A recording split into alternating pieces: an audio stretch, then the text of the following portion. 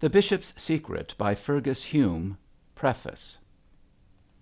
In his earlier works, notably in The Mystery of a Hansom Cab and The Silent House in Pimlico, Mr. Hume won a reputation second to none for plot of the stirring, ingenious, misleading, and finally surprising kind, and for working out his plot in vigorous and picturesque English. In The Bishop's Secret, while there is no falling off in plot and style, there is a welcome and marvellous broadening out as to the cast of characters, representing an unusually wide range of typical men and women. These are not laboriously described by the author, but are made to reveal themselves in action and speech in a way that has, for the reader, all the charm of personal intercourse with living people. Mr. Hume's treatment of the peculiar and exclusive ecclesiastical society of a small English cathedral city is quite worthy of Anthony Trollope, and his leading character, Bishop Pendle, is equal to Trollope's best bishop. The Reverend Mr. Cargrim, the bishop's poor and most unworthy protégé, is a meaner Uriah Heep. Mrs. Pansey is the embodiment of all shrewishness, and yields unlimited amusement. The gipsies are genuine, such as George Borrow himself would have pictured them, not the ignorant caricatures so frequently drawn by writers too lazy to study their subject. Besides these types, there are several which seem to have had no exact prototypes in preceding fiction. Such are Dr. Graham, the man with a scar, the Mosk family, father, mother, and daughter, Gabriel Pendle, Miss Whichello, and last but not least, Mr. Baltic, a detective so unique in character and methods as to make Conan Doyle turn green with envy. All in all, this story is so rich in the essential elements of worthy fiction, in characterization, exciting adventure, suggestions of the marvellous, wit, humour, pathos, and just enough of tragedy, that it is offered to the American public in all confidence that it will be generally and heartily welcomed. The Publishers. End of Preface.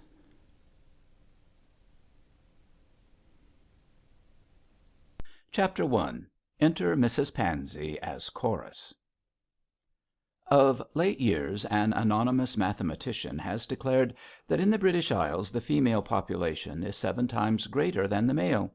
Therefore, in these days is fulfilled the scriptural prophecy that 7 women shall lay hold of one man and entreat to be called by his name. Miss Daisy Norsham, a veteran Belgravian spinster, decided, after some disappointing seasons, that this text was particularly applicable to London. Doubtful, therefore, of securing a husband at the rate of 1 chance in 7, or dissatisfied at the prospect of a 7th share in a man, she resolved upon trying her matrimonial fortunes in the country. She was plain, this lady, as she was poor, nor could she rightly be said to be in the first flush of maidenhood. In all matters other than that of man-catching she was shallow past belief. Still she did hope, by dint of some brisk campaigning in the diocese of Beorminster, to capture a whole man unto herself. Her first step was to wheedle an invitation out of Mrs. Pansey, an archdeacon's widow, then on a philanthropic visit to town, and she arrived, towards the end of July, in the pleasant cathedral city of Beorminster, in time to attend a reception at the bishop's palace. Thus the autumn manoeuvres of Miss Norsham opened most auspiciously. Mrs. Pansey, with whom this elderly worshipper of Hymen had elected to stay during her visit, was a gruff woman with a scowl, who looked all nose and eyebrows. Few ecclesiastical matrons were so well known in the diocese of Beorminster as was Mrs. Pansey. Not many, it must be confessed, were so ardently hated, for there were few pies indeed in which this dear lady had not a finger, few keyholes through which her eye did not peer. Her memory and her tongue, severally and combined, had ruined half the reputations in the county.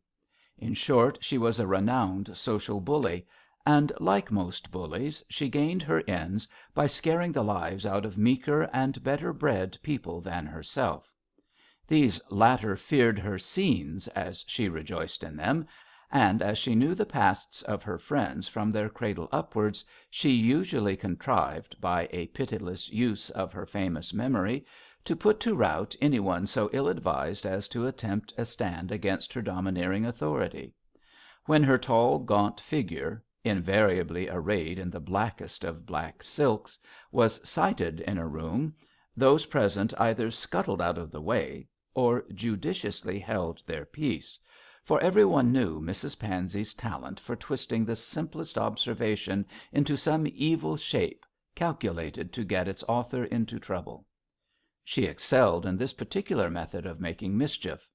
Possessed of ample means and ample leisure, both of these helped her materially to build up her reputation of a philanthropic bully. She literally swooped down upon the poor, taking one and all in charge to be fed, physicked, worked, and guided according to her own ideas. In return for benefits conferred, she demanded an unconditional surrender of free will. Nobody was to have an opinion but Mrs Pansey. Nobody knew what was good for them, unless their ideas coincided with those of their patroness, which they never did. Mrs Pansey had never been a mother, yet in her own opinion there was nothing about children she did not know. She had not studied medicine, therefore she dubbed the doctors a pack of fools, saying she could cure where they failed. Be they tinkers, tailors, soldiers, sailors, Mrs Pansey invariably knew more about their vocations than they themselves did, or were ever likely to do. In short, this celebrated lady, for her reputation was more than local, was what the American so succinctly terms a she boss, and in a less enlightened age she would indubitably have been ducked in the Burfleet River as a meddlesome, scolding, clattering jade. Indeed, had any one been so brave as to ignore the flight of time and thus suppress her, the righteousness of the act would most assuredly have remained unquestioned. Now, as Miss Norsham wanted, for her own purposes, to know the ropes, she was fortunate to come within the gloom of Mrs Pansey's silken robes; for Mrs Pansey certainly knew every one, if she did not know everything, and whomsoever she chaperoned had to be received by Beorminster society, whether Beorminster society liked it or not. All protégés of Mrs Pansey sheltered under the aegis of her terrible reputation, and woe to the daring person who did not accept them as the most charming, the cleverest, and in every way the most desirable of their sex. But in the memory of man no one had ever sustained battle against Mrs Pansey, and so this feminine Selkirk remained monarch of all she surveyed, and ruled over a community consisting mainly of canons, vicars, and curates, with their respective wives and offsprings. There were times when her subjects made use of language not precisely ecclesiastic, and not infrequently Mrs Pansey's name was mentally included in the commination service. Thus it chanced that Daisy, the spinster, found herself in Mrs Pansey's carriage on her way to the Episcopalian reception, extremely well pleased with herself, her dress, her position, and her social guardian angel. The elder lady was impressively gloomy in her usual black silk, fashioned after the early Victorian mode, when elegance invariably gave place to utility. Her headgear dated back to the later Georgian epoch. It consisted mainly of a gauze turban twinkling with jet ornaments. Her bosom was defended by a cuirass of cold-looking steel beads, finished off at the throat by a gigantic brooch, containing the portrait and hair of the late Archdeacon. Her skirts were lengthy and voluminous, so that they swept the floor with a creepy rustle like the frou-frou of a brocaded spectre. She wore black silk mittens, and on either bony wrist a band of black velvet, clasped with a large cameo set hideously in pale gold. Thus attired, a veritable caricature by Leech, this survival of a prehistoric age sat rigidly upright and mangled the reputations of all and sundry. Miss Norsham, in all but age, was very modern indeed. Her neck was lean, her arms were thin; she made up for lack of quality by display of quantity. In her décolleté costume she appeared as if composed of bones and diamonds. The diamonds represented the bulk of Miss Norsham's wealth, and she used them not only for the adornment of her uncomely person, but for the deception of any possible suitor into the belief that she was well dowered. She affected gauzy fabrics and fluttering baby ribbons, so that her dress was as the fleecy flakes of snow clinging to a well preserved ruin. For the rest, she had really beautiful eyes, a somewhat elastic mouth, and a straight nose well powdered to gloss over its chronic redness. Her teeth were genuine, and she cultivated what society novelists term silvery peals of laughter. In every way she accentuated or obliterated nature in her efforts to render herself attractive. Ichabod was writ large on her powdered brow, and it needed no great foresight to foresee the speedy approach of acidulated spinsterhood. But, to do her justice, this regrettable state of single blessedness was far from being her own fault. If her good fortune had but equalled her courage and energy, she should have relinquished celibacy years ago. "Oh, dear, dear Mrs Pansey," said the younger lady, strong in adjectives and interjections and reduplications of both, "is the bishop very, very sweet?" "He's sweet enough as bishops go," growled Mrs Pansey in her deep-toned voice. "He might be better and he might be worse. There is too much popish superstition and worship of idols about him for my taste.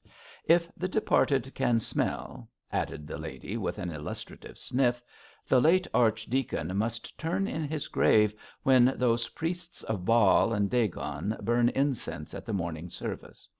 Still, Bishop Pendle has his good points, although he is a time server and a sycophant." "Is he one of the Lancashire Pendles, dear Mrs Pansey?" "A 25th cousin or thereabouts. He says he is a nearer relation, but I know much more about it than he does. If you want an ornamental bishop with good legs for gaiters and a portly figure for an apron, Dr Pendle's the man. But as a God-fearing priest," with a groan, "a simple worshipper," groan, "and a lowly repentant sinner," groan, "he leaves much, much to be desired." "Oh, Mrs Pansey, the dear bishop a sinner?" "Why not?" cried Mrs Pansey, ferociously. "Aren't we all miserable sinners? Dr Pendle's a human worm, just as you are, as I am. You may dress him in lawn sleeves and a mitre, and make pagan genuflections before his throne, but he is only a worm for all that." "What about his wife?" asked Daisy, to avert further expansion of this text. "A poor thing, my dear, with a dilated heart and not as much blood in her body as would fill a thimble. She ought to be in a hospital, and would be too, if I had my way. Lolling all day long on a sofa and taking glasses of champagne between doses of iron and extract of beef. Then giving receptions and wearing herself out. How he ever came to marry the white-faced doll I can't imagine. She was a Mrs Creek when she caught him." "Oh, really? A widow?" "Of course, of course. You don't suppose she's a bigamist, even though he's a fool, do you?" And the eyebrows went up and down in the most alarming manner. "The bishop, he was a London curate then, married her some 28 years ago, and I dare say he has repented of it ever since. They have 3 children: George," with a whisk of her fan at the mention of each name, "who is a good-looking idiot in a line regiment; Gabriel, a curate as white-faced as his mother, and no doubt afflicted as she is with heart trouble. He was in Whitechapel, but his father put him in a curacy here. It was sheer nepotism. Then there is Lucy. She is the best of the bunch, which is not saying much. They've engaged her to young Sir Harry Brace, and now they are giving this reception to celebrate having inveigled him into the match." "Engaged?" sighed the fair Daisy enviously. "Oh, do tell me if this girl is really, really pretty." "Humph!" said the eyebrows. "A pale, washed out rag of a creature, but what can you expect from such a mother? No brains, no style, no conversation. Always a simpering, weak eyed rag baby. Oh, my dear, what fools men are!" "Ah, you may well say that, dear Mrs Pansey," assented the spinster, thinking wrathfully of this unknown girl who had succeeded where she had failed. "Is it a very, very good match?" "£10,000 a year and a fine estate, my dear. Sir Harry is a nice young fellow, but a fool. An absentee landlord, too," grumbled Mrs Pansey resentfully. "Always running over the world, poking his nose into what doesn't concern him, like the Wandering Jew or the Flying Dutchman. Ah, my dear, husbands are not what they used to be. The late Archdeacon never left his fireside while I was there. I knew better than to let him go to Paris or Pekin or some of those sinks of iniquity." "Cook and gaze, indeed!" snorted Mrs Pansey, indignantly. "I would abolish them by Act of Parliament. They turn men into so many Satans, walking to and fro upon the earth. Oh, the immorality of these latter days! No wonder the end of all things is predicted." Miss Norsham paid little attention to the latter portion of this diatribe. As Sir Harry Brace was out of the matrimonial market, it conveyed no information likely to be of use to her in the coming campaign. She wished to be informed as to the number and the names of eligible men, and forewarned with regard to possible rivals. "And who is really and truly the most beautiful girl in Beorminster?" she asked abruptly. "Mab Arden," replied Mrs Pansey promptly. "There now," with an emphatic blow of her fan, "she is pretty, if you like, though I daresay there is more art than nature about her." "Who is Mab Arden, dear Mrs Pansey?" "She is Miss Whichello's niece. That's who she is." "Whichello? Oh, good gracious me, what a very, very funny name. Is Miss Whichello a foreigner?" "Foreigner? Bah!" cried Mrs Pansey, like a stentorian ram. "She belongs to a good old English family, and in my opinion she disgraces them thoroughly. A meddlesome old maid who wants to foist her niece on to George Pendle. And she's likely to succeed, too," added the lady, rubbing her nose with a vexed air, "for the young ass is in love with Mab, although she is 3 years older than he is. Mr Cargrim also likes the girl, though I daresay it is money with him." "Really, Mr Cargrim?" "Yes, he is the bishop's chaplain. A Jesuit in disguise, I call him, with his moping and mowing and sneaky ways. Butter wouldn't melt in his mouth. Oh dear, no. I gave my opinion about him pretty plainly to Dr Graham, I can tell you, and Graham's the only man with brains in this city of fools." "Is Dr Graham young?" asked Miss Norsham, in the faint hope that Mrs Pansey's list of inhabitants might include a wealthy bachelor. "Young? He's 60, if you call that young, and in his second childhood. An atheist, too. Tom Paine, Colonel Ingersoll, Viscount Amberley, those are his gods, the pagan. I'd burn him on a tar barrel if I had my way. It's a pity we don't stick to some customs of our ancestors." "Oh, dear me! Are there no young men at all?" "Plenty, and all idiots. Brainless officers whose wives would have to ride on a baggage wagon; silly young squires whose ideal of womanhood is a brazen barmaid; and simpering curates, put into the Church as the fools of their respective families. I don't know what men are coming to," groaned Mrs Pansey. "The late archdeacon was clever and pious. He honoured and obeyed me as the marriage service says a man should do. I was the light of the dear man's eyes." Had Mrs Pansey stated that she had been the terror of the late archdeacon's life, she would have been vastly nearer the truth, but such a remark never occurred to her. Although she had bullied and badgered the wretched little man until he had seized the first opportunity of finding in the grave the peace denied him in life, she really and truly believed that she had been a model wife.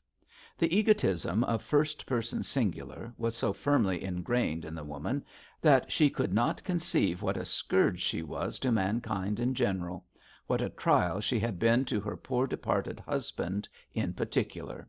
If the late Archdeacon Pansey had not died, he would doubtless have become a missionary to some cannibal tribe in the South Seas in the hope that his tough helpmate would be converted into Long Pig. But unluckily for Beorminster he was dead, and his relict was a mourning widow who constantly referred to her victim as a perfect husband. And yet Mrs Pansey considered that Anthony Trollope's celebrated Mrs Proudie was an overdrawn character. As to Miss Norsham, she was in the depths of despair, for if Mrs Pansey was to be believed, there was no eligible husband for her in Beorminster. It was with a heavy heart that the spinster entered the palace, and it was with the courage born of desperation that she perked up and smiled on the gay crowd she found within.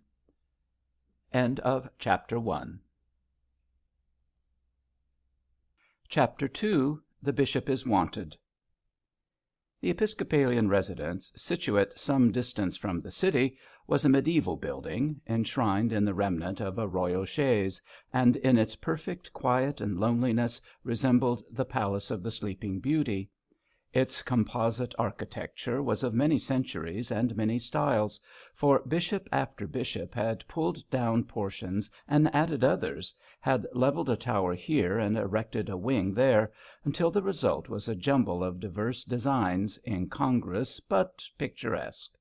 Time had mellowed the various parts into one rich coloured whole of perfect beauty, and elevated on a green rise surrounded by broad stone terraces, with towers and oriels and turrets and machicolated battlements, clothed with ivy, buried amid ancient trees, it looked like the realization of a poet's dream. Only long ages and many changing epochs, only home-loving prelates, ample moneys, and architects of genius could have created so beautiful and unique a fabric. It was the admiration of transatlantic tourists with a twang, the desire of millionaires. Aladdin's industrious genii would have failed to build such a masterpiece unless their masters had arranged to inhabit it 5 centuries or so after construction. Time had created it, as time would destroy it, but at present it was in perfect preservation, and figured in steel plate engravings as one of the stately homes of England. No wonder the mitre of Beorminster was a coveted prize when its gainer could dwell in so noble and matchless a mansion. As the present prelate was an up-to-date bishop, abreast of his time, and fond of his creature comforts, the interior of the palace was modernized completely, in accordance with the luxurious demands of 19th century civilization. The stately reception rooms, thrown open on this night to what the Beorminster Weekly Chronicle, strong in foreign tongues, tautologically called the élite and crème de la crème of the diocese, were brilliantly illuminated by electric lamps and furnished magnificently throughout, in keeping with their palatial appearance. The ceilings were painted in the Italian style with decently clothed Olympian deities. The floors were of parquetry, polished so highly and reflecting so truthfully that the guests seemed to be walking in some magical way upon still water. Noble windows extending from floor to roof were draped with purple curtains, and stood open to the quiet moonlit world without. Between these, tall mirrors flashed back gems and colours, moving figures and floods of amber radiance, and enhanced by reduplicated reflections the size of the rooms. Amid all this splendour of warmth and tints and light moved the numerous guests of the bishop. Almost every invitation had been accepted, for the receptions at the palace were on a large and liberal scale, particularly as regards eating and drinking. Dr Pendle, in addition to his official salary, possessed a handsome income, and spent it in the lavish style of a Cardinal Wolsey. He was wise enough to know how the outward and visible signs of prosperity and dignity affect the popular imagination, and frequently invited the clergy and laity to feast at the table of Mother Church, to show that she could dispense loaves and fishes with the best, and vie with court and society in the splendour and hospitality of her entertainments. As he approved of an imposing ritual at the cathedral, so he affected a magnificent way of living at the palace. Mrs Pansey and many others declared that Dr Pendle's aims in that direction were Romish. Perhaps they were, but he could scarcely have followed a better example, since the Church of Peter owes much of its power to a judicious employment of riches and ritual, and a dexterous gratification of the lust of the eye. The Anglican Church is more dignified now than she was in the days of the Georges, and very rightly too, since God's ministers should not be the poorest or meanest of men. Naturally, as the host was clerical and the building ecclesiastical, the clergy predominated at this entertainment. The bishop and the dean were the only prelates of their rank present, but there were archdeacons and canons and rectors, and a plentiful supply of curates, all, in their own opinion, bishops in embryo. The shape and expression of the many faces were various: ascetic, worldly, pale, red, round, thin, fat, oval. Each one revealed the character of its owner. Some lean bent forms were those of men filled with the fire of religion for its own sake. Others, stout, jolly gentlemen in comfortable livings, loved the loaves and fishes of the Church as much as her precepts. The descendants of Friar Tuck and the Vicar of Bray were here, as well as those who would have been Wycliffes and Latimers had the fires of Smithfield still been alight. Obsequious curates bowed down to pompous prebendaries. Bluff rectors chatted on cordial terms with suave archdeacons, and in the fold of the Church there were no black sheep on this great occasion. The shepherds and pastors of the Beorminster flock were polite, entertaining, amusing, and not too masterful, so that the general air was quite Arcadian. The laity also formed a strong force. There were lords magnificently condescending to commoners, MPs who talked politics, and MPs who had had enough of that sort of thing at St. Stephen's and didn't; hearty squires from adjacent county seats; prim bankers, with whom the said squires were anxious to be on good terms, since they were the priests of Mammon; officers from near garrison towns, gay and light-hearted, who had devoted themselves to the fairer portion of the company; and a sprinkling of barristers, literary men, hardy explorers, and such like minnows among tritons. Last but not least, the Mayor of Beorminster was present, and posed as a modern Whittington, half commercial wealth, half municipal dignity. If some envious anarchist had exploded a dynamite bomb in the vicinity of the palace on that night, the greatest, the most intellectual, the richest people of the county would have come to an untimely end, and then the realm of England, like the people themselves, would have gone to pieces. The Beorminster Chronicle reporter, also present with a flimsy book and a restless little pencil, worked up this idea on the spot into a glowing paragraph. Very ungallantly the ladies have been left to the last, but now the last shall be first, although it is difficult to do the subject justice. The matrons of surrounding parishes, the ladies of Beorminster society, the damsels of town and country, were all present in their best attire, chattering and smiling and becking and bowing after the observant and diplomatic ways of their sex. Such white shoulders, such pretty faces, such Parisian toilettes, such dresses of obviously home manufacture never were seen in one company.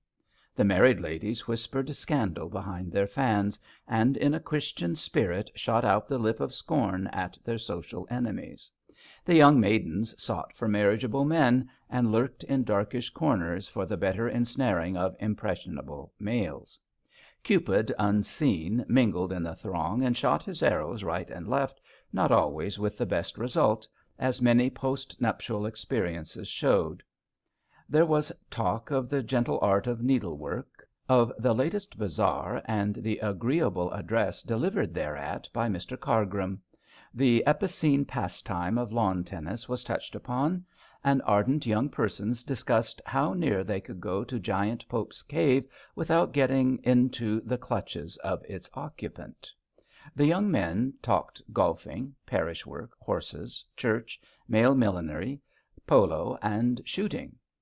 The young ladies chatted about Paris fashions and provincial adaptations thereof, the London season, the latest engagement, and the necessity of reviving the flirtatious game of croquet. Black coats, coloured dresses, flashing jewels, many-hued flowers, the restless crowd resembled a bed of gaudy tulips tossed by the wind. And all this chattering, laughing, clattering, glittering mass of well-bred, well-groomed humanity moved and swayed and gyrated under the white glare of the electric lamps. Herbes in Rus, Belgravia in the provinces, Vanity Fair amid the cornfields. No wonder this entertainment of Bishop and Mrs. Pendle was the event of the Beorminster year. Like an agreeable Jupiter amid adoring mortals, the Bishop, with his chaplain in attendance, moved through the rooms, bestowing a word here, a smile there, and a hearty welcome on all. A fine-looking man was the Bishop of Beorminster, as stately in appearance as any prelate drawn by Du Maurier. He was over 6 feet, and carried himself in a soldierly fashion, as became a leader of the Church militant. His legs were all that could be desired to fill out Episcopalian gaiters, and his bland, clean-shaven face beamed with smiles and benignity. But Bishop Pendle was not the mere figurehead Mrs. Pansey's malice declared him to be. He had great administrative powers, great organizing capabilities, and controlled his diocese in a way which did equal credit to his heart and head. As he chatted with his guests and did the honours of the palace, he seemed to be the happiest of men, and well worthy of his exalted post. With a splendid position, a charming wife, a fine family, an obedient flock of clergy and laity, the bishop's lines were cast in pleasant places. There was not even the proverbial crumpled rose-leaf to render uncomfortable the bed he had made for himself. He was like an ecclesiastical Jacob, blessed above all men. "Well, Bishop," said Dr Graham, a meagre sceptic who did not believe in the endurance of human felicity, "I congratulate you." "On my daughter's engagement?" asked the prelate, smiling pleasantly. "On everything. Your position, your family, your health, your easy conscience. All is too smooth, too well with you. It can't last, your lordship, it can't last." And the doctor shook his bald head, as no doubt Solon did at Croesus, when he snubbed that too fortunate monarch. "I am indeed blessed in the condition of life to which God has been pleased to call me." "No doubt, no doubt. But remember Polycrates, Bishop, and throw your ring into the sea." "My dear Dr Graham," said the bishop rather stiffly, "I do not believe in such paganism. God has blessed me beyond my deserts, no doubt, and I thank him in all reverence for his kindly care." Hum," muttered Graham, shaking his head. "When men thank Fortune for her gifts, she usually turns her back on them." "I am no believer in such superstitions, doctor."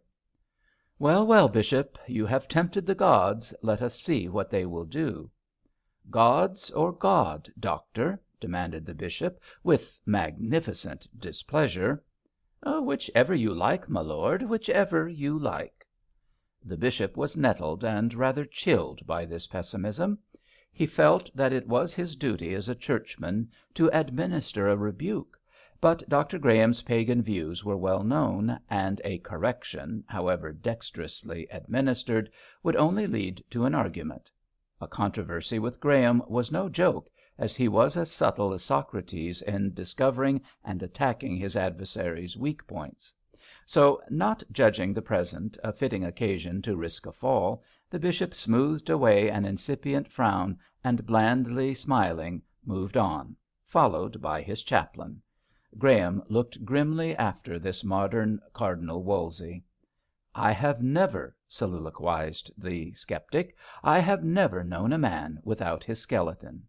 I wonder if you have one, my lord. You look cheerful, you seem thoroughly happy. But you are too fortunate. If you have not a skeleton now, I feel convinced you will have to build a cupboard for one shortly. You thank blind fortune under the alias of God. Well, well, we shall see the result of your thanks. Wolsey, Napoleon, Bismarck, they all fell when most prosperous. Hum. Dr. Graham had no reason to make this speech, beyond his belief, founded upon experience, that calms were always succeeded by storms. At present the bishop stood under a serene sky, and in no quarter could Graham descry the gathering of the tempest he prophesied. But for all that, he had a premonition that evil days were at hand, and, sceptic as he was, he could not shake off the uneasy feeling. His mother had been a Highland woman, and the Celt is said to be gifted with second sight.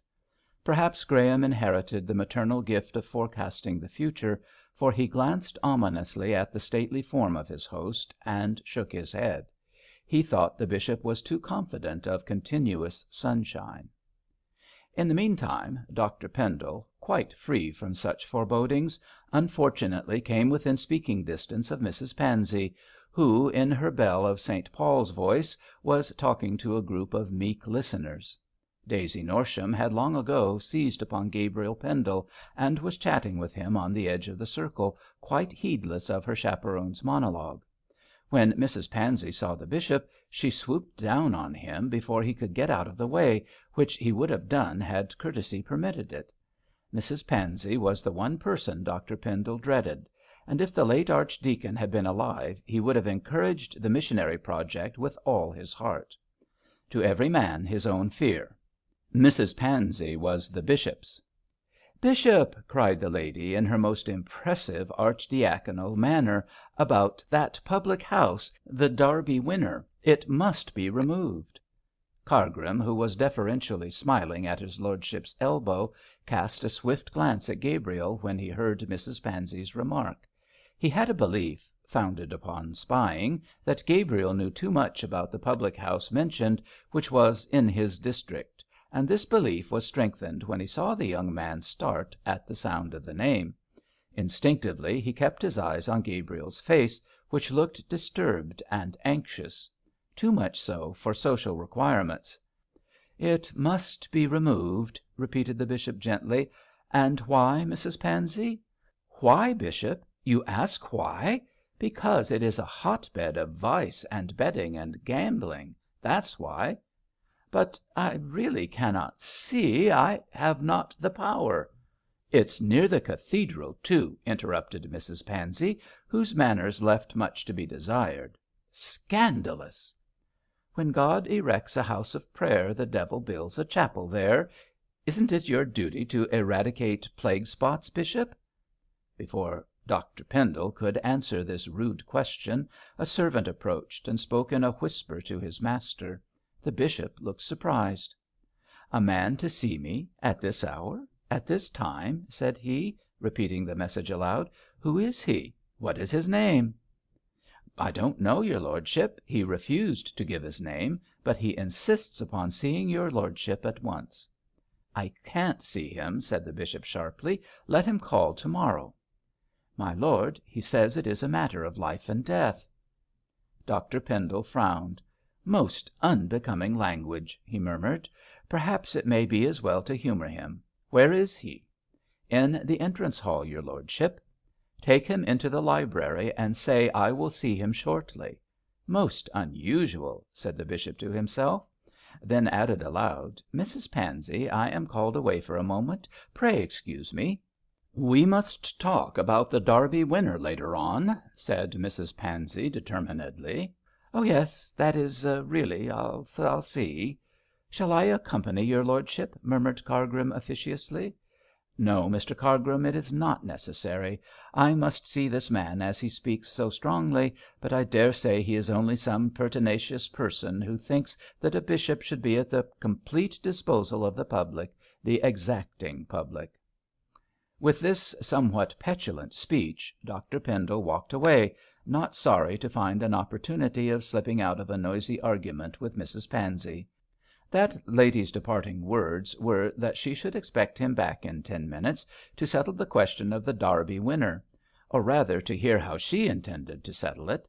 Cargrim, pleased at being left behind, since it gave him a chance of watching Gabriel, urged Mrs Pansey to further discussion of the question, and had the satisfaction of seeing that such discussion visibly disconcerted the curate. And Dr Pendle? In all innocence he left the reception rooms to speak with his untoward visitor in the library, but although he knew it not, he was entering upon a dark and tortuous path, the end of which he was not destined to see for many a long day. Dr Graham's premonition was likely to prove true, for in the serene sky under which the bishop had moved for so long a tempest was gathering fast. He should have taken the doctor's advice and have sacrificed his ring like Polycrates, but, as in the case of that old pagan, the gods might have tossed back the gift and pursued their relentless aims. The bishop had no thoughts like these. As yet he had no skeleton, but the man in the library was about to open a cupboard and let out its grisly tenant to haunt prosperous Bishop Pendle. To him, as to all men, evil had come at the appointed hour.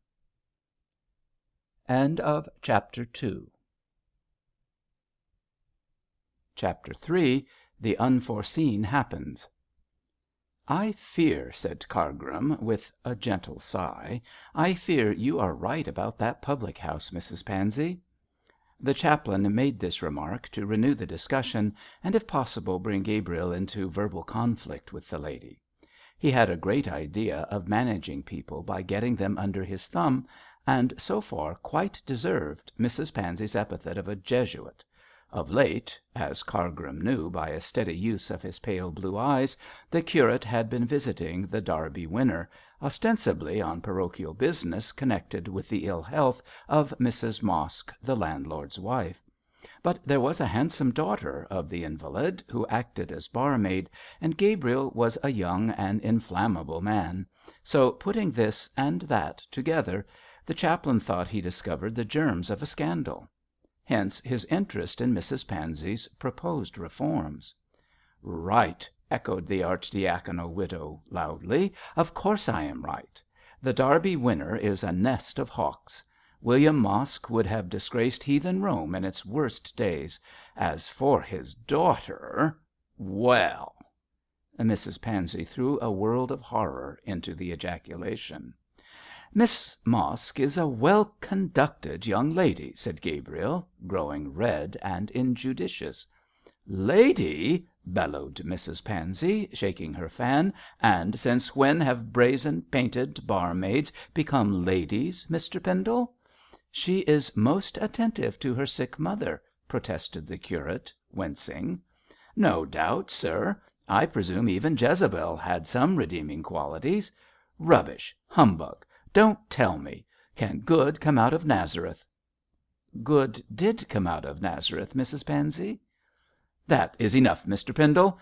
Do not pollute young ears with blasphemy. And you, the son of a bishop, the curate of a parish. Remember what is to be the portion of mockers, sir. What happened to the men who threw stones at David?" "Oh, but really, dear Mrs Pansey, you know Mr Pendle is not throwing stones." "People who live in glass houses dare not, my dear. I doubt your interest in this young person, Mr Pendle. She is one who tires her head and paints her face, lying in wait for comely youths that she may destroy them. She " "Excuse me, Mrs Pansey," cried Gabriel, with an angry look. "You speak too freely and too ignorantly. The Derby Winner is a well conducted house, for Mrs Mosk looks after it personally, and her daughter is an excellent young woman. I do not defend the father, but I hope to bring him to a sense of his errors in time. There is a charity which thinketh no evil, Mrs Pansey," and with great heat Gabriel, forgetting his manners, walked off without taking leave of either the lady or Miss Norsham. Mrs Pansey tossed her turban and snorted, but seeing very plainly that she had gone too far, held for once her virulent tongue. Cargrim rubbed his hands and laughed softly. "Our young friend talks warmly, Mrs Pansey. The natural chivalry of youth, my dear lady. Nothing more." "I'll make it my business to assure myself that it is nothing more," said Mrs Pansey, in low tones. "I fear very much that the misguided young man has fallen into the lures of this daughter of Heth. Do you know anything about her, Mr Cargrim?" Too wise to commit himself to speech, the chaplain cast up his pale eyes and looked volumes. This was quite enough for Mrs Pansey. She scented evil like a social vulture, and taking Cargrim's arm, dragged him away to find out all the bad she could about the Derby winner and its too attractive barmaid. Left to herself, Miss Norsham seized upon Dean Alder, to whom she had been lately introduced, and played with the artillery of her eyes on that unattractive churchman. Mr Dean was old and wizen, but he was unmarried and rich, so Miss Norsham thought it might be worth her while to play Vivian to this clerical Merlin.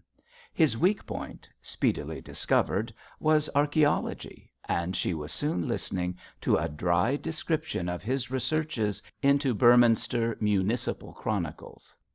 But it was desperately hard work to fix her attention.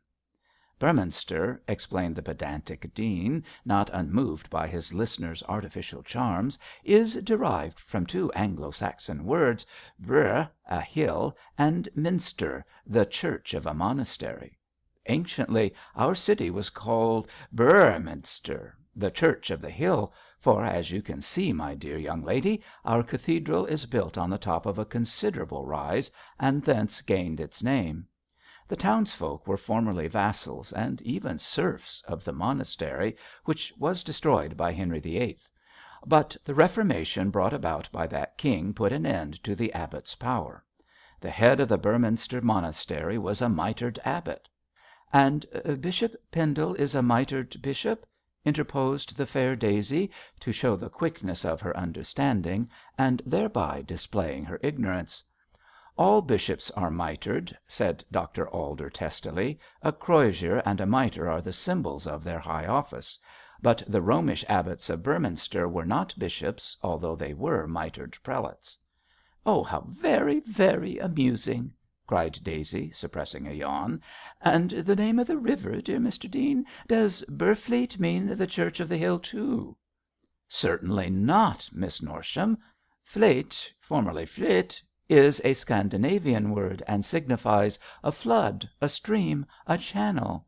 Beorfleet, or as we now erroneously call it, Beorfleet, means in the vulgar tongue the flood or stream of the hill. Even in Normandy the word flit has been corrupted, for the town now called Harfleur was formerly correctly designated as Haverflit. But I am afraid you find this information dull, Miss Norsham." This last remark was occasioned by Daisy yawning. It is true that she held a fan, and had politely hidden her mouth when yawning. Unfortunately the fan was of transparent material, and Daisy quite forgot that Mr Dean could see the yawn, which he certainly did. In some confusion she extricated herself from an awkward situation by protesting that she was not tired but hungry, and suggested that Dr Alder should continue his instructive conversation at supper. Mollified by this dexterous evasion, which he saw no reason to disbelieve, the dean politely escorted his companion to the regions of champagne and chicken, both of which aided the lady to sustain further doses of dry as dust facts dug out of a monastic past by the persevering Dr Alder. It was in this artful fashion that the town mouse strove to ensnare the church mouse, and succeeded so well that when Mr Dean went home to his lonely house he concluded that it was just as well the monastic institution of celibacy had been abolished.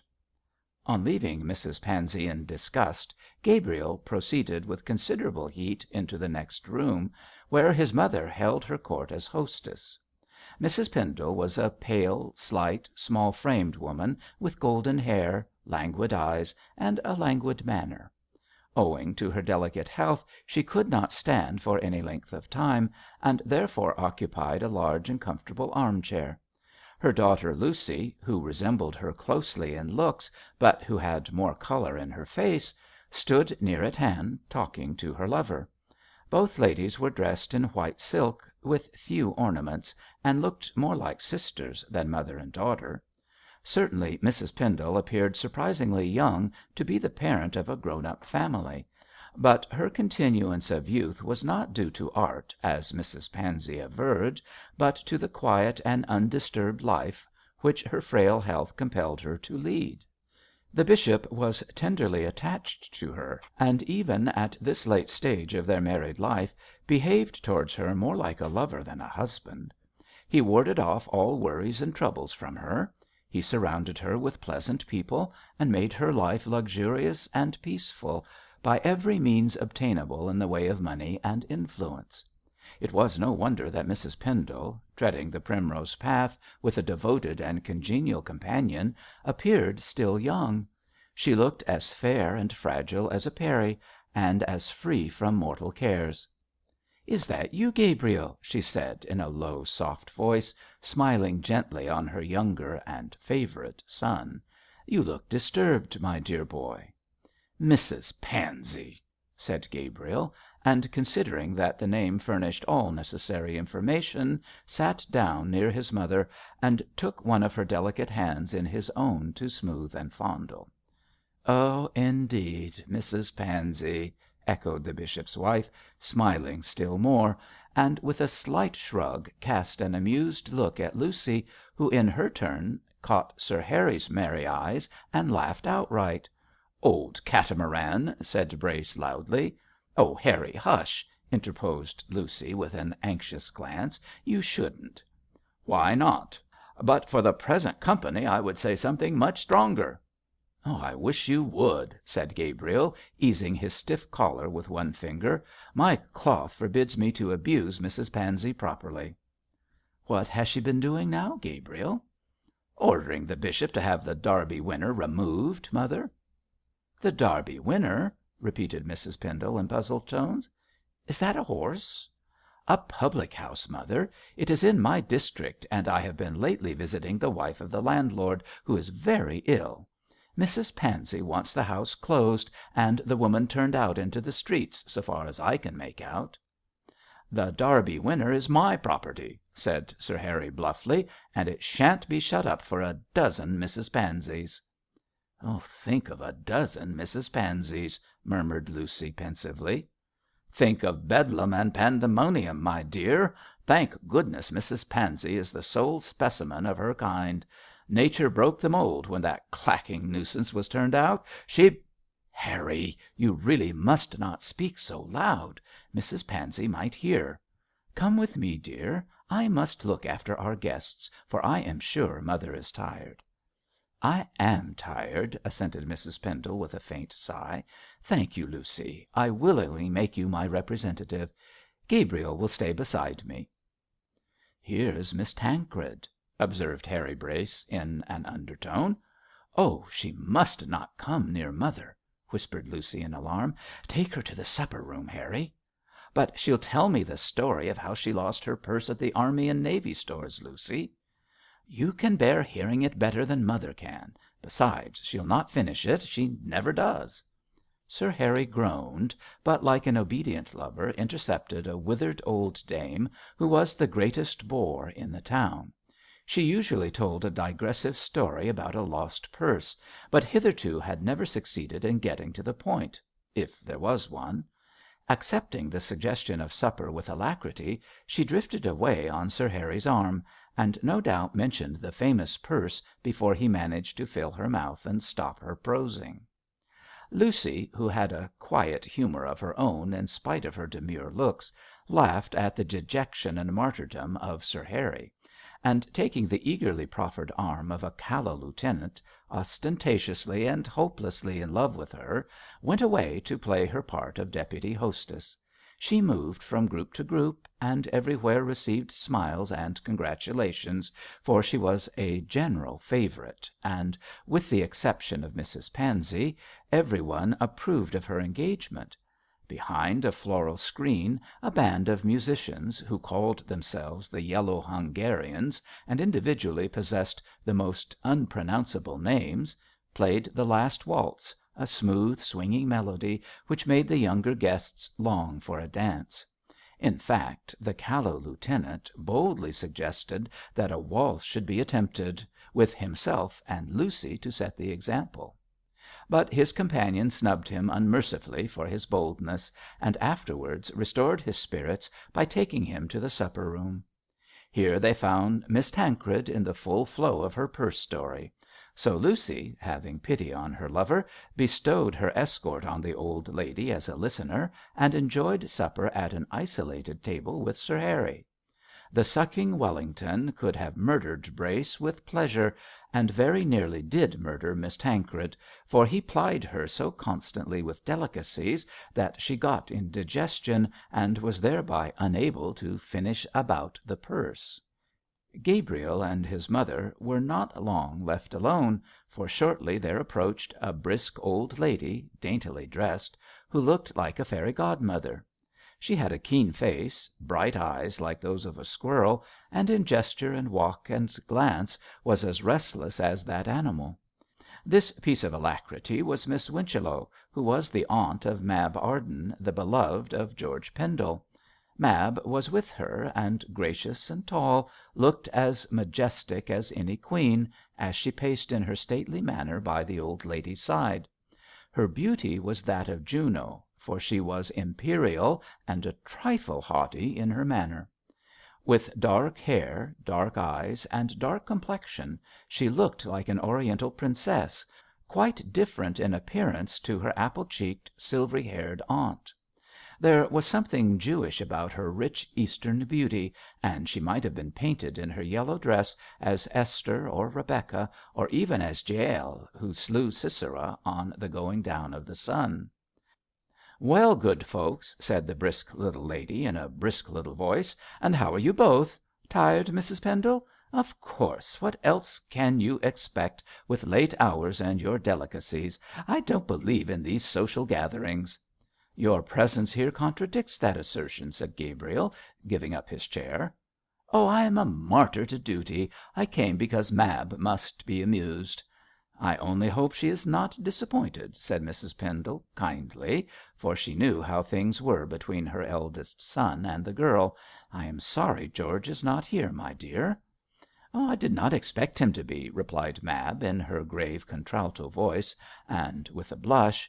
"He told me that he would not be able to get leave from his colonel."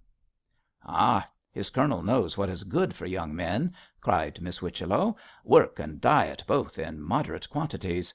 My dear Mrs Pendle, if you only saw those people in the supper room, simply digging their graves with their teeth. I pity the majority of them to morrow morning." "Have you had supper, Miss Whichello?" asked Gabriel. "Oh, yes. A biscuit and a glass of weak whisky and water. Quite enough, too. Mab here has been drinking champagne recklessly." "Only half a glass, aunt. Don't take away my character." "My dear, if you take half a glass you may as well finish the bottle for the harm it does you. Champagne is poison. Much or little, it is rank poison."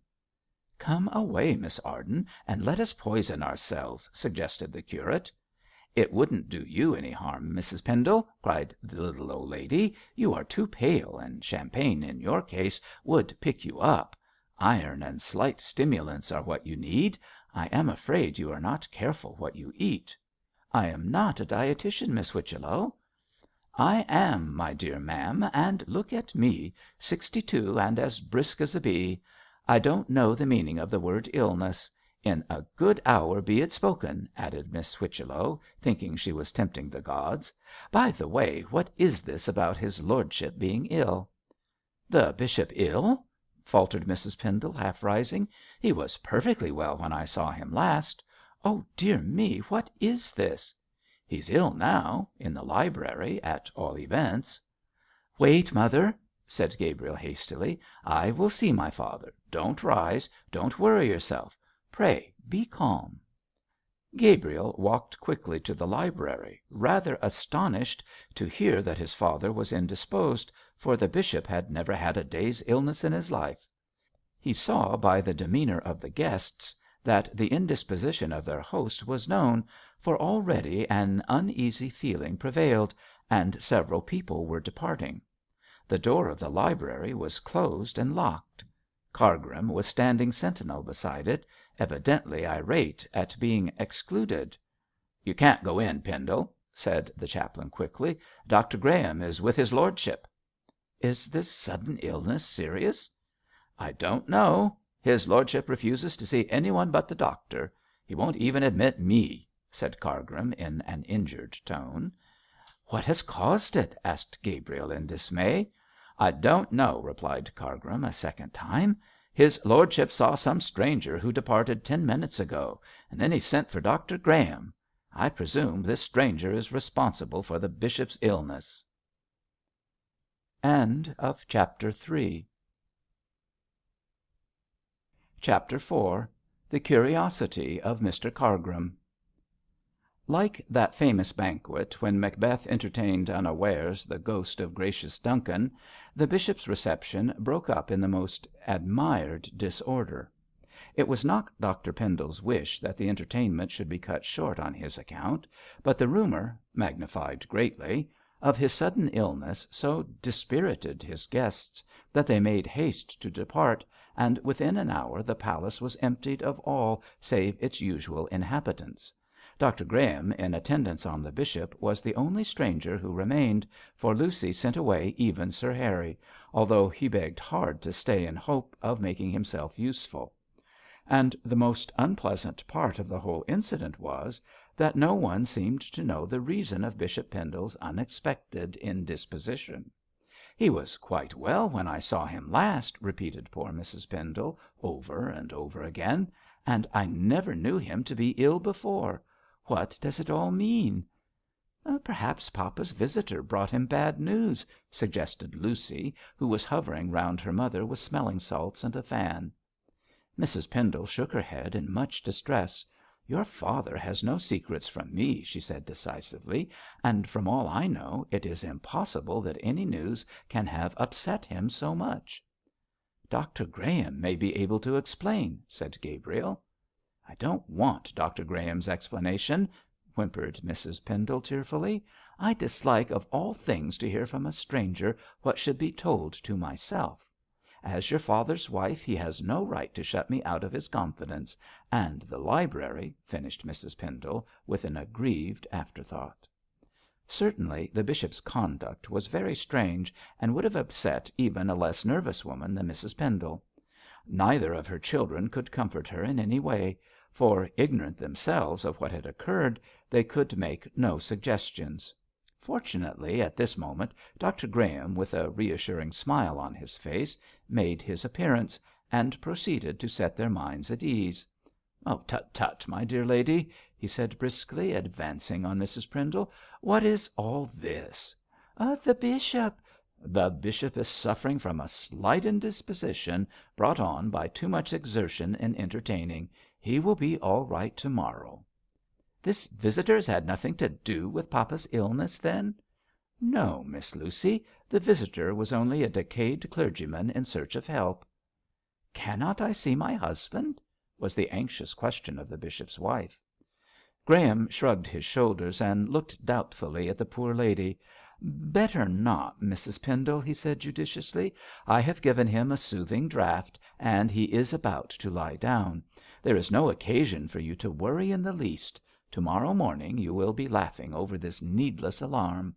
I suggest that you should go to bed and take a stiff dose of valerian to soothe those shaky nerves of yours. Miss Lucy will see to that." "I should like to see the bishop," persisted Mrs Pendle, whose instinct told her that the doctor was deceiving her. "Well, well," said he good humouredly, "a wilful woman will have her own way. I know you won't sleep a wink unless your mind is set at rest, so you shall see the bishop. Take my arm, please." "I can walk by myself, thank you," replied Mrs Pendle testily, and, nerved to unusual exertion by anxiety, she walked towards the library, followed by the bishop's family and his chaplain, which latter watched this scene with close attention. "She'll collapse after this," said Dr Graham in an undertone to Lucy. "You'll have a wakeful night, I fear." I don't mind that, doctor, so long as there is no real cause for alarm." "I give you my word of honour, Miss Lucy, that this is a case of much ado about nothing." "Let us hope that such is the case," said Cargrim, the Jesuit, in his softest tones, whereupon Graham looked at him with a pronounced expression of dislike. "As a man, I don't tell lies; as a doctor, I never make false reports," said he coldly. "There is no need for your pious hopes, Mr Cargrim." The bishop was seated at his desk, scribbling idly on his blotting pad, and rose to his feet with a look of alarm when his wife and family entered. His usually ruddy colour had disappeared, and he was white faced and haggard in appearance, looking like a man who had received a severe shock and who had not yet recovered from it. On seeing his wife he smiled reassuringly, but with an obvious effort, and hastened to conduct her to the chair he had vacated. "Now, my dear," he said when she was seated, "this will never do." "I am so anxious, George." "There is no need to be anxious," retorted the bishop, in reproving tones. "I have been doing too much work of late, and unexpectedly I was seized with a faintness. Graham's medicine and a night's rest will restore me to my usual strength." "It's not your heart, I trust, George." "His heart," jested the doctor. "His lordship's heart is as sound as his digestion." "We thought you might have been upset by bad news, papa." "I have had no bad news, Lucy. I am only a trifle overcome by late hours and fatigue. Take your mother to bed. And you, my dear," added the bishop, kissing his wife, "don't worry yourself unnecessarily. Good night and good sleep." "Some valerian for your nerves, bishop." "I have taken something for my nerves, Amy. Rest is all I need just now." Thus reassured, Mrs Pendle submitted to be led from the library by Lucy. She was followed by Gabriel, who was now quite easy in his mind about his father. Cargrim and Graham remained, but the bishop, taking no notice of their presence, looked at the door through which his wife and children had vanished, and uttered a sound something between a sigh and a groan. Dr Graham looked anxiously at him, and the look was intercepted by Cargrim, who at once made up his mind that there was something seriously wrong, which both Graham and the bishop desired to conceal. The doctor noted the curious expression in the chaplain's eyes, and with bluff good humour, which was assumed as he disliked the man, proceeded to turn him out of the library. Cargrim, bent on discovering the truth, protested, in his usual cat-like way, against this sudden dismissal. "I should be happy to sit all night with his lordship," he declared. "Sit up with your grandmother," cried Graham, gruffly. "Go to bed, sir, and don't make mountains out of molehills." "Good night, my lord," said Cargrim, softly. "I trust you will find yourself fully restored in the morning." "Thank you, Mr Cargrim. Good night." When the chaplain sidled out of the room, Dr Graham rubbed his hands and turned briskly towards his patient, who was standing as still as any stone, staring in a hypnotized sort of way at the reading lamp on the desk. "Come, my lord," said he, touching the bishop on the shoulder, "you must take your composing draught and get to bed. You'll be all right in the morning." "I trust so," replied Pendle, with a groan. "Of course, bishop, if you won't tell me what is the matter with you, I can't cure you." "I am upset, doctor, that is all." "You have had a severe nervous shock," said Graham, sharply, "and it will take some time for you to recover from it. This visitor brought you bad news, I suppose." "No," said the bishop, wincing, "he did not." "Well, well, keep your own secrets. I can do no more, so I'll say good night," and he held out his hand. Dr Pendle took it and retained it within his own for a moment. "Your allusion to the ring of Polycrates, Graham." "What of it?" "I should throw my ring into the sea also. That is all." "Ha, ha! You'll have to travel a considerable distance to reach the sea, bishop. Good night, good night." And Graham, smiling in his dry way, took himself out of the room. As he glanced back at the door he saw that the bishop was again staring dully at the reading lamp. Graham shook his head at the sight and closed the door. It is mind, not matter, he thought, as he put on hat and coat in the hall. The cupboard's open and the skeleton is out. My premonition was true, true. Æsculapius forgive me that I should be so superstitious. The bishop has had a shock. What is it? What is it? That visitor brought bad news. H'm. Better to throw physic to the dogs in this case. Mind diseased, secret trouble. My punishment is greater than I can bear. Put this and that together, there is something serious the matter. Well, I'm no Paul Pry." "Is his lordship better?" said the soft voice of Cargrim at his elbow. Graham wheeled round. "Much better. Good night," he replied curtly, and was off in a moment. Michael Cargrim, the chaplain, was a dangerous man. He was thin and pale, with light blue eyes and sleek, fair hair, and as weak physically as he was strong mentally.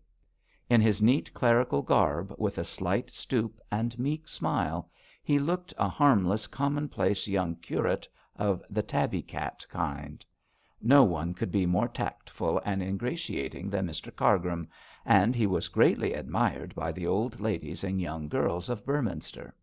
But the men, one and all, even his clerical brethren, disliked and distrusted him, although there was no apparent reason for their doing so.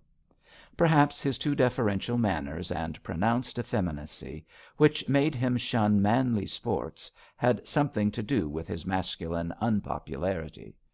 But from the bishop downward he was certainly no favourite, and in every male breast he constantly inspired a desire to kick him. The clergy of the diocese maintained towards him a kind of Dr. Fell attitude, and none of them had more to do with him than they could help. With all the will in the world, and with all the desire to interpret brotherly love in its most liberal sense, the Beorminster Levites found it impossible to like Mr Cargrim. Hence he was a kind of clerical Ishmael, and as dangerous within as he looked harmless without. How such a viper came to warm himself on the bishop's hearth no one could say. Mrs Pansey herself did not know in what particular way Mr Cargrim had wriggled himself, so she expressed it, into his present snug position. But, to speak frankly, there was no wriggling in the matter, and had the bishop felt himself called upon to explain his business to anyone, he could have given a very reasonable account of the election of Cargrim to the post of chaplain. The young man was the son of an old schoolfellow to whom Pendle had been much attached, and from whom, in the earlier part of his career, he had received many kindnesses. This schoolfellow he was a banker had become a bankrupt, a beggar, finally a suicide through no fault of his own, and when dying had commended his wife and son to the bishop's care. Cargrim was then 15 years of age, and being clever and calculating, even as a youth, had determined to utilise the bishop's affection for his father to its fullest extent. He was clever, as has been stated. He was also ambitious and unscrupulous. Therefore he resolved to enter the profession in which Dr Pendle's influence would be of most value. For this reason, and not because he felt a call to the work, he entered holy orders. The result of his wisdom was soon apparent, for after a short career as a curate in London, he was appointed chaplain to the Bishop of Beorminster. So far so good.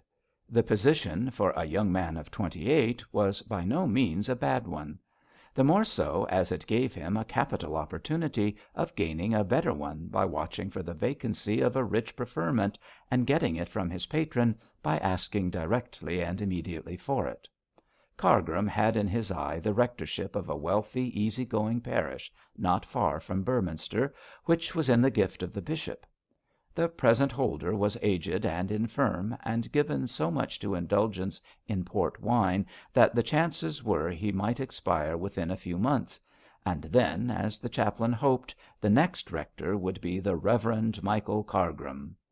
Once that firm position was obtained, he could bend his energies to developing into an archdeacon, a dean, even into a bishop, should his craft and fortune serve him as he intended they should. But in all these ambitious dreams there was nothing of religion, or of conscience, or of self‐denial. If ever there was a square peg which tried to adapt itself to a round hole, Michael Cargrim, allegorically speaking, was that article.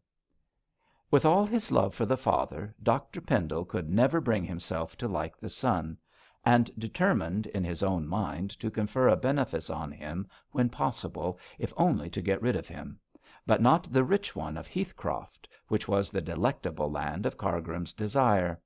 The bishop intended to bestow that on Gabriel; and Cargrim, in his sneaky way, had gained some inkling of this intention.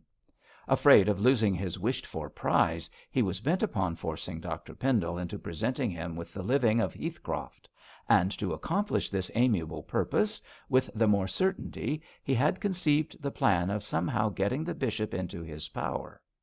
Hitherto, so open and stainless was Dr Pendle's life, he had not succeeded in his aims; but now matters looked more promising, for the bishop appeared to possess a secret which he guarded even from the knowledge of his wife.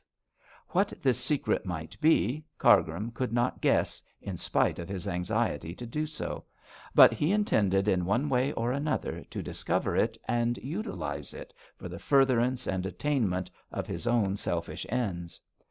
By gaining such forbidden knowledge, he hoped to get Dr Pendle well under his thumb, and once there the prelate could be kept in that uncomfortable position until he gratified Mr Cargrim's ambition. For a humble chaplain to have the whip hand of a powerful ecclesiastic was a glorious and easy way for a meritorious young man to succeed in his profession. Having come to this conclusion, which did more credit to his head than to his heart, Cargrim sought out the servant who had summoned the bishop to see the stranger. A full acquaintance with the circumstances of the visit was necessary to the development of the Reverend Michael's ingenious little plot. "This is a sad thing about his lordship's indisposition," said he to the man in the most casual way, for it would not do to let the servant know that he was being questioned for a doubtful purpose. "Yes, sir," replied the man. "'Tis most extraordinary. I never knowed his lordship took ill before. I suppose that gentleman brought bad news, sir." "Possibly, John, possibly. Was this gentleman a short man with light hair? I fancy I saw him." "Lor', no, Mr Cargrim. He was tall and lean as a rake. Looked like a military gentleman, sir. Don't know as I'd call him gentry, either," replied John, half to himself. "He wasn't what he thought he was." "A decayed clergyman, John?" inquired Cargrim, remembering Graham's description. "There was lots of decay, but no clergy about him, sir. I fancy I knows a parson when I sees one. Clergymen don't have scars on their cheekses as I knows of." "Oh, indeed," said Cargrim, mentally noting that the doctor had spoken falsely. "So he had a scar?" "A red scar, sir, on the right cheek, from his temple to the corner of his mouth. He was as dark as pitch in looks, with a military moustache and two black eyes like gimlets. His clothes was shabby and his looks was horrid. Bad tempered too, sir, I should say, for when he was with his lordship I heerd his voice quite angry like. It ain't no clergy as 'd speak like that to our bishop, Mr Cargrim." "And his lordship was taken ill when this visitor departed, John?" "Right off, sir. When I got back to the library after showing him out, I found his lordship ghastly pale." "And his paleness was caused by the noisy conduct of this man?" "Couldn't have been caused by anything else, sir." Dear me, dear me. This is much to be deplored," sighed Cargrim, in his softest manner. "And a clergyman, too." "Begging your pardon, sir, he weren't no clergyman," cried John, who was an old servant and took liberties. "He was more like a tramp or a gipsy. I wouldn't have left him near the plate, I know." "We must not judge too harshly, John. Perhaps this poor man was in trouble." "He didn't look like it, Mr Cargrim. He went in and came out quite cocky like. I wonder his lordship didn't send for the police." "His lordship is too kind hearted, John. This stranger had a scar, you say?" "Yes, sir, a red scar on the right cheek." "Dear me! No doubt he has been in the wars. Good night, John. Let us hope that his lordship will be better after a night's rest." "Good night, sir." The chaplain walked away with a satisfied smile on his meek face. "I must find the man with the scar," he thought, "and then who knows?" Chapter V. The Derby Winner. As its name denotes, Beorminster was built on a hill, or, to speak more precisely, on an eminence elevated slightly above the surrounding plain. In former times it had been surrounded by aguish marshes, which had rendered the town unhealthy, but now that modern enterprise had drained the fenlands, Beorminster was as salubrious a town as could be found in England. The rich black mud of the former bogs now yielded luxuriant harvests, and in autumn the city, with its mass of red roofed houses climbing upward to the cathedral, was islanded in a golden ocean of wheat and rye and bearded barley. For the purposes of defence the town had been built originally on the slope of the hill, under the very shadow of the Minster, and round its base the massive old walls yet remained, which had squeezed the city into a huddled mass of uncomfortable dwellings within its narrow girdle. But now Oppidan life extended beyond these walls, and houses, streets, villas, and gardens spread into the plain on all sides. Broad white roads ran to Southbury Junction, 10 miles away; to manufacturing Irongrip, the smoke of whose furnaces could be seen on the horizon, and to many a tiny hamlet and sleepy town buried amid the rich meadowlands and golden cornfields. And high above all lorded the stately cathedral, with its trio of mighty towers, whence morning and evening melodious bells pealed through the peaceful lands. Beyond the walls the modern town was made up of broad streets and handsome shops. On its outskirts appeared comfortable villas and stately manors, gardens and woody parks, in which dwelt the aristocracy of Beorminster. But the old town, with its tall houses and narrow lanes, was given over to the plebeians, save in the cathedral close, where dwelt the canons, the dean, the archdeacon, and a few old fashioned folk who remained by preference in their ancestral dwellings. From this close, which surrounded the open space wherein the cathedral was built, narrow streets trickled down to the walls, and here was the Seven Dials, the Whitechapel, the very worst corner of Beorminster. The Beorminster police declared that this network of lanes and alleys and malodorous cul-de-sacs was as dangerous a neighbourhood as any London slum, and they were particularly emphatic in denouncing the public house known as the Derby Winner, and kept by a certain William Mosk, who was a sporting scoundrel and a horsey scamp. This ill-famed hostel was placed at the foot of the hill, in what had once been the main street, and being near the east gate, caught in its web most of the thirsty passers-by who entered the city proper, either for sight-seeing or business. It affected a kind of spurious respectability, which was all on the outside, for within it was as iniquitous a den as could well be conceived, and was usually filled with horse-copers and sporting characters, who made bets and talked racing, and rode or drove fiery steeds, and who lived on and swindled through the noblest of all animals. Mr Mosk, a lean light-weight who wore loud check suits, tight in the legs and short in the waist, was the presiding deity of this inferno, and as the Ormuz to this Ahrimanes, Gabriel Pendle was the curate of the district, charged with the almost hopeless task of reforming his sporting parishioners. And all this, with considerable irony, was placed almost in the shadow of the cathedral towers.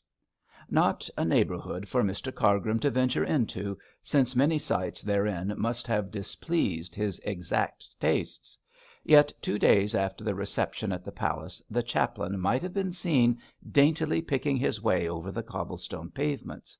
As he walked he thought, and his thoughts were busy with the circumstances which had led him to venture his saintly person so near the spider's web of the Derby Winner.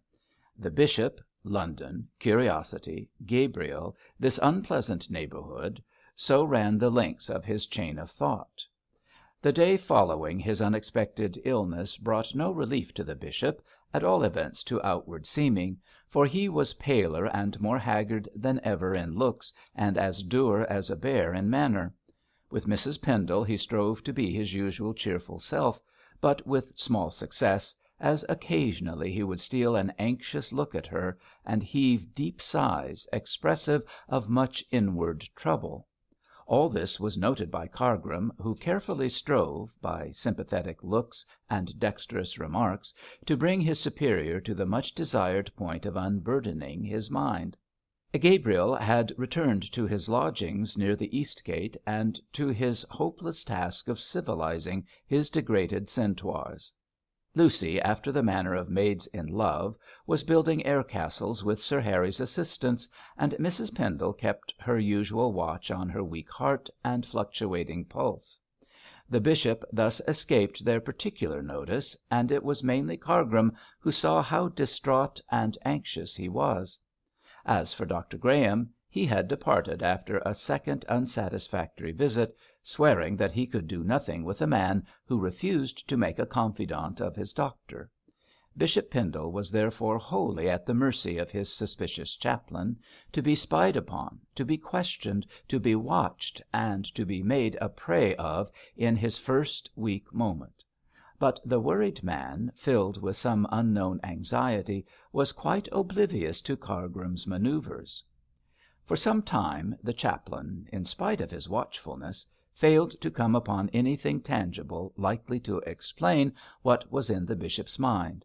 He walked about restlessly, he brooded continuously, and instead of devoting himself to his work in his usual regular way, occupied himself for long hours in scribbling figures on his blotting paper, and muttering at times in anxious tones.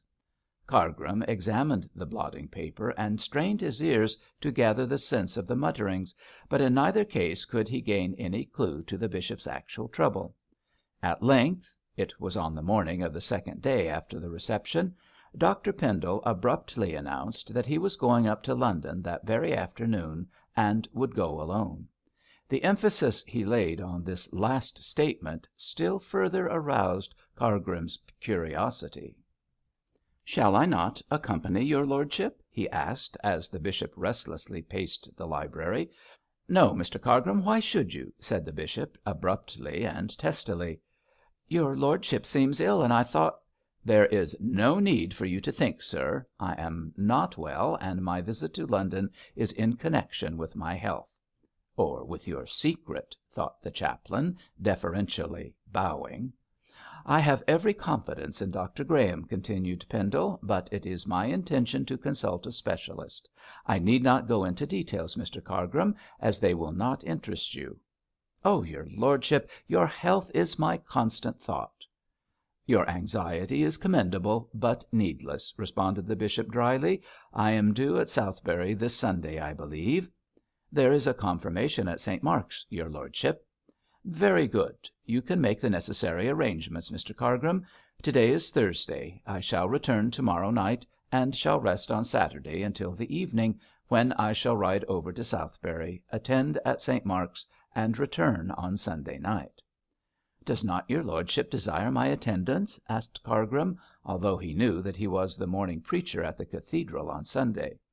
"No," answered Dr Pendle curtly. "I shall go and return alone." The bishop looked at Cargrim, and Cargrim looked at the bishop, each striving to read the other's thoughts. Then the latter turned away with a frown, and the former, much exercised in his mind, advanced towards the door of the library. Dr Pendle called him back. "Not a word about my health to Mrs Pendle," he said sharply.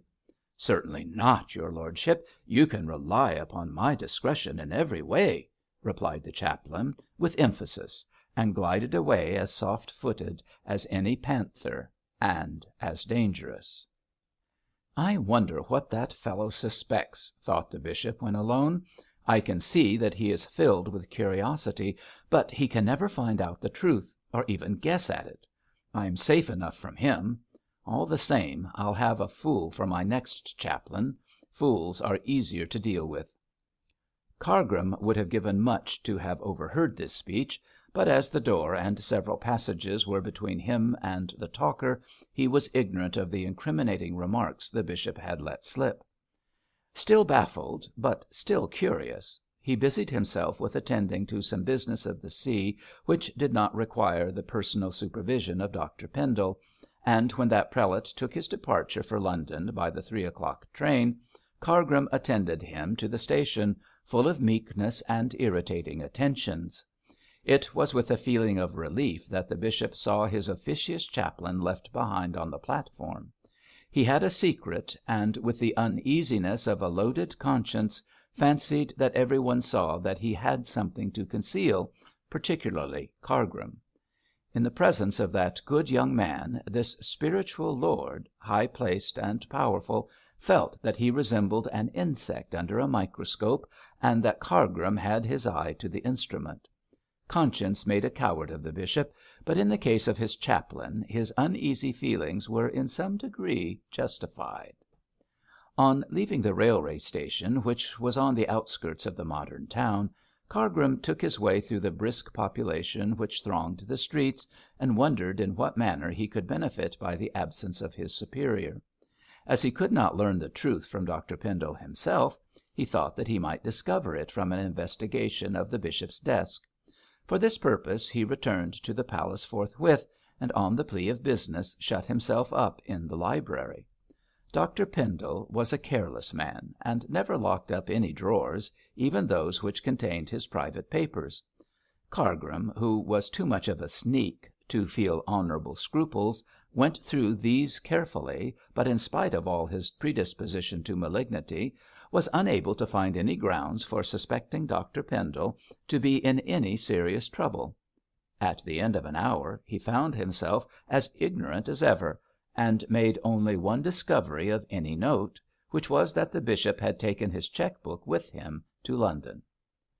To many people this would have seemed a natural circumstance, as most men with banking accounts take their cheque books with them when going on a journey. But Cargrim knew that the bishop usually preferred to fill his pockets with loose cash when absent for a short time, and this deviation from his ordinary habits appeared to be suspicious. Thought the chaplain, rubbing his chin. I wonder if that so-called clergyman wanted money. If he had wished for a small sum, the bishop could easily have given it to him out of the cash box. Going by this reasoning, he must have wanted a lot of money, which argues blackmail. Has he taken both cheque books or only one? The reason for this last query was that Bishop Pendle had accounts in 2 different banks. One in Beorminster, as became the bishop of the see, the other in London, in accordance with the dignity of a spiritual lord of Parliament. A further search showed Mr Cargrim that the Beorminster cheque book had been left behind. Said the chaplain again. That man must have gone back to London. Dr Pendle is going to meet him there and draw money from his town bank to pay what he demands. I'll have a look at the butts of that cheque book when it comes back. The amount of the cheque may prove much. I may even find out the name of this stranger. But all this, as Cargrim very well knew, was pure theory. The bishop might have taken his cheque book to London for other reasons than paying blackmail to the stranger, for it was not even certain that there was any such extortion in the question. Dr Pendle was worried, it was true, and after the departure of his strange visitor he had been taken ill, but these facts proved nothing, and after twisting and turning them in every way, and connecting and disconnecting them with the absence of the London cheque book, Mr Cargrim was forced to acknowledge that he was beaten for the time being. Then he fancied he might extract some information from Gabriel relative to his father's departure for London, for Mr Cargrim was too astute to believe in the consulting a specialist excuse. Still, this might serve as a peg whereon to hang his inquiries, and develop further information, so the chaplain, after meditating over his 5 o'clock cup of tea, took his way to the East Gate, in order to put Gabriel unawares into the witness box. Yet for all these doings and suspicions Cargrim had no very good reason, save his own desire to get Dr Pendle under his thumb. He was groping in the dark. He had not a shred of evidence to suppose that the uneasiness of the bishop was connected with anything criminal. Nevertheless, the chaplain put himself so far out of his usual habits as to venture into the unsavoury neighbourhood wherein stood the Derby winner.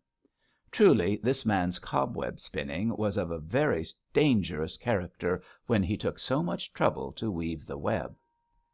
As in Excelsior, the shades of night were falling fast when Cargrim found himself at the door of the curate's lodging.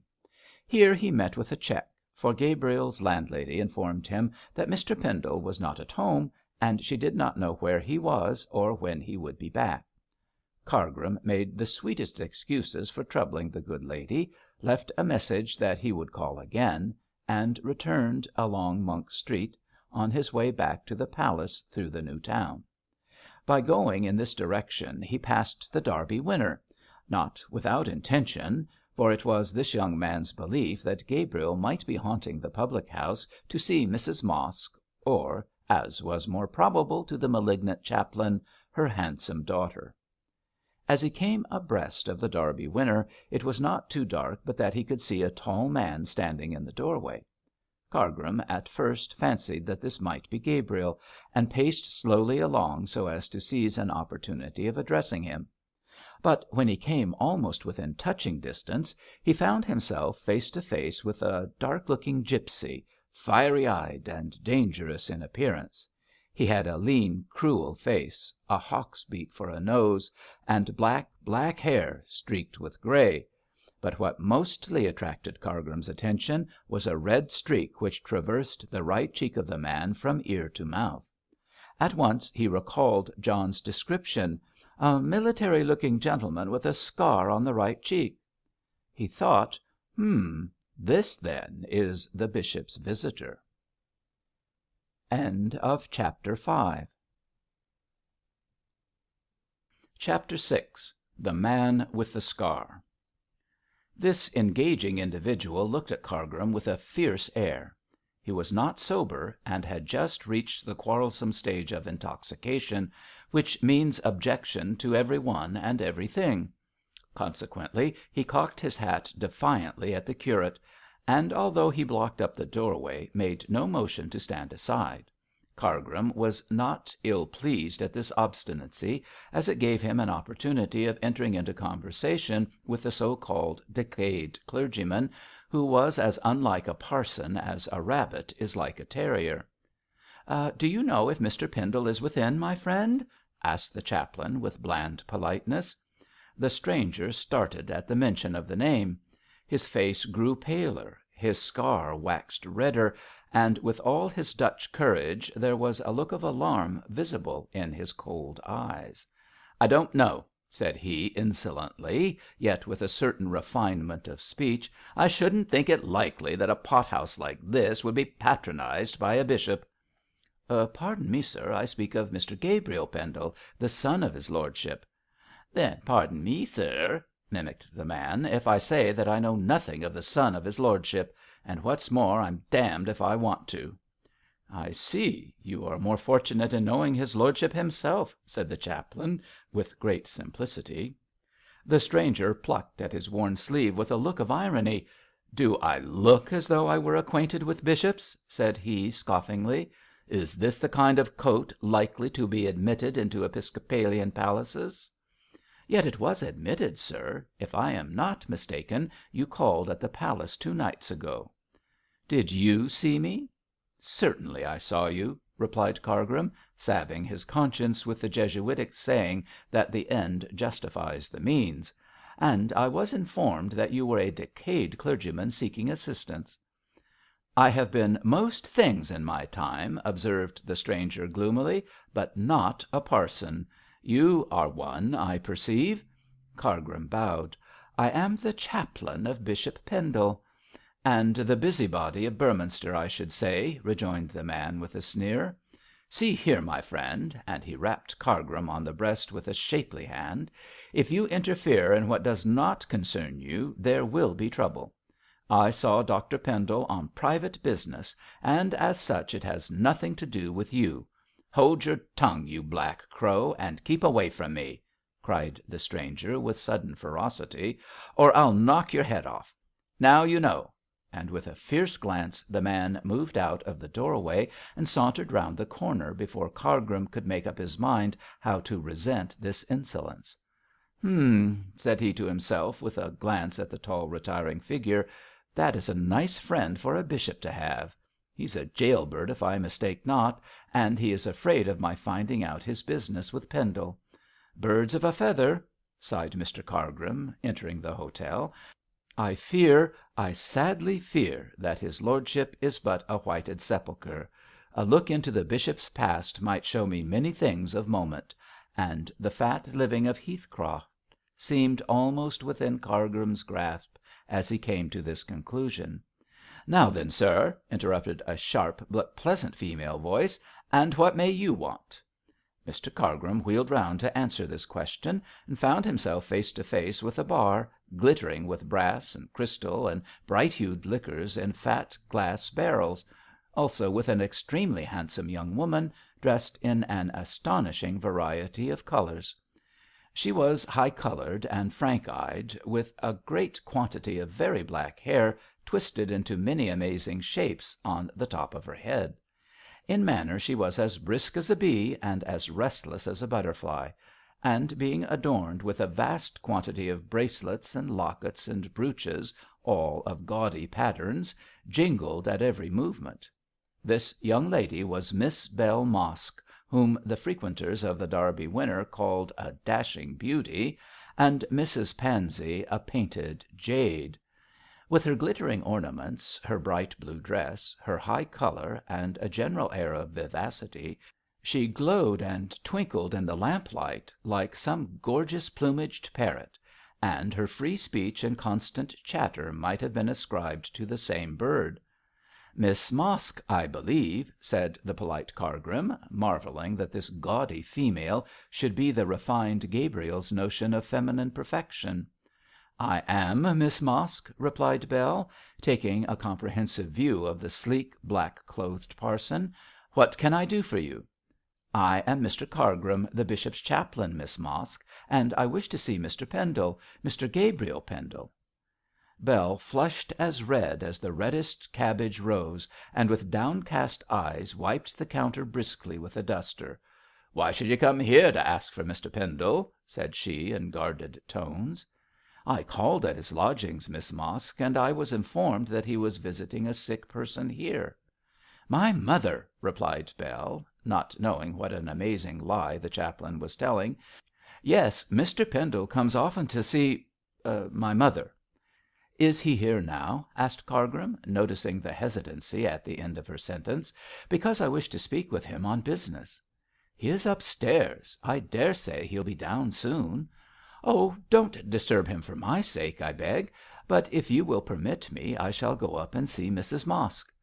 "Here comes Mr Pendle now," said Bell abruptly, and withdrew into the interior of the bar as Gabriel appeared at the end of the passage. He started and seemed uneasy when he recognised the chaplain.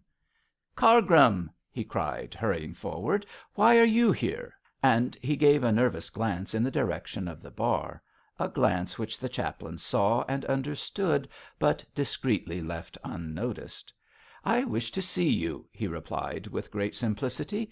"They told me at your lodgings that you might be here, so " "Why," interrupted Gabriel sharply, "I left no message to that effect." Cargrim saw that he had made a mistake. "I speak generally, my dear friend, generally," he said in some haste. "Your worthy landlady mentioned several houses in which you were in the habit of seeing sick people, amongst others this hotel." "Mrs Mosk is very ill. I have been seeing her," said Gabriel, shortly. "Ay, you have been seeing Mrs Mosk." Gabriel changed colour and cast another glance towards the bar, for the significance of Cargrim's speech was not lost on him. "Do you wish to speak with me?" he asked coldly. "I should esteem it a favour if you would allow me a few words," said Cargrim politely. "I'll wait for you outside." And in his turn the chaplain looked towards the bar. "Thank you, I can come with you now," was Gabriel's reply, made with a burning desire to knock Cargrim down. "Miss Mosk, I am glad to find that your mother is easier in her mind." "It's all due to you, Mr. Pendle," said Bell, moving forward with a toss of her head directed especially at Mr. Cargrim. "Your visits do mother a great deal of good." "I am sure they do," said the chaplain, not able to forego giving the girl a scratch of his claws. "Mr. Pendle's visits here must be delightful to everybody." "I dare say," retorted Bell, with heightened colour, "other people's visits would not be so welcome." "Perhaps not, Miss Mosk. Mr. Pendle has many amiable qualities to recommend him. He is a general and deserved favourite." "Come, come, Cargrim," interposed Gabriel, anxiously, for the fair Bell's temper was rapidly getting the better of her. "If you are ready we shall go. Good evening, Miss Mosk." "Good evening, Mr. Pendle," said the barmaid, and directed a spiteful look at Cargrim, for she saw plainly that he had intentionally deprived her of a confidential conversation with Gabriel. The chaplain received the look, which he quite understood, with an amused smile and a bland inclination of the head. As he walked out arm in arm with the reluctant Pendle, Bell banged the pewters and glasses about with considerable energy, for the significant demeanour of Cargrim annoyed her so much that she felt a great inclination to throw something at his head. But then Miss Mosk was a high-spirited girl, and believed in actions rather than speech, even though she possessed a fair command of the latter. "Well, Cargrim," said Gabriel, when he found himself in the street with his uncongenial companion, "what is it?" "It's about the bishop." "My father? Is there anything the matter with him?" "I fear so. He told me he was going to London." "What of that?" said Gabriel, impatiently. "He told me the same thing yesterday. Has he gone?" "He left by the afternoon train." "Do you know the object of his visit to London?" "No. What is his object?" "He goes to consult a specialist about his health." "What!" cried Gabriel, anxiously. "Is he ill?" "I think so. Some nervous trouble brought on by worry." "By worry? Has my father anything on his mind likely to worry him to that extent?" Cargrim coughed significantly. "I think so," said he again. "He has not been himself since the visit of that stranger to the palace. I fancy the man must have brought bad news." "Did the bishop tell you so?" "No, but I am observant, you know." Privately Gabriel considered that Cargrim was a great deal too observant, and also of a meddlesome nature, else why had he come to spy out matters which did not concern him? Needless to say, Gabriel was thinking of Bell at this moment. However, he made no comment on the chaplain's speech, but merely remarked that doubtless the bishop had his own reasons for keeping silent, and advised Cargrim to wait until he was consulted in connection with the matter, before troubling himself unnecessarily about it. "My father knows his own business best," finished Gabriel, stiffly, "if you will forgive my speaking so plainly." "Certainly, certainly, Pendle. But I owe a great deal to your father, and I would do much to save him from annoyance. By the way," with an abrupt change of subject, "do you know that I saw the stranger who called at the palace 2 nights ago during the reception?" "When? Where?" "At this hotel this evening. He looks a dangerous man." Gabriel shrugged his shoulders. "It seems to me, Cargrim, that you are making a mountain out of a molehill. A stranger sees my father, and afterwards you meet him at a public house. There's nothing strange in that." "You forget," hinted Cargrim, sweetly, "this man caused your father's illness." "We can't be sure of that. And in any case my father is quite clever enough to deal with his own affairs. I see no reason why you should have hunted me out to talk such nonsense. Good night to you, Cargrim." And with a curt nod the curate stalked away, considerably annoyed by the meddlesome spirit manifested by the chaplain. He had never liked the man, and now that he was in this interfering mood, liked him less than ever.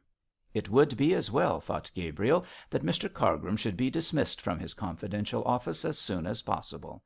Otherwise he might cause trouble, and Gabriel mentally thought of the high-coloured young lady in the bar. His conscience was not at ease regarding his admiration for her, and he dreaded lest the officious Cargrim should talk about her to the bishop. Altogether the chaplain, like a hornet, had annoyed both Dr Pendle and his son, and the bishop in London and Gabriel in Beorminster were anything but well disposed towards this clerical busybody who minded everybody's business instead of his own. It is such people who stir up muddy water and cause mischief. Meanwhile the busybody looked after the curate with an evil smile, and, gratified at having aroused such irritation as the abrupt parting signified, turned back to the Derby winner. He had seen Bell, he had spoken to Gabriel, he had even secured an unsatisfactory conversation with the unknown man.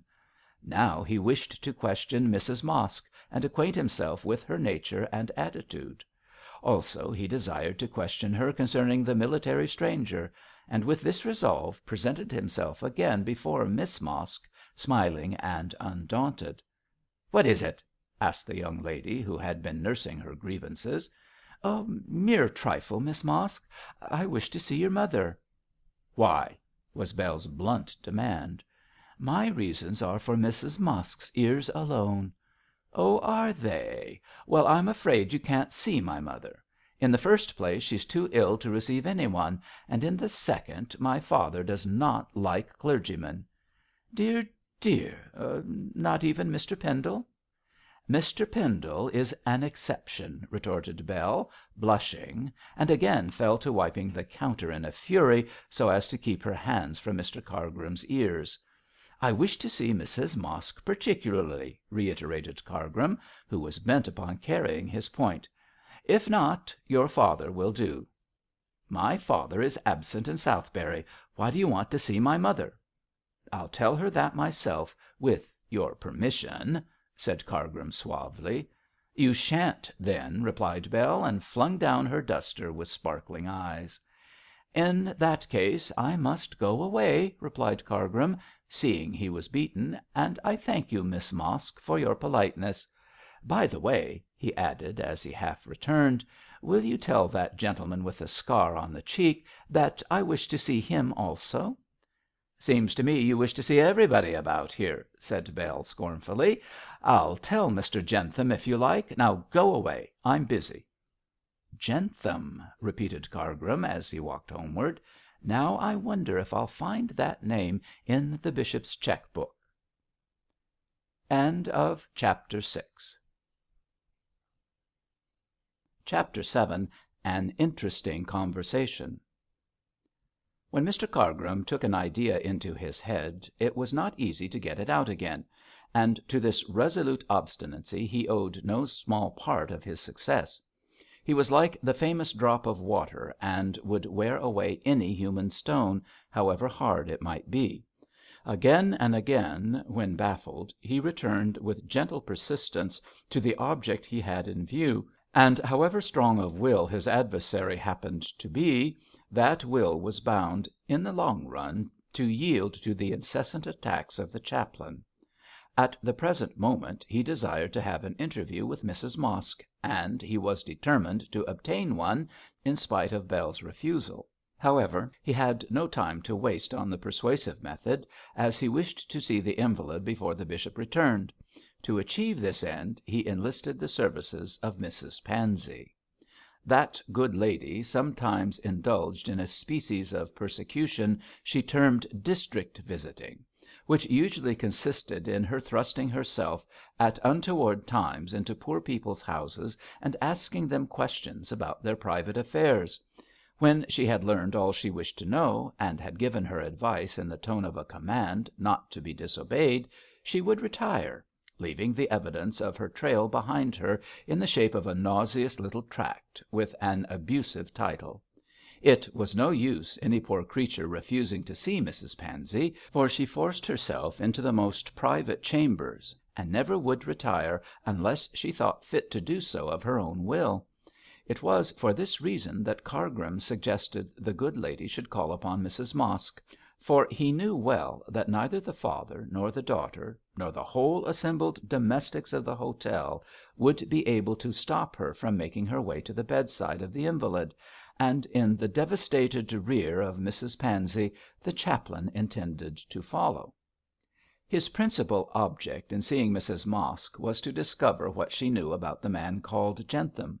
He was lodging at the Derby Winner, as Cargrim ascertained by later inquiry, and it was probable that the inmates of the hotel knew something as to the reasons of his stay in Beorminster. Mr Mosk, being as obstinate as a mule, was not likely to tell Cargrim anything he desired to learn. Bell, detesting the chaplain, as she took no pains to conceal, would probably refuse to hold a conversation with him; but Mrs Mosk, being weak-minded and ill, might be led by dexterous questioning to tell all she knew; and what she did know might, in Cargrim's opinion, throw more light on Jentham's connection with the bishop. Therefore, the next morning, Cargrim called on the archdeacon's widow to inveigle her into persecuting Mrs Mosk with a call. Mrs Pansey, with all her acuteness, could not see that she was being made use of, luckily for Cargrim. "I hear the poor woman is very ill," sighed the chaplain, after he had introduced the subject, "and I fear that her daughter does not give her all the attention an invalid should have." "The Jezebel!" growled Mrs Pansey. "What can you expect from that flaunting hussy?" "She is a human being, Mrs Pansey, and I expect at least human feelings." "Can you get blood out of a stone, Mr Cargrim? No, you can't. Is that red-cheeked Dutch doll a pelican to pluck her breast for the benefit of her mother? No, indeed. I daresay she passes her sinful hours drinking with young men. I'd whip her at a cart's tail if I had my way." "Gabriel Pendle is trying to bring the girl to a sense of her errors." "Rubbish. She's trying to bring him to the altar, more like.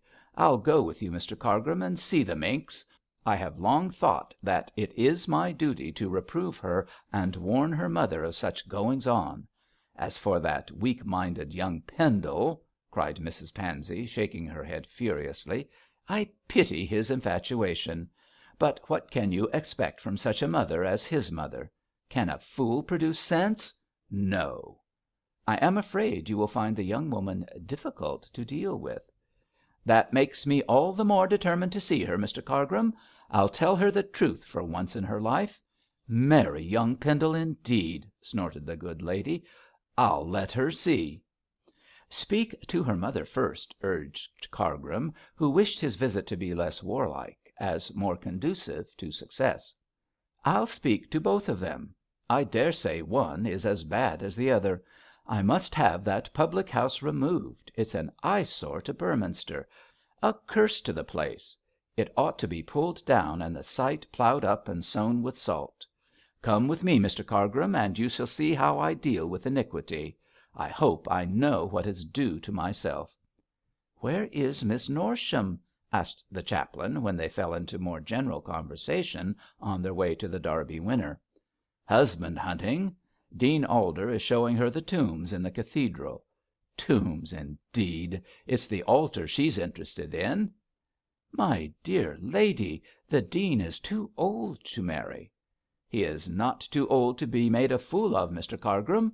As for Daisy Norsham, she'd marry Methuselah to take away the shame of being single. Not that the match with Alder will be out of the way, for she's no chicken herself." "I rather thought Mr Dean had an eye to Miss Whichello." "Stuff!" rejoined Mrs Pansey with a sniff. "She's far too much taken up with dieting people to think of marrying them. She actually weighs out the food on the table when meals are on. No wonder that poor girl Mab is thin." "But she isn't too thin for her height, Mrs Pansey. She seems to me to be well covered." "You didn't notice her at the palace, then?" snapped the widow, avoiding a direct reply. "She wore a low necked dress which made me blush. I don't know what girls are coming to. They'd go about like so many Eves if they could." "Oh, Mrs Pansey!" remonstrated the chaplain in a shocked tone. "Well, it's in the Bible, isn't it, man? You aren't going to say Holy Writ is indecent, are you?" Well, really, Mrs Pansey, clergyman as I am, I must say that there are parts of the Bible unfit for the use of schools. To the pure all things are pure, Mr Cargrim. You have an impure mind, I fear. Remember the 39 Articles, and speak becomingly of holy things. However, let that pass,' added Mrs Pansey in livelier tones. 'Here we are, and there's that hussy hanging out from an upper window like the Jezebel she is.' This remark was directed against Bell, who, apparently in her mother's room, was at the window amusing herself by watching the passers by.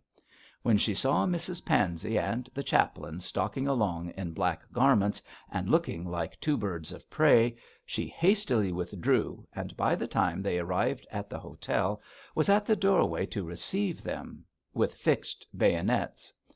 'Young woman,' said Mrs Pansey severely, 'I have come to see your mother,' and she cast a disapproving look at Bell's gay pink dress. 'She is not well enough to see either you or Mr Cargrim,' said Bell, coolly. 'All the more reason that Mr Cargrim, as a clergyman, should look after her soul, my dear girl.' 'Thank you. Mr Pendle is doing that.' 'Indeed. Mr Pendle, then, combines business with pleasure.' Bell quite understood the insinuation conveyed in this last speech, and firing up would have come to high words with the visitors, but that her father made his appearance, and as she did not wish to draw forth remarks from Mrs Pansey about Gabriel in his hearing, she discreetly held her tongue. However, as Mrs Pansey swept by in triumph, followed by Cargrim, she looked daggers at them both, and bounced into the bar, where she drew beer for thirsty customers in a flaming temper. She dearly desired a duel of words with the formidable visitor. Mosk was a lean, tall man, with a pimpled face and a military moustache. He knew Mrs Pansey, and, like most other people, detested her with all his heart; but she was, as he thought, a great friend of Sir Harry Brace, who was his landlord, so for diplomatic reasons he greeted her with all deference, hat in hand. 'I have come with Mr Cargrim to see your wife, Mr Mosk,' said the visitor.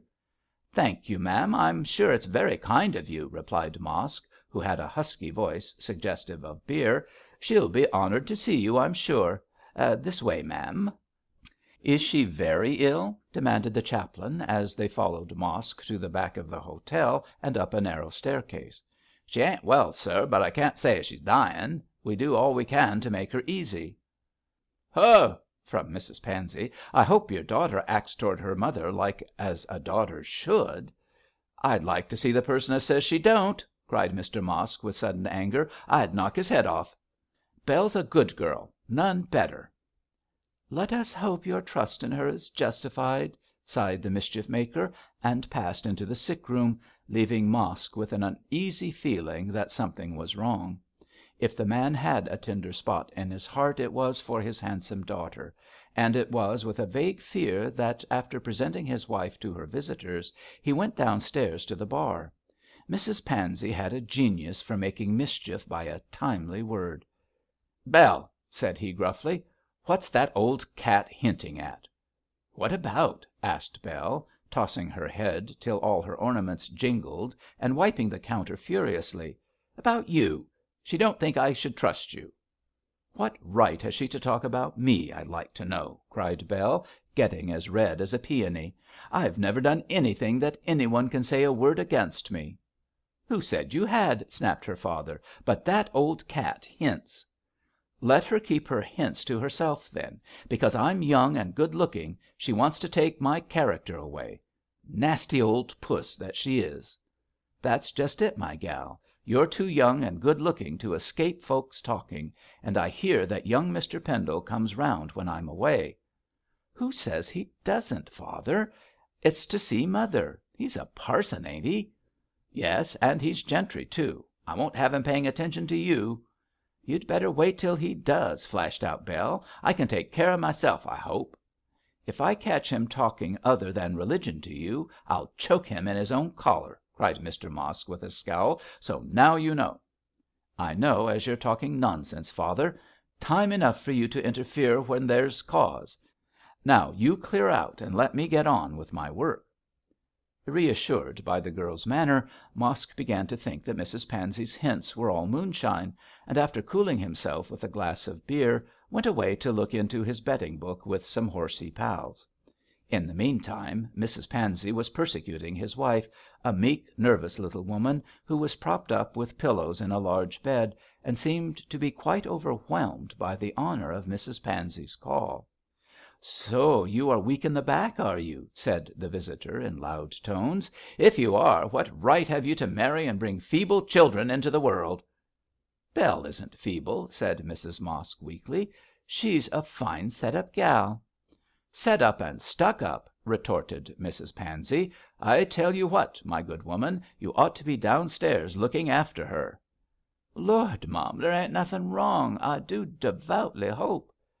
"Nothing as yet. But you shouldn't have young gentlemen about the place." "I can't help it, mum," said Mrs Mosk, beginning to cry. "I'm sure we must earn our living somehow. This is an hotel, isn't it? And Mosk's a popular character, ain't he? I'm sure it's hard enough to make ends meet as it is. We owe rent for half a year and can't pay, and won't pay," wailed Mrs Mosk, "unless my husband comes home on skinflint." "Comes home on skinflint, woman? What do you mean?" "Skinflint's a 'orse, mum, as Mosk 'ave put his shirt on." Mrs Pansey wagged her plumes and groaned. "I'm sadly afraid your husband is a son of perdition, Mrs Mosk. Put his shirt on skinflint, indeed." "He's a good man to me, anyhow," cried Mrs Mosk, plucking up spirit. "Drink and betting," continued Mrs Pansey, pretending not to hear this feeble defiance. "What can we expect from a man who drinks and bets?" "And associates with bad characters," put in Cargrim, seizing his chance. "That he don't, sir," said Mrs Mosk, with energy. "May I beg of you to put a name to one of them?" "Jentham," said the chaplain, softly.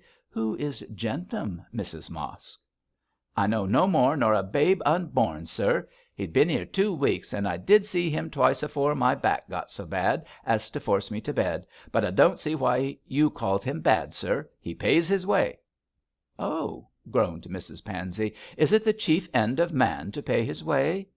"It is with us, mum," retorted Mrs Mosk, meekly. "There ain't no denying it, and Mr Jentham do pay proper, though he is a gipsy."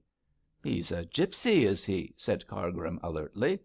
"So he says, sir, and I knows as he goes sometimes to that camp of gipsies on Southberry Heath." "Where does he get his money from?" "Better not inquire into that, Mr Cargrim," said Mrs Pansey, with a sniff. "Oh, Mr Jentham's honest, I'm sure, mum. He's been at the gold diggin's and have made a trifle of money. Indeed, I don't know where he ain't been, sir. The 4 pints of the compass is all plain sailing to him, and his 'airbreadth escapes is too awful. I shivers and shudders when I 'ears 'em." "What is he doing here?" "He's on business, but I don't know what kind. Oh, he knows how to hold his tongue, does Jentham." "He is a gipsy. He consorts with gipsies. He has money, and no one knows where he comes from," summed up Cargrim. "I think, Mrs Pansey, we may regard this man as a dangerous character." "I shouldn't be surprised to hear he was an anarchist," said Mrs Pansey, who knew nothing about the man. "Well, Mrs Mosk, I hope we've cheered you up. I'll go now. Read this tract," bestowing a grimy little pamphlet, "and don't see too much of Mr Pendle." "But he comforts me," said poor Mrs Mosk. "He reads beautiful." Mrs Pansey grunted. Bold as she was, she did not like to speak quite plainly to the woman, as too free speech might inculpate Gabriel and bring the bishop to the rescue. Besides, Mrs Pansey had no evidence to bring forward to prove that Gabriel was in love with Bell Mosk. Therefore she said nothing, but like the mariner's parrot, thought the more. Shaking out her dark skirts, she rose to go, with another grunt full of unspoken suspicions. "Good day, Mrs Mosk," said she, pausing at the door. "When you are low spirited, send for me to cheer you up." Mrs Mosk attempted a curtsy in bed, which was a failure owing to her sitting position, but Mrs Pansey did not see the attempt, as she was already half way down the stairs, followed by Cargrim. The chaplain had learned a trifle more about the mysterious Jentham and was quite satisfied with his visit, but he was more puzzled than ever.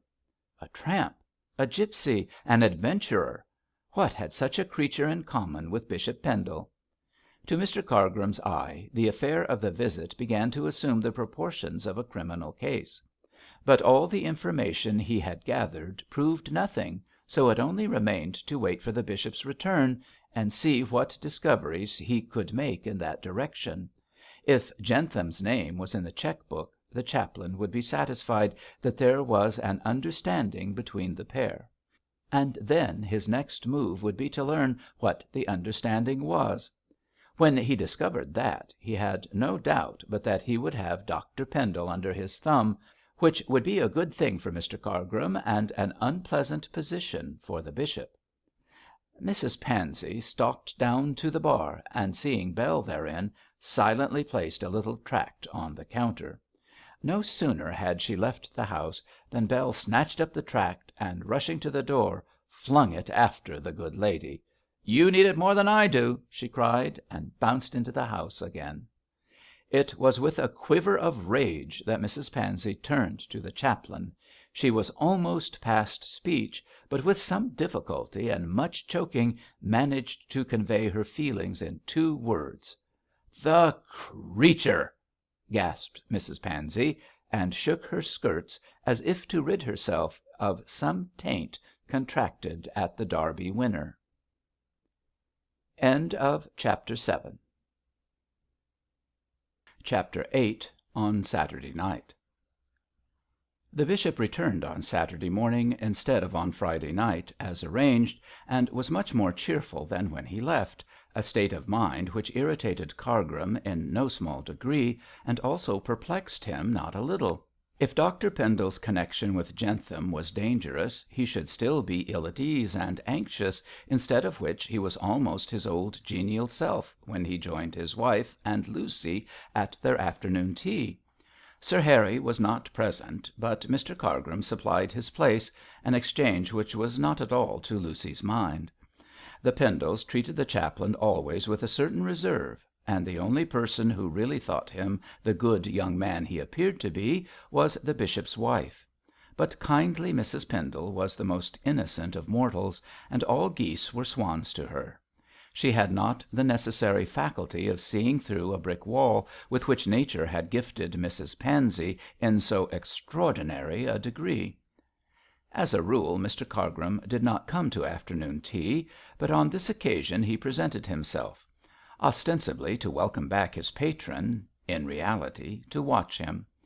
Also he was determined, at the very first opportunity, to introduce the name of Jentham and observe what effect it had on the bishop. With these little plans in his mind, the chaplain crept about the tea table like a tame cat, and handed round cakes and bread with his most winning smile. His pale face was even more inexpressive than usual, and none could have guessed, from outward appearance, his malicious intents, least of all the trio he was with. They were too upright themselves to suspect evil in others. "I am glad to see you are better, bishop," said Mrs Pendle, languidly trifling with a cup of tea.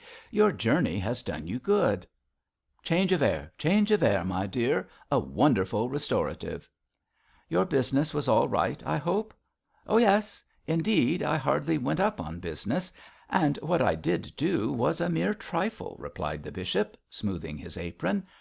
"Has Gabriel been here to day?" he added, obviously desirous of turning the conversation. "Twice," said Lucy, who presided over the tea table, "and the second time he told mamma that he had received a letter from George." "Ay, a letter from George. Is he quite well, Lucy?" "We shall see that for ourselves this evening, papa. George is coming to Beorminster, and will be here about 10 o'clock to night." "How vexing!" exclaimed Dr Pendle. "I intended going over to Southberry this evening, but I can't miss seeing George." "Ride over to morrow morning, bishop," suggested his wife. "Sunday morning, my dear." "Well, papa," said Lucy, smiling, "you're not a strict Sabbatarian, you know." "I am not so good as I ought to be, my dear," said Dr Pendle, playfully pinching her pretty ear. "Well, well, I must see George. I'll go to morrow morning at 8 o'clock. You'll send a telegram to Mr Vassar to that effect, if you please, Mr Cargrim. Say that I regret not being able to come to night." "Certainly, my lord. In any case I am going to Beorminster this evening. You are usually more stay at home, Mr Cargrim." "Thank you, Lucy. I will take another cup of tea." "I do not care for going out at night as a rule, my lord," observed the chaplain in his most sanctimonious tone, "but duty calls me into Beorminster. I am desirous of comforting poor sick Mrs Mosk at the Derby Winner." "Oh, that is Gabriel's pet invalid," cried Lucy, peering into the teapot. "He says Mrs Mosk is a very good woman." "Let us hope so," observed the bishop, stirring his new cup of tea. "I do not wish to be uncharitable, my dear, but if Mrs Pansey is to be believed, that public house is not conducted so carefully as it should be." "But is Mrs Pansey to be believed, bishop?" asked his wife, smiling. "I don't think she would tell a deliberate falsehood, my love." "All the same, she might exaggerate a little into much," said Lucy, with a pretty grimace. "What is your opinion of this hotel, Mr Cargrim?" The chaplain saw his opportunity and seized it at once. "My dear Miss Pendle," he said, showing all his teeth, "as the Derby Winner is the property of Sir Harry Brace, I wish I could speak well of it; but candour compels me to confess that it is a badly conducted house." "Tut, tut," said the bishop. "What is this? You don't say so." "Harry shall shut it up at once," cried Lucy, the pretty Puritan. "It is a resort of bad characters, I fear," sighed Cargrim, "and Mrs Mosk, being an invalid, is not able to keep them away." "What about the landlord, Mr Cargrim?" "Aha!" replied the chaplain, turning towards Mrs Pendle, who had asked this question. "He is a man of lax morals. His boon companion is a tramp called Jentham." "Jentham!" repeated Dr Pendle, in so complacent a tone that Cargrim, with some vexation, saw that he did not associate the name with his visitor. "And who is Jentham?" "I hardly know," said the chaplain, making another attempt. "He is a tramp, as I have reason to believe, and consorts with gipsies. I saw him myself the other day. A tall, lean man with a scar." The bishop rose, and walking over to the tea table placed his cup carefully thereon. "With a scar," he repeated in low tones. "A man with a scar. Jentham, indeed." "What do you know of this person, Mr Cargrim?" "Absolutely nothing," rejoined the chaplain, with a satisfied glance at the uneasy face of his questioner. "He is a gipsy. He stays at the Derby Winner, and pays regularly for his lodgings, and his name is Jentham. I know no more." "I don't suppose there is more to know," cried Lucy, lightly. "If there is, the police will find out, Miss Pendle." The bishop frowned. "As the man, so far as we know, has done nothing against the laws," said he quickly, "I see no reason why the police should be mentioned in connection with him. Evidently, from what Mr Cargrim says, he is a rolling stone, and probably will not remain much longer in Beorminster. Let us hope that he will take himself and his bad influence away from our city. In the meantime, it is hardly worth our while to discuss a person of so little importance." In this skilful way the bishop put an end to the conversation, and Cargrim, fearful of rousing his suspicions, did not dare to resume it. In a little while, after a few kind words to his wife, Dr Pendle left the drawing room for his study. As he passed out, Cargrim noticed that the haggard look had come back to his face, and once or twice he glanced anxiously at his wife. In his turn, Cargrim examined Mrs Pendle, but saw nothing in her manner likely to indicate that she shared the uneasiness of her husband, or knew the cause of his secret anxiety. She looked calm and content, and there was a gentle smile in her weary eyes. Evidently the bishop's mind was set at rest by her placid looks, for it was with a sigh of relief that he left the room. Cargrim noted the look and heard the sigh, but was wholly in the dark regarding their meaning. Though I dare say they have to do with Jentham and this secret," he thought, when bowing himself out of the drawing room. "Whatever the matter may be, Dr Pendle is evidently most anxious to keep his wife from knowing of it. All the better." He rubbed his hands together with a satisfied smirk. "Such anxiety shows that the secret is worth learning. Sooner or later I shall find it out, and then I can insist upon being the rector of Heathcroft. I have no time to lose, so I shall go to the Derby winner to night and see if I can induce this mysterious Jentham to speak out. He looks a drunken dog, so a glass of wine may unloosen his tongue." From this speech it can be seen that Mr Cargrim was true to his Jesuitic instincts, and thought no action dishonourable so long as it aided him to gain his ends.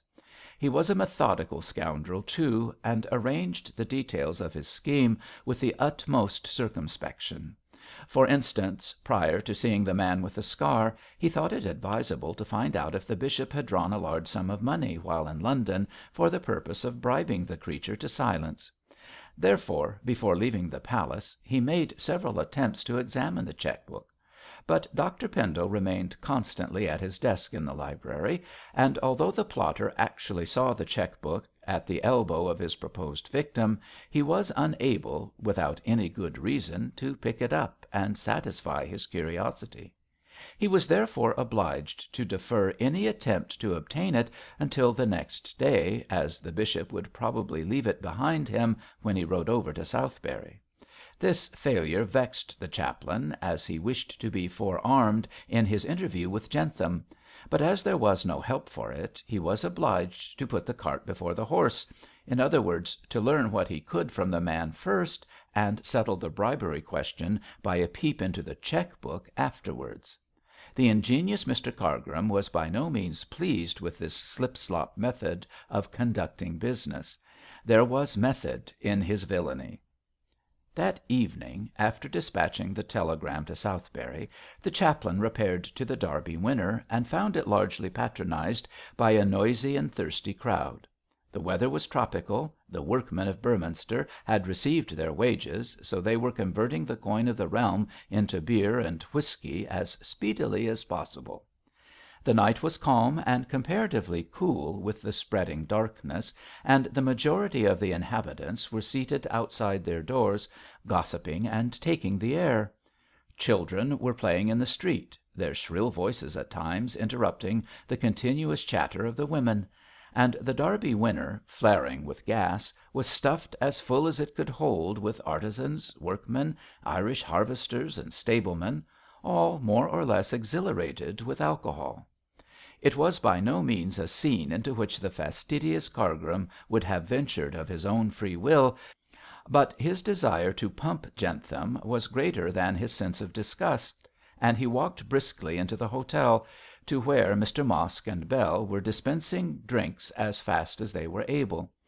The crowd, having an inherent respect for the clergy, as became the inhabitants of a cathedral city, opened out to let him pass, and there was much less swearing and drinking when his black coat and clerical collar came into view.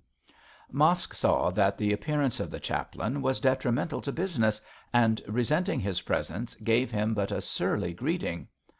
As to Bell, she tossed her head, shot a withering glance of defiance at the bland newcomer, and withdrew to the far end of the bar. "My friend," said Cargrim, in his softest tones, "I have come to see your wife and inquire how she is."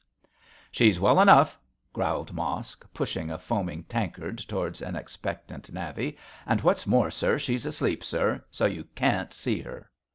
"I should be sorry to disturb her, Mr Mosk, so I will postpone my visit till a more fitted occasion. You seem to be busy to night." "So busy that I've got no time for talking, sir."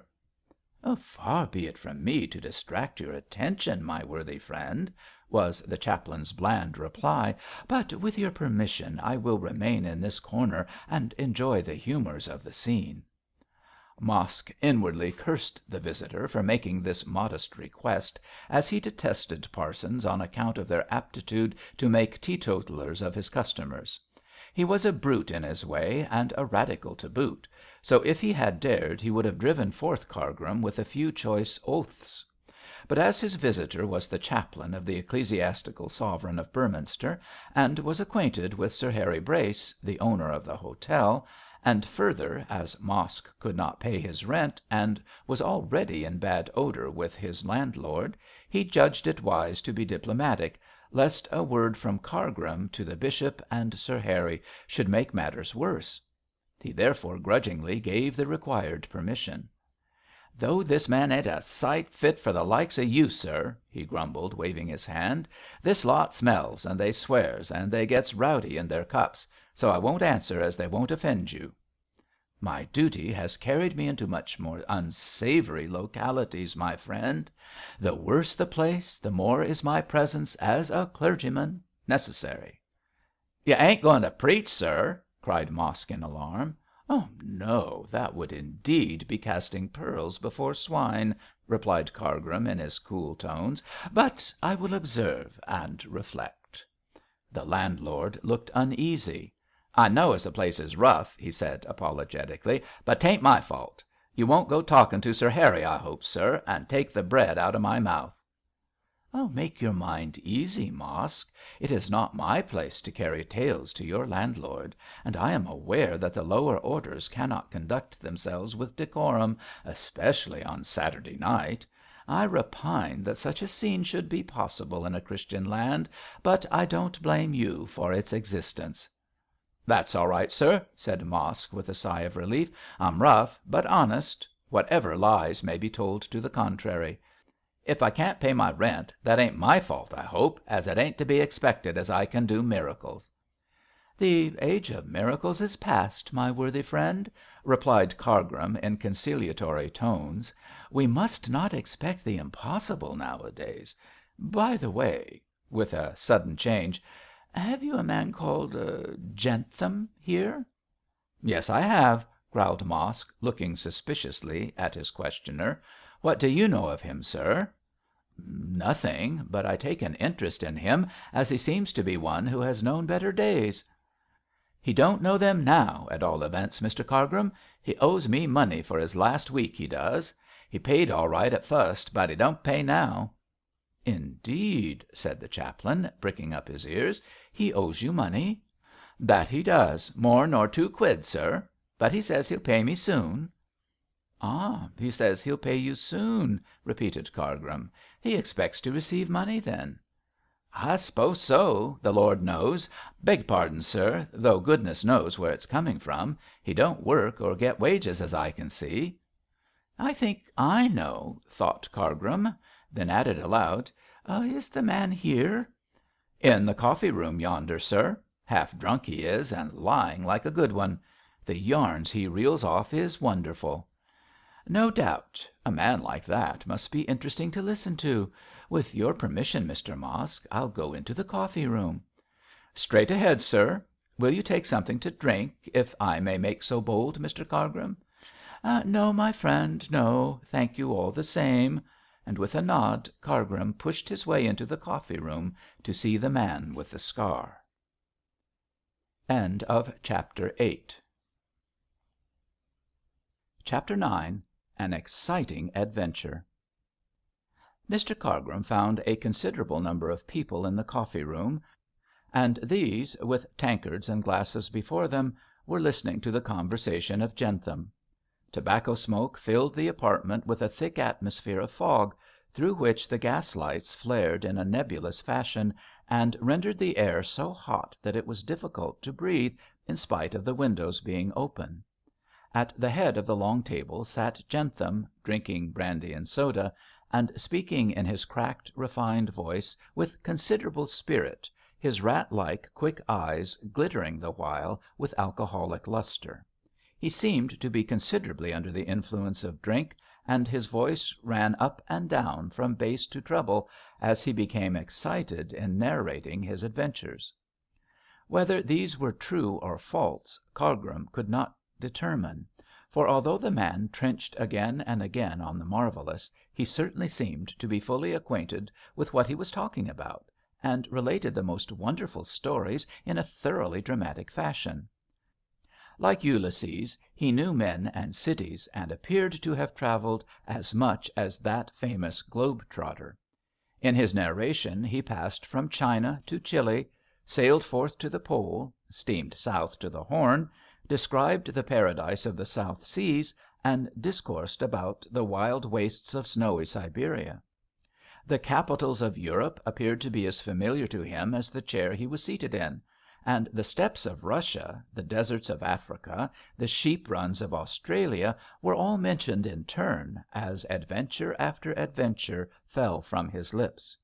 And mixed up with these geographical accounts were thrilling tales of treasure hunting, of escapes from savages, of perilous deeds in the secret places of great cities, and details of blood and war and lust and hate, all told in a fiercely dramatic fashion.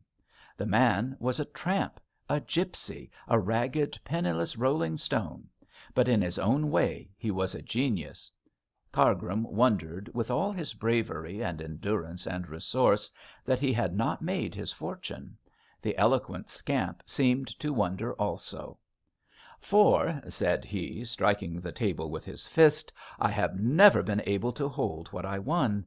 I've been a millionaire twice over, but the gold wouldn't stay.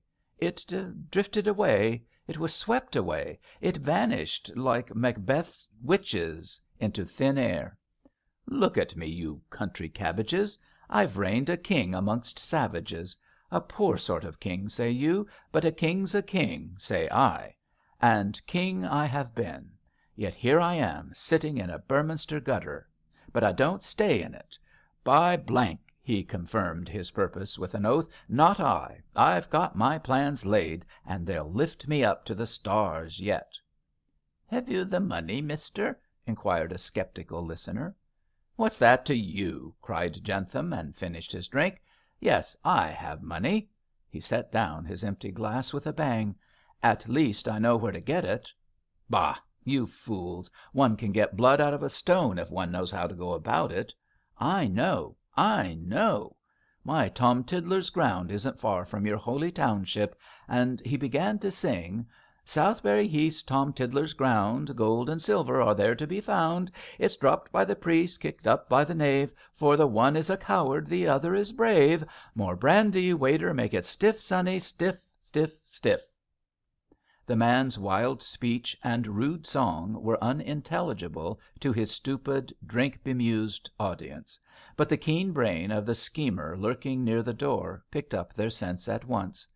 Dr Pendle was the priest who was to drop the money on Southberry Heath, and Jentham the knave who was to pick it up. As certainly as though the man had given chapter and verse, Cargrim understood his enigmatic stave. His mind flashed back to the memory that Dr Pendle intended to ride over to Southberry in the morning, across the heath. Without doubt he had agreed to meet there this man who boasted that he could get blood out of a stone, and the object of the meeting was to bribe him to silence. But however loosely Jentham alluded to his intention of picking up gold, he was cunning enough, with all his excitement, to hold his tongue as to how he could work such a miracle. Undoubtedly there was a secret between Dr Pendle and this scamp, but what it might be, Cargrim could by no means guess. Was Jentham a disreputable relation of the bishop's? Had Dr Pendle committed a crime in his youth for which he was now being blackmailed? What could be the nature of the secret which gave this unscrupulous blackguard a hold on a dignitary of the Church? Cargrim's brain was quite bewildered by his conjectures. Hitherto Jentham had been in the blabbing stage of intoxication, but after another glass of drink he relapsed into a sullen, silent condition, and with his eyes on the table pulled fiercely at his pipe, so that his wicked face looked out like that of a devil from amid the rolling clouds of smoke. His audience waited open-mouthed for more stories, but as their entertainer seemed too moody to tell them any more, they began to talk amongst themselves, principally about horses and dogs. It was now growing late, and the most respectable of the crowd were moving homeward. Cargrim felt that to keep up the dignity of his cloth he should depart also. for several looks of surprise were cast in his direction. But Jentham and his wild speeches fascinated him, and he lurked in his corner, watching the sullen face of the man until the two were left the sole occupants of the room. Then Jentham looked up to call the waiter to bring him a final drink, and his eyes met those of Mr. Cargrim. After a keen glance he suddenly broke into a peal of discordant laughter which died away into a savage and menacing growl. "Hullo!" he grumbled. "Here is the busybody of Beorminster. And what may you want, Mr. Paul Pry?" "A little civility in the first place, my worthy friend," said Cargrim in silky tones, for he did not relish the insolent tone of the satirical scamp. "I am no friend to spies." "How dare you speak to me like that, fellow?" "You call me a fellow, and I'll knock your head off," cried Jentham, rising with a savage look in his eyes. "If you aren't a spy, why do you come sneaking round here?" "I came to see Mrs. Mosk," explained the chaplain in a mighty dignified manner, "but she is asleep, so I could not see her. In passing the door of this room I heard you relating your adventures, and I naturally stopped to listen." "To hear if I had anything to say about my visit to your bishop, I suppose," growled Jentham unpleasantly. "I have a great mind to tell him how you watch me, you infernal devil dodger." "Respect my cloth, sir." "Begin by respecting it yourself, damn you. What would his lordship of Beorminster say if he knew you were here?" "His lordship does know." Jentham started. "Perhaps he sent you?" he said, looking doubtful. "No, he did not," contradicted Cargrim, who saw that nothing was to be learned while the man was thus bemused with drink. "I have told you the reason of my presence here, and as I am here, I warn you as a clergyman not to drink any more. You have already had more than enough." Jentham was staggered by the boldness of the chaplain, and stared at him open-mouthed. Then, recovering his speech, he poured forth such a volley of vile words at Cargrim that the chaplain stepped to the door and called the landlord. He felt that it was time for him to assert himself. "This man is drunk, Mosk," said he sharply, "and if you keep such a creature on your premises you will get into trouble." "Creature yourself!" cried Jentham, advancing towards Cargrim. "I'll wring your neck if you use such language to me. I've killed 50 better men than you in my time. Mosk," he turned with a snarl on the landlord, "get me a drink of brandy." "I think you've had enough, Mr. Jentham," said the landlord, with a glance at Cargrim, "and you owe me money." "Curse you, what of that?" raved Jentham, stamping. "Do you think I'll not pay you? I've not seen the colour of your money lately." "You'll see it when I choose. I'll have hundreds of pounds next week, hundreds." And he broke out fiercely, "Get me more brandy. Don't mind that devil dodger." "Go to bed," said Mosk, retiring. "Go to bed." Jentham ran after him with an angry cry, so Cargrim, feeling himself somewhat out of place in this pothouse row, nodded to Mosk and left the hotel with as much dignity as he could muster. As he went, the burden of Jentham's last speech, "hundreds of pounds," rang in his ears, and more than ever he desired to examine the bishop's cheque book in order to ascertain the exact sum. The secret, he thought, must indeed be a precious one when the cost of its preservation ran into 3 figures. When Cargrim emerged into the street it was still filled with people, as 10 o'clock was just chiming from the cathedral tower. The gossipers had retired within, and lights were gleaming in the upper windows of the houses, but knots of neighbours still stood about here and there, talking and laughing loudly. Cargrim strolled slowly down the streets towards the east gate, musing over his late experience, and enjoying the coolness of the night air after the sultry atmosphere of the coffee room. The sky was now brilliant with stars, and a silver moon rolled aloft in the blue arch, shedding down floods of light on the town, and investing its commonplace aspect with something of romance. The streets were radiant with the cold, clear lustre. The shadows, cast by the houses, lay black as Indian ink on the ground, and the laughter and noise of the passers-by seemed woefully out of place in this magical white world. Cargrim was alive to the beauty of the night, but was too much taken up with his thoughts to pay much attention to its mingled mystery of shadow and light. As he took his musing way through the wide streets of the modern town, he was suddenly brought to a standstill by hearing the voice of Jentham some distance away. Evidently the man had quarrelled with the landlord and had been turned out of the hotel, for he came rolling along in a lurching, drunken manner, roaring out a wild and savage ditty, picked up, no doubt, in some land at the back of beyond. Oh, I have trekked the 8 world climes and sailed the 7 seas, I've made my pile 100 times and chucked the lot in sprees, But when my ship comes home, my lads, why curse me don't I know The spot that's worth the bloomin' earth, the spot where I shall go? They call it Callao, oh it's Callao, for on no condition is extradition allowed in Callao. Jentham roared and ranted the fierce old chanty with as much gusto and noise as though he were camping in the wastelands to which the song applied, instead of disturbing the peace of a quiet English town. As his thin form came swinging along in the silver light, men and women drew back with looks of alarm to let him pass, and Cargrim, not wishing to have trouble with the drunken bully, slipped into the shadow of a house until he passed. As usual, there was no policeman visible, and Jentham went bellowing and storming through the quiet summer night like the dissolute ruffian he was. He was making for the country in the direction of the palace, and wondering if he intended to force his way into the house to threaten Dr Pendle. The chaplain followed immediately behind. But he was careful to keep out of sight, as Jentham was in just the excited frame of mind to draw a knife. And Cargrim, knowing his lawless nature, had little doubt but that he had one concealed in his boot or trouser belt. The delicate coward shivered at the idea of a rough and tumble encounter with an armed buccaneer. On went Jentham, swinging his arms with mad gestures and followed by the black shadow of the chaplain, until the two were clear of the town. Then the gipsy turned down a shadowy lane, cut through a footpath, and when he emerged again into the broad roadway, found himself opposite the iron gates of the Episcopalian Park. Here he stopped singing and shook his fist at them. "Come out, you devil dodger!" he bellowed savagely. "Come out and give me money, or I'll shame you before the whole town, you clerical hypocrite!" Then he took a pull at a pocket flask.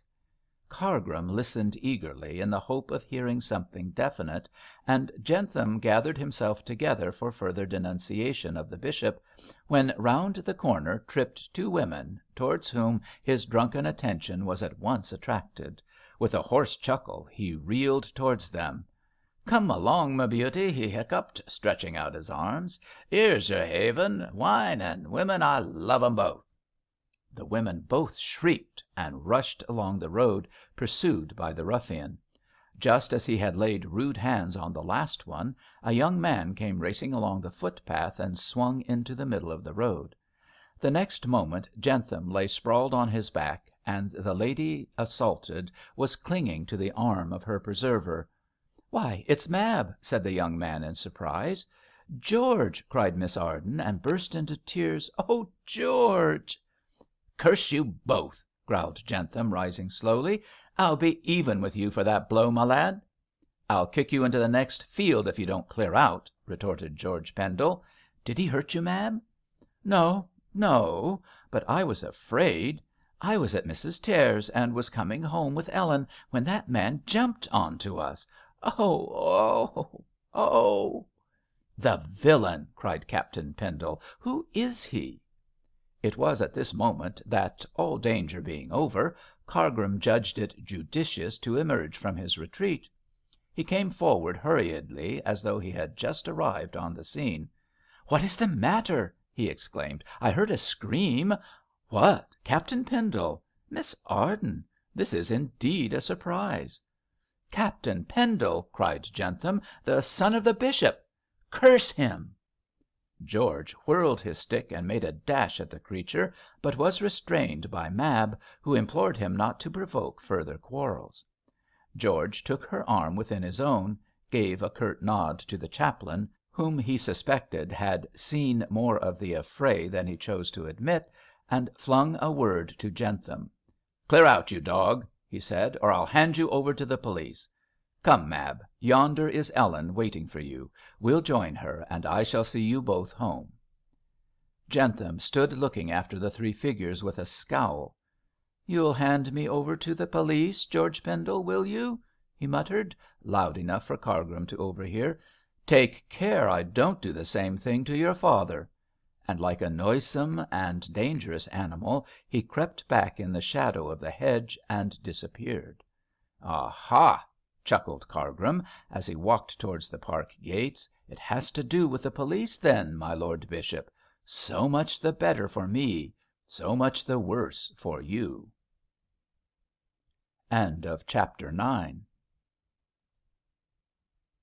Chapter X.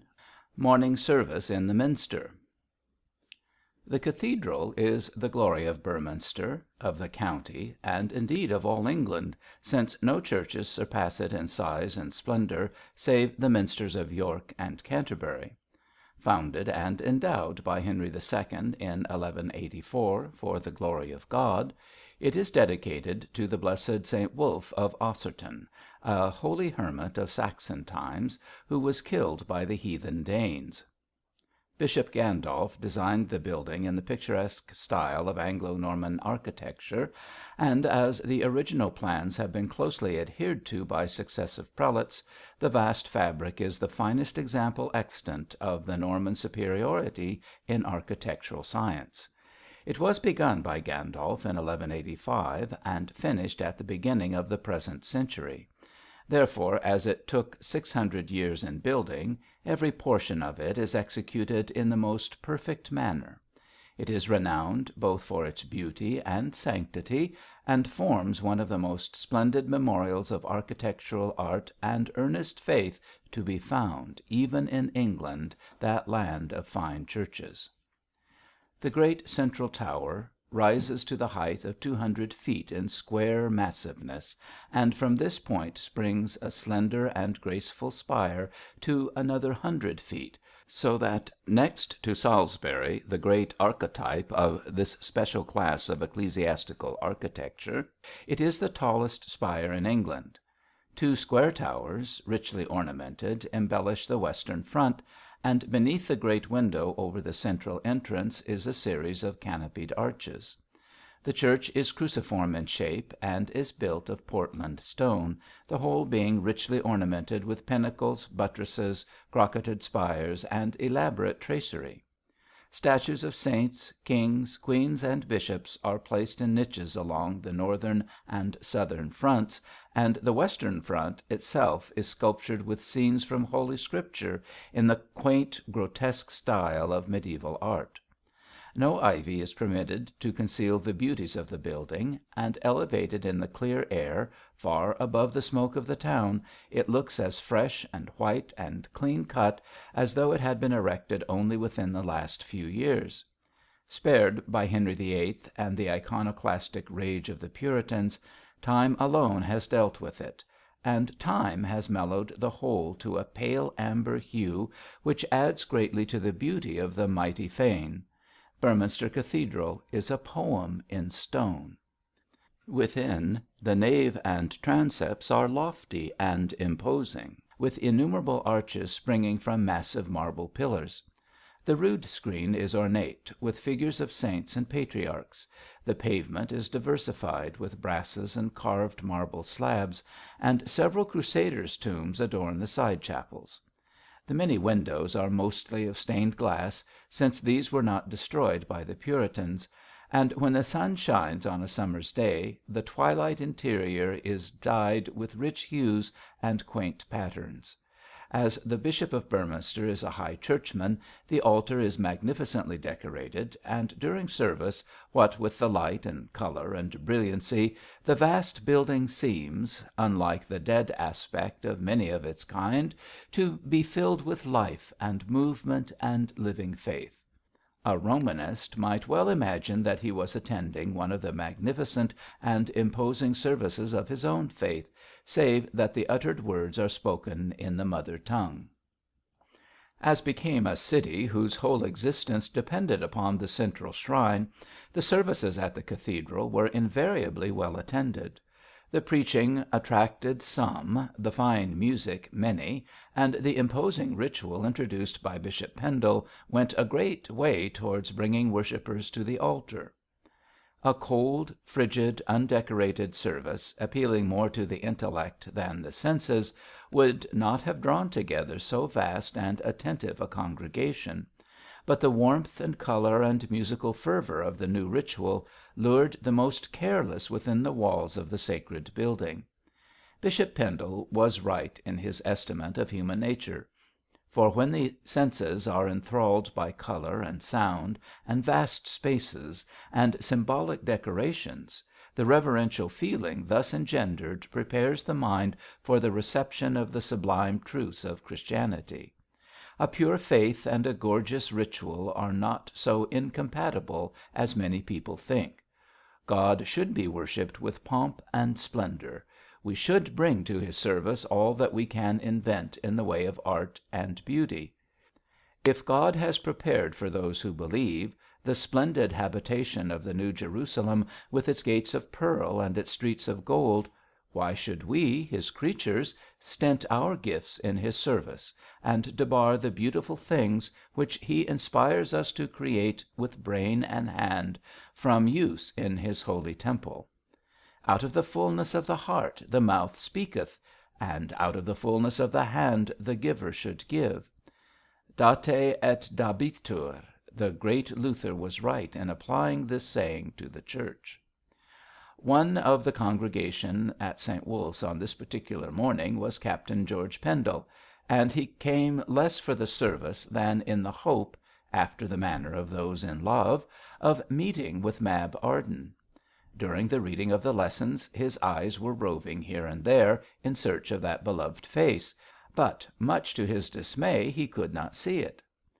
Finally, on a chair near a pillar, he caught sight of Miss Whichello in her poke bonnet and black silk cloak, but she was alone, and there were no bright eyes beside her to send a glance in the direction of George. Having ascertained beyond all doubt that Mab was not in the church, and believing that she was unwell after the shock of Jentham's attack on the previous night, George withdrew his attention from the congregation and settled himself to listen attentively to the anthem. It was worthy of the cathedral, and higher praise cannot be given. "I have blotted out as a thick cloud," sang the boy soloist in a clear, sweet treble. "I have blotted out thy transgressions, and as a cloud thy sins." Then came the triumphant cry of the choir, borne on the rich waves of sound rolling from the organ, "Return unto me, for I have redeemed thee." The lofty roof reverberated with the melodious thunder, and the silvery altos pierced through the great volume of sound like arrows of song. "Return, return, return," called the choristers, louder and higher and clearer, and ended with a magnificent burst of harmony, with the sublime proclamation, "The Lord hath redeemed Jacob, and glorified himself in Israel." When the white-robed singers resumed their seats, the organ still continued to peal forth triumphant notes, which died away in gentle murmurs. It was like the passing by of a tempest, the stilling of the ocean after a storm. Mr. Cargrim preached the sermon, and with a vivid recollection of his present enterprise, waxed eloquent on the ominous text, "Be sure thy sin will find thee out." His belief that the bishop was guilty of some crime, for the concealment of which he intended to bribe Jentham, had been strengthened by an examination on that very morning of the cheque book. Dr Pendle had departed on horseback for Southberry after an early breakfast, and after hurriedly dispatching his own, Cargrim had hastened to the library. Here, as he expected, he found the cheque book carelessly left in an unlocked drawer of the desk, and on looking over it he found that one of the butts had been torn out. The previous butt bore a date immediately preceding that of Dr Pendle's departure for London, so Cargrim had little difficulty in concluding that the bishop had drawn the next cheque in London, and had torn out the butt to which it had been attached. This showed, as the chaplain very truly thought, that Dr Pendle was desirous of concealing not only the amount of the cheque, since he had kept no note of the sum on the butt, but of hiding the fact that the cheque had been drawn at all. This conduct, coupled with the fact of Jentham's allusion to Tom Tiddler's ground and his snatch of extempore song, confirmed Cargrim in his suspicions that Pendle had visited London for the purpose of drawing out a large sum of money, and intended to pay the same over to Jentham that very night on Southberry Heath. With this in his mind it was no wonder that Cargrim preached a stirring sermon. He repeated his warning text over and over again. He illustrated it in the most brilliant fashion, and his appeals to those who had secret sins to confess them at once were quite heartrending in their pathos. As most of his congregation had their own little peccadilloes to worry over, Mr Cargrim's sermon made them quite uneasy, and created a decided sensation, much to his own gratification. If Bishop Pendle had only been seated on his throne to hear that sermon, Cargrim would have been thoroughly satisfied. But alas, the bishop, worthy man, was confirming innocent sinners at Southberry, and thus lost any chance he might have had of profiting by his chaplain's eloquence. However, the congregation could not be supposed to know the secret source of the chaplain's eloquence, and his withering denunciations were supposed to arise from a consciousness of his own pure and open heart. The female admirers of Cargrim particularly dwelt in after-church gossip on this presumed cause of the excellent sermon they had heard, and when the preacher appeared he was congratulated on all sides. Miss Tancred for once forgot her purse story, and absolutely squeaked in the highest of keys in her efforts to make the young man understand the amount of pleasure he had given her. Even Mrs Pansey was pleased to express her approval of so well chosen a text, and looked significantly at several of her friends as she remarked that she hoped they would take its warning to heart.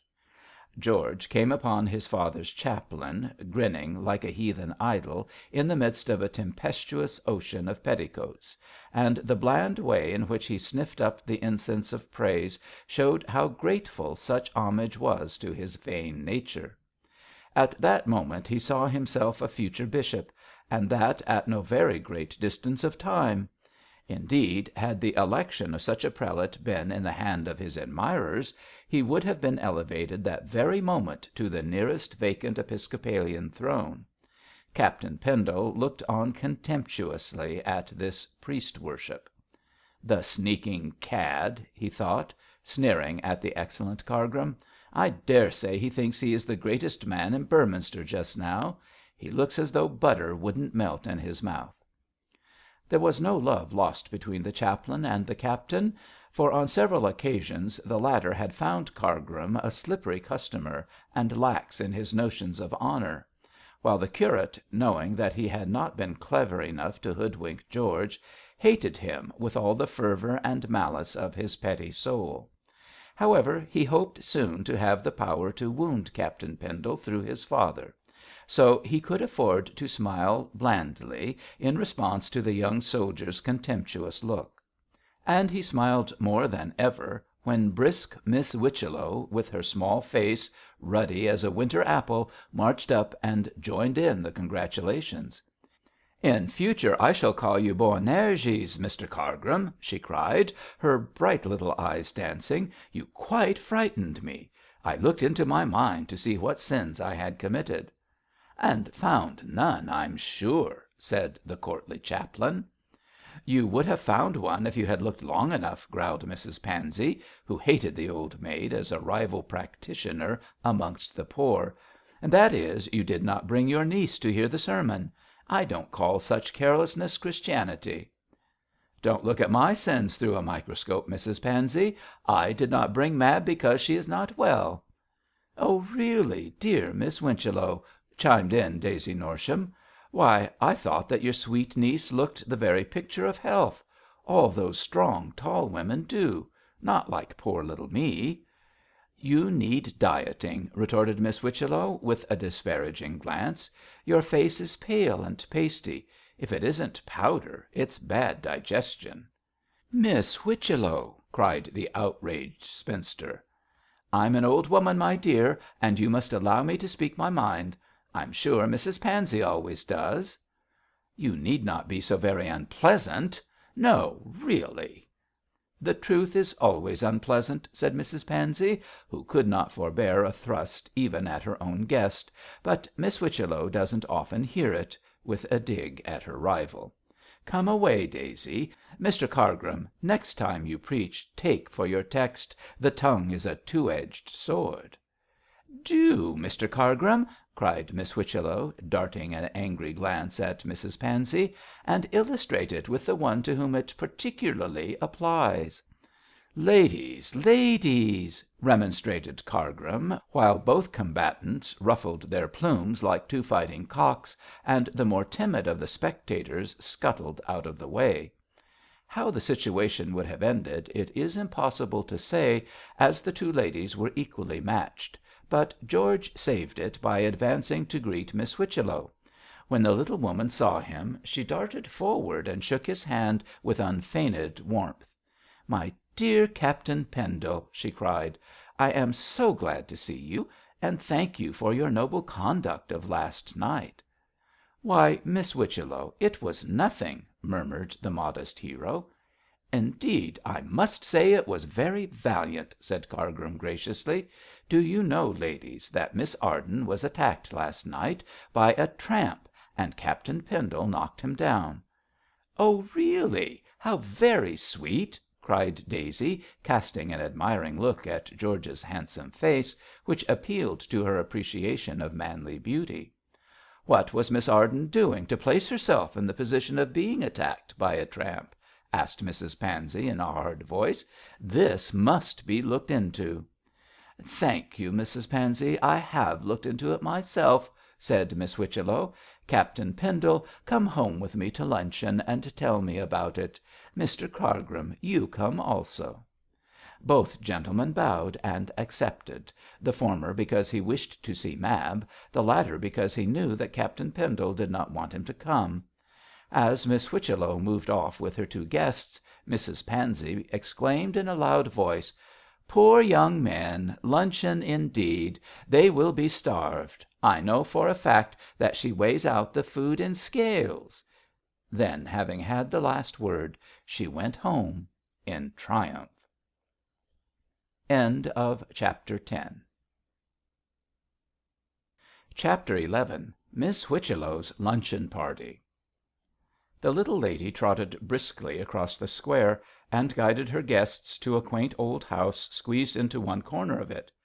Here she had been born some 60-odd years before. Here she had lived her life of spinsterhood, save for an occasional visit to London; and here she hoped to die, although at present she kept death at a safe distance by hygienic means and dietary treatment. The house was a queer survival of 3 centuries, with a pattern of black oak beams let into a whitewashed front. Its roof shot up into a high gable at an acute angle, and was tiled with red clay squares, mellowed by time to the hue of rusty iron. A long lattice with diamond panes, and geraniums in flower pots behind them, extended across the lower story. 2 little jutting windows, also the criss-cross pattern, looked like 2 eyes in the 2nd story, and high up in the 3rd the casement of the attic peered out coyly from under the eaves. At the top of a flight of immaculately white steps there was a squat little door painted green and adorned with a brass knocker burnished to the colour of fine gold. The railings of iron round the area were also coloured green, and the appearance of the whole exterior was as spotless and neat as Miss Whichello herself. It was an ideal house for a dainty old spinster such as she was, and rested in the very shadow of the Bishop Gandolf's cathedral, like the nest of a bright-eyed wren. "Mab, my dear," cried the wren herself, as she led the gentlemen into the drawing room, "I have brought Captain Pendle and Mr Cargrim to luncheon." Mab arose out of a deep chair and laid aside the book she was reading. "I saw you crossing the square, Captain Pendle," she said, shaking his hand. "Mr Cargrim, I am glad to see you." "Are you not glad to see me?" whispered George, in low tones. "Do you need me to tell you so?" was Mab's reply, with a smile, and that smile answered his question. "Oh, my dear, such a heavenly sermon!" cried Miss Whichello, fluttering about the room. "It went to my very heart." "It could not have gone to a better place," replied the chaplain, in the gentle voice which George particularly detested. "I am sorry to hear you have suffered from your alarm last night, Miss Arden." "My nerves received rather a shock, Mr Cargrim, and I had such a bad headache that I decided to remain at home. I must receive your sermon second hand from my aunt." "Why not first hand from me?" said Cargrim, insinuatingly, whereupon Captain George pulled his moustache and looked savage. "Oh, I won't tax your good nature so far," rejoined Mab, laughing. "What is it, aunty?" for the wren was still fluttering and restless. "My dear, you must content yourself with Captain Pendle till luncheon, for I want Mr Cargrim to come into the garden and see my fig tree. Real figs grow on it, Mr Cargrim," said Miss Whichello, solemnly, "the very first figs that have ever ripened in Beorminster." "I am glad it is not a barren fig tree," said Cargrim, introducing a scriptural allusion in his most clerical manner. "Barren indeed. It has 5 figs on it. Really, sitting under its shade, one would fancy one was in Palestine. Do come, Mr Cargrim," and Miss Whichello fluttered through the door like an escaping bird. "With pleasure, the more so as I know we shall not be missed." "Damn!" muttered Captain Pendle, when the door closed on Cargrim's smile and insinuating looks. "Captain Pendle!" exclaimed Miss Arden, becomingly shocked. "Captain Pendle, indeed," said the young man, slipping his arm round Mab. "And why not George?" "I thought Mr Cargrim might hear." "He ought to. Like the ass, his ears are long enough." "Still, he is anything but an ass, George." "If he isn't an ass, he's a beast," rejoined Pendle promptly, "and it comes to much the same thing." "Well, you need not swear at him." "If I didn't swear, I'd kick him, Mab. And think of the scandal to the Church. Cargrim's a sneaking, time serving sycophant. I wonder my father can endure him. I can't." "I don't like him myself," confessed Mab, as they seated themselves in the window seat. "I should think not," cried Captain George, in so deliberate and disgusted a tone that Mab laughed. Whereat he kissed her and was reproved, so that both betook themselves to argument as to the righteousness or unrighteousness of kissing on a Sunday. George Pendle was a tall, slim, and very good looking young man in every sense of the word. He was as fair as Mab was dark, with bright blue eyes and a bronzed skin, against which his smartly pointed moustache appeared by contrast almost white. With his upright figure, his alert military air, and merry smile, he looked an extremely handsome and desirable lover. And so Mab thought, although she reproved him with orthodox modesty for snatching a kiss unasked. But if men had to request favours of this sort, there would not be much kissing in the world. Moreover, stolen kisses, like stolen fruit, have a piquant flavour of their own. The quaint old drawing room, with its low ceiling and twilight atmosphere, was certainly an ideal place for love making. It was furnished with chairs and tables and couches which had done duty in the days of Miss Whichello's grandparents, and if the carpet was old, so much the better, for its once brilliant tints had faded into soft hues more restful to the eye. In one corner stood the grandfather of all pianos, with a front of drawn green silk fluted to a central button; beside it a prim Canterbury, filled with primly bound books of yellow paged music, containing "The Battle of the Prague," "The Maiden's Prayer," "Cherry Ripe," and "The Canary Bird's Quadrilles." Such tinkling melodies had been the delight of Miss Whichello's youth, and, as she had a fine finger for the piano, her own observation. She sometimes tinkled them now on the jingling old piano when old friends came to see her. Also there were Chippendale cupboards with glass doors, filled with a most wonderful collection of old china, older even than their owner; Chinese jars heaped up with dried rose leaves, spreading around a perfume of dead summers; bright silken screens from far Japan; footstools and fender stools, worked in worsted, which tripped up the unwary; and a number of oil paintings, valuable rather for age than beauty. None of your modern flimsy drawing rooms was Miss Whichello's, but a dear, delightful, cosy room, full of faded splendours and relics of the dead and gone, so dearly beloved. From the yellow silk fire screen swinging on a rosewood pole, to the drowsy old canary chirping feebly in his brass cage at the window, all was old world and marvellously proper and genteel. Withal, a quiet, perfumed room, delightful to make love in to the most beautiful woman in the world, as Captain George Pendle knew very well. "Though it really isn't proper for you to kiss me," observed Mab, folding her slender hands on her white gown.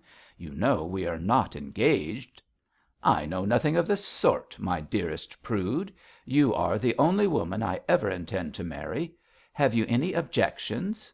If so, I should like to hear them." "I am 2 years older than you, George." "A man is as old as he looks, a woman as she feels. I am quite convinced, Miss Arden, that you feel 19 years of age, so the disparity rests rather on my shoulders than on yours." "You don't look old," laughed Mab, letting her hand lie in that of her lover's. "But I feel old. Old enough to marry you, my dear. What is your next objection?" "Your father does not know that you love me." "My mother does. Lucy does. And with 2 women to persuade him, my dear, kind old father will gladly consent to the match." "I have no money." "My dearest, neither have I. 2 negatives make an affirmative, and that affirmative is to be uttered by you when I ask if I may tell the bishop that you are willing to become a soldier's wife." "Oh, George," cried Mab anxiously, "it is a very serious matter. You know how particular your father is about birth and family. My parents are dead. I never knew them; for my father died before I was born, and my mother followed him to the grave when I was a year old. If my dear mother's sister had not taken charge of me and brought me up, I should very likely have gone on the parish; for, as aunty says, my parents were paupers." "My lovely pauper, what is all this to me? Here is your answer to all the nonsense you have been talking." And George, with the proverbial boldness of a soldier, laid a fond kiss on the charming face so near to his own. "Oh, George!" began the scandalized Mab, for the 5th time at least, and was about to reprove her audacious lover again, when Miss Whichello bustled into the room, followed by the black shadow of the parson. George and Mab sprang apart with alacrity, and each wondered, while admiring the cathedral opposite, if Miss Whichello or Cargrim had heard the sound of that stolen kiss. Apparently the dear unsuspecting old Jenny Wren had not, for she hopped up to the pair in her bird-like fashion and took George's arm. "Come, good people," she said briskly, "luncheon is ready, and so are your appetites, I've no doubt. Mr Cargrim, take in my niece." In 5 minutes the quartette were seated round a small table in Miss Whichello's small dining room. The apartment was filled with oak furniture, black with age and wondrously carved. The curtains and carpet and cushions were of faded crimson rep, and as the gaily striped sun blinds were down, the whole was enwrapped in a sober brown atmosphere, restful to the eye and cool to the skin.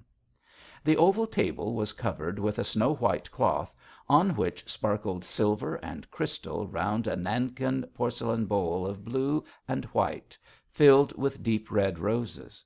The dinner plates were of thin china, painted with sprawling dragons in yellow and green. The food, in spite of Mrs Pansey's report, was plentiful and dainty, and the wines came from the stock laid down by the father of the hostess in the days when dignitaries of the Church knew what good wine was.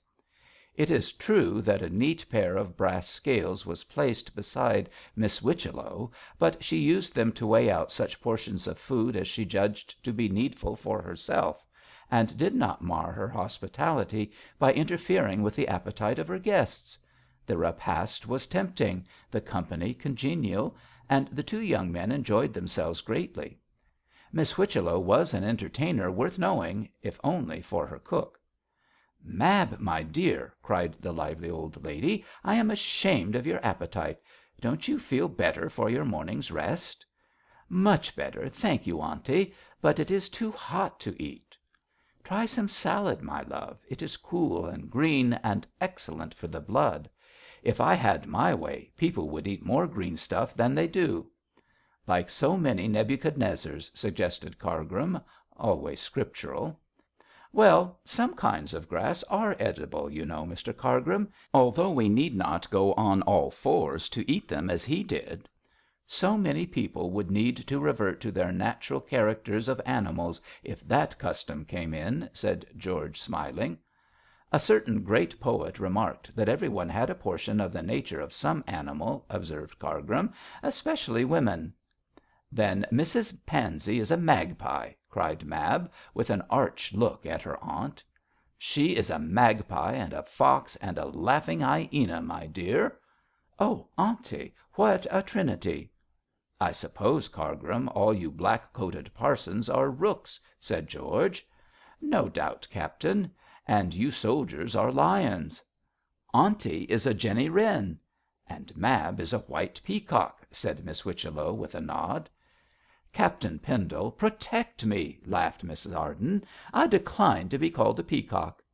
"You are a golden bird of paradise, Miss Arden." "Ah, that is a pretty compliment, Captain Pendle. Thank you."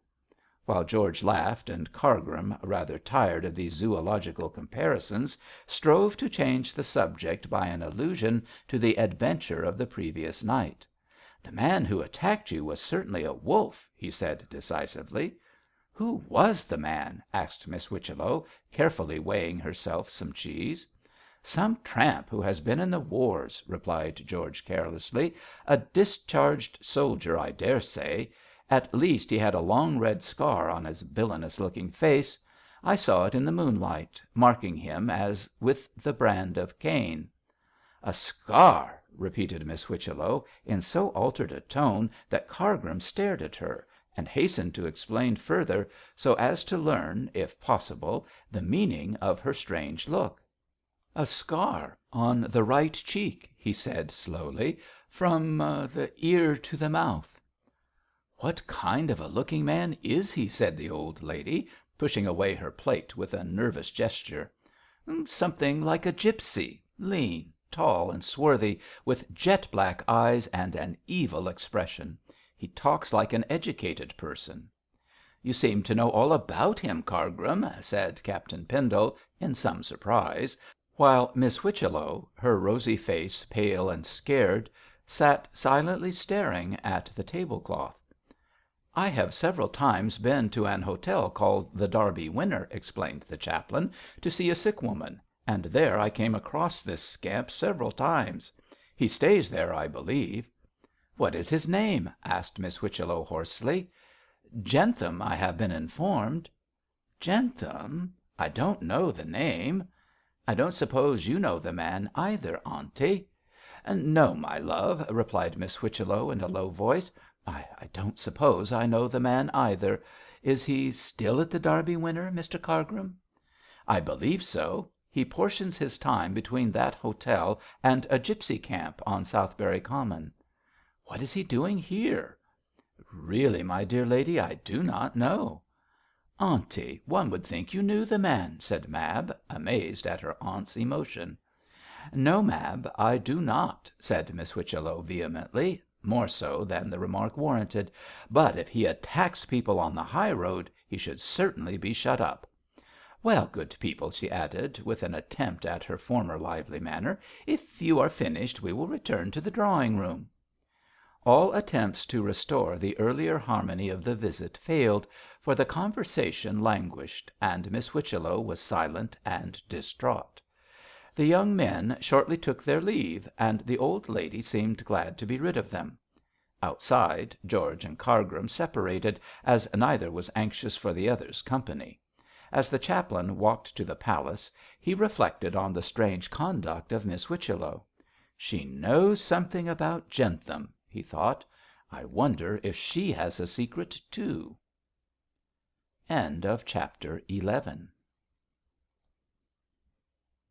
Chapter XII. Bell Mosk pays a visit.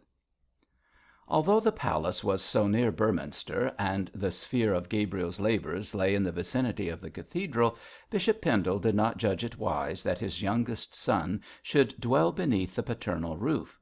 To teach him independence, to strengthen his will and character, and because he considered that a clergyman should, to a certain extent, share the lot of those amongst whom he laboured, the bishop arranged that Gabriel should inhabit lodgings in the old town, not far from the Derby Winner. It was by reason of this contiguity that Gabriel became acquainted with the handsome barmaid of the hotel, and as he was a more weak-natured man than his father dreamed of, it soon came about that he fell in love with the girl. Matters between them had gone much further than even Cargrim, with all his suspicions, guessed, for in the skilful hands of Miss Mosk the curate was as clay, and for some time he had been engaged to his charmer. No one knew this, not even Mrs Mosk, for the fair Bell was quite capable of keeping a secret.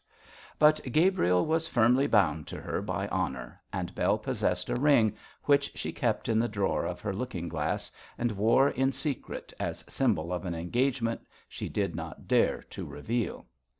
On Sunday evening she arrayed herself in her best garments, and putting on this ring, told her mother that she was going to church. At first Mrs Mosk feebly objected, as her husband was away in Southberry and would not be back all night. But as Bell declared that she wanted some amusement after working hard at pulling beer all the week, Mrs Mosk gave way. She did not approve of Bell's mention of evening service as amusement, but she did approve of her going to church, so when the young lady had exhibited herself to the invalid in all her finery, she went away in the greatest good humour. As the evening was hot, she had put on a dress of pale blue muslin, adorned with white ribbons, a straw hat with many flowers and feathers, and to finish off her costume, her gloves and shoes and sunshade were white. As these cool colours rather toned down the extreme red of her healthy complexion, she really looked very well, and when Gabriel saw her seated in a pew near the pulpit, behaving as demurely as a cat that is after cream, he could not but think how pretty and pious she was. It was probably the first time that piety had ever been associated with Bell's character, although she was not a bad girl on the whole. But that Gabriel should gift her with such a quality showed how green and innocent he was as regards the sex. The church in which he preached was an ancient building at the foot of the hill, crowned by the cathedral. It was built of rough grey stone, in the Norman style of architecture, and very little had been done to adorn it, either within or without, as the worshippers were few and poor, and low church in their tendencies. Those who liked pomp and colour and ritual could find all three in the Minster, so there was no necessity to hold elaborate services in this grey, cold little chapel. In her heart Bell preferred the cathedral, with its music and choir, its many celebrants and fashionable congregation, but out of diplomacy she came to sit under Gabriel and follow him as her spiritual guide. Nevertheless, she thought less of him in this capacity than as a future husband likely to raise her to a position worthy of her beauty and merits, of both of which she entertained a most excellent opinion. As usual, the pews were half empty, but Gabriel, being a devout parson, performed the service with much earnestness. He read the lessons, lent his voice to the assistance of the meagre choir, and preached a short but sensible discourse which pleased every one. Bell did not hear much of it, for her mind was busy with hopes that Gabriel would shortly induce his father to receive her as a daughter-in-law. It is true that she saw difficulties in the way, but to a clever woman like herself she did not think them unconquerable. Having gone so far as to engage herself to the young man, she was determined to go to the whole length and benefit as much as possible for her sacrifice, as she thought it, of accepting the somewhat trying position of a curate's wife. With her bold good looks and aggressive love of dress and amusement, Bell was hardly the type likely to do credit to a parsonage; but any doubts on that score never entered her vain mind. When the service was over and the sparse congregation had dwindled away, she went round to the vestry and asked Jarper, the cross old verger, if she could see Mr. Pendle. Jarper, who took a paternal interest in the curate, and did not like Miss Mosk overmuch, since she stinted him of his full measure of beer when he patronized her father's hotel, replied in surly tones that Mr. Pendle was tired and could see no one. "But I must see him," persisted Bell, who was as obstinate as a mule. "My mother is very ill." "Then why don't you stay to home and look arter her?" "She sent me out to ask Mr. Pendle to see her, and I want none of your insolence, Jacob Jarper." "Don't 'ee be bold, Miss Mosk. I have been verger here these 60 year, I have, and I don't want to be told my duty by sich as you." "Such as me, indeed!" cried Bell, with a flash of the paternal temper. "If I wasn't a lady I'd give you a piece of my mind." "Hee, hee, hee!" chuckled Jarper. "'Pears as you're all ladies by your own way of showing. Not that y' ain't handsome, far be it from me to say as you ain't, but Muster Pendle, well, that's a different matter." At this moment Gabriel put an end to what threatened to develop into a quarrel by appearing at the vestry door. On learning that Mrs Mosk wished to see him, he readily consented to accompany Bell, but as he had some business to attend to at the church before he went, he asked Bell to wait for a few minutes. "I'll be some little time, Jarper," said he kindly to the sour old verger, "so if you give me the keys I'll lock up and you can go home to your supper." "I am hungry, Muster Pendle," confessed Jarper, "and it ain't at my time of life as old folks should starve. I've locked up the hull church 'ceptin' the vestry door, and here's the key oft. Be careful with the light and put it out, Muster Pendle, for if you burns down the church, what good is fine sermons, I'd like to know." "It will be all right, Jarper. I'll give you the key to morrow. Good night." "Good night, Jarper," chimed in Bell, in her most stately manner. "Thankee, Muster Pendle. Good night, but I don't want no beer from you this evening, Miss Bell Mosk," growled the old man, and chuckling over this exhibition of wit, he hobbled away to his supper. "These common people are most insolent," said Bell, with an affectation of fine ladyism. "Let us go into the vestry, Gabriel. I wish to speak to you. Oh, you needn't look so scared. There's nobody about, now that old Doughton Carry One has gone," this last in allusion to Jarper's lameness. "Bell, please don't use such language," remonstrated Gabriel, as he conducted her into the vestry. "Some one might hear." "I don't care if some one does," retorted Miss Mosk, taking a chair near the flaring, spluttering gas jet. "But I tell you there is no one about. I wouldn't be here alone with you if there were. I'm as careful of my own reputation as I am of yours, I can tell you." "Is your mother ill again?" asked Gabriel, arranging some sheets of paper on the table and changing the conversation. "Oh, she's no better and no worse. But you better come and see her, so that folks won't be talking of my having spoken to you. A cat can't look at a jug in this town without they think she's after the cream." "You wish to speak with me, Bell?" "Yes, I do. Come and sit 'longside of me." Gabriel, being very much in love, obeyed with the greatest willingness, and when he sat down under the gas jet would have taken Bell in his arms, but that she evaded his clasp. "There's no time for anything of that sort, my dear," said she sharply. "We've got to talk business, you and I, we have." "Business? About our engagement?" "You've hit it, Gabriel. That's the business I wish to understand. How long is this sort of thing going on?" "What sort of thing?" "Now don't pretend to misunderstand me," cried Bell, with acerbity, "or you and I shall fall out of the cart. What sort of thing, indeed? Why, my engagement to you being kept secret, your pretending to visit mother when it's me you want, my being obliged to hide the ring you gave me from father's eyes. That's the sort of thing, Mr Gabriel Pendle." "I know it is a painful position, dearest, but—" "Painful position!" echoed the girl, contemptuously. "Oh, I don't care two straws about the painful position. It's the danger I'm thinking about." "Danger? What do you mean? Danger from whom?" "From Mrs Pansey, from Mr Cargrim. She guesses a lot, and he knows more than is good for either you or I. I don't want to lose my character." "Bell, no one dare say a word against your character." "I should think not," retorted Miss Mosk, firing up. "I'd have the law on them if they did. I can look after myself, I hope, and there's no man I know likely to get the better of me. I don't say I'm an aristocrat, Gabriel, but I'm an honest girl, and as good a lady as any of them. I'll make you a first class wife in spite of my bringing up." Gabriel kissed her. "My darling Bell, you are the sweetest and cleverest woman in the world. You know how I adore you." Bell knew very well, for she was sharp enough to distinguish between genuine and spurious affection. Strange as it may appear, the refined and educated young clergyman was deeply in love with this handsome, bold woman of the people.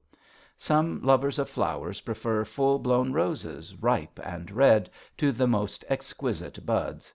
Gabriel's tastes were the same, and he admired the florid beauty of Bell with all the ardour of his young and impetuous heart. He was blind to her liking for incongruous colours in dress; he was deaf to her bold expressions and defects in grammar. What lured him was her ripe, rich, exuberant beauty. What charmed him was the flash of her white teeth and the brilliancy of her eyes when she smiled. What dominated him was her strong will and practical way of looking on worldly affairs.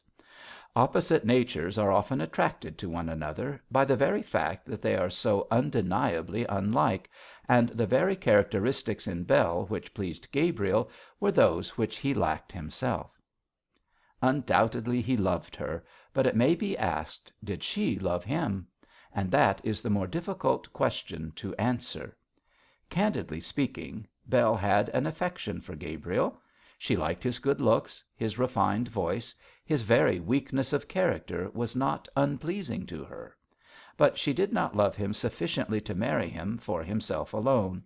What she wished to marry was the gentleman, the clergyman, the son of the Bishop of Beorminster, and unless Gabriel could give her all the pleasures and delights attendant on his worldly position, she was not prepared to become Mrs Gabriel Pendle. It was to make this clear to him, to clinch the bargain, to show that she was willing to barter her milkmaid beauty and strong common sense for his position and possible money, that she had come to see him. Not being bemused with love, Bell Mosk was thoroughly practical, and so spoke very much to the point. Never was there so prosaic an interview. "Well, it just comes to this," she said determinedly. "I'm not going to be kept in the background serving out beer any longer. If I am worth marrying, I am worth acknowledging, and that's just what you've got to do, Gabriel." "But my father," faltered Gabriel, nervously, for he saw in a flash the difficulties of his position. "What about your father? He can't eat me, can he?" "He can cut me off with a shilling, my dear, and that's just what he will do if he knows I'm engaged to you. Surely, Bell, with your strong common sense, you can see that for yourself." "Of course I see it," retorted Bell sharply, for the speech was not flattering to her vanity. "All the same, something must be done." "We must wait." "I'm sick of waiting." Gabriel rose to his feet and began to pace to and fro. "You cannot desire our marriage more than I do," he said fondly. "I wish to make you my wife in as public a manner as possible. But you know I have only a small income as a curate, and would not wish us to begin life on a pittance." "I should think not. I've had enough of cutting and contriving. But how do you intend to get enough for us to marry on?" My father has promised me the rectorship of Heathcroft. The present incumbent is old and cannot possibly live long." "I believe he'll live on, just to spite us," grumbled Bell. "How much is the living worth?" "600 a year. There's also the rectory, you know." "Well, I dare say we can manage on that, Gabriel. Perhaps after all it will be best to wait. But I don't like it." "Neither do I, my dear. If you like, I'll tell my father and marry you to morrow." "Then you would lose Heathcroft." "It's extremely probable I would," replied Gabriel, dryly. "In that case we'll wait," said Bell, springing up briskly. "I don't suppose that old man is immortal, and I'm willing to stick to you for another 12 months." "Bell, I thought you loved me sufficiently to accept any position." "I do love you, Gabriel, but I'm not a fool, and I'm not cut out for a poor man's wife. I've had quite enough of being a poor man's daughter. When poverty comes in at the door, love flies out of the window. That's as true as true. No, we'll wait till the old rector dies, but if he lasts longer than 12 months I'll lose heart and have to look about me for another husband in my own rank of life." "Bell," said Gabriel, in a pained voice, "you are cruel." "Rubbish," replied the practical barmaid. "I'm sensible. Now come and see mother." Chapter XIII. A stormy night. Having given Gabriel plainly to understand the terms upon which she was prepared to continue their secret engagement, Bell kissed him once or twice to soften the rigour of her speech. Then she intimated that she would return alone to the Derby Winner, and that Gabriel could follow after a reasonable interval of time had elapsed. She also explained the meaning of these precautions. "If the old cats of the town saw you and I walking along on Sunday night," said she, at the door of the vestry, "they would screech out that we were keeping company, and in any case would couple our names together. If they did, father would make it so warm for me that I should have to tell the truth, and then well," added Miss Mosk, with a brilliant smile, "you know his temper and my temper." "You are sure it is quite safe for you to go home alone?" said Gabriel, who was infected with the upper class prejudice that every unmarried girl should be provided with a chaperone. "Safe!" echoed the dauntless Bell, in a tone of supreme contempt. "My dear Gabriel, I'll be safe in the middle of Timbuctoo." "There are many of these rough harvest labourers about here, you know." "I'll slap their faces if they speak to me. I'd like to see them try it, that's all. And now good bye for the present, dear. I must get home as soon as possible, for there is a storm coming, and I don't want to get my Sunday go to meetin' clothes spoilt." When she slipped off like a white ghost into the gathering darkness, Gabriel remained at the door and looked up at the fast clouding sky. It was now about 9 o'clock, and the night was hot and thundery, and so airless that it was difficult to breathe. Overhead, masses of dark cloud, heavy with storm, hung low down over the town, and the earth, panting and worn out with the heat, waited thirstily for the cool drench of the rain.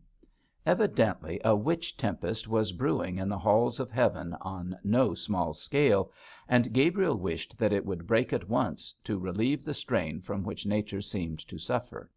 Whether it was the fatigue of his day's labour or the late interview with Bell which depressed him, he did not know, but he felt singularly pessimistic, and his mind was filled with premonitions of ill. Like most people with highly strung natures, Gabriel was easily affected by atmospheric influence, so no doubt the palpable electricity in the dry, hot air depressed his nerves, but whether this was the cause of his restlessness he could not say. He felt anxious and melancholy, and was worried by a sense of coming ill, though what such ill might be, or from what quarter it would come, he knew not.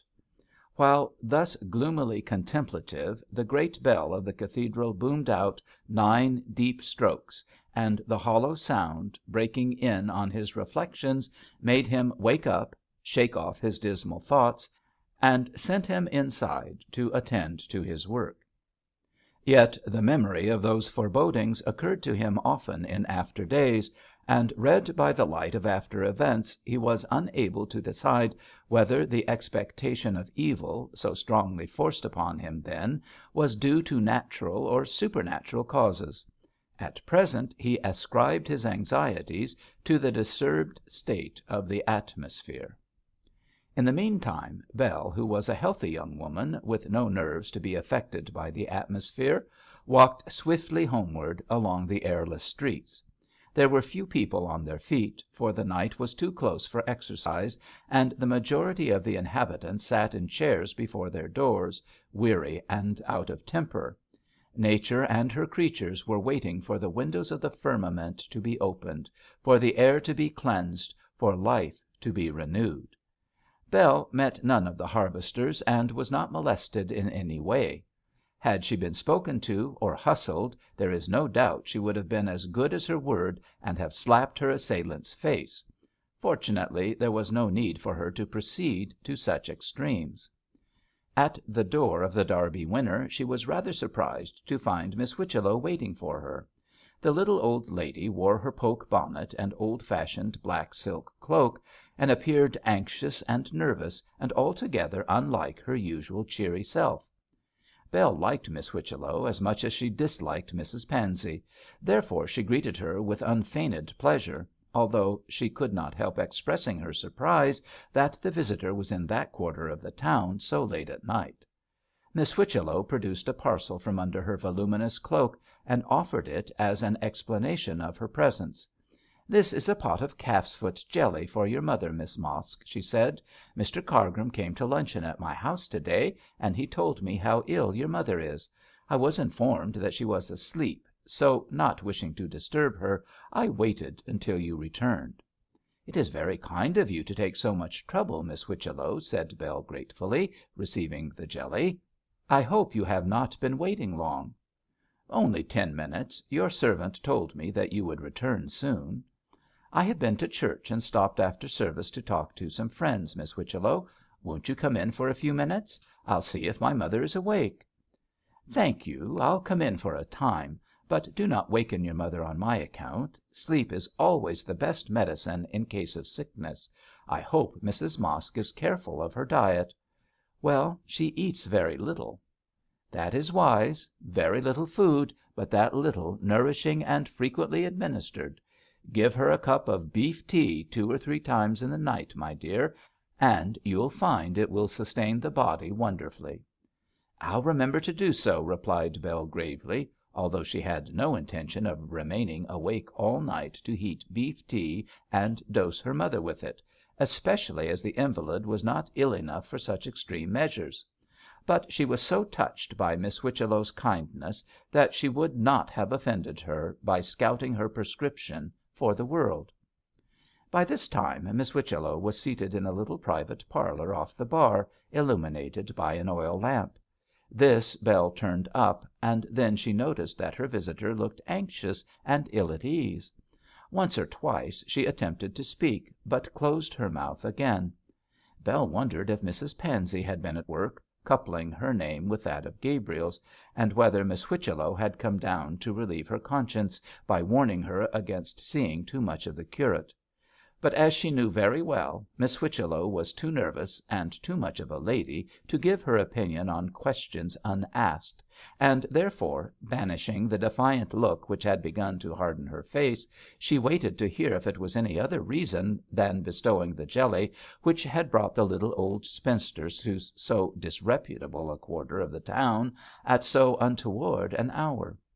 Finally Miss Whichello's real reason for calling came out by degrees, and in true feminine fashion she approached the main point by side issues.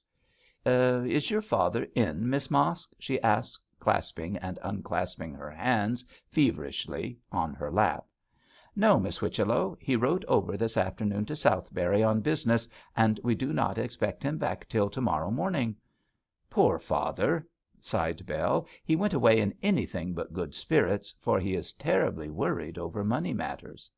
"The payment of his rent is troubling him, perhaps?" "Yes, Miss Whichello. This is an expensive hotel, and the rent is high. We find it so difficult to make the place pay that we are behindhand with the rent. Sir Harry Brace, our landlord, has been very kind in waiting, but we can't expect him to stand out of his money much longer. I'm afraid in the end we'll have to give up the Derby winner. But it is no good my worrying you about our troubles," concluded Bell, in a more vivacious tone. "What do you wish to see father about, Miss Whichello?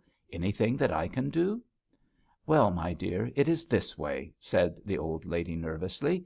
"You know that I have a much larger income than I need, and that I am always ready to help the deserving." "Oh, I know, Miss Whichello. You give help where Mrs Pansey only gives advice. I know who is most thought of, that I do." "Mrs Pansey has her own methods of dispensing charity, Miss Mosk." "Tracts and interference," muttered Bell under her breath. "Meddlesome old tabby that she is." "Mr Cargrim was at my house to day, as I told you," pursued Miss Whichello, not having heard this remark, "and he mentioned a man called Jentham as a poor creature in need of help." "He's a poor creature, I dare say," said Miss Mosk, tossing her head, "for he owes father more money than he can pay, although he does say that he'll settle his bill next week. But he's a bad lot." "A bad lot, Miss Mosk?" "As bad as they make 'em, Miss Whichello. Don't you give him a penny, for he'll only waste it on drink." "Does he drink to excess?" "I should think so. He finishes a bottle of brandy every day." "Oh, Miss Mosk, how very dreadful!" cried Miss Whichello, quite in the style of Daisy Norsham. "Why is he staying in Beorminster?" "I don't know. But it's for no good, you may be sure. If he isn't here, he's hobnobbing with those gipsy wretches who have a camp on Southberry Common. Mother Jael and he are always together." "Can you describe him?" asked Miss Whichello, with some hesitation. "He is tall and thin, with a dark, wicked looking face, and he has a nasty scar on the right cheek, slanting across it to the mouth. But the funny thing is, that with all his rags and drunkenness, there is something of the gentleman about him. I don't like him, yet I can't dislike him. He's attractive in his own way from his very wickedness. But I'm sure," finished Bell, with a vigorous nod, "that he's a black-hearted Nero. He has done a great deal of damage in his time both to men and women. I'm as sure of that as I sit here, though I can give no reason for saying so." Miss Whichello listened to this graphic description in silence. She was very pale, and held her handkerchief to her mouth with one trembling hand. The other beat nervously on her lap, and it was only by a strong effort of will that she managed to conquer her emotion. "I dare say you are right," she observed in a tremulous voice. "Indeed, I might have expected as much, for last night he frightened my niece and her maid on the high road. I thought it would be best to give him money and send him away, so that so evil a man should not remain here to be a source of danger to the town." "Give him money!" cried Miss Mosk. "I'd give him the cat o' nine tails if I had my way. Don't you trouble about him, Miss Whichello. He's no good." "But if I could see him, I might soften his heart," pleaded the old lady, very much in earnest. "Soften a brickbat," rejoined Bell. "You'd have just as much success with one as with the other.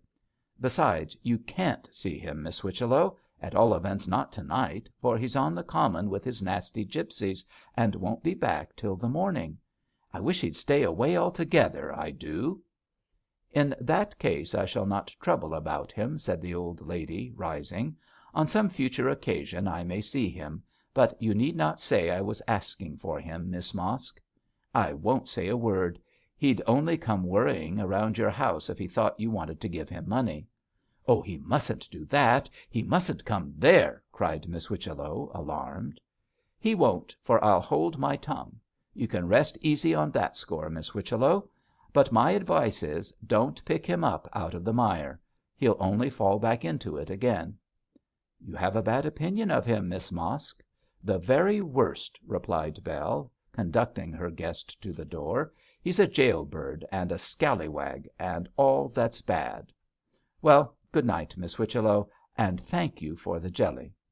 "There is no need for thanks, Miss Mosk. Good night," and the old lady tripped up the street, keeping in the middle of it, lest any robber should spring out on her from the shadow of the houses.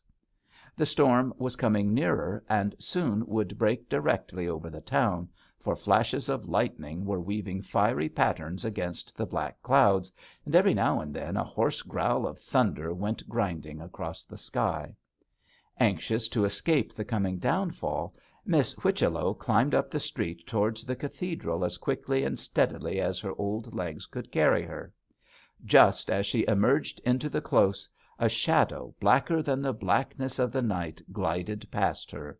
A zigzag of lightning cut the sky at the moment and revealed the face of Mr Cargrim, who in his turn recognised the old lady in the bluish glare. "Miss Whichello!" he exclaimed. "What a surprise!" "You may well say that, Mr Cargrim," replied the old lady with a nervous movement, for the sound of his voice and the sudden view of his face startled her not a little. "It is not often I am out at this hour, but I have been taking some jelly to Mrs Mosk." "You are a good Samaritan, Miss Whichello. I hope she is better."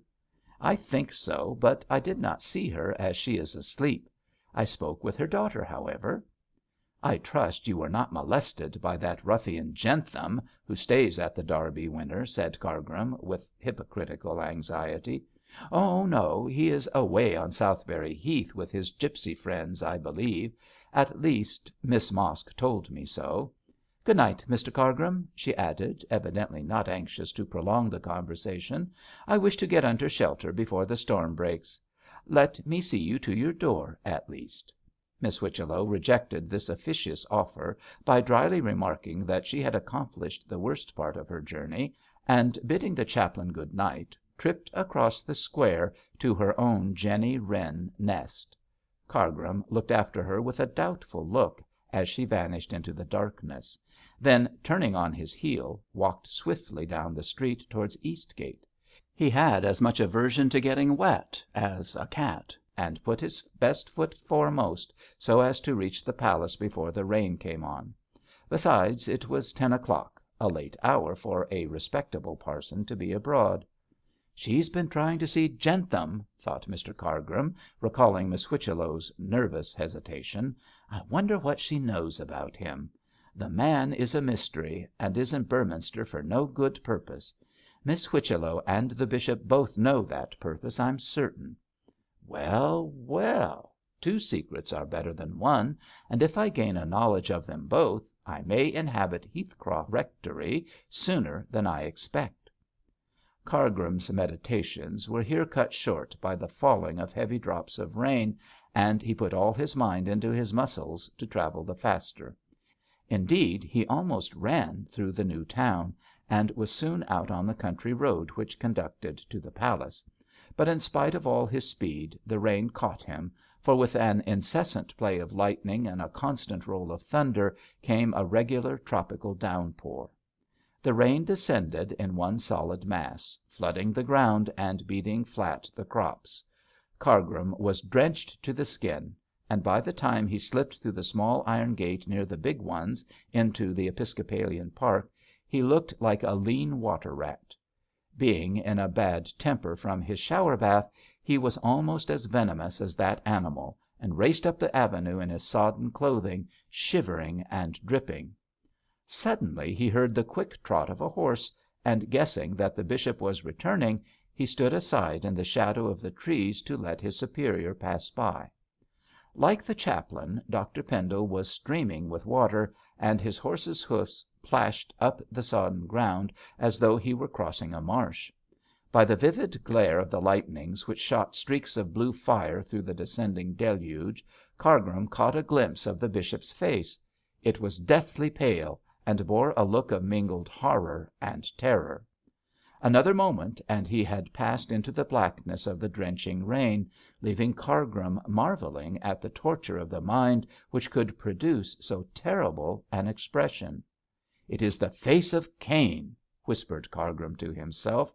"What can his secret be?"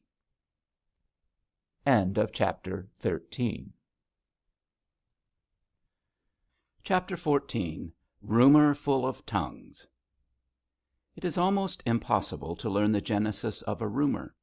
It may be started by a look, a word, a gesture, and it spreads with such marvellous rapidity that by the time public curiosity is fully aroused no one can trace the original source, so many and winding are the channels through which it has flowed. Yet there are exceptions to this general rule, especially in criminal cases, where, for the safety of the public, it is absolutely necessary to get to the bottom of the matter. Therefore, the rumour which pervaded Beorminster on Monday morning was soon traced by the police to a carter from Southberry. This man mentioned to a friend that when crossing the heath during the early morning he had come across the body of a man. The rumour, weak in its genesis, stated first that a man had been hurt, later on that he had been wounded, by noon it was announced that he was dead, and finally the actual truth came out that the man had been murdered. The police authorities saw the carter and were conducted by him to the corpse, which after examination they brought to the dead house in Beorminster. Then all doubt came to an end, and it was officially declared during the afternoon that Jentham, the military vagabond lately resident at the Derby Winner, had been shot through the heart. But even rumour, prolific as it is in invention, could not suggest who had murdered the man.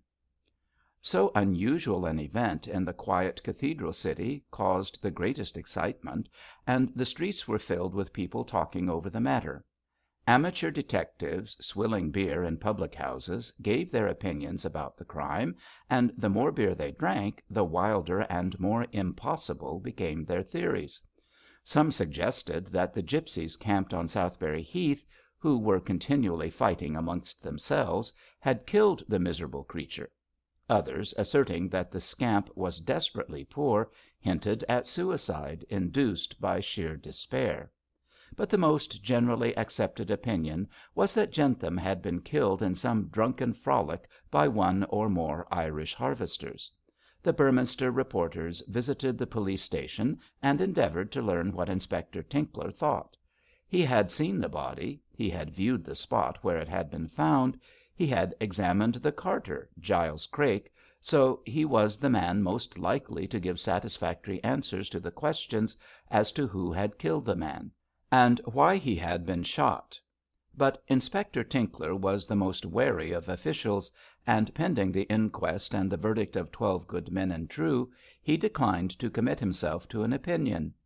The result of this reticence was that the reporters had to fall back on their inventive faculties, and next morning published 3 theories, side by side, concerning the murder, so that the Beorminster Chronicle, containing these suppositions, proved to be as interesting as a police novel, and quite as unreliable. But it amused its readers and sold largely, therefore proprietor and editor were quite satisfied that fiction was as good as fact to tickle the long ears of a credulous public. As the dead man had lodged at the Derby Winner, and many people had known him there, quite a sensation was caused by the report of his untimely end. From morning till night the public house was thronged with customers, thirsting both for news and beer. Nevertheless, although business was so brisk, Mosk was by no means in a good temper. He had returned early that morning from Southberry, and had been one of the first to hear about the matter. When he heard who had been killed, he regarded the committal of the crime quite in a personal light, for the dead man owed him money, and his death had discharged the debt in a way of which Mr Mosk did not approve. He frequently referred to his loss during the day, when congratulated by unthinking customers on the excellent trade the assassination had brought about. "For, as I allays says," remarked one wiseacre, "it's an ill wind as don't blow good to somebody." "Yah," growled Mosk in his beery voice, "it's about as broad as it's long, so far as I'm concerned. I've lost a couple of quid through Jentham's going and getting shot, and it will take a good many tankards of bitter at thruppence to make that up." "Who do you think shot him, Mr Mosk?" "Arsk me something easier, carn't you? I don't know nothing about the cove, I don't. He comes here 2-3 weeks ago and leaves owing me money. Where he comes from, or who he is, or what he's been doing to get shot, I know no more nor you do.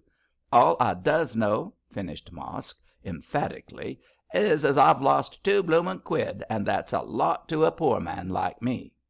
"Well, father, it's no good making a fuss over it," cried Bell, who overheard his grumbling. "If Jentham hadn't been shot we wouldn't be doing so well. For my part, I'm sorry for the poor soul." "Poor blackguard, you mean." "No, I don't. I don't call any corpse a blackguard. If he was one, I dare say he's been punished enough now without our calling him names. He wasn't the kind of man I fancied, but there's no denying he was attractive in his own wicked way." "Ah!" said a dirty looking man, who was more than suspected of being a welcher. "Couldn't he slap up yarns about Hingians and heathens as bows down to stocks and stones? Oh no, not he." "He could lie like one a year old, if that's what you mean," said Mosk.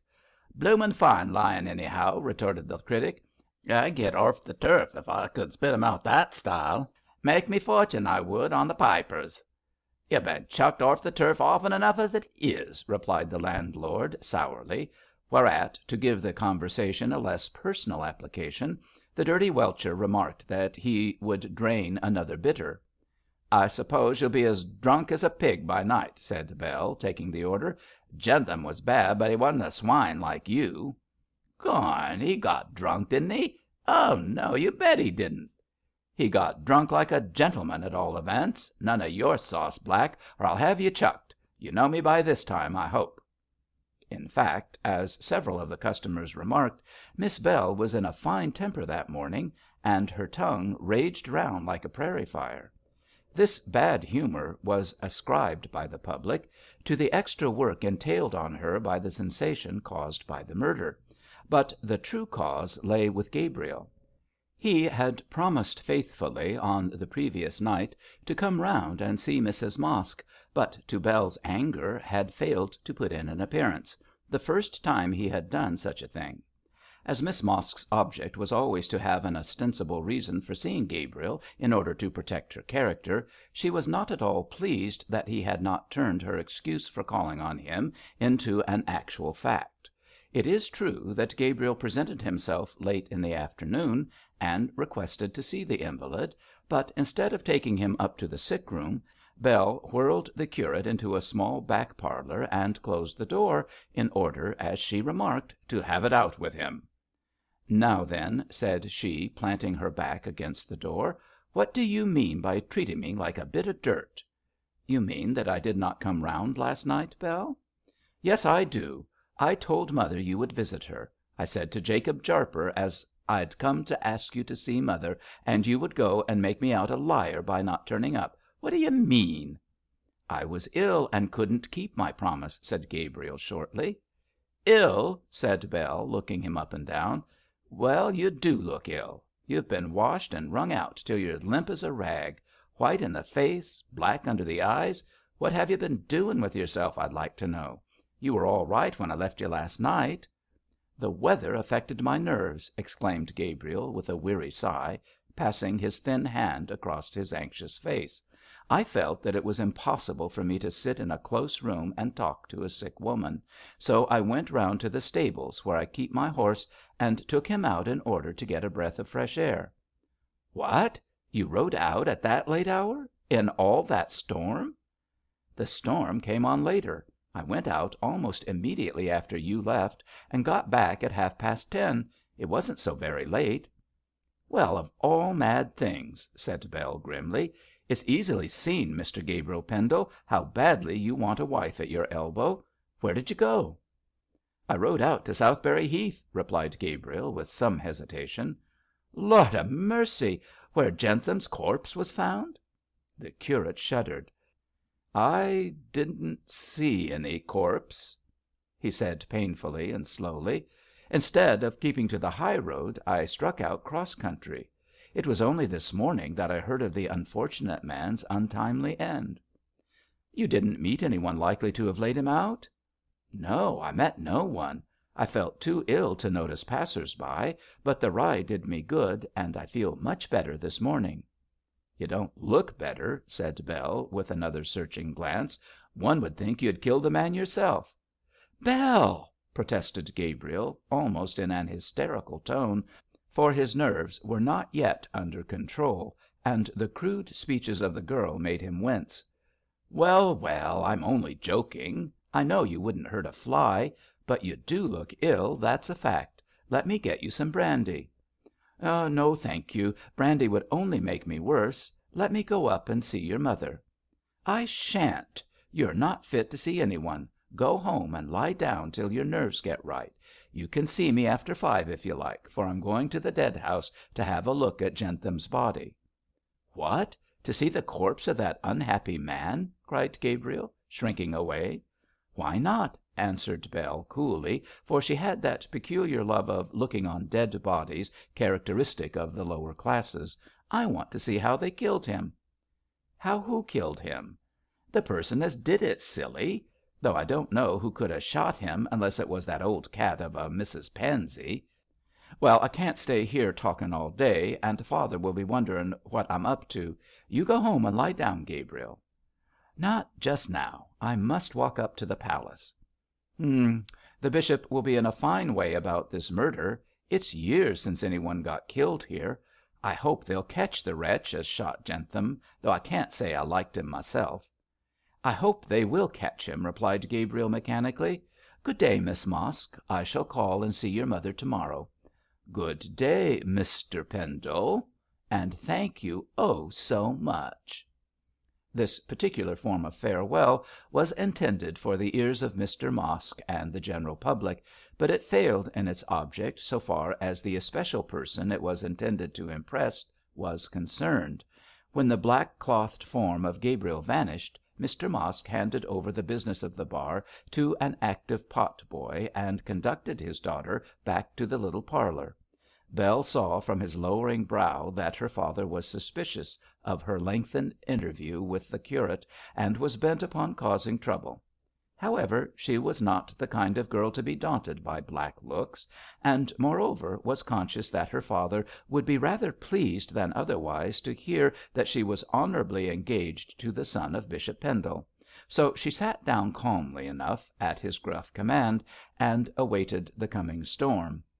If driven into a corner, she intended to tell the truth, therefore she faced her father with the greatest coolness. "What d'you mean by it?" cried Mosk, bursting into angry words as soon as the door was closed. "What d'you mean, you hussy?" "Now look here, father," said Bell, quickly, "you keep a civil tongue in your head, or I won't use mine. I'm not a hussy, and you have no right to call me one."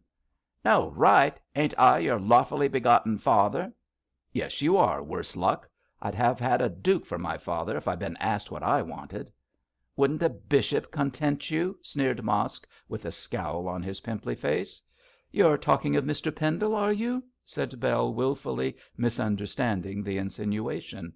"Yes, I am, you jade, and I won't have it. I tell you I won't." "Won't have what, father? Give it a name."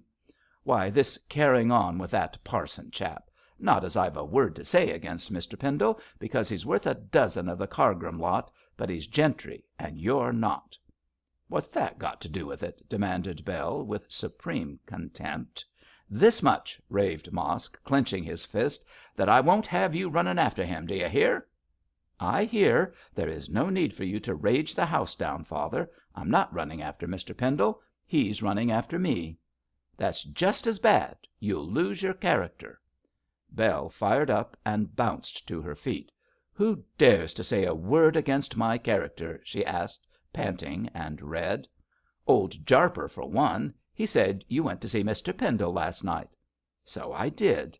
"Oh, you did you? And here you been talking alone with him this morning for the last hour. What d'you mean by disgracing me?" "Disgracing you?" scoffed Bell. "Your character needs a lot of disgracing, doesn't it? Now be sensible, father," she added, advancing towards him, "and I'll tell you the truth.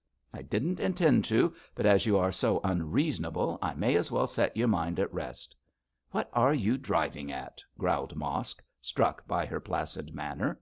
"Well, to put the thing into a nutshell, Mr Pendle is going to marry me." "Marry you? Get along." "I don't see why you should doubt my word," cried Bell, with an angry flush. "I'm engaged to him as honourably as any young lady could be. He has written me lots of letters promising to make me his wife. He has given me a ring, and we're only waiting till he's appointed to be rector of Heathcroft to marry.' 'Well, I'm damned,' observed Mr Mosk, slowly. 'Is this true?' 'I'll show you the ring and letters if you like,' said Bell, tartly, 'but I don't see why you should be so surprised. I'm good enough for him, I hope.' 'You're good looking, I dessay, Bell, but he's gentry.' 'I'm going to be gentry too, and I'll hold my own with the best of them. As Bishop Pendle's daughter in law, I'll scratch the eyes out of any of 'em as doesn't give me my place.' Mosk drew a long breath. 'Bishop Pendle's daughter in law,' he repeated, looking at his daughter with admiration. 'My stars, you are a clever girl, Bell.' 'I'm clever enough to get what I want, father, so long as you don't put your foot into it. Hold your tongue until I tell you when to speak. If the bishop knew of this now, he'd cut Gabriel off with a shilling.' 'Oh, he would he?' said Mosk, in so strange a tone that Bell looked at him with some wonder. 'Of course he would,' said she, quietly, 'but when Gabriel is rector of Heathcroft it won't matter. We'll then have money enough to do without his consent.' 'Give me a kiss, my girl,' cried Mosk, clasping her to his breast. 'You're a credit to me, that you are. Oh, curse it! Bell, think of old Mother Pansey.' Father and daughter looked at one another and burst out laughing. Chapter XV. The Gipsy Ring. Almost at the very time Mosk was congratulating his daughter on the conquest of the curate, Captain Pendle was paying a visit to the Jenny Wren nest. He had only succeeded in obtaining a Saturday to Monday leave from his colonel, who did not approve of young officers being too long or too often absent from their duties, and was rejoining his regiment that very evening. As soon as he could get away from the palace he had left his portmanteau at the station, and had come up to the cathedral close to see Mab. Much to his gratification he found her alone in the quaint old drawing room, and blessed the Providence which had sent him thither at so propitious an hour. 'Aunty is lying down,' exclaimed Mab, who looked rather worried and pale. 'She has been so upset over this horrid murder.' 'Egad, it has upset everyone,' said George, throwing himself into a chair. 'My father is so annoyed at such a thing happening in his diocese that he has retreated to his library and shut himself up. I could hardly get him to say good bye. Though, upon my word,' added George, waxing warm, 'I don't see that the death of a wretched tramp is of such moment. Yet it seems to have annoyed everyone.' 'Including yourself,' said Mab, remarking how worried her lover looked, and how far from being his pleasant, natural self. 'Yes, my dearest, including myself. When the bishop is annoyed my mother fidgets over him until she makes herself ill. Knowing this, he is usually careful not to let her see him when he is out of sorts, but to day he was not so discreet, and the consequence is that my mother has an attack of nerves, and is lying on her sofa, bathed in tears, with Lucy in attendance. Of course all this has upset me in my turn.' 'Well, George, I suppose it is natural that the bishop should be put out, for such a terrible crime has not been committed here for years. Indeed, the Chronicle of last week was remarking how free from crime this place was.' 'And naturally the gods gave him the lie by arranging a first class murder straight away,' said George, with a shrug. 'But why everybody should be in such a state I can't see. The palace is like an undertaker's establishment when business is dull. The only person who seems at all cheerful is that fellow Cargrim.' 'He ought to be annoyed for the bishop's sake.' 'Faith, then, he isn't, Mab. He's going about rubbing his hands and grinning like a Cheshire cat. I think the sight of him irritated me more than the mourners. I'm glad to go back to my work.' 'Are you glad to leave me?' 'No, you dear goose,' said he, taking her hand affectionately. 'That is the bitter drop in my cup. However, I have brought you something to draw us closer together. There!' 'Oh, George!' cried Mab, looking in ecstasy at the ring he had slipped on her finger. 'What a lovely, lovely ring! And what a queer one! 3 turquoise stones set in a braid of silver. I never saw so unique a pattern.' I dare say not. It's not the kind of ring you'll come across every day, and precious hard work I had to get it." "Did you buy it in Beorminster?" asked Miss Arden, putting her head on one side to admire the peculiar setting of the blue stones. "No, I bought it from Mother Jael." "From Mother Jael? That old gipsy fortune teller?" "Precisely. From that very identical old Witch of Endor. I saw it on her lean paw when I was last in Beorminster, and she came hovering round to tell my fortune. The queer look of it took my fancy, and I determined to secure it for our engagement ring. However, the old lady wasn't to be bribed into parting with it, but last night I rode out to the camp on Southberry Common and succeeded in getting it off her. She is a regular Jew at a bargain, and haggled for an hour before she would let me have it. Ultimately I gave her the price she asked, and there it is on your pretty hand." "How sweet of you, George, to take so much trouble. I shall value the ring greatly for your sake." "And for your own, too, I hope. It is a lucky ring, and came from the East, Mother Jael said, in the old days. It looks rather Egyptian, so perhaps Cleopatra wore it when she went to meet Anthony." "Oh, such nonsense. But it is a dear, lovely ring, and I'll wear it always." "I think I deserve a kiss from you for my trouble," said George, drawing her lovely, glowing face towards him. "There, darling. The next ring I place on your finger will be a plain golden one, not from the East, but from an honest Beorminster jeweller." "But, George," Mab laid her head on his breast, "I am not sure if I ought to accept it, really. Your father does not know of our engagement." "I intend to tell him when I next visit Beorminster, my love. Indeed, but that he takes this wretched murder so much to heart, I would have told him to day. Still, you need not scruple to wear it, dearest, for your aunt and my mother are both agreed that you will make me the sweetest of wives." "Auntie is always urging me to ask you to tell your father." "Then you can inform her that I'll do so next. Why, here is your aunt, my dear." "Auntie!" cried Mab, as Miss Whichello, like a little white ghost, moved into the room. "I thought your head was so bad."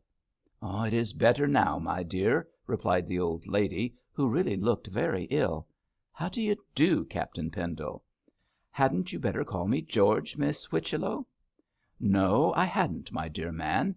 At least not until your engagement with Mab is an accomplished fact." "But it is an accomplished fact now, auntie," said Mab, showing the ring. "Here is the visible sign of our engagement." "A strange ring, but very charming," pronounced Miss Whichello, examining the jewel. "But does the bishop know?" "I intend to tell him when I come back next week," said George, promptly. "At present he is too upset with this murder to pay much attention to my love affairs." "Upset with this murder!" cried the little lady, dropping into a chair. "I don't wonder at it. I am quite ill with the news." "I'm sure I don't see why, auntie. This Jentham tramp wasn't a relative, you know." Miss Whichello shuddered, and, if possible, turned paler. "He was a human being, Mab," she said in a low voice, "and it is terrible to think that the poor wretch, however evil he may have been, should have come to so miserable an end. Is it known who shot him, Captain Pendle?" "No. There are all sorts of rumours, of course, but none of them very reliable. It's a pity, too," added George reflectively, "for if I had only been a little earlier in leaving Mother Jael, I might have heard the shot and captured the murderer."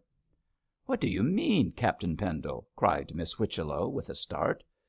"Why, didn't I tell you? No, of course I didn't. It was Mab I told."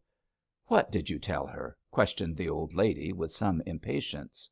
"That I was on Southberry Heath last night." "What were you doing there?"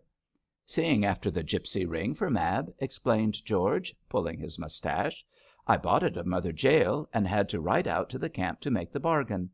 As I'm going back into harness to day, there isn't much time to lose, so I went off last night after dinner, between 8 and 9 o'clock, and the old jade kept me so long fixing up the business that I didn't reach home until 11. By Jove! I got a jolly ducking. Looked like an insane river god dripping with wet." "Did you see anything of the murder, Captain Pendle?" No, I didn't even hear the shot, though that wasn't to be wondered at, considering the row made by rain and thunder. Where was the body found? Somewhere in a ditch near the high road, I believe. At all events, it wasn't in the way, or my G would have tumbled across it. Miss Whichello reflected. The bishop was over at Southberry yesterday, was he not? She asked. Yes, at a confirmation service. He rode back across the common and reached the palace just before I did, about half an hour or so. Did he hear or see anything? Not to my knowledge, but the truth is I haven't had an opportunity of asking questions. He is so annoyed at the disgrace to the diocese by the committal of this crime that he's quite beside himself. I was just telling Mab about it when you came in. 6 o'clock! Cried Captain George, starting up as the chimes rang out. I must be off. If I'm late at barracks my colonel will parade me to morrow, and go down my throat, spurs, boots, and all. Wait a moment, Captain Pendle, and I'll come with you. But your headache, auntie, remonstrated Mab. My dear, a walk in the fresh air will do me good. I shall go with Captain Pendle to the station. Make your adieus, young people, while I put on my bonnet and cloak. When Miss Whichello left the room, Mab, who had been admiring her ring during the foregoing conversation, was so impressed with its quaint beauty that she again thanked George for having given it to her. This piece of politeness led to an exhibition of tenderness on the part of the departing lover, and during the dragon's absence this foolish young couple talked the charming nonsense which people in their condition particularly affect. Realism is a very good thing in its own way, but to set down an actual love conversation would be carrying it to excess. Only the exaggerated exaltation of mind attendant on love-making can enable lovers to endure the transcendentalism with which they bore one another. And then the look which makes an arrow of the most trifling phrase, the caress which gives the merest glance a most eloquent meaning. How can prosaic pen and ink and paper report these fittingly? The sympathetic reader must guess what George and Mab said to one another. He must fancy how they said it, and he or she must see in his or her mind's eye how young and beautiful and glowing they looked when Miss Whichello, as the prose of their poetry, walked into the room. The dear old lady smiled approvingly when she saw their bright faces, for she too had lived in Arcady, although the envious gods had turned her out of it long since. Now, Captain Pendle, when you have done talking nonsense with that child, I'm ready. Do call me George, Miss Whichello, entreated the captain. No, sir, not until your father gives this engagement his Episcopalian blessing. No nonsense. Come along. But Miss Whichello's bark was worse than her bite, for she discreetly left the room, so that the lovebirds could take a tender leave of each other, and Captain Pendle found her standing on the steps outside with a broad smile on her face. You are sure you have not forgotten your gloves, Captain Pendle? She asked smilingly. No, replied George innocently, I have them with me. Oh, exclaimed Miss Whichello, marching down the steps like a toy soldier, in my youth young men in your condition always forgot their gloves. By Jove, I have left something behind me, though. Your heart, probably. Never mind, it is in safe keeping. None of your tricks, sir. Come, come. And Miss Whichello marched the captain off with a twinkle in her bright eyes. The little old lady was one of those loved by the gods, for she would undoubtedly die young in heart. Still, as she walked with Captain Pendle to the station in the gathering darkness, she looked worried and white. George could not see her face in the dusk, and moreover was too much taken up with his late charming interview to notice his companion's preoccupation. In spite of her sympathy, Miss Whichello grew weary of a monologue on the part of George, in which the name of Mab occurred 50 times and more. She was glad when the train steamed off with this too happy lover, and promised to deliver all kinds of unnecessary messages to the girl George had left behind him. But let them be happy while they can, murmured Miss Whichello, as she tripped back through the town. Poor souls, if they only knew what I know. As Miss Whichello had the meaning of this enigmatic speech in her mind, she did not think it was necessary to put it into words, but, silent and pensive, walked along the crowded pavement. Shortly she turned down a side street which led to the police station, and there paused in a quiet corner to pin a veil round her head, a veil so thick that her features could hardly be distinguished through it. The poor lady adopted this as a kind of disguise, forgetting that her old-fashioned poke bonnet and quaint silk cloak were as well known to the inhabitants of Beorminster as the cathedral itself. That early century garb was as familiar to the rascality of the slums as to the richer citizens. Even the police knew it well, for they had often seen its charitable wearer by the bedsides of dying paupers. It thus happened that when Miss Whichello presented herself at the police station to Inspector Tinkler, he knew her at once, in spite of her foolish little veil. Moreover, in greeting her, he pronounced her name. "Oh, hush, hush, Mr. Inspector," whispered Miss Whichello, with a mysterious glance around. "I do not wish it to be known that I called here." "You can depend upon my discretion, Miss Whichello, ma'am," said the inspector, who was a bluff and tyrannical ex-sergeant. "And what can I do for you?" Miss Whichello looked round again. "I wish, Mr. Inspector," said she, in a very small voice, "to be taken by you to the dead house." "To the dead house, Miss Whichello, ma'am?" said the iron Tinkler, hardly able to conceal his astonishment, although it was against his disciplinarian ideas to show emotion. "There is a dead man in there, Mr. Inspector, whom I knew under very different circumstances more than 20 years ago." "Answers to the name of Jentham, perhaps?" suggested Mr. Inspector. "Yes, he called himself Jentham, I believe. I wish to see his body." And the little old lady looked anxiously into Tinkler's purple face. "Miss Whichello, ma'am," said the ex-sergeant with an official air, "this request requires reflection. Do you know the party in question?" "I knew him, as I told you, more than 20 years ago. He was then a very talented violinist, and I heard him play frequently in London." "What was his name, Miss Whichello, ma'am?" "His name then, Mr. Inspector, was Amaru." "A stage name, I take it to be, ma'am?" "Yes, a stage name." "What was his real name?" "I can't say," replied Miss Whichello, in a hesitating voice. "I knew him only as Amaru." "Humph! Here he called himself Jentham. Do you know anything about this murder, Miss Whichello, ma'am?" And the inspector fixed a bloodshot grey eye on the thick veil. "No, I know nothing about the murder," cried Miss Whichello, in earnest tones. "I heard that this man Jentham looked like a gipsy, and was marked with a scar on the right cheek. From that description I thought he might be Amaru, and I wish to see his body to be certain that I am right."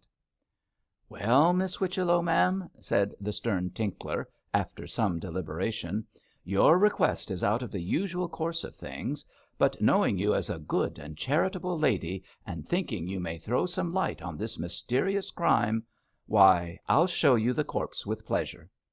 "One moment," said the old lady, laying a detaining hand on the inspector's blue cloth sleeve.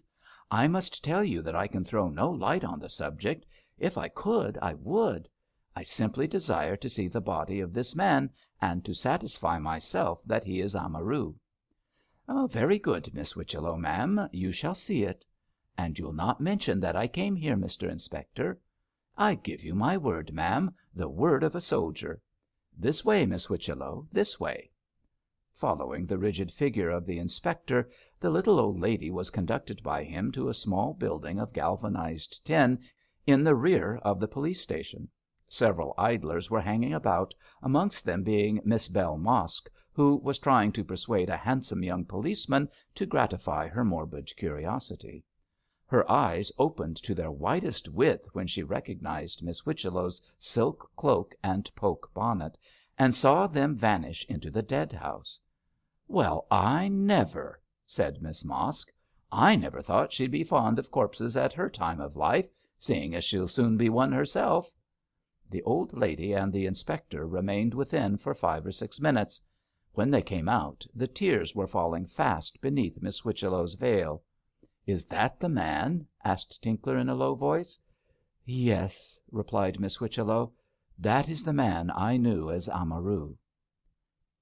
Chapter XVI. The Zeal of Inspector Tinkler. The strange affair of Jentham's murder continued to occupy the attention of the Beorminster public throughout the week, and on the day when the inquest was held, popular excitement rose to fever heat. Inspector Tinkler, feeling that the county expected him to do great things worthy of his reputation as a zealous officer, worked his hardest to gather evidence likely to elucidate the mystery of the death, but in spite of the most strenuous exertions his efforts resulted in total failure. The collected details proved to be of the most meagre description, and when the coroner sat on the body, nothing transpired to reveal the name, or even indicate the identity of the assassin who had provided him with a body to sit on.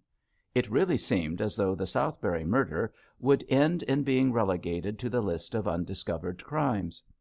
"For I can't work miracles," explained the indignant Tinkler when reproached with this result, "and somehow the case has got out of hand. The motive for the shooting can't be got at, the pistol used ain't to be picked up, search how you may, and as for the murdering villain who fired it, if he ain't down below where he ought to be, I'll take my oath as a soldier he ain't above ground. Take it how you will, this case is a corker and no mistake." It had certainly occurred to Tinkler's bothered mind that Miss Whichello should be called as a witness, if only to prove that at one time the dead man had occupied a better position in the world, but after a short interview with her he had abandoned this idea. Miss Whichello declared that she could throw no light on the affair, and that she had lost sight of the quondam violinist for over 30 years. Her recognition of him as Amaru had been entirely due to the description of his gipsy looks and the noticeable cicatrice on his face; and she pointed out to Tinkler that she had not seen the so-called Jentham till after his death. Moreover, it was unlikely that events which had occurred 30 years before could have resulted in the man's violent death at the present time, and Miss Whichello insisted that she knew nothing of the creature's later circumstances or acquaintances. Being thus ignorant, it was not to be expected that her evidence would be of any value, so at her earnest request Tinkler held his tongue, and forbore to summon her as a witness.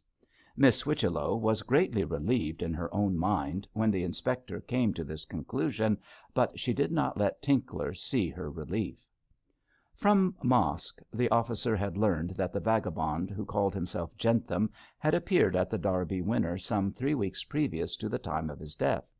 He had given no information as to where he had last rested, but so far as Mosk knew, had dropped down from the sky. Certainly his conversation when he was intoxicated showed that he had travelled a great deal, and that his past was concerned with robbery and bloodshed and lawlessness. But the man had talked generally as any traveller might, had refrained from mentioning names, and altogether had spoken so loosely that nothing likely to lead to a tangible result could be gathered from his rambling discourses. He had paid his board and lodging for the first week, but thereafter had lived on credit, and at the time of his death had owed Mosk over £2, principally for strong drink. Usually he slept at the Derby Winner and loafed about the streets all day, but at times he went over to the gipsy camp near Southberry and fraternized with the Romany. This was the gist of Mosk's information, but he added, as an afterthought, that Jentham had promised to pay him when certain moneys which he expected came into his possession. Who was going to pay him this money? asked Tinkler, pricking up his ears. "Carn't you ask me something easier?" growled Mosk. "How should I know? He said he was going to get the dibs, but who from or where from I dunno, for he held his tongue so far." "There was no money in the pockets of the clothes worn by the body," said Tinkler musingly. "I dessay not, Mr Inspector. I don't believe the cove was expecting any money, I don't.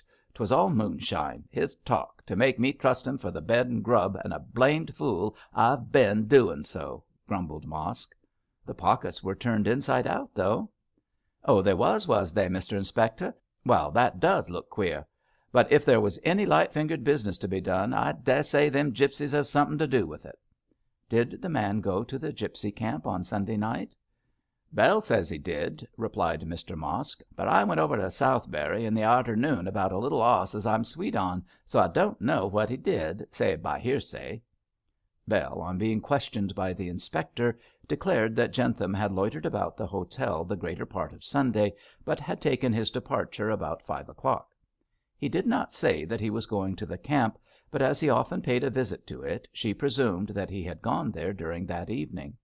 "Especially as you found his corpse on the common, Mr. Tinkler," said Bell. "No doubt the poor wretch was coming back from them gipsies." It's not a bad idea," said Tinkler, scratching his well-shaven chin. "Strikes me as I'll go and look up Mother Jael."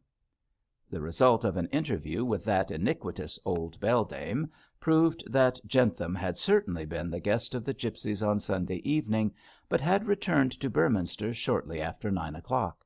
He had stated that he was going back to the Derby Winner, and as it was his custom to come and go when he pleased, the Romany had not taken much notice of his departure.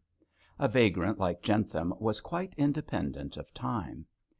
"He was one of your lot, I suppose?" said Mr Inspector, taking a few notes in his pocket book, a secretive little article which shut with a patent clasp.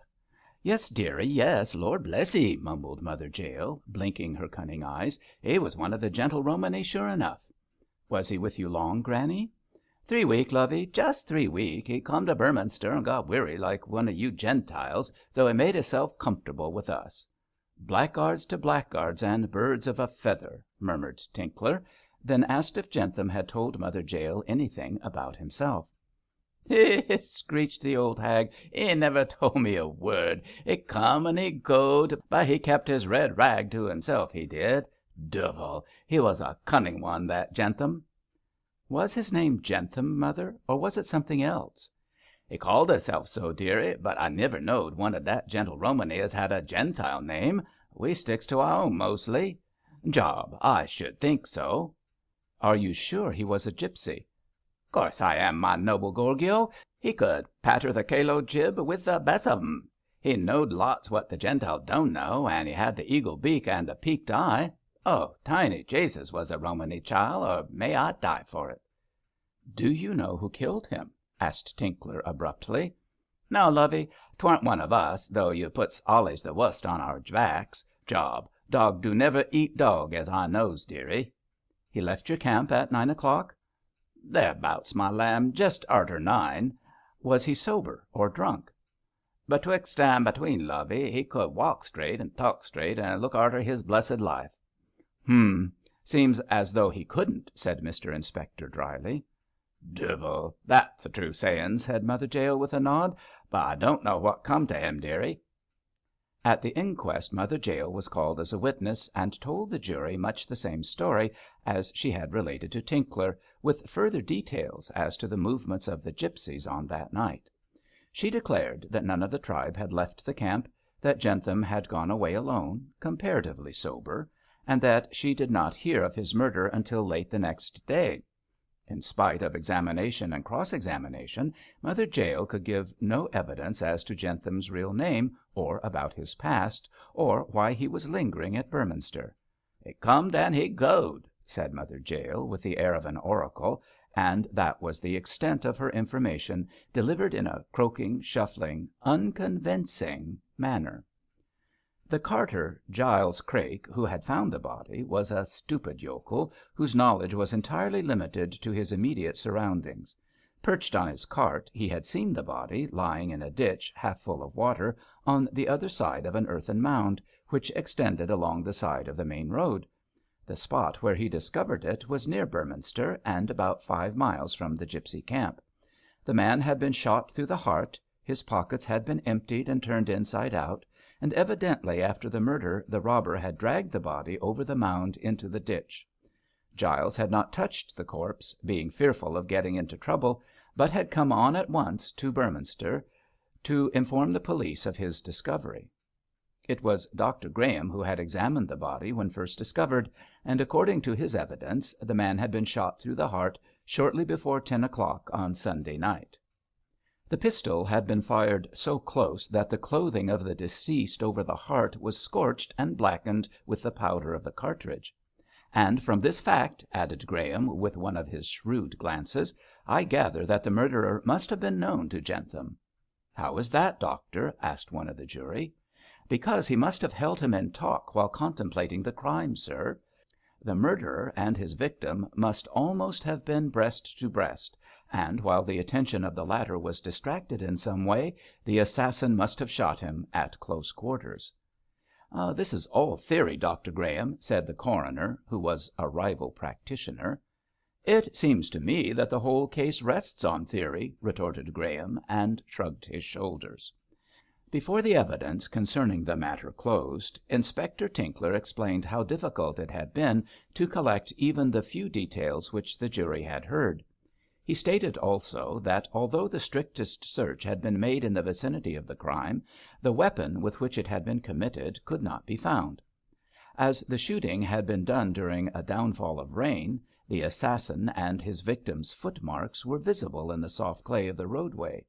Also, there were the marks of horses' hoofs, so it was probable that the murderer had been mounted.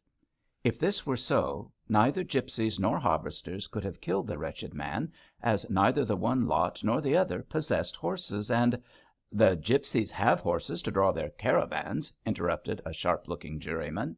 "To draw their caravans, I admit," said the undaunted Tinkler, "but not to ride on. Besides, I would remind you, Mr. Jobson, as Mother Zeal declares, that none of her crowd left the camp on that night." "Oh, she'd declare anything," muttered Jobson, who had no great opinion of Tinkler's brains. "Have the footmarks in the road been measured?" "No, they haven't, Mr. Jobson." "Then they should have, Mr. Inspector. You can tell a lot from a footmark, as I've heard. It's what the French call the Bertillon system of identification, that's what it is." "I don't need to go to France to learn my business," said Tinkler, tartly. "And if I did get the measurements of them footmarks, how am I to know which is which, Jentham's or his murderer's? And how can I go round the whole of Beorminster to see whose feet fit 'em? I ask you that, Mr. Jobson, sir." At this point, judging that the discussion had gone far enough, the coroner intervened, and said that Mr. Inspector had done his best to unravel a very difficult case. That he had not succeeded was the fault of the case, and not of Mr. Inspector, and for his part he thought that the thanks of the Beorminster citizens were due to the efforts of so zealous and intelligent an officer as Tinkler. This sapient speech reduced the recalcitrant Jobson to silence, but he still held to his opinion that the over-confident Tinkler had bungled the matter, and in this view he was silently but heartily supported by shrewd Dr. Graham, who privately considered that Mr. Inspector Tinkler was little better than an ass. However, he did not give vent to his offensive opinion. The summing up of the coroner called for little remark. He was a worthy country doctor, with as much brains as would cover a sixpence, and the case was beyond him in every way. His remarks to the jury, equally stupid, with the exception of Jobson, were to the effect that it was evidently impossible to find out who had killed Jentham, that the man was a quarrelsome vagabond who probably had many enemies, that no doubt while crossing the common in a drunken humour he had met with some one as bad as himself, and had come to high words with him, and that the unknown man, being armed, had no doubt shot the deceased in a fit of rage. "He robbed the body, I dare say, gentlemen," concluded the coroner, "and then threw it into the ditch to conceal the evidence of his crime. As we don't know the man, and are never likely to know him, I can only suggest that you should find a verdict in accordance with the evidence supplied to you by the zeal of Inspector Tinkler.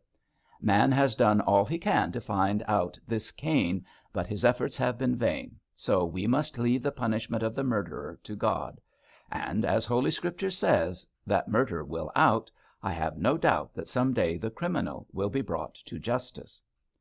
After this wise speech, it was not surprising that the jury brought in a verdict, that the deceased Jentham met with a violent death at the hands of some person or persons unknown, that being the kind of verdict which juries without brains, as in the present instance, generally give. Having thus settled the matter to their own bovine satisfaction, the jury went away after having been thanked for their zeal by the coroner. That gentleman was great on zeal. "Hum, said Dr Graham to himself. "There's too much zeal altogether. I wonder what Monsieur de Talleyrand would have thought of these cabbages and their zeal. Well, Mr Inspector," he added aloud, "so you finished off the matter nicely." "We have done our best, Dr Graham, sir." "And you don't know who killed the man?" "No, sir, I don't. And what's more, I don't believe anybody ever will know." "Humph, that's your opinion, is it? Do you read much, Mr Inspector?" "A novel at times, sir. I'm fond of a good novel." "Then let me recommend to your attention the works of a French author by the name Gaboriau. There's a man in them called Lecoq, who would have found out the truth, Mr Inspector." "Fiction, Dr Graham, sir, fiction." "True enough, Mr Inspector, but most fiction is founded on fact." "Well, sir," said Tinkler, with a superior wise smile, "I should like to see our case in the hands of your Mr Lecoq." "So would I, Mr Inspector, or in the hands of Sherlock Holmes. Bless me, Tinkler, they'd do almost as much as you have done. It is a pity that you are not a character in fiction, Tinkler." "Why, sir? Why, may I ask?" "Because your author might have touched you up in weak parts, and have gifted you with some brains. Good day, Mr Inspector." While Graham walked away, chuckling at his banter of this red tape official, the official himself stood gasping like a fish out of water, and trying to realise the insult levelled at his dignity. Jobson, a small man, sidled round to the front of him, and made a comment on the situation. "It all comes of your not measuring them footmarks," said Jobson. "In detective novels the clever fellows always do that. But you'd never be put into a book, not you." "You'll be put into jail," cried the outraged inspector. "It's more than Jentham's murderer will, if you've got the catching of him," said Jobson, and walked off. Chapter XVII. A Clerical Detective. All this time Mr. Michael Cargrim had not been idle. On hearing of the murder, his thoughts had immediately centred themselves on the bishop. To say that the chaplain was shocked is to express his feelings much too mildly. He was horrified, thunderstruck, terrified. In fact, there was no word in the English tongue strong enough to explain his superlative state of mind. It was characteristic of the man's malignant nature that he was fully prepared to believe in Dr Pendle's guilt without hearing any evidence for or against this opinion. He was aware that Jentham had been cognizant of some weighty secret concerning the bishop's past, for the concealing of which he was to have been bribed, and when the report of the murder reached the chaplain's ears, he quite believed that in place of paying the sum agreed upon, Dr Pendle had settled accounts with the blackmailer by shooting him. Cargrim took this extreme view of the matter for two reasons. Firstly, because he had gathered from the bishop's movements and Jentham's talk of Tom Tiddler's ground that a meeting on Southberry Heath had been arranged between the pair. Secondly, because no money was found on the dead body, which would have been the case had the bribe been paid. To the circumstantial evidence that the turned out pockets pointed to robbery, Mr Cargrim, at the moment, strangely enough, paid no attention. In considering the case, Cargrim's wish was very much the father to the thought, for he desired to believe in the bishop's guilt, as the knowledge of it would give him a great deal of power over his ecclesiastical superior. If he could only collect sufficient evidence to convict Dr Pendle of murdering Jentham, and could show him the links in the chain of circumstances by which he arrived at such a conclusion, he had little doubt but that the bishop, to induce him to hide the crime, would become his abject slave. To gain such an immense power, and use it for the furtherance of his own interests, Cargrim was quite prepared to compound a possible felony. So the last case of the bishop would be worse than the first. Instead of being in Jentham's power, he would be in Cargrim's, and in place of taking the form of money, the blackmail would assume that of influence. So Mr Cargrim argued the case out, and so he determined to shape his plans, yet he had a certain hesitancy in taking the first step. He had, as he firmly believed, a knowledge that Dr Pendle was a murderer, yet although the possession of such a secret gave him unlimited power, he was afraid to use it, for its mere exercise in the present lack of material evidence to prove its truth was a ticklish job. Cargrim felt like a man gripping a comet by its tail, and doubtful whether to hold on or let go. However, this uncertain state of things could be remedied by a strict examination into the circumstances of the case. Therefore Cargrim set his mind to searching them out. He had been present at the inquest, but none of the witnesses brought forward by the bungling Tinkler had made any statement likely to implicate the bishop. Evidently no suspicion connecting Dr Pendle with Jentham existed in the minds of police or public. Cargrim could have set such a rumour afloat by a mere hint that the dead man and the bishop's strange visitor on the night of the reception had been one and the same, but he did not think it judicious to do this. He wanted the bishop's secret to be his alone, and the more spotless was Dr Pendle's public character, the more anxious he would be to retain it by becoming Cargrim's slave in order that the chaplain might be silent regarding his guilt.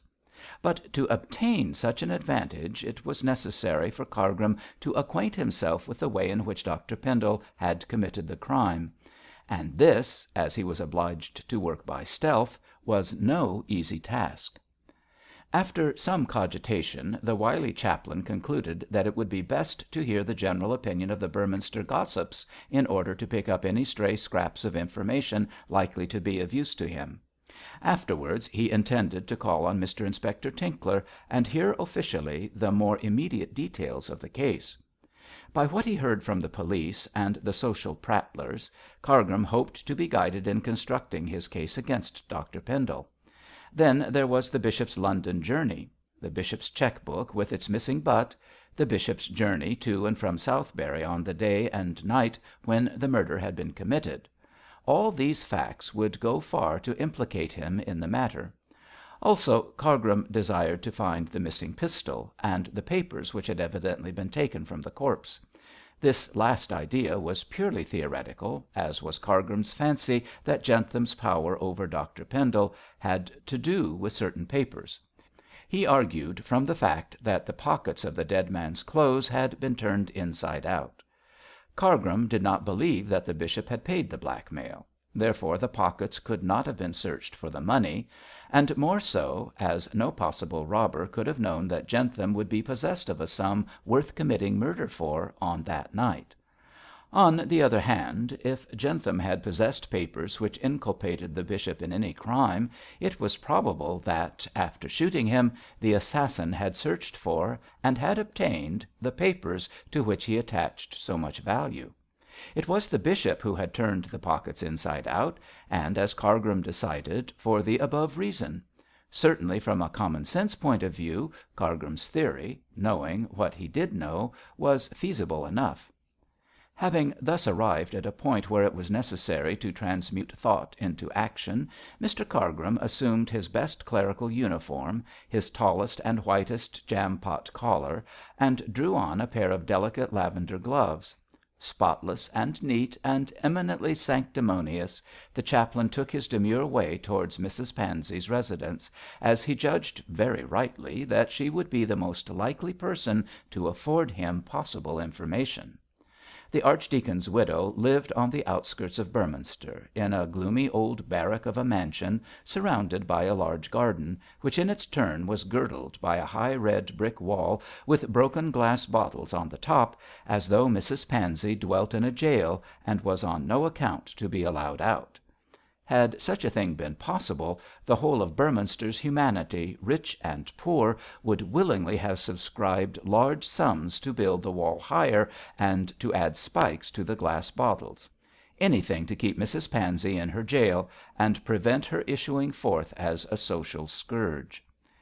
Into the gaol Mr Cargrim was admitted with a certain solemnity by a sour-faced footman whose milk of human kindness had turned acid in the thunderstorms of Mrs Pansey's spite.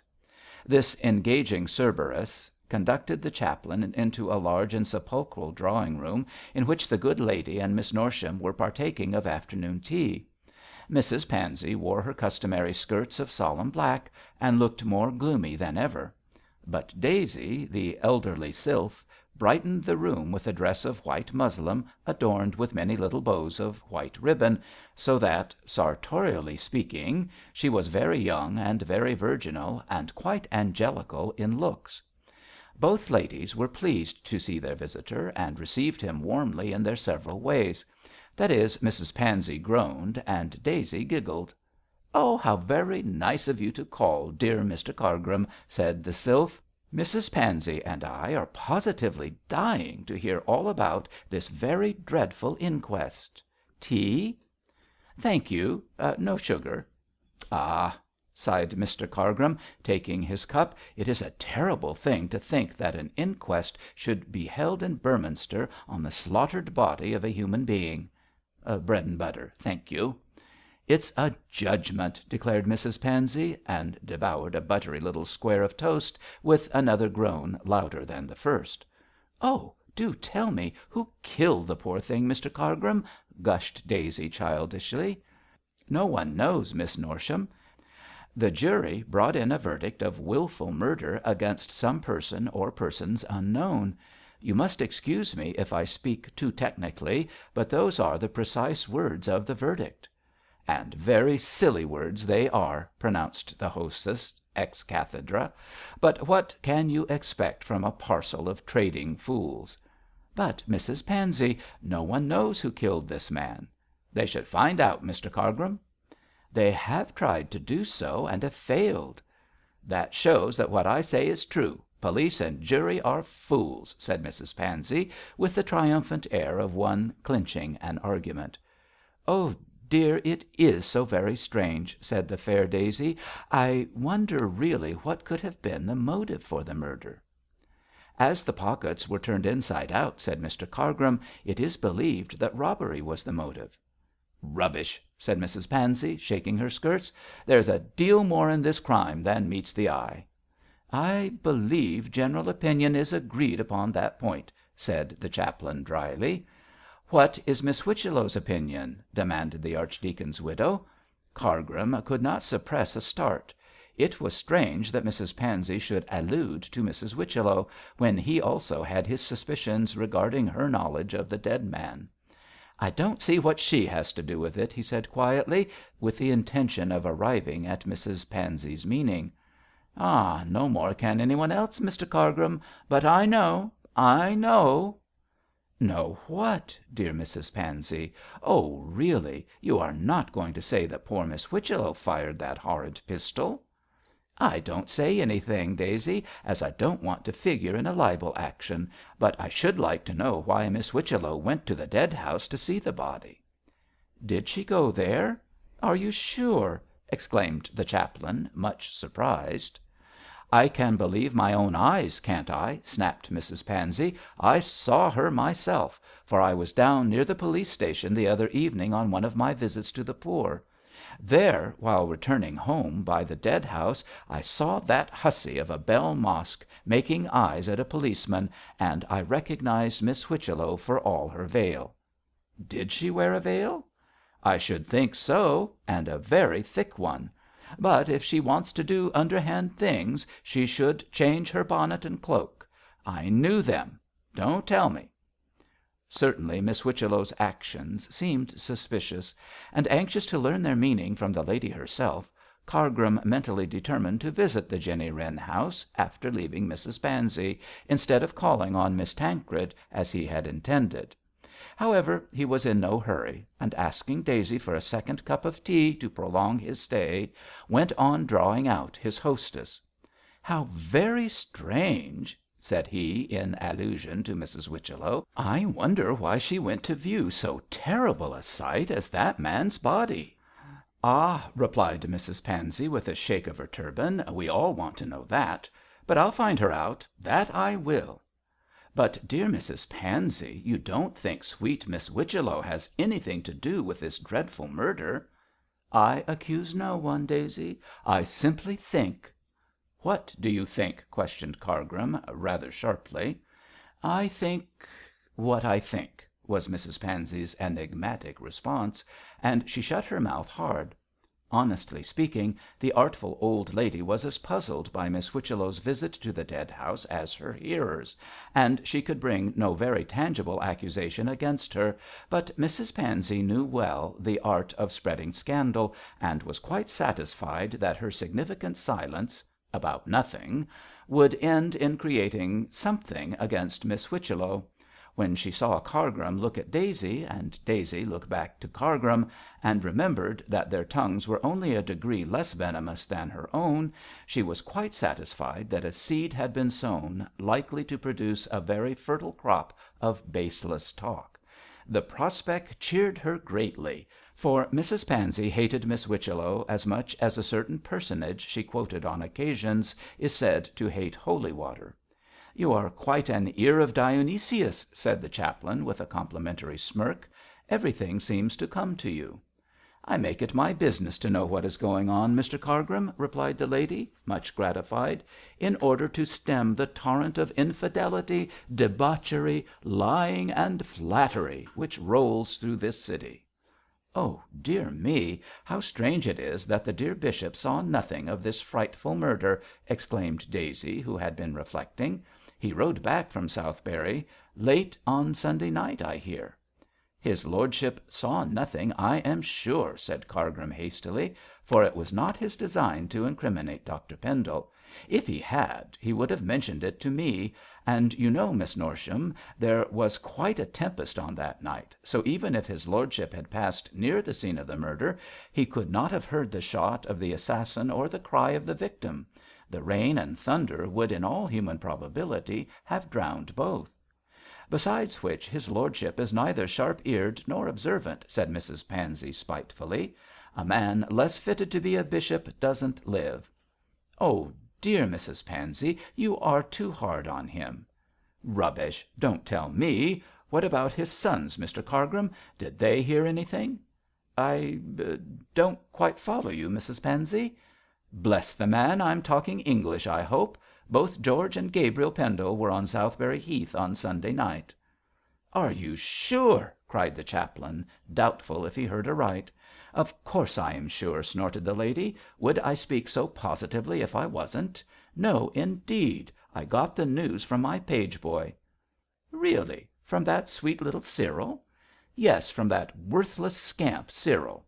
"Cyril!" repeated Mrs Pansey with a snort. "The idea of a pauper like Mrs Jennings giving her brat such a fine name. Well, it was Cyril's night out on Sunday, and he did not come home till late, and then made his appearance very wet and dirty. He told me that he had been on Southberry Heath, and had been almost knocked into a ditch by Mr Pendle galloping past. I asked him which Mr Pendle had been out riding on Sunday, and he declared that he had seen them both, George about 8 o'clock when he was on the heath, and Gabriel shortly after 9 as he was coming home. I gave the wretched boy a good scolding, no supper, and a psalm to commit to memory."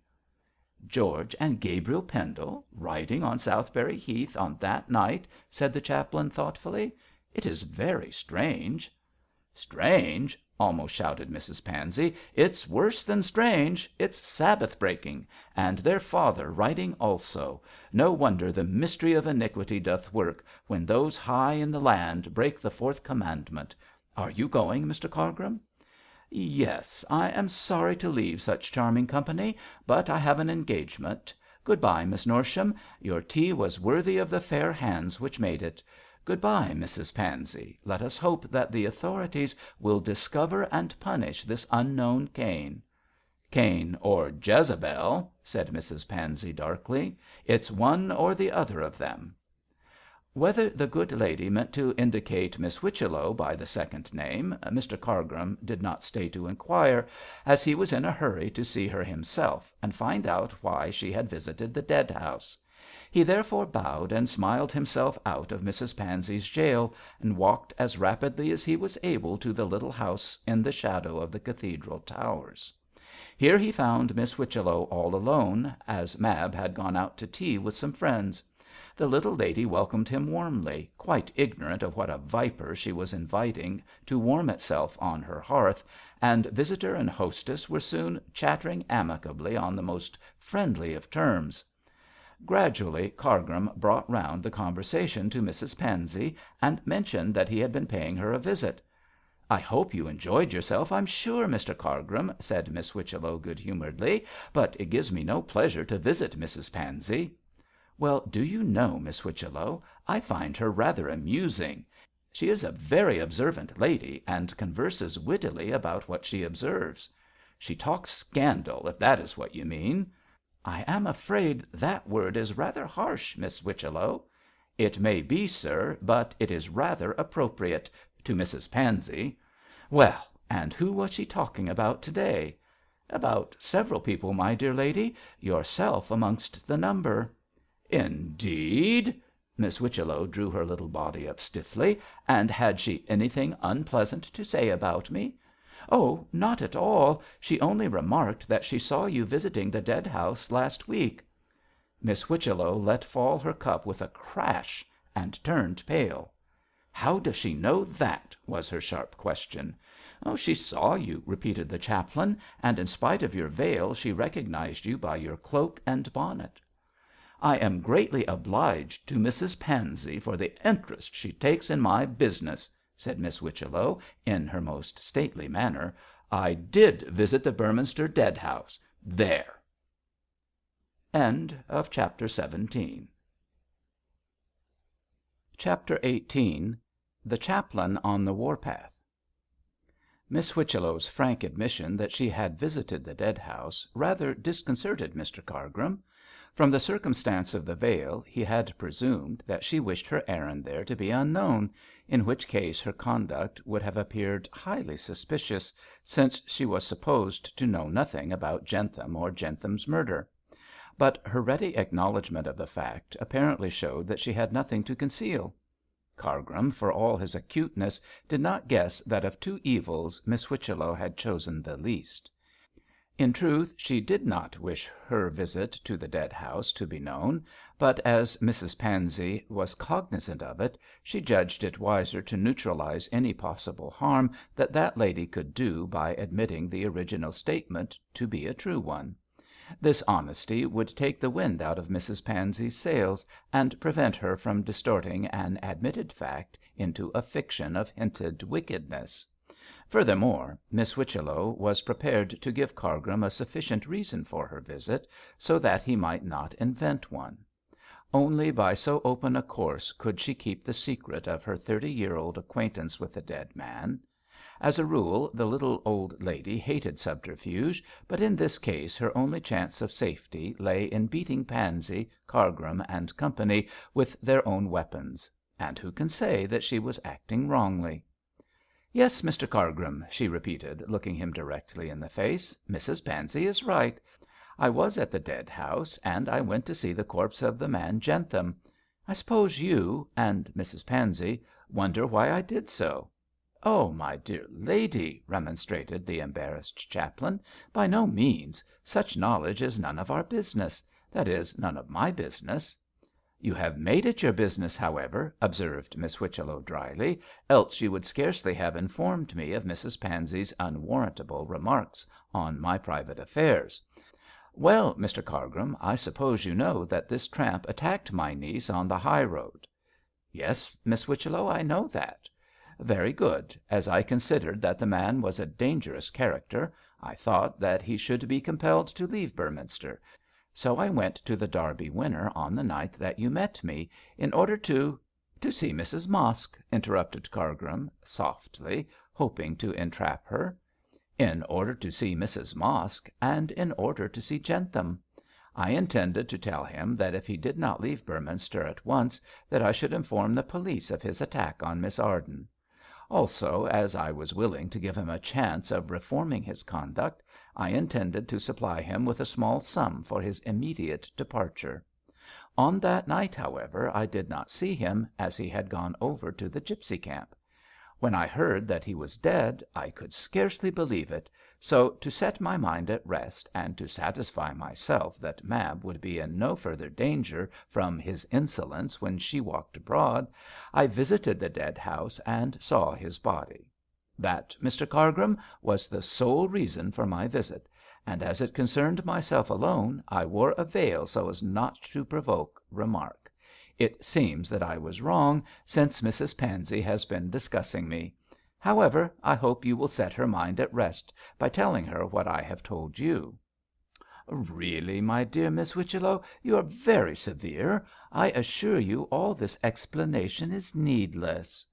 'Not while Mrs Pansey has so venomous a tongue, Mr Cargrim. She is quite capable of twisting my innocent desire to assure myself that Mab was safe from this man into some extraordinary statement without a word of truth in it. I shouldn't be surprised if Mrs Pansey had hinted to you that I had killed this creature.' As this was precisely what the archdeacon's widow had done, Cargrim felt horribly uncomfortable under the scorn of Miss Whichello's justifiable indignation. He grew red and smiled feebly and murmured weak apologies; all of which Miss Whichello saw and heard with supreme contempt. Mr Cargrim, by his late tittle-tattling conversation, had fallen in her good opinion, and she was not going to let him off without a sharp rebuke for his unfounded chatter. Cutting short his murmurs, she proceeded to nip in the bud any further reports he or Mrs Pansey might spread in connection with the murder, by explaining much more than was needful. 'And if Mrs Pansey should hear that Captain Pendle was on Southberry Heath on Sunday night,' she continued, 'I trust that she will not accuse him of shooting the man, although, as I know, and you know also, Mr Cargrim, she is quite capable of doing so.' 'Was Captain Pendle on Southberry Heath?' asked Cargrim, who was already acquainted with this fact, although he did not think it necessary to tell Miss Whichello so. 'You don't say so!' 'Yes, he was. He rode over to the gipsy camp to purchase an engagement ring for Miss Arden from Mother Zeal. That ring is now on her finger.' 'So Miss Arden is engaged to Captain Pendle,' cried Cargrim, in a gushing manner. 'I congratulate you, and her, and him.' 'Thank you, Mr Cargrim,' said Miss Whichello, stiffly. 'I suppose Captain Pendle saw nothing of Jentham at the gipsy camp?' 'No, he never saw the man at all that evening.' 'Did he hear the shot fired?' 'Of course he did not,' cried Miss Whichello, wrathfully.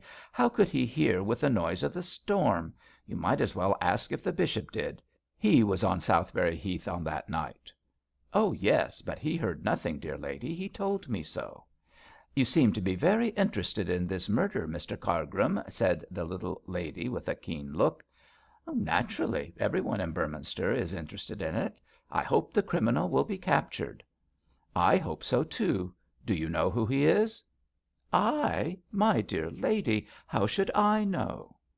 'I thought Mrs Pansey might have told you,' said Miss Whichello, coolly. 'She knows all that goes on, and a good deal that doesn't. But you can tell her that both I and Captain Pendle are innocent, although I did visit the dead house, and although he was on Southberry Heath when the crime was committed.' 'You are very severe, dear lady,' said Cargrim, rising to take his leave, for he was anxious to extricate himself from his very uncomfortable and undignified position. 'Solomon was even more severe, Mr Cargrim. He said, "Burning lips and a wicked heart are like a potsherd covered with silver dross." I fancy there were Mrs Panseys in those days, Mr Cargrim.' In the face of this choice proverb, Mr Cargrim beat a hasty retreat. Altogether Miss Whichello was too much for him, and for once in his life he was at a loss how to gloss over his defeat. Not until he was in Tinkler's office did he recover his feeling of superiority. With a man, especially with a social inferior, he felt that he could deal, but who can contend with a woman's tongue? It is her sword and shield; her mouth is her bow; her words are the arrows, and the man who hopes to withstand such an armoury of deadly weapons is a superfine idiot. Cargrim, not being one, had run away, but in his rage at being compelled to take flight he almost exceeded Mrs Pansey in hating the cause of it. Miss Whichello had certainly gained a victory, but she had also made an enemy. "So the inquest is over, Mr Inspector," said the ruffled Cargrim, smoothing his plumes. "Over and done with, sir, and the corpse is now 6 feet under earth." A sad end, Mr Inspector, and a sad life. To be a wanderer on the face of the earth, to be violently removed when sinning, to be buried at the expense of an alien parish. What a fate for a baptized Christian! "Don't you take on so, Mr Cargrim, sir," said Tinkler grimly. "There was precious little religion about Jentham, and he was buried in a much better fashion than he deserved, and not by the parish either." Cargrim looked up suddenly. "Who paid for his funeral, then?" "A charitable person, sir, whose name I am not at liberty to tell anyone, at her own request." "At her own request," said the chaplain, noting Tinkler's slips and putting two and two together with a wondrous rapidity. "Ah, Miss Whichello is indeed a good lady." Do you know, are you aware that Miss Whichello buried him, sir?" stammered the inspector, considerably astonished. "I have just come from her house," replied Cargrim, answering the question in the affirmative by implication. "Well, she asked me not to tell any one, sir, but as she told you, I s'pose as I can say as she buried that corpse with a good deal of expense." "It is not to be wondered at, seeing that she took an interest in the wretched creature," said Cargrim, delicately feeling his way. "I trust that the sight of his body in the dead house didn't shock her nerves." "Did she tell you that she visited the dead house?" asked Tinkler, his eyes growing larger at the extent of the chaplain's information. "Of course she did," replied Cargrim, and this was truer than most of his remarks. Tinkler brought down a heavy fist with a bang on his desk. "Then I'm blessed, Mr Cargrim, sir, if I can understand what she meant by asking me to hold my tongue." "Ah, Mr Inspector, the good lady is one of those rare spirits who do good by stealth and blush to find it fame." "Seems a kind o' silly to go on like that, sir." "We are not all rare spirits, Tinkler." "I don't know what the world would be if we were, Mr Cargrim, sir. But Miss Whichello seemed so anxious that I should hold my tongue about the visit and the burial, that I can't make out why she talked about them to you or to anybody." "I cannot myself fathom her reason for such unnecessary secrecy, Mr Inspector, unless it is that she wishes the murderer to be discovered." "Well, she can't spot him," said Tinkler emphatically, "for all she knows about Jentham is 30 years old." Cargrim could scarcely suppress a start at this unexpected information.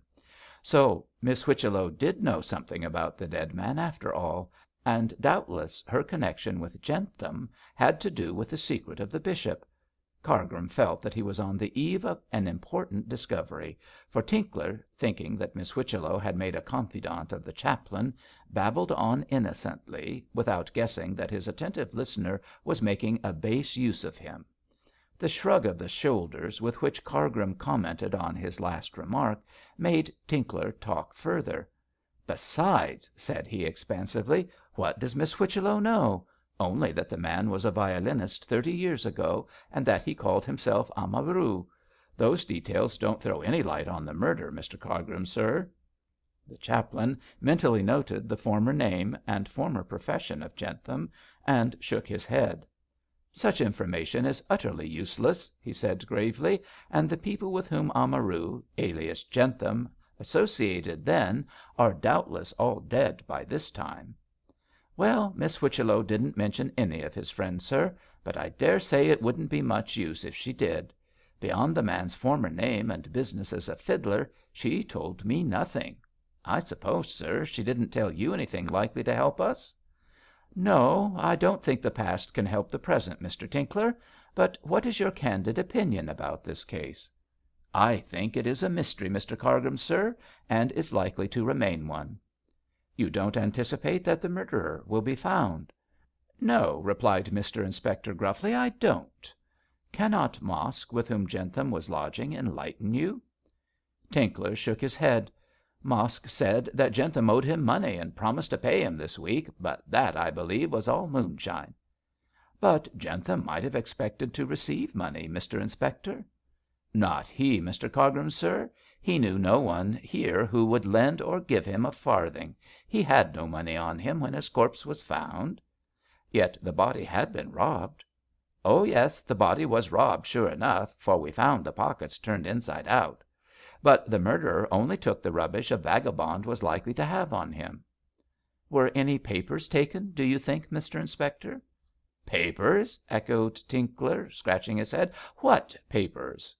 "Well," said Cargrim, shirking a true explanation, "papers likely to reveal his real name and the reason of his haunting Beorminster." "I don't think there could have been any papers, Mr Cargrim, sir. If there had been, we'd have found 'em. The murderer wouldn't have taken rubbish like that." "But why was the man killed?" persisted the chaplain. "He was killed in a row," said Tinkler decisively. "That's my theory. Mother Jael says that he was half seas over when he left the camp, so I dare say he met some labourer who quarrelled with him and used his pistol." "But is it likely that the labourer would have a pistol?" "Why not? Those harvesters don't trust one another, and it's just as likely as not that one of them would keep a pistol to protect his property from the other." "Was search made for the pistol?" "Yes, it was, and no pistol was found. I tell you what, Mr Cargrim," said Tinkler, rising in rigid military fashion, "it's my opinion that there is too much tall talk about this case. Jentham was shot in a drunken row, and the murderer has cleared out of the district. That is the whole explanation of the matter." "Oh, I dare say you are right, Mr Inspector," sighed Cargrim, putting on his hat. "We are all apt to elevate the commonplace into the romantic." "Or make a mountain out of a molehill, which is plain English," said Tinkler. "Good day, Mr Cargrim." "Good day, Tinkler, and many thanks for your lucid statement of the case. I have no doubt that his lordship the bishop will take your very sensible view of the matter." As it was now late, Mr Cargrim returned to the palace, not ill pleased with his afternoon's work. He had learned that Miss Whichello had visited the dead house, that she had known the dead man as a violinist under the name of Amaru, and had buried him for old acquaintance sake at her own expense. Also he had been informed that Captain Pendle and his brother Gabriel had been on Southberry Heath on the very night and about the very time when the man had been shot. So with all these materials Mr Cargrim hoped sooner or later to build up a very pretty case against the bishop.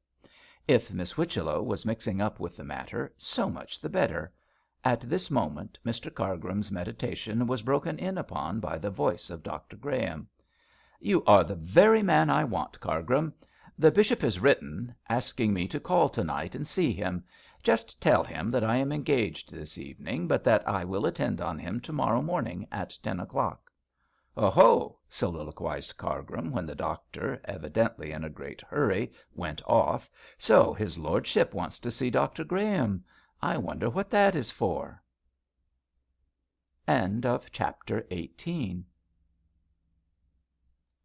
Chapter XIX. The Bishop's Request. Whatever Dr Pendle may have thought of the Southberry murder, he kept his opinion very much to himself. It is true that he expressed himself horrified at the occurrence of so barbarous a crime in his diocese, that he spoke pityingly of the wretched victim, that he was interested in hearing the result of the inquest, but in each case he was guarded in his remarks.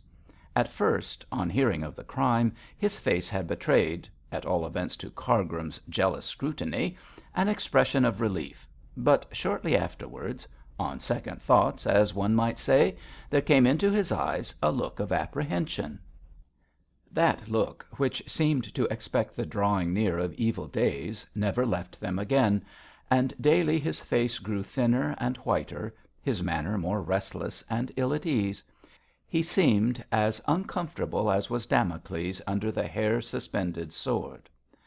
Other people besides the chaplain noticed the change, but, unlike Cargrim, they did not ascribe it to a consciousness of guilt, but to ill health.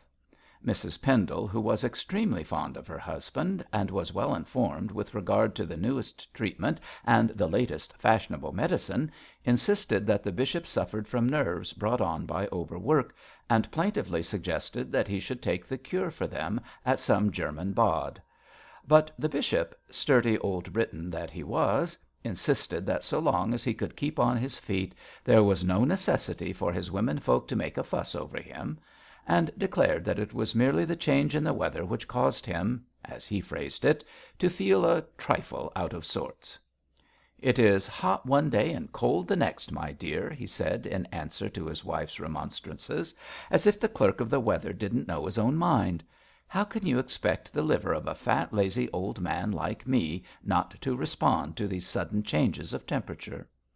"Fat, bishop!" cried Mrs. Pendle in vexed tones. "You are not fat. You have a fine figure for a man of your age; and as to lazy, there is no one in the church who works harder than you do.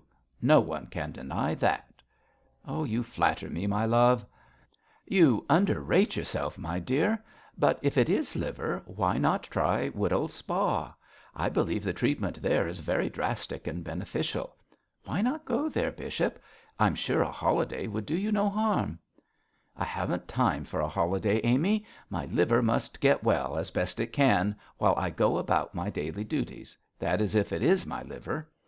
"I don't believe it is," remarked Mrs. Pendle. "It is nerves, my dear, nothing else. You hardly eat anything, you start at your own shadow, and at times you are too irritable for words.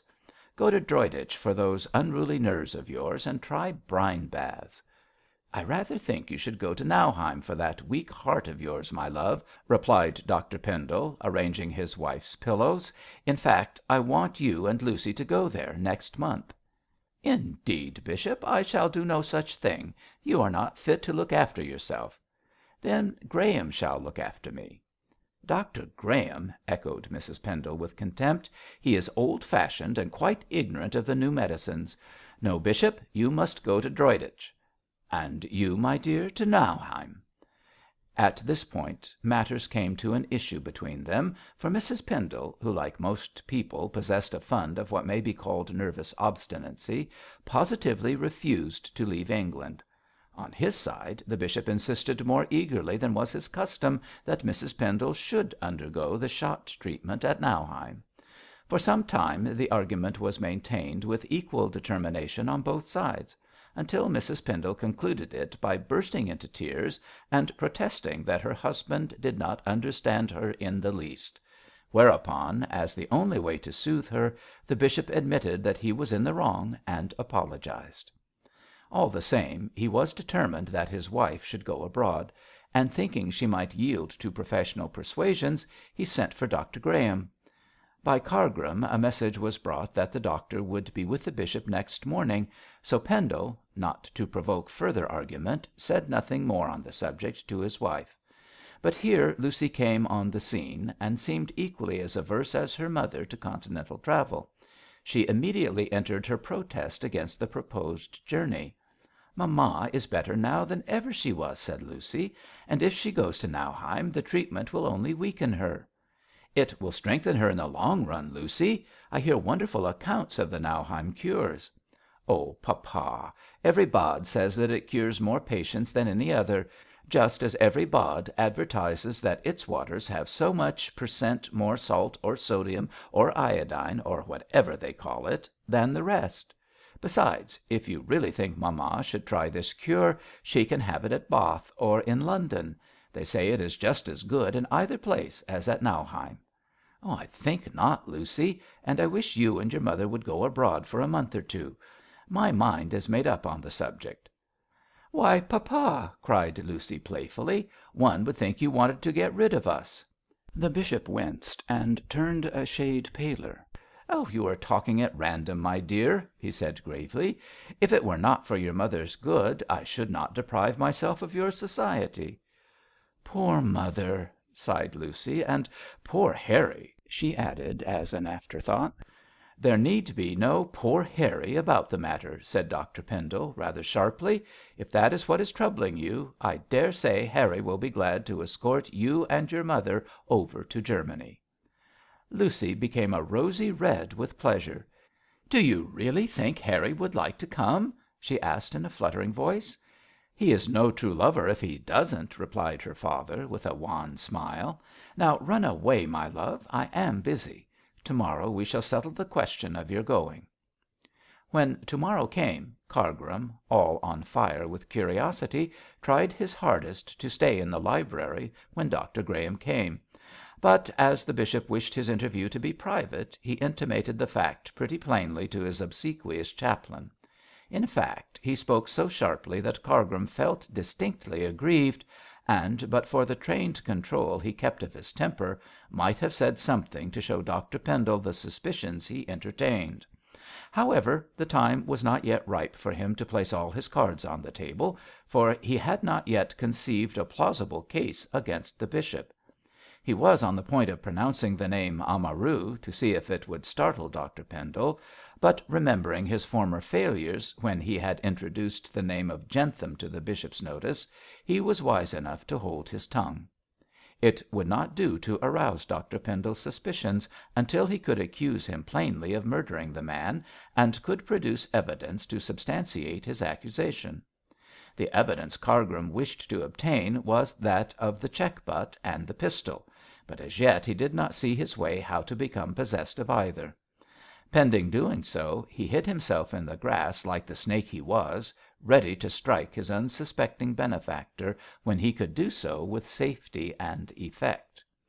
In accordance with his resolution on this point, Mr Cargrim was meek and truckling while he was with the bishop, and when Dr Graham was announced, he sidled out of the library with a bland smile.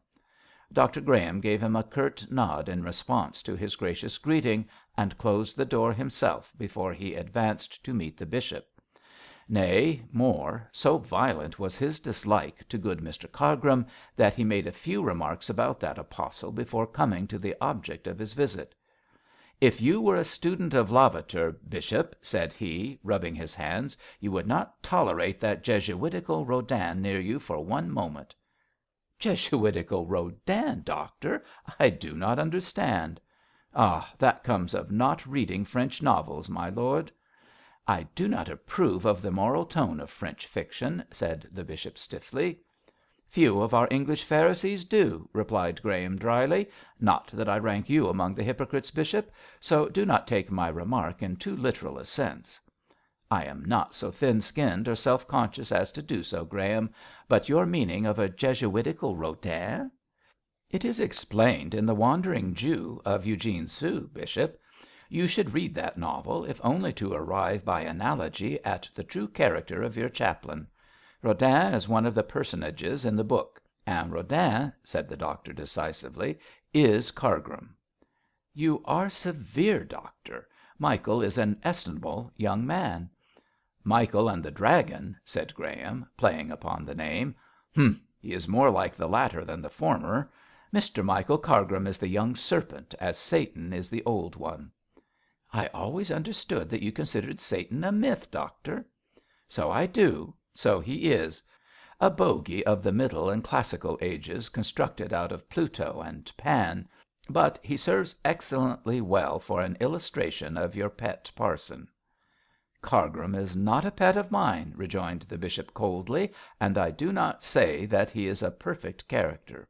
Still, he is not bad enough to be compared to Satan. You speak too hurriedly, doctor, and if you will pardon my saying so, too irreligiously." "I beg your pardon. I forgot that I was addressing a bishop. But as to that young man, he is a bad and dangerous character." "Doctor, doctor!" protested the bishop, raising a deprecating hand. "Yes, he is," insisted Graham. "His goodness and meekness are all on the surface. I am convinced that he is a kind of human mole who works underground and makes mischief in secret ways. If you have a cupboard with a skeleton, bishop, take care Mr Cargrim doesn't steal the key." Graham spoke with some meaning, for since the illness of Dr Pendle after Jentham's visit, he had suspected that the bishop was worried in his mind, and that he possessed a secret which was wearing him out. Had he known that the strange visitor was one and the same with the murdered man, he might have spoken still more to the point. But the doctor was ignorant of this, and consequently conceived the bishop's secret to be much more harmless than it really was. However, his words touched his host nearly, for Dr Pendle started and grew nervous, and looked so haggard and worried that Graham continued his speech without giving him time to make a remark. "However, I did not come here to discuss Cargrim," he said cheerfully, "but because you sent for me. It is about time," said Graham grimly, surveying the bishop's wasted face and embarrassed manner. "You are looking about as ill as a man can look. What is the matter with you?" "Nothing is the matter with me. I am in my usual health." "You look it," said the doctor ironically. "Good Lord, man," with sudden wrath, "why in the name of the 39 Articles can't you tell me the truth?" "The truth?" echoed the bishop faintly. "Yes, my lord, I said the truth, and I mean the truth. If you are not wrong in body, you are in mind.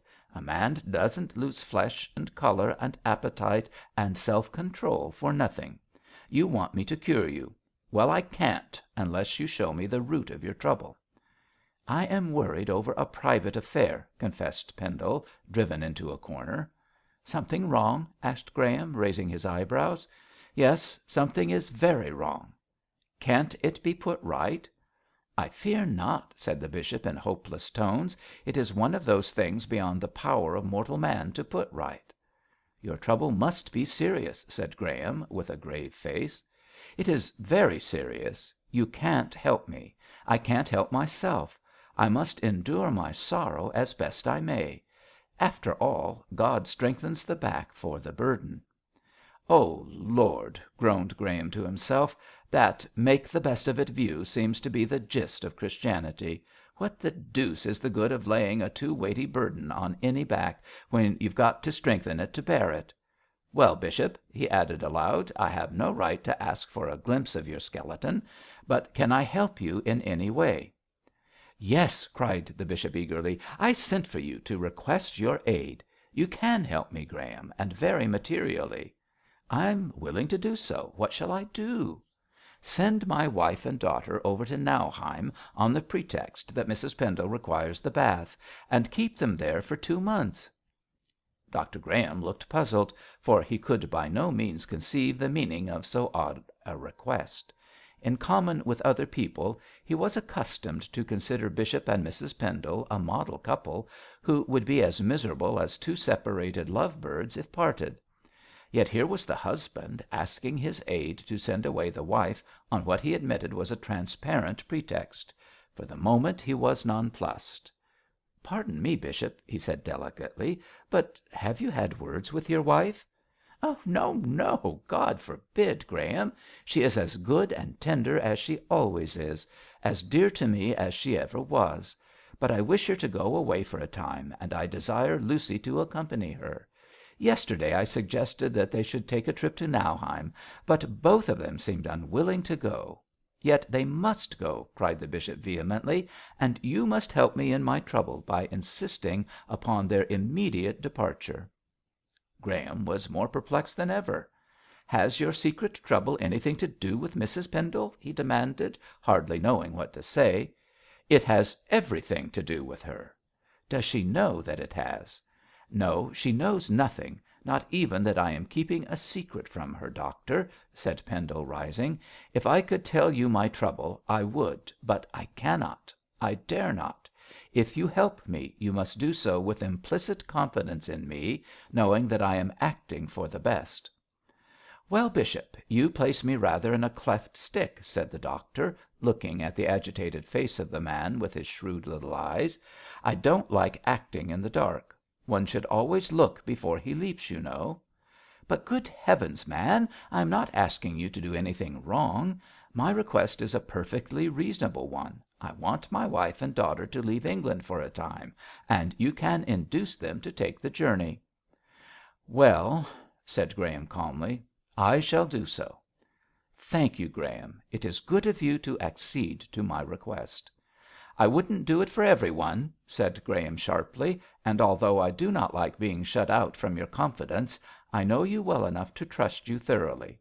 A couple of months at Nauheim may do your wife good, and, as you tell me, will relieve your mind. "It certainly will relieve my mind," said the bishop, very emphatically. "Very good, my lord. I'll do my very best to persuade Mrs Pendle and your daughter to undertake the journey." "Of course," said Pendle anxiously, "you won't tell them all I have told you. I do not wish to explain myself too minutely to them." "I am not quite so indiscreet as you think, my lord," replied Graham, with some dryness. "Your wife shall leave Beorminster for Nauheim, thinking that your desire for her departure is entirely on account of her health." "Thank you again, doctor," and the bishop held out his hand. "Come," said Graham to himself as he took it, "this secret can't be anything very dreadful if he gives me his hand. My lord," he added aloud, "I shall see Mrs Pendle at once. But before closing this conversation I would give you a warning." "A warning?" stammered the bishop, starting back. "A very necessary warning," said the doctor, solemnly. "If you have a secret, beware of Cargrim." Chapter XX. Mother Jael. Dr Graham was not the man to fail in carrying through successfully any scheme he undertook, and what he had promised the bishop he duly fulfilled. After a rather lengthy interview with Mrs Pendle and her daughter, he succeeded in arousing their interest in Nauheim and its baths; so much so that before he left the palace they were as eager to go as formerly they had been to stay. This seeming miracle was accomplished mainly by a skilful appeal to Mrs Pendle's love for experimenting with new medical discoveries in connection with her health. She had never tried the shot treatment for heart dilation, and indeed had heard very little about it, but when fully informed on the subject her interest in it was soon awakened. She soon came to look on the carbolic spring of Nauheim as the true fountain of youth, and was sanguine that by bathing for a few weeks in its life giving waters she would return to Beorminster hale and hearty and full of vitality. If ever hope told a flattering tale, she did to Mrs Pendle through the lips of cunning Dr Graham. "I thought you knew nothing about new medicine or treatments," she observed graciously, "or if you did, that you were too conservative to prescribe them. I see I was wrong." "You were decidedly wrong, Mrs Pendle. It is only a fool who ceases to acquire knowledge and benefit by it. I am not a cabbage, although I do live in a vegetable garden." Lucy's consent was gained through the glowing description of the benefit her mother would receive from the Nauheim waters, and the opportune arrival of Sir Harry Brace contributed to the wished for result. The ardent lover immediately declared his willingness to escort Lucy to the world's end. Wherever Lucy was, the Garden of Eden blossomed, and while Mrs Pendle was being pickled and massaged and put to bed for recuperative slumbers, he hoped to have his future wife all to himself. In her sweet company even the dull little German watering place would prove a paradise. Cupid is the sole miracle worker in these days of scepticism. "It is all right, bishop," said the victorious doctor. "The ladies will be off, with Brace in attendance, as soon as they can pack up a waggon load of feminine frippery." "I am sincerely glad to hear it," said Dr Pendle, and heaved a sigh of relief, which made Graham wag his head and put in a word of advice. "You must take a trip yourself, my lord," he said decisively. "Nothing like change for mental worry. Go to Bath or Putney or Jericho, bishop. Travel is your anodyne." "I cannot leave Beorminster just now, Graham. When I can I shall take your advice." The doctor shrugged his shoulders and walked towards the door. There he paused and looked back at the unhappy face of the bishop. A thought struck him and he returned. "Pendle," he said gently, "I am your oldest friend, and one who honours and respects you above all men. Why not tell me your trouble and let me help you? I shall keep your secret, whatever it may be." "I have no fears on that score, Graham. If I could trust any one I should trust you. But I cannot tell you what is in my mind. No useful result would come of such candour, for only the One above can help me out of my difficulties." "Is it money worries, bishop?" "No, my worldly affairs are most prosperous." "It is not this murder that is troubling you, I suppose?" The bishop became as pale as the paper on the desk before him, and convulsively clutched the arms of his chair. "The murder?" he stammered. "The murder, Graham. Why should that trouble me?" "Cargrim told me that you were greatly upset that such a thing should have occurred in your diocese." "I am annoyed about it," replied Pendle in a low voice, "but it is not the untimely death of that unhappy man which worries me." "Then I give up," said the doctor, with another shrug. "Graham." "Yes, what is it?" "Do you think that there is any chance of the murderer of this man being discovered?" "If the case had been handled by a London detective while the clues were fresh, I dare say there might have been a chance," replied the doctor. "But that mutton‐headed Tinkler has made such a muddle of the affair that I am certain the murderer will never be captured." "Has anything new been discovered since the inquest?" "Nothing. So far as I know, Tinkler is satisfied, and the matter is at an end. Whosoever killed Jentham has only his own conscience to fear." "And God," said the bishop, softly. "I always understood that what you churchmen call conscience was the still small voice of the Deity," replied Graham, dryly. "There is no use in being tautological, bishop. Well, good day, my lord." "Good day, doctor, and many, many thanks for your kindly help." "Not at all. I only wish that you would let me help you to some purpose by treating me as your friend and unburdening your mind. There is one great truth that you should become a convert to, bishop." "What is that?" said Pendle, listlessly. "That medical men are the father confessors of Protestantism. Good day." Outside the library, Cargrim was idling about, in the hope of picking up some crumbs of information when Graham took his departure. But the little doctor, who was not in the best of tempers for another conversation, shot past the chaplain like a bolt from the bow, and by the time Cargrim recovered from such brusque treatment was half-way down the avenue, fuming and fretting at his inability to understand the attitude of Bishop Pendle. Dr Graham loved a secret as a magpie does a piece of stolen money, and he was simply frantic to find out what vexed his friend; the more so as he believed that he could help him to bear his trouble by sympathy, and perhaps by advice do away with it altogether. He could not even make a guess at the bishop's hidden trouble, and ran over all known crimes in his mind from murder to arson, without coming to any conclusion. Yet something extraordinary must be the matter to move so easy-going, healthy a man as Dr Pendle. "I know more of his life than most people," thought Graham, as he trotted briskly along, "and there is nothing in it that I can see to upset him so. He hasn't forged or coined or murdered or sold himself to Pluto, Pan, Satan, so far as I know, and he is too clear-headed and sane to have a monomania about a non-existent trouble. Dear, dear," the doctor shook his head sadly, "I shall never understand human nature.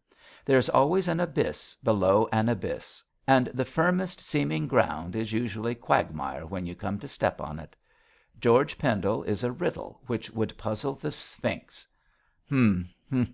Another fabulous beast. Well, well, I can only wait and watch until I discover the truth, and then well, what then? Why, nothing." And Graham, having talked himself into a cul-de-sac of thought, shook his head furiously and strove to dismiss the matter from his too inquisitive mind. But not all his philosophy and will could accomplish the impossible. "We are a finite lot of fools," said he, "and when we think we know most, we know least. How that nameless, unseen power must smile at our attempts to scale the stars," by which remark it will be seen that Dr Graham was not the atheist Beorminster believed him to be, and here may end his speculations for the present. Shortly Mrs Pendle and Lucy began to pack a vast number of boxes with garments needful and ornamental, and sufficient in quantity to last them for at least 12 months. It is true that they intended to remain away only 8 weeks, but the preparations for departure were worthy of the starting out of a crusade. They must take this, they could certainly not leave that, warm dresses were needed for possible cold weather, cool frocks were requisite for probable hot days. They must have smart dresses, as they would no doubt go out a great deal, and 3 or 4 tea gowns each, as they might stay indoors altogether. In short, their stock of millinery would have clothed at least half a dozen women, although both ladies protested plaintively that they had absolutely nothing to wear, and that it would be necessary to go shopping in London for a few days, if only to make themselves look presentable. Harry Brace, the thoughtless bachelor, was struck dumb when he saw the immense quantity of luggage which went off in and on a bus to the railway station in the charge of a nurse and a lady's maid. "Oh, Lord!" said he, aghast. "Are we starting out on an African expedition, Lucy?" "Well, I'm sure, Harry, mamma and I are only taking what is absolutely necessary. Other women would take twice as much." "Wait until you and Lucy leave for your honeymoon, Brace," said the bishop, with a smile at his prospective son-in-law's long face. "She will be one of the other women then." "In that case," said Harry, a trifle grimly, "Lucy will have to decide if I am to go as a bridegroom or a luggage agent." Of course all Beorminster knew that Mrs. Pendle was going to Nauheim for the treatment, and of course all Beorminster, that is, the feminine portion of it, came to take tender farewells of the travellers. Every day up to the moment of departure Mrs. Pendle's drawing room was crowded with ladies all relating their experiences of English and continental travelling. Lucy took leave of at least a dozen dear friends, and from the way in which Mrs. Pendle was lamented over, and blessed, and warned, and advised by the wives of the inferior clergy, one would have thought that her destination was the moon, and that she would never get back again. Altogether, the palace was no home for a quiet prelate in those days. At the last moment Mrs. Pendle found that she would be wretched if her bishop did not accompany her some way on the journey. So Dr. Pendle went with the travellers to London, and spent a pleasant day or so, being hurried about from shop to shop. If he had not been the most angelic bishop in England, he would have revolted; but as he was anxious that his wife should have no cause of complaint, he exhausted himself with the utmost amiability. But the longest lane has a turning, and the day came when Mrs. Pendle and Lucy, attended by the dazed Harry, left for Nauheim via Queensborough, Flushing, and Cologne. Mrs. Pendle declared, as the train moved away, that she was thoroughly exhausted, which statement the bishop quite believed. His wonder was that she and Lucy were not dead and buried. On returning to the empty palace, Bishop Pendle settled himself down for a long rest. Remembering Graham's hint, he saw as little of Cargrim as was compatible with the relationship of business. The chaplain noted that he was being avoided, and guessing that some one had placed Dr. Pendle on his guard against him, became more secretive and watchful than ever. But in spite of all his spying he met with little success; for although the bishop still continued weary-eyed and worried-looking, he went about his work with more zest than usual. Indeed, he attended so closely to the duties of his position that Cargrim fancied he was trying to forget his wickedness by distracting his mind. But as usual the chaplain had no tangible reason for this belief. And about this time, when most industrious, the bishop began to be haunted, not by a ghost, which would have been bearable as ghosts appear usually only in the night time, but by a queer little old woman in a red cloak, who supported herself with a crutch and looked like a wicked fairy. This, as the bishop ascertained by a casual question, was Mother Zeal, the gipsy friend of Jentham, and the knowledge of her identity did not make him the easier in his mind. He could not conceive what she meant by her constant attendance on him, and but that he believed in the wisdom of letting sleeping dogs lie, he would have resented her pertinacity. The sight of her became almost insupportable. Whether Mother Zeal intended to terrify the bishop or not, it is hard to say, but the way in which she followed him tormented him beyond measure. When he left the palace she was there on the road; when he preached in the cathedral she lurked among the congregation; when he strolled about Beorminster she watched him round corners, but she never approached him, she never spoke to him, and frequently vanished as mysteriously and unexpectedly as she appeared. Wherever he went, wherever he looked, that crimson cloak was sure to meet his eye. Mother Jael was old and bent and witch-like, with elf locks of white hair and a yellow, wrinkled face; but her eyes burned like two fiery stars under her frosted brows, and with these she stared hard at Bishop Pendle until he felt almost mesmerised by the intensity of her gaze. She became a perfect nightmare to the man, much the same as the little old woman of the coffer was to Abu Dah, the merchant in the fantastic Eastern tale. But, unlike that pertinacious beldam, she apparently had no message to deliver. She only stared and stared with her glittering, evil eyes until the bishop, his nerves not being under control with this constant persecution, almost fancied that the powers of darkness had leagued themselves against him, and had sent this hell hag to haunt and torment him.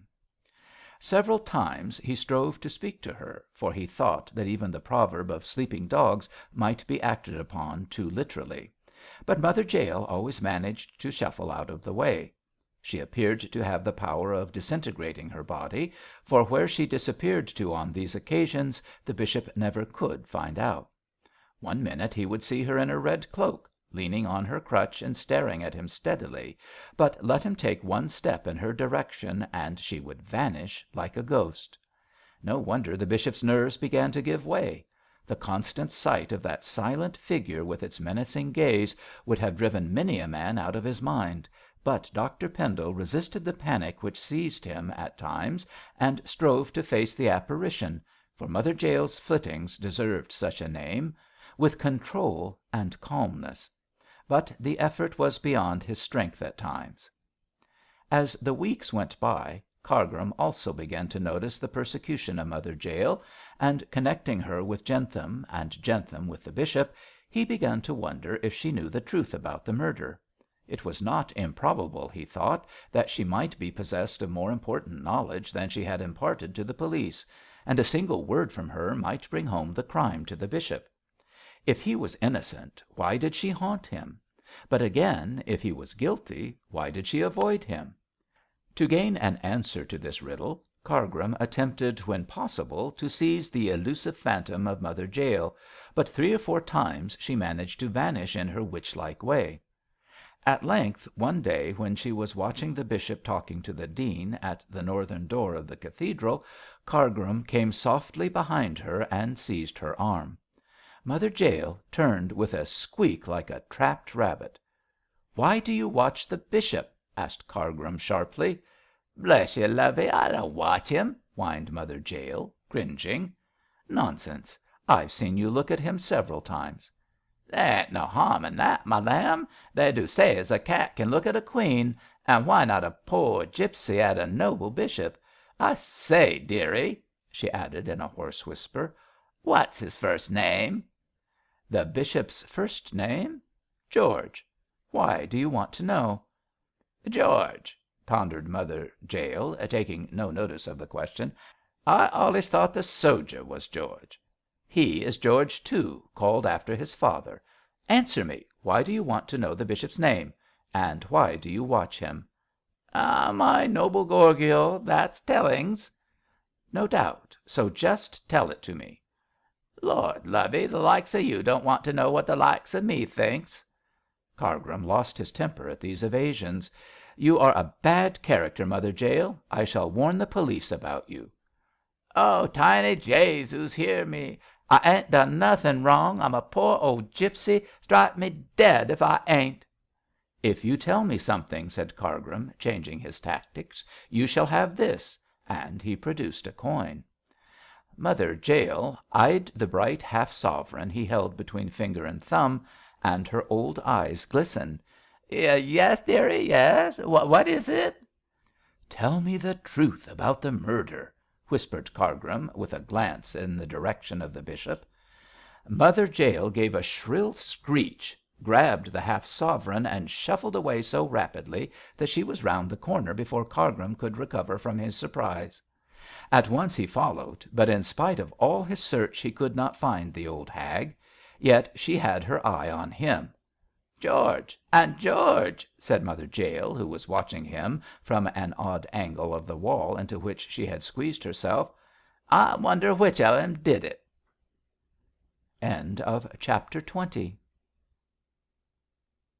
Chapter 21. Mrs Pansey's Festival. Once a year the archdeacon's widow discharged her social obligations by throwing open the gaol in which she dwelt. Her festival, to which all that Beorminster could boast of in the way of society was invited, usually took the form of an out of door party, as Mrs Pansey found that she could receive more people and trouble herself less about their entertainment by filling her grounds than by crushing them into the rather small reception rooms of her house. Besides, the gardens were really charming, and the wide spreading green of the lawns, surrounded by ample flower beds, now brilliant with rainbow blossoms, looked most picturesque when thronged with well dressed, well bred, well pleased guests. Nearly all of the invitations had been accepted, firstly, because Mrs Pansey made things unpleasant afterwards for such defiant spirits as stayed away; secondly, for the very attractive reason that the meat and drink provided by the hostess were of the best. Thus Mrs Pansey's entertainments were usually the most successful of the Beorminster season. On this auspicious occasion the clerk of the weather had granted the hostess an especially fine day. Sunshine filled the cloudless arch of the blue sky, the air was warm, but tempered by a softly blowing breeze, and the guests, to do honour at once to Mrs Pansey and the delightful weather, wore their most becoming and coolest costumes. Pretty girls laughed in the sunshine, matrons gossiped beneath the rustling trees, and the sober black coats of the clerical element subdued the too vivid tints of the feminine frippery. The scene was animated and full of colour and movement, so that even Mrs Pansey's grim countenance expanded into an unusual smile when greeting fresh arrivals. At intervals a band played lively dance music; there was croquet and lawn tennis for the young, iced coffee and scandal for the old. Altogether, the company, being mostly youthful and unthinking, was enjoying itself immensely, as the chatter and laughter and smiling and bowing amply testified. "Altogether I may regard it as a distinct success," said Mrs Pansey, as, attired in her most Hamlet like weeds, she received her guests under the shade of a many coloured Japanese umbrella, "and the gardens really look nice."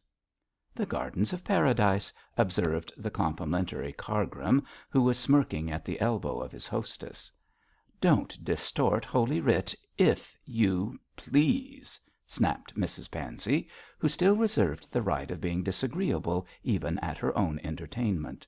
"But if you do call this the Garden of Eden, I daresay there are plenty of serpents about." "And many Adams and Eves," said Dr Graham, surveying the company with his usual cynicism, "but I don't see Lilith, Mrs Pansey."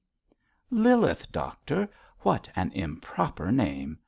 "And what an improper person, my dear lady. Lilith was the other wife of Father Adam."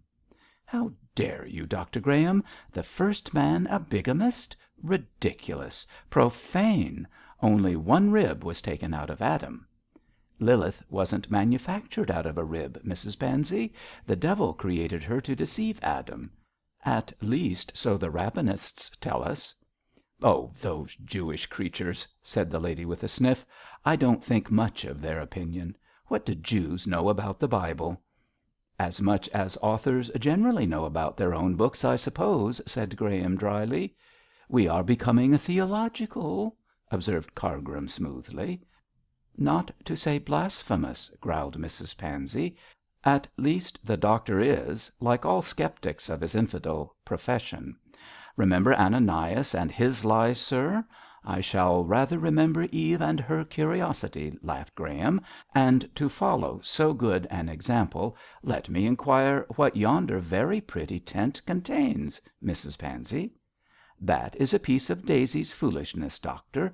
It contains a gipsy, whom she induced me to hire for some fortune telling rubbish." "Oh, how sweet! How jolly!" cried a mixed chorus of young voices. "A real gipsy, Mrs Pansey?" And the good lady was besieged with questions. "She is cunning and dirty enough to be genuine, my dears. Some of you may know her. Mother Jael."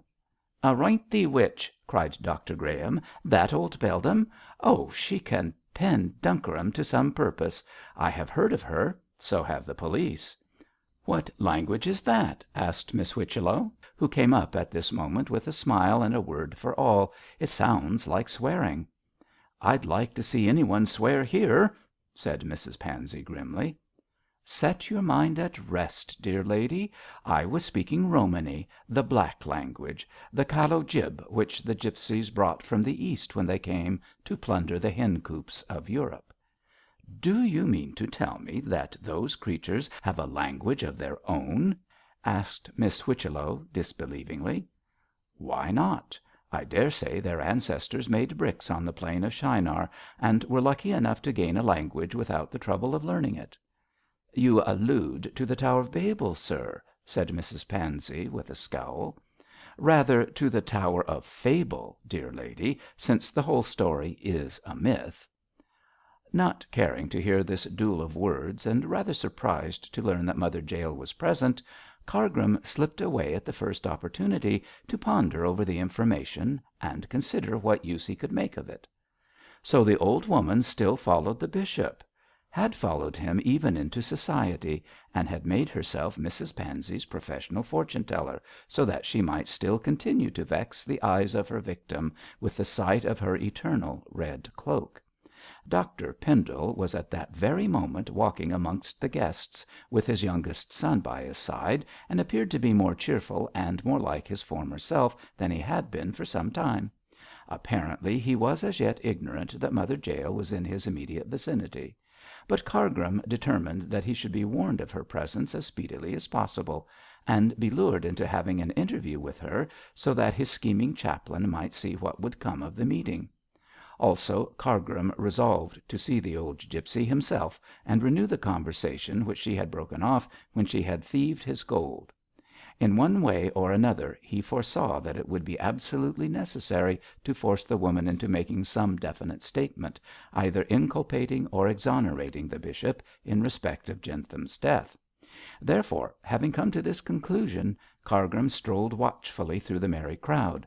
It was his purpose to inform Dr Pendle that Mother Jael was telling fortunes in the gaily striped tent, and his determination to bring, if possible, the prelate into contact with the old hag.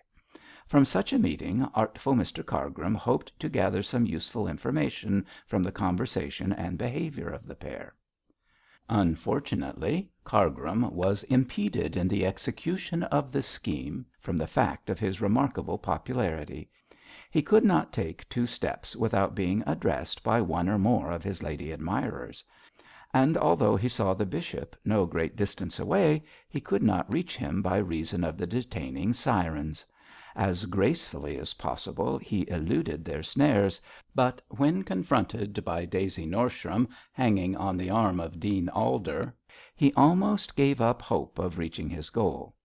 There was but little chance of escape from Daisy and her small talk. Moreover, she was rather bored by the instructive conversation of the ancient parson, and wanted to attach herself to some younger and more frivolous man. Cupid in cap and gown and spectacles is a decidedly prosy divinity. 'Oh, dear Mr Cargrim!' cried the gushing Daisy. 'Is it really you? Oh, how very sweet of you to come to day! And what is the very latest news of poor dear Mrs Pendle?' 'I believe the Nauheim baths are doing her a great deal of good, Miss Norsham. If you will excuse ' 'Nauheim,' croaked the dean, with a dry cough, 'is unknown to me save as a geographical expression, but the town of Baden Baden, formerly called Aurelia Aquensis, was much frequented by the Romans on account of its salubrious and health giving springs. I may also instance Aachen, vulgarly termed Aix la Chapelle, but known to the Latins as Aquisgranum, or ' 'How interesting!' interrupted Daisy, cutting short this stream of information. 'You do seem to know everything, Mr Dean. The only German watering place I have been to is Wiesbaden, where the doctors made me get up at 5 o'clock to drink the waters. And fancy, Mr Cargrim, a band played at the Kochbrunnen at 7 in the morning. Did you ever hear anything so horrid?' Music at so early an hour would be trying, Miss Norsham.' 'Aqua Matticae was the Roman appellation of Wiesbaden,' murmured Dr Alder, twiddling his eyeglass. 'I hear on good medical authority that the waters are most beneficial to renovate health and arrest decay. I should advise his lordship the bishop to visit the springs, for of late I have noticed that he appears to be sadly out of sorts.' 'He is looking much better to day,' observed the chaplain, with a glance at the bishop, who was now conversing with Miss Whichello. 'Oh, the poor dear bishop should have his fortune told by Mother Jael.' 'That would hardly be in keeping with his exalted position, Miss Norsham.' 'Oh, really, I don't see that it is so very dreadful,' cried Daisy, with one of her silvery peals of artificial laughter, 'and it's only fun. Mother Jael might tell him if he was going to be ill or not, you know, and he might take medicine if he was. Besides, she does tell the truth. Oh, really, it's too awful what she knew about me. But I'm glad to say she prophesied a lovely future.' 'Marriage and money, I presume?' 'Well, you are clever, Mr Cargrim. That is just the fortune she told me. How did you guess? I'm to meet my future husband here. He is to be rich and adore me, and I'm to be very, very happy.' 'I'm sure so charming a young lady deserves to be,' said Cargrim, bowing. 'Siderum regina bicornis audi luna puellas,' quoted Mr Dean, with a side glance at the radiant Daisy; and if that confident lady had understood Latin she would have judged from his satirical quotation that Dr Alder was not so subjugated by her charms as to contemplate matrimony. But being ignorant, she was, in accordance with the proverb, blissful, and babbled on with a never failing stream of small talk, which was at times momentarily obstructed by the heavy masses of information cast into it by the dean. Leaving this would be May and wary old December to their unequal flirtation, Cargrim again attempted to reach the bishop, but was captured by Miss Tancred, much to his disgust. She entertained him with a long and minute account of her rheumatic pains, and the means by which she hoped to cure them. Held thus as firmly as the wedding guest was by the ancient mariner, Cargrim lost the chance of hearing a very interesting conversation between Miss Whichello and the bishop; but from the clouded brow of Dr Pendle he saw that something was wrong, and chafed at his enforced detention. Nevertheless, Miss Tancred kept him beside her until she exhausted her trickle of small talk. It took all Cargrim's tact and politeness and Christianity to endure patiently her gabble. 'Yes, bishop,' Miss Whichello was saying, with some annoyance, 'your son has admired my niece for some considerable time. Lately they became engaged, but I refused to give my consent until your sanction and approval had been obtained.' 'George has said nothing to me on the subject,' replied Dr Pendle, in a vexed tone. 'Yet he should certainly have done so before speaking to your niece.' 'No doubt; but unfortunately young men's heads do not always guide their hearts. Still, Captain Pendle promised me to tell you all during his present visit to Beorminster, and of course both Mrs Pendle and your daughter Lucy know of his love for Mab.' 'It would appear that I am the sole person ignorant of the engagement, Miss Whichello.' 'It was not with my consent that you were kept in ignorance, bishop. But I really do not see why you should discourage the match. You can see for yourself that they make a handsome pair.' Dr Pendle cast an angry look towards the end of the lawn, where George and Mab were talking earnestly together. 'I don't deny their physical suitability,' he said severely, 'but more than good looks are needed to make a happy marriage.' 'Am I to understand that you disapprove of my niece?' cried the little old lady, drawing herself up. 'By no means, by no means. How can you think me so wanting in courtesy? But I must confess that I desire my son to make a good match.' 'You should rather wish him to get a good wife,' retorted Miss Whichello, who was becoming annoyed. 'But if it is fortune you desire, I can set your mind at rest on that point. Mab will inherit my money when I die, and should she marry Captain Pendle during my lifetime, I shall allow the young couple 1,000 a year.' '1,000 a year, Miss Whichello?' 'Yes, and more if necessary. Let me tell you, bishop, I am much better off than people think.' The bishop, rather nonplussed, looked down at his neat boots and very becoming gaiters. 'I am not so worldly minded as you infer, Miss Whichello,' said he, mildly, 'and did George desire to marry a poor girl, I have enough money of my own to humour his whim; but if his heart is set on making Miss Arden his wife, I should like if you will pardon my candour to know more about the young lady.' 'Mab is the best and most charming girl in the world,' said the little Jenny Wren, pale and a trifle nervous. 'I can see that for myself. You misunderstand me, Miss Whichello, so I must speak more explicitly. Who is Miss Arden?' 'She is my niece,' replied Miss Whichello, with trembling dignity, 'the only child of my poor sister, who died when Mab was an infant in arms.' 'Quite so,' assented the bishop, with a nod. 'I have always understood such to be the case. But Mr Arden?' 'Mr Arden,' faltered the old lady, turning her face from the company, that its pallor and anxiety might not be seen. 'Her father is he alive?' 'No!' cried Miss Whichello, shaking her head. 'He died long, long ago.' 'Who was he?' 'A gentleman a gentleman of independent fortune.' Dr Pendle bit his nether lip and looked embarrassed. 'Miss Whichello,' he said at length, in a hesitating tone, 'your niece is a charming young lady, and, so far as she herself is concerned, is quite fit to become the wife of my son George.' 'I should think so, indeed,' cried the little lady, with buckram civility. 'But,' continued the bishop, with emphasis, 'I have heard rumours about her parentage which do not satisfy me. Whether those are true or not is best known to yourself, Miss Whichello, but before consenting to the engagement you speak of, I should like to be fully informed on the point.' 'To what rumours does your lordship refer?' asked Miss Whichello, very pale faced, but very quiet. 'This is neither the time nor place to inform you,' said the bishop, hastily. 'I see Mr Cargrim advancing. On another occasion, Miss Whichello, we shall talk about the matter.' As the chaplain, with 3 or 4 young ladies, including Miss Norsham, was bearing down on the bishop, Miss Whichello recognised the justice of his speech, and not feeling equal to talk frivolity, she hastily retreated and ran into the house to fight down her emotion. What the poor little woman felt was known only to herself, but she foresaw that the course of true love, so far as it concerned George and Mab, was not likely to run smooth. Still, she put a brave face on it and hoped for the best.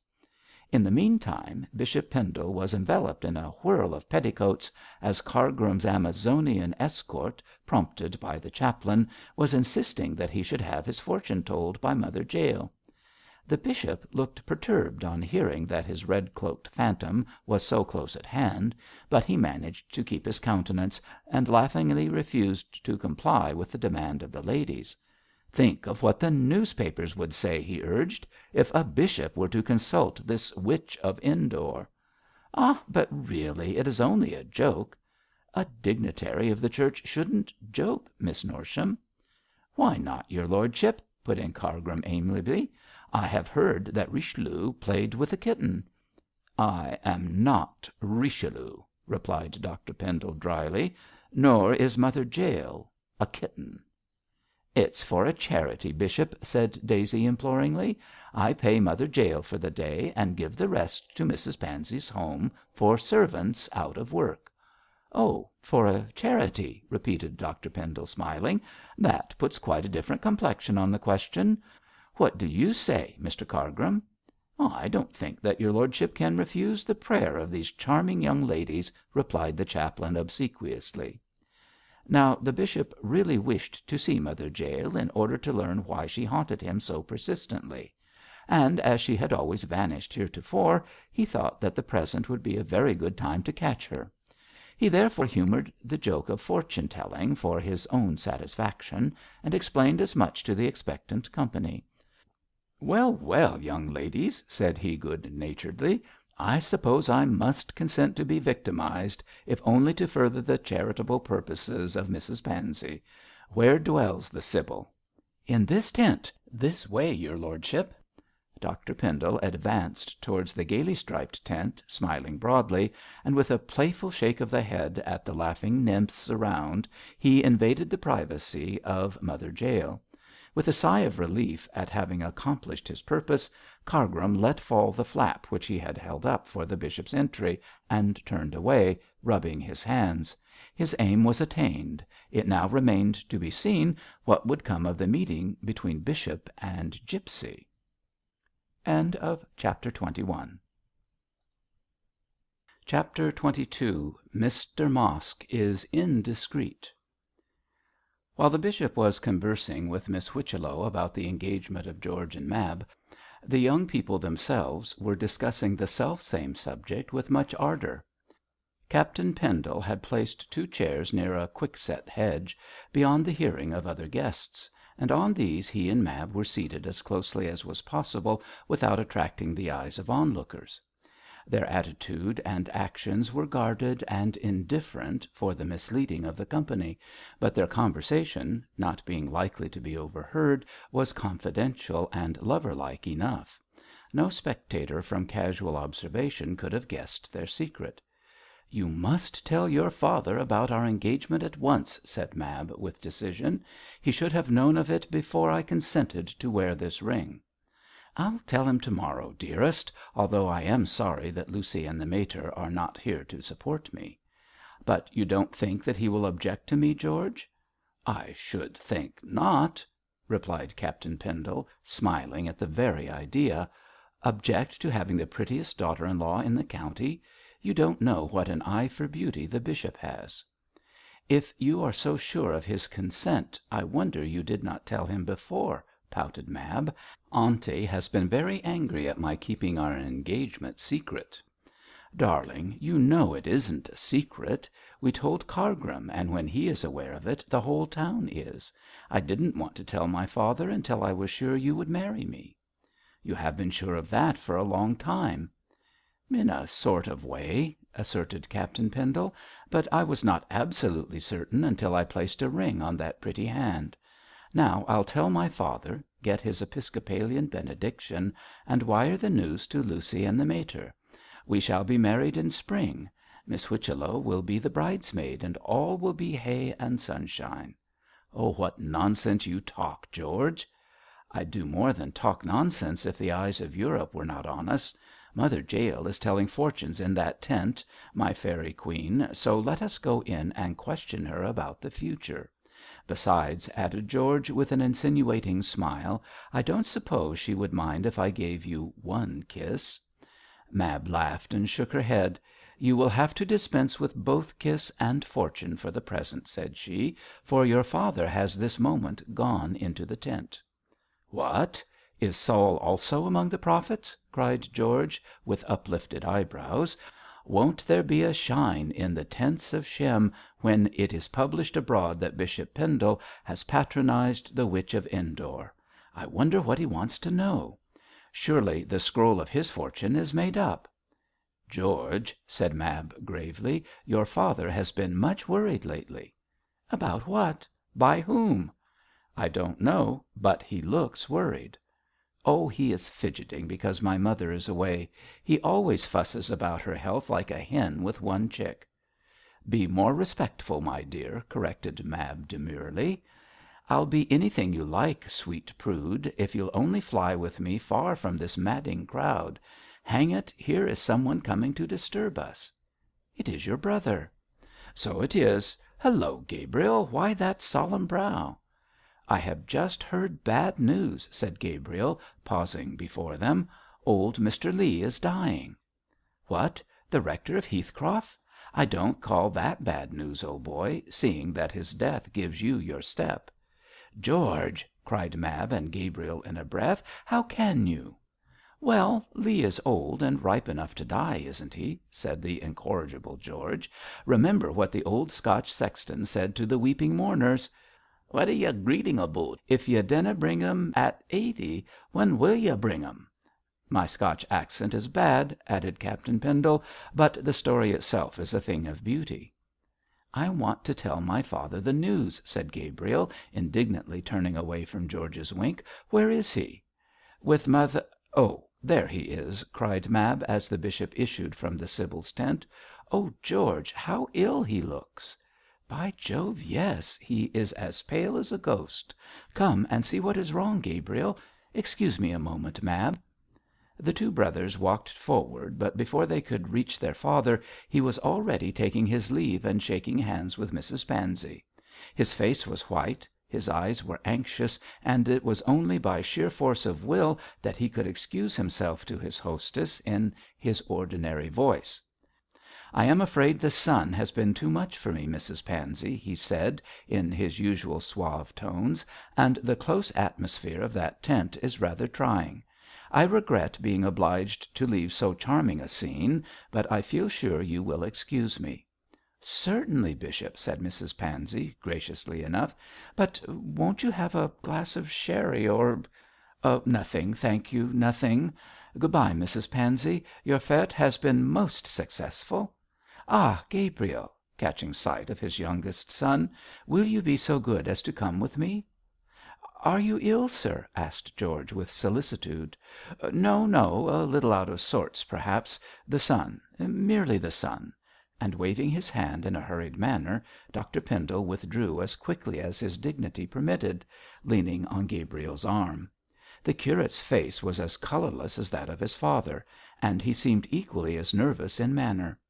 Captain Pendle returned to Mab in a state of bewilderment, for which there was surely sufficient cause. 'I never saw the bishop so put out before,' said he, with a puzzled look. 'Old Mother Jael must have prophesied blue ruin and murder.' Murder! The ominous word struck on the ears of Cargrim, who was passing at the moment, and he smiled cruelly as he heard the half joking tone in which it was spoken. Captain George Pendle little thought that the chaplain took his jesting speech in earnest, and was more convinced than ever that the bishop had killed Jentham, and had just been warned by Mother Jael that she knew the truth. This, then, as Cargrim considered, was her reason for haunting the bishop in his incomings and outgoings. Of course it was impossible that the bishop's agitation could have escaped the attention of the assembled guests, and many remarks were made as to its probable cause. His sudden illness at his own reception was recalled, and taken in conjunction with this seizure it was observed that Dr Pendle was working too hard, that his constitution was breaking up, and that he sadly needed a rest. The opinion on this last point was unanimous. 'For I will say,' remarked Mrs Pansey, who was an adept at damning with faint praise, 'that the bishop works as hard as his capacity of brain will let him.' 'And that is a great deal,' said Dr Graham, tartly. 'Bishop Pendle is one of the cleverest men in England.' 'That is right, doctor,' replied the undaunted Mrs Pansey. 'Always speak well of your patients.' Altogether, so high stood the bishop's reputation as a transparently honest man, that no one suspected anything was wrong save Graham and Mr Cargrim.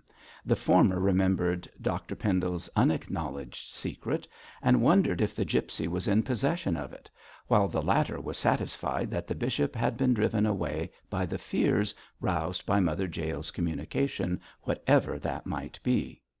But the general opinion was that too much work and too much sun had occasioned the bishop's illness, and it was spoken of very lightly, as a mere temporary ailment, soon to be set right by complete change and complete rest. Thus Dr Pendle's reputation of the past stood him in good stead, and saved his character thoroughly in the present. 'Now,' said Cargrim to himself, 'I know for certain that Mother Jael is aware of the truth, also that the truth implicates the bishop in Jentham's death. I shall just go in and question her at once. She can't escape from that tent so easily as she vanished the other day.' But Cargrim quite underrated Mother Jael's power of making herself scarce, for when he entered the tent he found it tenanted only by Daisy Norsham, who was looking, in some bewilderment, at an empty chair. The cunning old gipsy had once more melted into thin air. 'Where is she?' demanded Cargrim, regretting that his clerical garb prevented him from using appropriate language. 'Oh, really, dear Mr Cargrim, I don't know. After the dear bishop came out so upset with the heat, we all ran to look after him, so I suppose Mother Jael felt the heat also, and left while our backs were turned. It is really very vexing,' sighed Daisy, 'for lots of girls are simply dying to have their fortunes told. And oh,' making a sudden discovery, 'how very, very dreadful!' 'What is it?' asked the chaplain, staring at her tragic face. 'That wicked old woman has taken all the money. Oh, poor Mrs Pansey's home!' 'She has no doubt run off with the money,' said Cargrim, in what was for him a savage tone. 'I must question the servants about her departure. Miss Norsham, I am afraid that your beautiful nature has been imposed upon by this deceitful vagrant.' Whether this was so or not, one thing was clear, that Mother Jael had gone off with a considerable amount of loose silver in her pocket.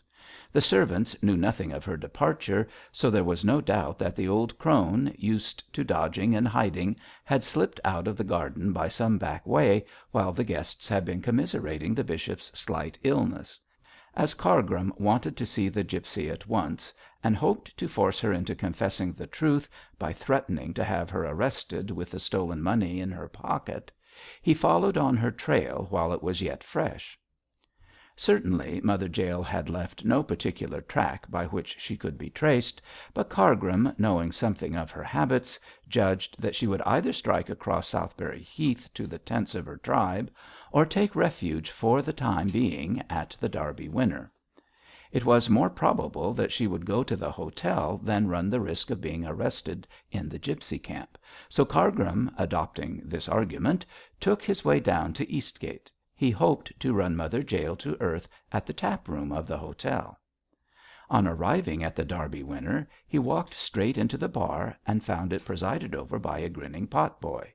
A noise of singing and shouting came from the little parlour at the back, and when the chaplain asked for Mr Mosk, he was informed by the smiling Ganymede that 'the guv'nor was enj'yin' hisself, goin' on like 1 o'clock.'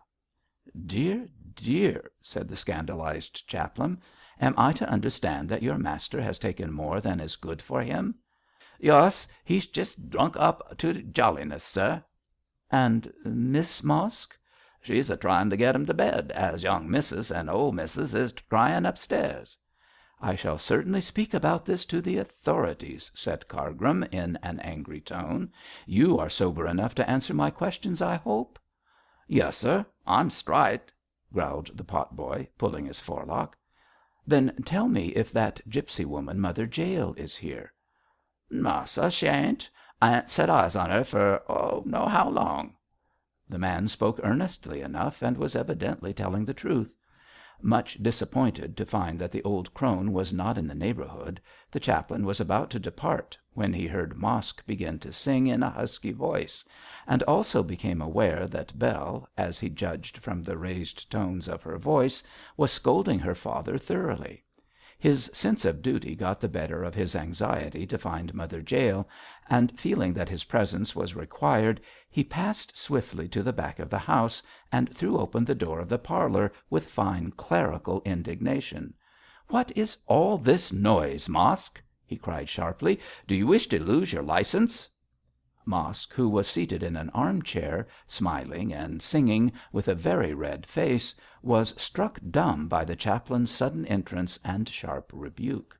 Bell, flushed and angered, was also astonished to see Mr Cargrim, but hailed his arrival with joy as likely to have some moral influence on her riotous father. Personally she detested Cargrim, but she respected his cloth, and was glad to see him wield the thunders of his clerical position. 'That is right, Mr Cargrim,' she cried with flashing eyes. 'Tell him he ought to be ashamed of drinking and singing with mother so ill upstairs.' 'I don't mean to do any 'arm,' said Mosk, rising sheepishly, for the shock of Cargrim's appearance sobered him a good deal. 'I was just to have a glass to celebrate a joyful day.' 'Cannot you take your glass without becoming intoxicated?' said Cargrim, in disgust. 'I tell you what, Mosk, if you go on in this way I shall make it my business to warn Sir Harry Brace against you.' 'I told you how 'twould be, father,' put in Bell, reproachfully. 'You onnatural child, goin' agin your parent,' growled Mr Mosk. 'Wasn't I drinking to your health 'cause the old 'un at Heathcroft was passin' to his long home? Tell me that.' 'What do you mean, Mosk?' asked the chaplain, starting. 'Nothing, sir,' interposed Bell, hurriedly. 'Father don't know what he is saying.' 'Yes, I do,' contradicted her father, sulkily. 'Old Mr Leigh, the passon of Heathcroft, is dying, and when he dies you'll live at Heathcroft with ' 'Father, father, hold your tongue!' 'With my son in law, Gabriel.' 'Your son in law!' gasped Cargrim, recoiling. 'Is your daughter the wife of young Mr Pendle?' 'No, I am not, Mr Cargrim,' cried Bell, nervously. 'It's father's nonsense.' 'It's Bible truth, savin' your presence,' said Mosk, striking the table. 'Young Mr Pendle is engaged to marry you, ain't he? And he's a goin' to have the livin' at Heathcroft, ain't he? And old Leigh's a dyin' fast, ain't he?' 'Go on, father, you've done it now,' said Bell, resignedly, and sat down. Cargrim was almost too surprised to speak. The rector of Heathcroft dying! Gabriel engaged to marry this common woman! He looked from one to the other in amazement; at the triumphant Mosk and the blushing girl. 'Is this true, Miss Mosk?' he asked doubtfully. 'Yes, I am engaged to marry Gabriel Pendle,' cried Bell, with a toss of her head. 'You can tell the whole town so if you like. Neither he nor I will contradict you.' 'It's as true as true,' growled Mosk. 'My daughter's goin' to be a lady.' 'I congratulate you both,' said Cargrim, gravely. 'This will be a surprise to the bishop,' and feeling himself unequal to the situation he made his escape. 'Well, father,' said Bell, 'this is a pretty kettle of fish, this is.' CHAPTER XXIII. IN THE LIBRARY. Certainly there was little enough to admire in Mr Cargrim's character, still he was not altogether a bad man. In common with his fellow creatures he also had his good qualities, but these were somewhat rusty for want of use. As Mrs Rawdon Crawley, née Sharp, remarked, most people can be good on 5,000 a year, and if Cargrim had been high placed and wealthy he would no doubt have developed his better instincts for lack of reasons to make use of his worser. But being only a poor curate, he had a long ladder to climb, which he thought could be ascended more rapidly by kicking down all those who impeded his progress, and by holding on to the skirts of those who were a few rungs higher. Therefore he was not very nice in his distinction between good and evil, and did not mind by what means he succeeded, so long as he was successful. He knew very well that he was not a favourite with the bishop, and that Dr Pendle would not give him more of the Levitical loaves and fishes than he could help. But as the holder of the Beorminster see was the sole dispenser of these viands with whom Cargrim was acquainted, it behoved him at all risks to compel the bestowal of gifts which were not likely to be given of free will. Therefore Cargrim plotted and planned and schemed to learn the bishop's secret and set him under his thumb. But with all the will in the world, the schemer was not clever enough to deal with the evidence he had accumulated. The bishop had had an understanding with Jentham; he had attempted to secure his silence, as was proved by the torn out butt of the cheque book; he had, as Cargrim suspected, killed the blackmailer to bury his secret in the grave, and he had been warned by Mother Jael that she knew of his wicked act. This was the evidence, but Cargrim did not know how to place it ship shape in order to prove to Bishop Pendle that he had him in his power. It needed a trained mind to grapple with these confused facts, to follow out clues, to arrange details, and Cargrim recognised that it was needful to hire a helper. With this idea he resolved to visit London and there engage the services of a private inquiry agent, and as there was no time to be lost, he decided to ask the bishop for leave of absence on that very night. There is nothing so excellent as prompt attention to business, even when it consists of the dirtiest kind. Nevertheless, to allow his better nature some small opportunity of exercise, Cargrim determined to afford the bishop one chance of escape. The visit to the Derby winner had given him at once a weapon and a piece of information. The rector of Heathcroft was dying, so in the nature of things it was probable that the living would soon be vacant. From various hints Cargrim was aware that the bishop destined this snug post for his younger son, but Gabriel Pendle was engaged to marry Bell Mosk, and when the bishop was informed of that fact, Cargrim had little doubt but that he would refuse to consecrate his son to the living.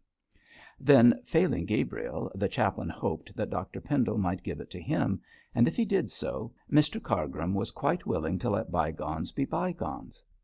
He would not search out the bishop's secret, at all events for the present, although if Dean Alder died he might make a later use of his knowledge to get himself elected to the vacant post. However, the immediate business in hand was to secure Heathcroft Rectory at the expense of Gabriel.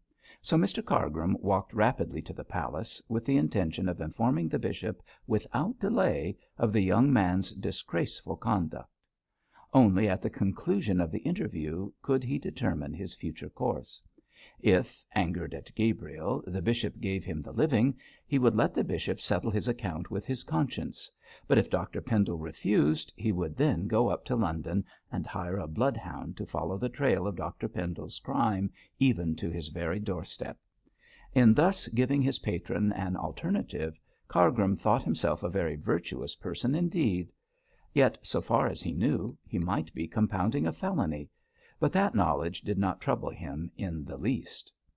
With this pretty little scheme in his head, the chaplain entered the library in which Dr Pendle was usually to be found, and sure enough the bishop was there, sitting all alone and looking as wretched as a man could. His face was grey and drawn. He had aged so markedly since Mrs Pendle's garden party that Mr Cargrim was quite shocked, and he started nervously when his chaplain glided into the room. A nerve storm, consequent on his interview with Mother Jael, had exhausted the bishop's vitality, and he seemed hardly able to lift his head. The utter prostration of the man would have appealed to any one save Cargrim, but that astute young parson had an end to gain, and was not to be turned from it by any display of mental misery. He put his victim on the rack and tortured him as delicately and scientifically as any inquisition of the good old days, when Mother Church, anticipating the saying of the French Revolution, said to the backsliders of her flock, "Be my child, lest I kill thee." So Cargrim, like a modern Torquemada, racked the soul instead of the body, and devoted himself very earnestly to this congenial talk. "I beg your pardon, my lord," said he, making a feint of retiring. "I did not know that your lordship was engaged." "I am not engaged," replied the bishop, seemingly glad to escape from his own sad thoughts. "Come in, come in. You have left Mrs Pansey's fête rather early." "But not so early as you, sir," said the chaplain, taking a chair where he could command an uninterrupted view of the bishop's face. "I fear you are not well, my lord." "No, Cargrim, I am not well. In spite of my desire to continue my duties, I am afraid that I shall be forced to take a holiday for my health's sake." "Your lordship cannot do better than join Mrs Pendle at Nauheim." "I was thinking of doing so," said the bishop, glancing at a letter at his elbow, "especially as Sir Harry Brace is coming back on business to Beorminster. I do not wish my wife to be alone in her present uncertain state of health. As to my own, I'm afraid no springs will cure it. My disease is of the mind, not of the body." "Ah!" sighed Cargrim sagely, "the very worst kind of disease. May I ask what you are troubled about in your mind?" "About many things, Cargrim, many things. Amongst them the fact of this disgraceful murder. It is a reflection on the diocese that the criminal is not caught and punished." "Does your lordship wish the assassin to be captured?" asked the chaplain, in his softest tone, and with much apparent simplicity.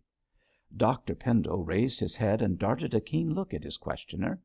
"Of course I do," he answered sharply, "and I am much annoyed that our local police have not been clever enough to hunt him down. Have you heard whether any more evidence has been found?" "None likely to indicate the assassin, my lord. But I believe that the police have gathered some information about the victim's past." The bishop's hand clenched itself so tightly that the knuckles whitened. "About Jentham?" he muttered in a low voice, and not looking at the chaplain. "Ay, what about him?" "It seems, my lord," said Cargrim, watchful of his companion's face, "that 30 years ago the man was a violinist in London, and his professional name was Amaru." "A violinist? Amaru?" repeated Dr Pendle, and looked so relieved that Cargrim saw that he had not received the answer he expected. "A professional name, you say?" "Yes, your lordship," replied the chaplain, trying hard to conceal his disappointment. "No doubt the man's real name was Jentham." "No doubt," assented the bishop indifferently, "although I daresay so notorious a vagrant must have possessed at least half a dozen names." It was on the tip of Cargrim's tongue to ask by what name Jentham had been known to his superior, but restrained by the knowledge of his incapacity to follow up the question, he was wise enough not to put it. Also, as he wished to come to an understanding with the bishop on the subject of the Heathcroft living, he turned the conversation in that direction by remarking that Mr Leigh was reported as dying. "So Gabriel informed me," said Dr Pendle with a nod. "I am truly sorry to hear it. Mr Leigh has been rector of Heathcroft parish for many years." "For 25 years, your lordship. But latterly he has been rather lax in his rule. What is needed in Heathcroft is a young and earnest man with a capacity for organisation, one who by words and deeds may be able to move the sluggish souls of the parishioners, who can contrive and direct and guide." "You describe an ideal rector, Cargrim," remarked Dr Pendle, rather dryly. "A kind of bishop in embryo. But where is such a paragon to be found?" The chaplain coloured and looked conscious. "I do not describe myself as a paragon," said he in a low voice.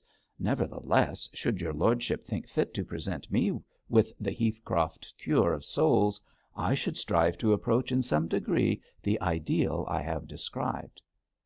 The bishop was no stranger to Cargrim's ambition, as it was not the first time that the chaplain had hinted that he would make a good rector of Heathcroft; therefore he did not feel surprised at being approached so crudely on the subject. With a testy gesture he pushed back his chair and looked rather frowningly on the presumptuous parson. But Cargrim was too sure of his ability to deal with the bishop to be daunted by looks, and with his sleek head on one side and a suave smile on his pale lips, he waited for the thunders from the episcopalian throne. However, the bishop was just as diplomatic as his chaplain, and too wise to give way to the temper he felt at so downright a request, approached the matter in an outwardly mild spirit. "Heathcroft is a large parish," said his lordship meditatively. "And therefore needs a hard-working young rector," replied Cargrim. "I am, of course, aware of my own deficiencies, but these may be remedied by prayer and by a humble spirit." "Mr Cargrim," said the bishop with a smile, "do you remember the rather heterodox story of the farmer's comment on prayer being offered up for rain? 'What is the use of praying for rain,' said he, 'when the wind is in this quarter?' I am inclined," added Dr Pendle, looking very intently at Cargrim, "to agree with the farmer." "Does that mean that your lordship will not give me the living?" "We will come to that later, Mr Cargrim. At present I mean that no prayers will remedy our deficiencies unless the desire to do so begins in our own breasts." "Will your lordship indicate the particular deficiencies I should remedy?" asked the chaplain, outwardly calm but inwardly raging. "I think, Mr Cargrim," said the bishop gently, "that your ambition is apt to take precedence of your religious feelings, else you would hardly adopt so extreme a course as to ask me so bluntly for a living. If I deemed it advisable that you should be rector of Heathcroft, I should bestow it on you without the necessity of your asking me to give it to you. But to be plain with you, Mr Cargrim, I have other designs when the living becomes vacant.' 'In that case we need say no more, your lordship.' 'Pardon me, you must permit me to say this much,' said Dr Pendle, in his most stately manner, 'that I desire you to continue in your present position until you have more experience in diocesan work. It is not every young man, Mr Cargrim, who has so excellent an opportunity of acquainting himself with the internal management of the Catholic Church. Your father was a dear friend of mine,' continued the bishop with emotion, 'and in my younger days I owed him much. For his sake and for your own, I wish to help you as much as I can, but you must permit me to be the best judge of when and how to advance your interests. These ambitions of yours, Michael, which I have observed on several occasions, are dangerous to your better qualities. A clergyman of our Church is a man, and being a priest, something more than a man. Therefore it behoves him to be humble and religious and intent upon his immediate work for the glory of God. Should he rise, it must be by such qualities that he attains a higher post in the Church. But should he remain all his days in a humble position, he can die content, knowing he has thought not of himself, but of his God. Believe me, my dear young friend, I speak from experience, and it is better for you to leave your future in my hands.' These sentiments, being the antithesis to those of Cargrim, were of course extremely unpalatable to one of his nature. He knew that he was more ambitious than religious, but it was galling to think that Dr Pendle should have been clever enough to gauge his character so truly. His mask of humility and deference had been torn off, and he was better known to the bishop than was at all agreeable to his cunning nature. He saw that so far as the Heathcroft living was concerned, he would never obtain it as a free gift from Dr Pendle, therefore it only remained to adopt the worser course, and force the prelate to accede to his request.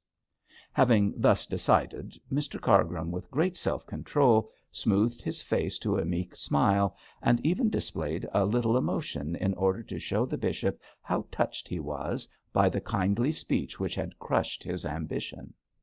'I am quite content to leave my future in your hands,' he said, with all possible suavity, 'and indeed, my lord, I know that you are my best, my only friend. The deficiency to which you allude shall be conquered by me if possible, and I trust that shortly I shall merit your lordship's more unreserved approbation.' 'Why,' said the bishop, shaking him heartily by the hand, 'that is a very worthy speech, Michael, and I shall bear it in mind. We are still friends, I trust, in spite of what I consider it was my duty to say.' 'Certainly we are friends, sir. I am honoured by the interest you take in me. And now, my lord,' added Cargrim, with a sweet smile, 'may I prefer a little request which was in my mind when I came to see you?' 'Of course, Michael. What is it?' 'I have some business to transact in London, my lord, and I should like, with your permission, to be absent from my duties for a few days.' 'With pleasure,' assented the bishop. 'Go when you like, Cargrim. I am only too pleased that you should ask me for a holiday.' 'Many thanks, your lordship,' said Cargrim, rising. 'Then I shall leave the palace to morrow morning, and will return towards the end of the week.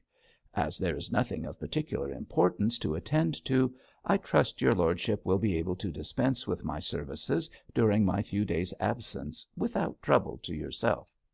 Set your mind at rest, Cargrim. You can take your holiday.' 'I again thank your lordship. It only remains for me to say that if, as I have heard, your lordship intends to make Mr Gabriel rector of Heathcroft, I trust he will be as earnest and devout there as he has been in Beorminster.' 'I have not yet decided how to fill up the vacancy,' said the bishop, coldly, 'and let me remind you, Mr Cargrim, that as yet the present rector of Heathcroft still holds the living.' 'I do but anticipate the inevitable, my lord,' said Cargrim, preparing to drive his sting into the bishop, and certainly the sooner Mr Gabriel is advanced to the living the better it will be for his matrimonial prospects." Dr Pendle stared. "I don't understand you," he said stiffly. "What!" Mr Cargrim threw up his hands in astonishment. "Has not Mr Gabriel informed your lordship of his engagement?" "Engagement!" echoed the bishop, half rising. "Do you mean to tell me that Gabriel is engaged, and without my knowledge?" "Oh, your lordship, I thought you knew. Most indiscreet of me," murmured Cargrim, in pretended confusion. "To whom is my son engaged?" asked the bishop, sharply. "To really, I feel most embarrassed," said the chaplain. "I should not have taken " "Answer at once, sir," cried the bishop, irritably. "To whom is my son Gabriel engaged? I insist upon knowing." "In that case I must tell your lordship that Mr Gabriel is engaged to marry Miss Bell Mosk." The bishop bounded out of his chair. "Bell Mosk! The daughter of the landlord of The Derby Winner?" "Yes, your lordship." "The the barmaid? My son? Oh, it is impossible." "I had it from the lips of the young lady herself," said Cargrim, delighted at the bishop's annoyance. "Certainly Miss Mosk is hardly fitted to be the wife of a future rector. Still, she is a handsome " "Stop, sir!" cried the bishop, imperiously. "Don't dare to couple my son's name with that of a barmaid. I cannot, I will not, I dare not believe it." "Nevertheless, it is true." "Impossible! Incredible! The boy must be mad." "He is in love, which is much the same thing," said Cargrim, with more boldness than he usually displayed before Dr Pendle. "But to assure yourself of its truth, let me suggest that your lordship should question Mr Gabriel yourself. I believe he is in the palace." "Thank you, Mr Cargrim," said the bishop, recovering from his first surprise. "I thank you for the information, but I am afraid you have been misled. My son would never choose a wife out of a bar." "It is to be hoped he will see the folly of doing so, my lord," replied the chaplain, backing towards the door. "And now I shall take my leave, assuring your lordship that I should never have spoken of Mr Gabriel's engagement had I not believed that you were informed on the point." The bishop made no reply, but sank into a chair, looking the picture of misery. After a glance at him, Cargrim left the room, rubbing his hands. "I think I have given you a very good Roland for your Oliver, my lord," he murmured.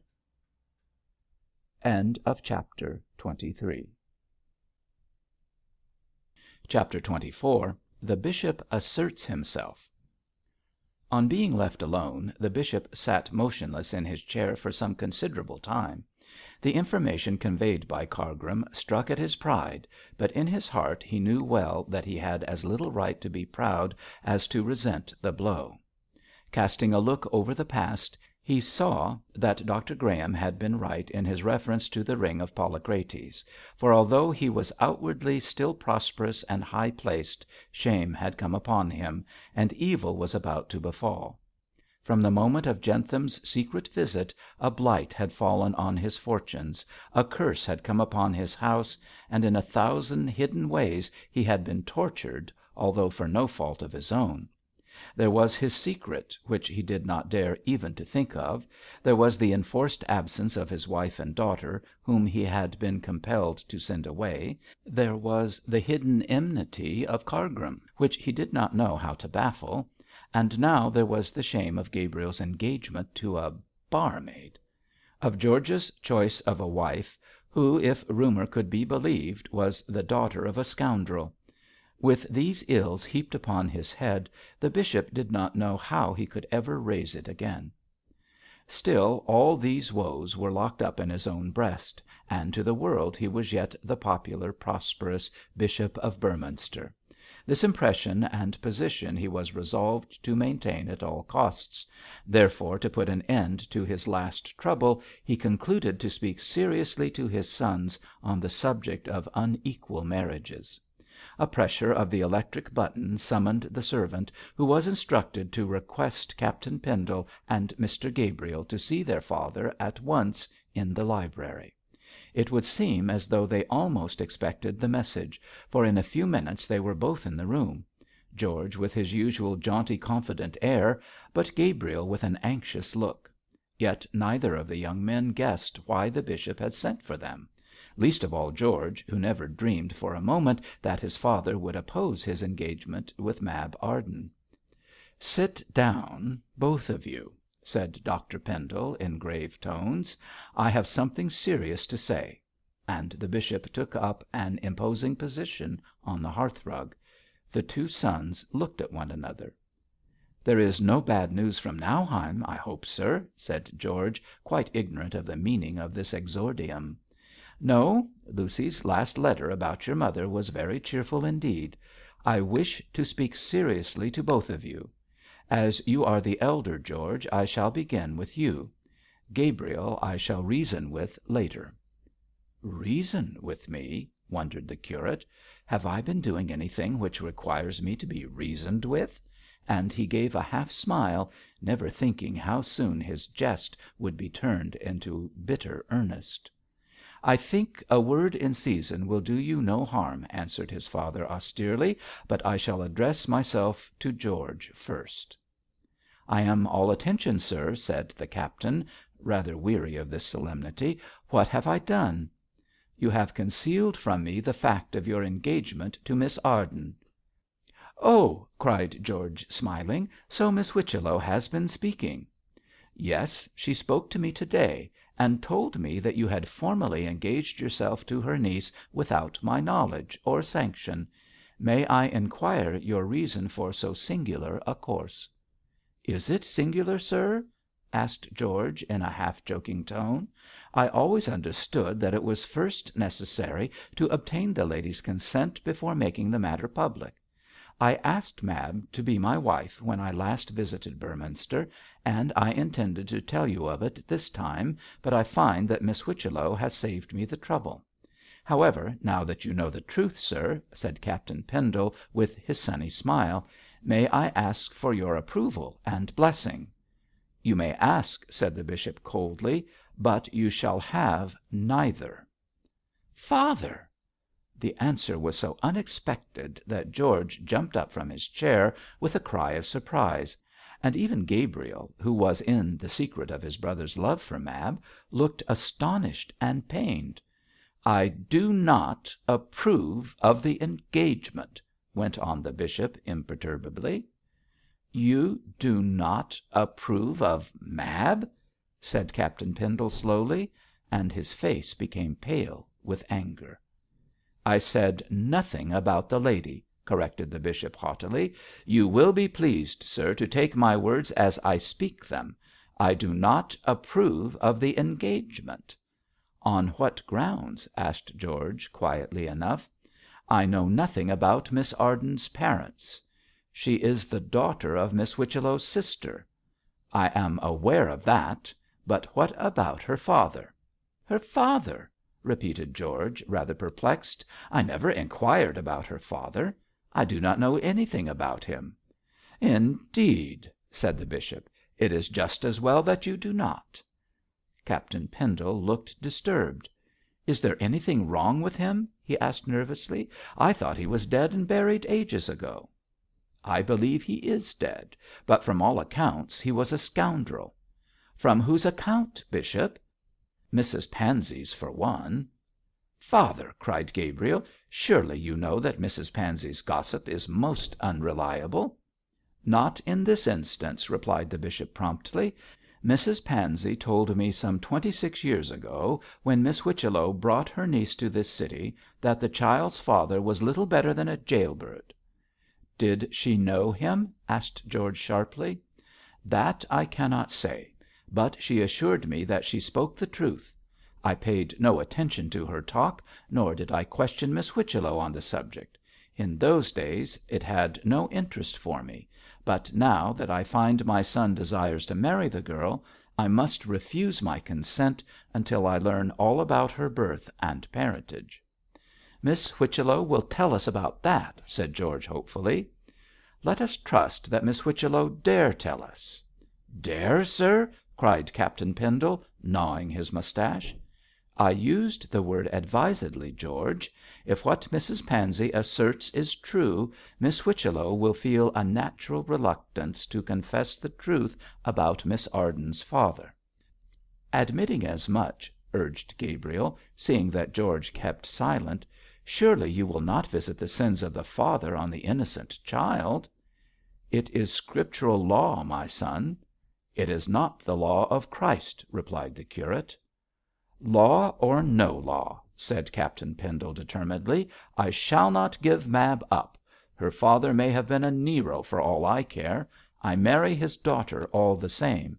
She is a good, pure, sweet woman." "I admit that she is all that," said the bishop, "and I do not want you to give her up without due inquiry into the matter of which I speak. But it is my desire that you should return to your regiment until the affair can be sifted." "Who should sift it but I?" inquired George, hotly. "If you place it in my hands, all will, I trust, be well, my son. I shall see Miss Whichello and Mrs Pansey, and learn the truth." "And if the truth be as cruel as you suspect?" "In that case," said the bishop, slowly, "I shall consider the matter. You must not think that I wish you to break off your engagement altogether, George; but I desire you to suspend it, so to speak. For the reasons I have stated, I disapprove of your marrying Miss Arden, but it may be that, should I be informed fully about her father, I may change my mind. In the meantime, I wish you to rejoin your regiment, and remain with it until I send for you." "And if I refuse?" "In that case," said the bishop, sternly, "I shall refuse my consent altogether. Should you refuse to acknowledge my authority, I shall treat you as a stranger. But I have been a good father to you, George, and I trust that you will see fit to obey me." "I am not a child," said Captain Pendle, sullenly. "You are a man of the world," replied his father, skilfully, "and as such must see that I am speaking for your own good. I ask merely for delay, so that the truth may be known before you engage yourself irrevocably to this young lady." "I look upon my engagement as irrevocable. I have asked Mab to be my wife. I have given her a ring. I have won her heart. I should be a mean hound," cried George, lashing himself into a rage, "if I gave her up for the lying gossip of an old she devil like Mrs Pansey." "Your language is not decorous, sir." I beg your pardon, father, but don't be too hard on me." "Your own good sense should tell you that I am not hard on you." "Indeed," put in Gabriel, "I think that my father has reason on his side, George." "You are not in love," growled the captain, unconvinced. A pale smile flitted over Gabriel's lips, not unnoticed by the bishop, but as he purposed speaking to him later, he made no remark on it at the moment. "What do you wish me to do, sir?" said George, after a pause. "I have told you," rejoined the bishop, mildly. "I desire you to rejoin your regiment, and not to come back to Beorminster until I send for you." "Do you object to my seeing Mab before I go?" "By no means. See both Miss Arden and Miss Whichello, if you like, and tell them both that it is my desire you go away." "Well, sir," said Captain Pendle, slowly, "I am willing to obey you and return to my work, but I refuse to give up Mab." And not trusting himself to speak further, lest he should lose his temper altogether, he abruptly left the room. The bishop saw him retire with a sigh, and shook his head. Immediately afterwards he addressed himself to Gabriel, who, with some apprehension, was waiting for him to speak. "Gabriel," said Dr Pendle, picking up a letter, "Harry has written to me from Nauheim, saying that he is compelled to return home on business. As I do not wish your mother and Lucy to be alone, it is my desire that you should join them at once." The curate was rather amazed at the peremptory tone of this speech, but hastened to assure his father that he was quite willing to go. The reason given for the journey seemed to him a sufficient one, and he had no suspicion that his father's real motive was to separate him from Bell. The bishop saw that this was the case, and forthwith came to the principal point of the interview. "Do you know why I wish you to go abroad?" he asked sharply. "To join my mother and Lucy. You told me so." "That is one reason, Gabriel. But there is another and more important one." A remembrance of his secret engagement turned the curate's face crimson, but he faltered out that he did not understand what his father meant. "I think you understand well enough," said Dr Pendle sternly. "I allude to your disgraceful conduct in connection with that woman at the Derby Winner." "If you allude to my engagement to Miss Mosk, sir," cried Gabriel, with spirit, "there is no need to use the word disgraceful. My conduct towards that young lady has been honourable throughout." "And what about your conduct towards your father?" asked the bishop. Gabriel hung his head. "I intended to tell you," he stammered, "when you could summon up courage to do so," interrupted Dr Pendle, in cutting tones. "Unfortunately, your candour was not equal to your capability for deception, so I was obliged to learn the truth from a stranger." "Cargrim!" cried Gabriel, his instinct telling him the name of his betrayer. "Yes, from Mr Cargrim. He heard the truth from the lips of this girl herself. She informed him that she was engaged to marry you. You, my son!" "It is true," said Gabriel, in a low voice. "I wish to make her my wife." "Make her your wife!" cried Dr Pendle, angrily. "This common girl, this barmaid, this——" "I shall not listen to Bell being called names even by you, father," said Gabriel, proudly. "She is a good girl, a respectable girl, a beautiful girl." "And a barmaid," said the bishop, dryly. "I congratulate you on the daughter in law you have selected for your mother." Gabriel winced. Much as he loved Bell, the idea of her being in the society of his delicate, refined mother was not a pleasant one. He could not conceal from himself that although the jewel he wished to pick out of the gutter might shine brilliantly there, it might not glitter so much when translated to a higher sphere and placed beside more polished gems. Therefore he could find no answer to his father's speech, and wisely kept silence. "Certainly my sons are a comfort to me," continued the bishop, sarcastically. "I have brought them up in what I judged to be a wise and judicious manner, but it seems I am mistaken, since the first use they make of their training is to deceive the father who has never deceived them." "I admit that I have behaved badly, father." "No one can deny that, sir. The question is, do you intend to continue behaving badly?" "I love Bell dearly, very dearly." The bishop groaned and sat down helplessly in his chair. "It is incredible," he said. "How can you, with your refined tastes and upbringing, love this—— Well, I shall not call her names. No doubt Miss Mosk is well enough in her way, but she is not a proper wife for my son."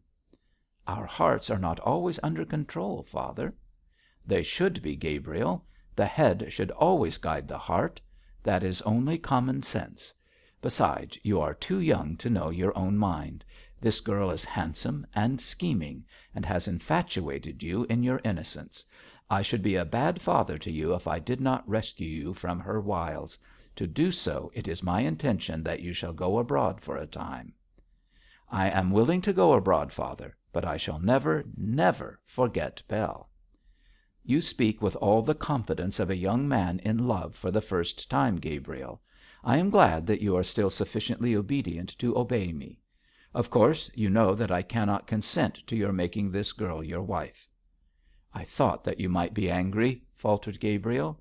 "I am more hurt than angry," replied the bishop. "Have you given this young woman a promise of marriage?" "Yes, father. I gave her an engagement ring." "I congratulate you, sir, on your methodical behaviour. However, it is no use arguing with one so infatuated as you are. All I can do is to test your affection by parting you from Miss Mosk. When you return from Nauheim we shall speak further on the subject." "When do you wish me to go, father?" asked Gabriel, rising submissively. "To morrow," said the bishop, coldly. "You can leave me now." "I am sorry." "Sorry!" cried Dr Pendle, with a frown. "What is the use of words without deeds? Both you and George have given me a sore heart this day. I thought that I could trust my sons. I find that I cannot. But it is useless to talk further. I shall see what absence can do in both cases. Now leave me, if you please." The bishop turned to his desk and busied himself with some papers, while Gabriel, after a moment's hesitation, left the room with a deep sigh. Dr Pendle, finding himself alone, leaned back in his chair and groaned aloud. "I have averted the danger for the time being," he said sadly. "But the future ah me, what of the future?" Chapter XXV. Mr Baltic, Missionary. About this time there appeared in Beorminster an elderly, weather-beaten man with a persuasive tongue and the quick, alert eye of a fowl. He looked like a sailor, and as such was an object of curiosity to inland folk. But he called himself a missionary, saying that he had laboured these many years in the Lord's vineyard of the South Seas, and had returned to England for a sight of white faces and a smack of civilisation. This hybrid individual was named Ben Baltic, and had the hoarse voice of a mariner accustomed to outroar storms, but his conversation was free from nautical oaths, and remarkably entertaining by reason of his adventurous life. He could not be said to be obtrusively religious, yet he gave every one the impression of being a good and earnest worker, and one who practised what he preached, for he neither smoked nor gambled nor drank strong waters. Yet there was nothing pharisaic about his speech or bearing. In a pilot's suit of rough blue cloth, with a red bandana handkerchief and a wide-brimmed hat of Panama straw, Mr Baltic took up his residence at the Derby Winner, and rolling about Beorminster in the true style of Jack ashore, speedily made friends with people high and low. The low he became acquainted with on his own account, as a word and a smile in his good-humoured way was sufficient to establish at least a temporary friendship. But he owed his familiarity with the high to the good offices of Mr Cargrim. That gentleman returned from his holiday with much apparent satisfaction, and declared himself greatly benefited by the change. Shortly after his resumption of his duties he received a visit from Baltic, the missionary, who presented him with a letter of introduction from a prominent London vicar. From this epistle the chaplain learned that Baltic was a rough diamond with a gift of untutored eloquence, that he desired to rest for a week or two in Beorminster, and that any little attention shown to him would be grateful to the writer. It said much for Mr Cargrim's goodwill and charity that, on learning all this, he at once opened his arms and heart to the missionary mariner. He declared his willingness to make Baltic's stay as pleasant as he could, but was shocked to learn that the newcomer had taken up his abode at the Derby Winner. His feelings extended even so far as remonstrance. "For," said Cargrim, shaking his head, "I assure you, Mr Baltic, that the place is anything but respectable." "And for such reason I stay there, sir. If you want to do good, begin with the worst. That's my motto. The Christian heathen can't be worse than the pagan heathen, I take it, Mr Cargrim." "I don't know so much about that," sighed Cargrim. "Refined vice is always the most terrible. Witness the iniquities of Babylon and Rome." "There ain't much refinement about that blackguard public," answered the missionary, without the shadow of a smile, "and if I can stop all the swearing and drinking and shuffling of the devil's picture books which goes on there, I'll be busy at the Lord's work, I reckon." From this position Baltic refused to budge, so in the end Cargrim left off trying to dissuade him, and the conversation became of a more confidential character. Evidently the man's qualities were not overpraised in the letter of introduction, for on meeting him once or twice and knowing him better, Cargrim found occasion to present him to the bishop. Baltic's descriptions of his South Sea labours fascinated Dr Pendle by their colour and wildness, and he suggested that the missionary should deliver a discourse of the same quality to the public. A hall was hired, the lecture was advertised as being under the patronage of the bishop, and so many tickets were sold that the building was crowded with the best Beorminster society, led by Mrs Pansey. The missionary, after introducing himself as a plain and unlettered man, launched out into a wonderfully vigorous and picturesque description of those islands of paradise which bloom like gardens amid the blue waters of the Pacific Ocean. He described the fecundity and luxuriance of nature, drew word portraits of the mild brown skinned Polynesians, wept over their enthralment by a debased system of idolatry, and painted the blessings which would befall them when converted to the gentle religion of Christ. Baltic had the gift of enchaining his hearers, and the audience hung upon his speech with breathless attention. The natural genius of the man poured forth in burning words and eloquent apostrophes. The subject was picturesque, the language was inspiriting, the man a born orator, and when the audience dispersed, every one, from the bishop downward, agreed that Beorminster was entertaining an untutored Demosthenes. Dr Pendle sighed as he thought of the many dull sermons he had been compelled to endure, and wondered why the majority of his educated clergy should fall so far behind the untaught, unconsecrated, rough-mannered missionary. From the time of that lecture, Ben Baltic, for all his lowly birth and uncouth ways, became the lion of Beorminster. He was invited by Mrs Pansey to afternoon tea, he was in request at garden parties, he gave lectures in surrounding parishes, and on the whole created an undeniable sensation in the sober cathedral city. Baltic observed much and said little. His eyes were alert, his tongue was discreet, and even when borne on the highest tide of popularity, he lost none of his modesty and good humour. He still continued to dwell at the Derby Winner, where his influence was salutary, for the customers there drank less and swore less when he was known to be present. Certainly such reformation did not please Mr Mosk overmuch, and he frequently grumbled that it was hard a man should have his trade spoilt by a psalm-singing missionary, but a wholesome fear of Cargrim's threat to inform Sir Harry checked him from asking Baltic to leave. Moreover, the man was greatly liked by Mrs Mosk on account of his religious spirit, and approved of by Bell from the order he kept in the hotel. Therefore Mosk, being in the minority, could only stand on one side and grumble, which he did with true English zeal. It was while Baltic was thus exciting Beorminster that Sir Harry Brace came back.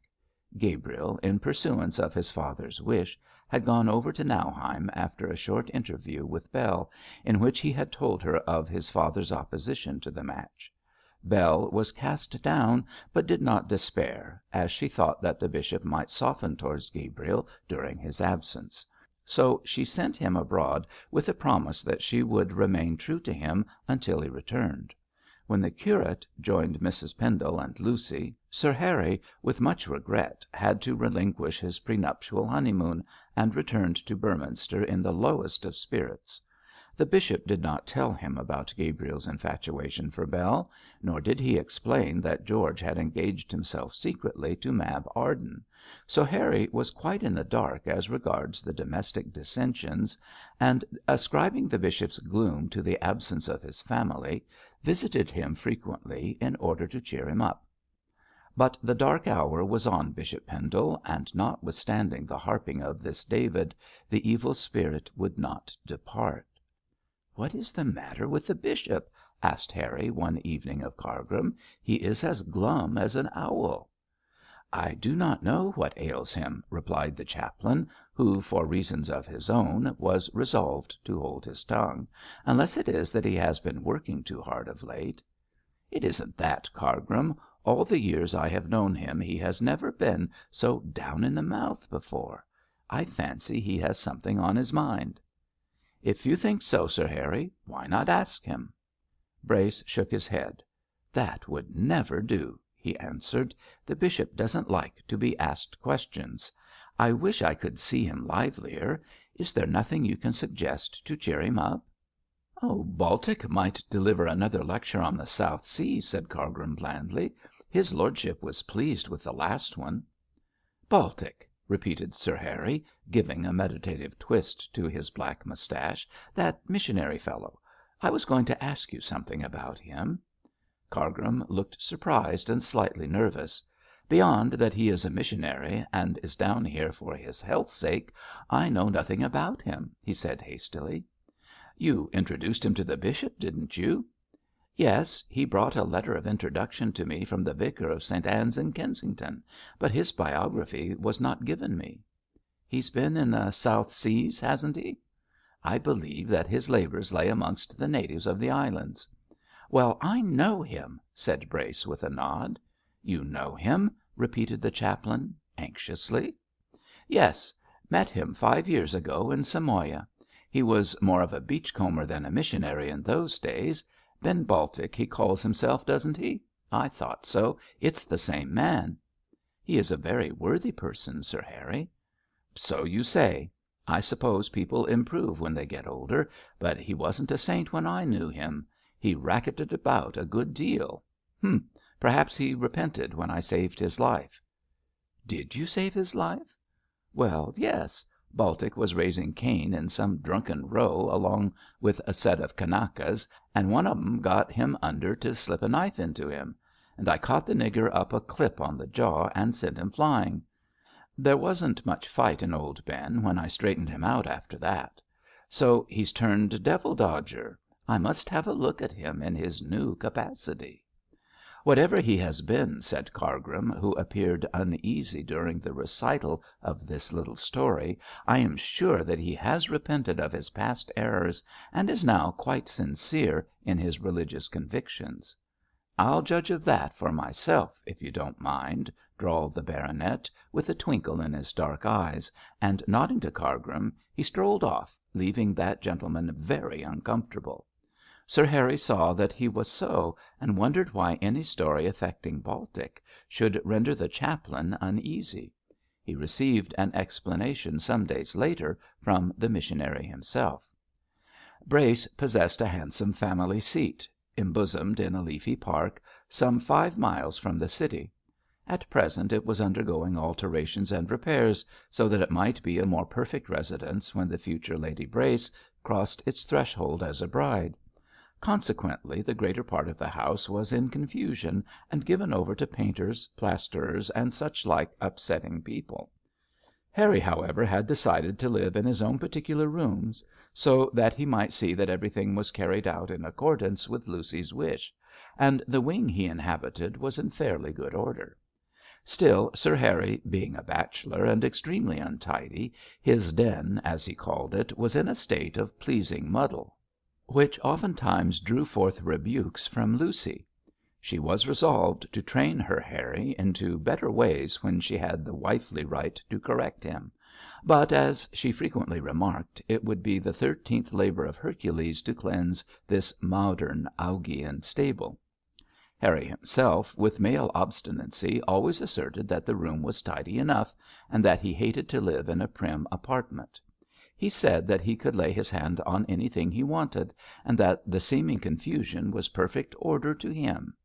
Lucy gave up arguing on these grounds, but privately determined that when the honeymoon was over she would have a grand clarin' up time, like Dinah in Uncle Tom's Cabin. In the meantime, Harry continued to dwell amongst his confused household gods, like Marius amid the ruins of Carthage. And after all, the den, if untidy, was a very pleasant apartment, decorated extensively with evidences of Harry's athletic tastes. There were boxing gloves, fencing foils, dumb bells, and other aids to muscular exertion. Silver cups won at college sports were ranged on the mantelpiece, and on one wall hung a selection of savage weapons which Harry had brought from Africa and the South Seas. On the other, a hunting trophy of whip, spurs, cap, and fox's brush was arranged, and pictures of celebrated horses and famous jockeys were placed here, there, and everywhere. The writing table, pushed up close to the window, was littered with papers, and letters, and plans, and before this Harry was seated one morning writing a letter to Lucy, when the servant informed him that Mr Baltic was waiting without.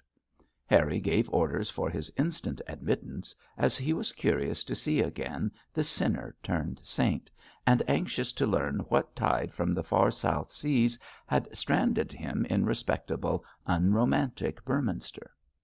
When the visitor entered with his burly figure and bright, observant eyes, Harry gave him a friendly nod, but, knowing more about Baltic than the rest of Beorminster, did not offer him his hand. From his height of 6 feet he looked down on the thick-set little missionary, and, telling him to be seated, made him welcome in a sufficiently genial fashion, nevertheless with a certain reserve. He was not quite certain if Baltic's conversion was genuine, and if he found proof of hypocrisy, was prepared to fall foul of him forthwith. Sir Harry was not particularly religious, but he was honest, and hated cant with all his soul. "Well, Ben," said he, looking sharply at his visitor's solemn red face, "who would have thought of seeing you in these latitudes?" "We never know what is before us, sir," replied Baltic, in his deep, rough voice. "It was no more in my mind that I should meet you under your own fig tree than it was that I should receive a call through you." "Receive a call, man? What do you mean?" asked Harry, negligently. "By the way, will you have a cigar?" "No, thank you, sir. I don't smoke now." "A whisky and soda, then." "I have given up strong waters, sir." "Here is repentance indeed," observed the baronet, with some sarcasm. "You have changed since the Samoan days, Baltic." "Thanks be to Christ, sir, I have," said the man, reverently, "and my call was through you, sir. When you saved my life I resolved to lead a new one, and I sought out Mr. Eva, the missionary, who gave me hope of being a better man.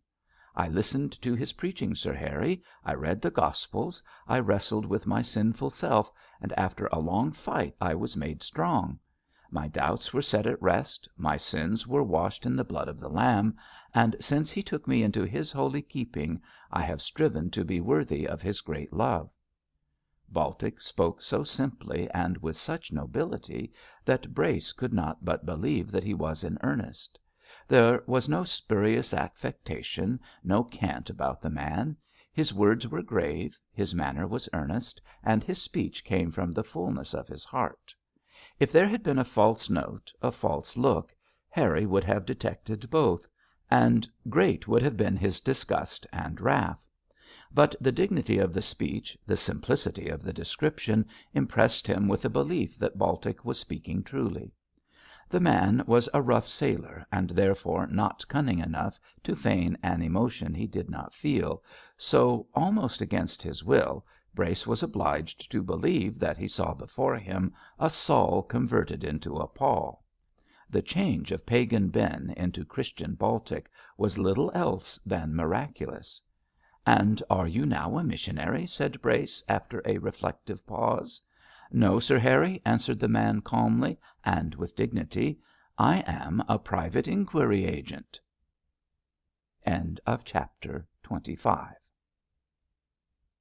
Chapter 26. The amazement of Sir Harry Brace. A private inquiry agent! Sir Harry jumped up from his chair with an angry look and a sharp ejaculation, neither of which disturbed his visitor. With his red bandana handkerchief spread on his knees, and his straw hat resting on the handkerchief, Baltic looked at his flushed host calmly and solemnly, without moving a muscle, or even winking an eye. Brace did not know whether to treat the ex sailor as a madman or as an impudent impostor. The situation was almost embarrassing. "What do you mean, sir," he asked angrily, "by coming to me with a cock and bull story about your conversion, and then telling me that you are a private inquiry agent, which is little less than a spy?" Is it impossible for such a one to be a Christian, Sir Harry?" "I should think so. One who earns his living by sneaking can scarcely act up to the ethics of the Gospels." "I don't earn my living by sneaking," replied Baltic, coolly. "If I did, I shouldn't explain my business to you as I have done as I am doing. My work is honourable enough, sir, for I am ranged against evil doers, and it is my duty to bring their works to naught. There is no need for me to defend my profession to any one but you, Sir Harry, as no one but yourself, and perhaps two other people, know what I really am." "They shall know it," spoke Sir Harry hastily. "All Beorminster shall know of it. We don't care for wolves in sheep's clothing here." "Better be sure that I am a wolf before you talk rashly," said Baltic, in no wise disturbed. "I came here to speak to you openly, because you saved my life, and that debt I wish to square. And let me tell you, sir, that it isn't Christianity, or even justice, to hear one side of the question and not the other." Harry looked puzzled. "You are an enigma to me, Baltic." "I am here to explain myself, sir. As your hand dashed aside the knife of that Kanaka, you have a claim on my confidence. You'll be a sad man and a glad man when you hear my story, sir." Harry resumed his seat, shrugged his shoulders, and took a leisurely look at his self possessed visitor. "Sad and glad are contradictory terms, my friend," said he, carelessly. "I would rather you explained riddles than propounded them." "Sir Harry, Sir Harry, it is the riddle of man's life upon this earth that I am trying to explain." "You have set yourself a hard task, Baltic, for so far as I can see there is no reading of that riddle." "Save by the light of the Gospel, sir, which makes all things plain." "Baltic," said Brace, bluntly, "there is that about you which would make me sorry to find you a Pharisee or a hypocrite. Therefore, if you please, we will stop religion and allegory, and come to plain matter of fact. When I knew you in Samoa you were a sailor without a ship." "Add a castaway and a child of the devil, sir, and you will describe me as I was then," burst out Baltic in his deep voice. "Hear me, Sir Harry, and gauge me as I should be gauged. I was, as you know, a drunken, godless, swearing dog, in the grip of Satan as fuel for hell. But when you saved my worthless life, I saw that it behoved me, as it does all men, to repent. I sought out a missionary who heard my story and set my feet in the right path. I listened to his preaching, I read the good book, and so I learned how I could be saved. The missionary made me his fellow labourer in the islands, and I strove to bring the poor heathen to the foot of the cross. For 3 years I laboured there, until it was borne in upon me that I was called upon by the Spirit to labour in the greater vineyard of London. Therefore I came to England and looked round to see what task was fittest for my hand. On every side I saw evil prosper. The wicked, as I noted, flourished like a green bay tree. So to bring them to repentance and punishment, I became a private inquiry agent." "Humph! That is a novel kind of missionary enterprise, Baltic." "It is a righteous one, Sir Harry. I search out iniquities. I snare the wicked man in his own nets. I make void the devices of his evil heart. If I cannot prevent crimes, I can at least punish them by bringing their doers within the grip of the law. Then, when punished by man, they repent and turn to God, and thereby are saved through their own lusts." "Not in many cases, I am afraid. So you regard yourself as a kind of scourge for the wicked?" "Yes. When I state that I am a missionary, I regard myself as one who works in a new way." "A kind of fin de siècle apostle, in fact," said Brace, dryly. "But isn't the term 'missionary' rather a misnomer?" "No," replied Baltic, earnestly. "I do my work in a different way, that is all. I baffle the wicked, and by showing them the futility of sin, induce them to lead a new life. I make them fall only to aid them to rise, for when all is lost their hearts soften." "You give them a kind of Hobson's choice, I see," commented Sir Harry, who was puzzled by the man's conception of his work, but saw that he spoke in all seriousness. "Well, Baltic, it is a queer way of calling sinners to repentance, and I can't understand it myself." "My method of conversion is certainly open to misconstruction, sir. That is why I term myself rather a missionary than a private inquiry agent." "I see. You don't wish to scare your promising flock of criminals. Does any one here know that you are a private inquiry agent?" "Mr Cargrim does," said the ex sailor calmly, "and one other." Harry leaned forward with an incredulous look. "Cargrim knows?" he said, in utter amazement. "I should think he would be the last man to approve of your ideas, with his narrow views and clerical red tapeism." "Perhaps so, sir. But in this case my views happen to fall in with his own. I came to see you, Sir Harry, in order to ease my mind on that point." "In order to ease your mind?" repeated Brace, with a keen look. "Go on." "Sir Harry, I speak to you in confidence about Mr Cargrim. I do not like that man, sir." "You belong to the majority, then, Baltic. Few people like Cargrim or trust him. But what is he to you?" "My employer." "Yes, sir, you may well look astonished. Mr Cargrim asked me down to Beorminster for a certain purpose." "Connected with his self‐aggrandisement, no doubt." "That I cannot tell you, Sir Harry, as Mr Cargrim has not told me his motive for engaging me in my business capacity. All I know is that he wishes me to discover who killed a man called Jentham." "The deuce!" Harry jumped up with an excited look. "Why is he taking the trouble to do that?" "I can't say, sir, unless it is that he dislikes Bishop Pendle." "Dislikes Bishop Pendle, man! And what has all this to do with the murder of Jentham?" "Sir," said Baltic, with a cautious glance around, and sinking his voice to a whisper, "Mr Cargrim suspects Dr Pendle of the crime." "What!" Sir Harry turned the colour of chalk, and sprang back until he almost touched the wall. "You hound!" said he, speaking with unnatural calmness. "Do you dare to sit there and tell me that you have come here to watch the bishop?" "Yes, Sir Harry," was Baltic's stolid rejoinder, "and calling me names won't do away with the fact." "Does Cargrim believe that the bishop killed this man?" "Yes, sir, he does, and wishes me to bring the crime home to him." "Curse you!" roared Harry, striding across the room and towering over the unmoved Baltic. "I'll wring your neck, sir, if you dare to hint at such a thing. I am merely stating facts, Sir Harry. Facts," he added pointedly, "which I wish you to know." "For what purpose?" "That you may assist me." "To hunt down the bishop, I suppose?" said Sir Harry, quivering with rage. "No, sir. To save the bishop from Mr Cargrim." "Then you do not believe that the bishop is guilty?"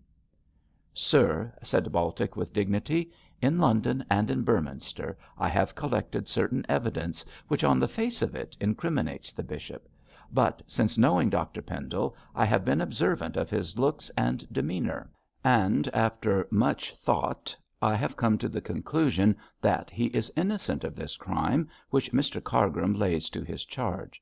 It is because of this belief that I tell you my mind and seek your assistance. We must work together, sir, and discover the real criminal so as to baffle Mr Cargrim." "Cargrim! Cargrim!" repeated Brace angrily. "He is a bad lot." "That is what I say, Sir Harry. He is one who spreads a snare, and I wish him to be taken in it himself." "Yet Cargrim is your employer and pays you," sneered Sir Harry. "You are wrong," replied Baltic, quietly. "I do not take payment for my work." "How do you live, then? You were not independent when I knew you." "That is true, Sir Harry. But when I arrived in England I found that my father was dead, and had left me sufficient to live upon. Therefore I take no fee for my work, but labour to punish the wicked, for religion's sake." Brace muttered something about the heat, and wiped his forehead as he resumed his seat. The peculiar views held by Baltic perplexed him greatly, and he could not reconcile the man's desire to capture criminals with his belief in a religion, the keynote of which is "God is love." Evidently Baltic wished to convert sinners by playing on their fears rather than by appealing to their religious feelings, although it was certainly true that those rascals with whom he had to deal probably had no elements of belief whatsoever in their seared minds. But be this as it may, Baltic's mission was both novel and strange, and might in some degree prove successful from its very originality. Torquemada burned bodies to save souls, but this man exposed vices, so that those who committed them, being banned by the law and made outcasts from civilization, should find no friend but the Deity. Harry was not clever enough to understand the ethics of this conception, therefore he abandoned any attempt to do so, and treating Baltic purely as an ordinary detective, addressed himself to the task of arriving at the evidence which was said to inculpate Dr Pendle in the murder of Jentham. The ex-sailor accepted the common ground of argument, and in his turn abandoned theology for the business of everyday life. Common sense was needed to expose and abase and overturn those criminals whose talents enabled them to conceal their wickedness. Proselytism could follow in due course.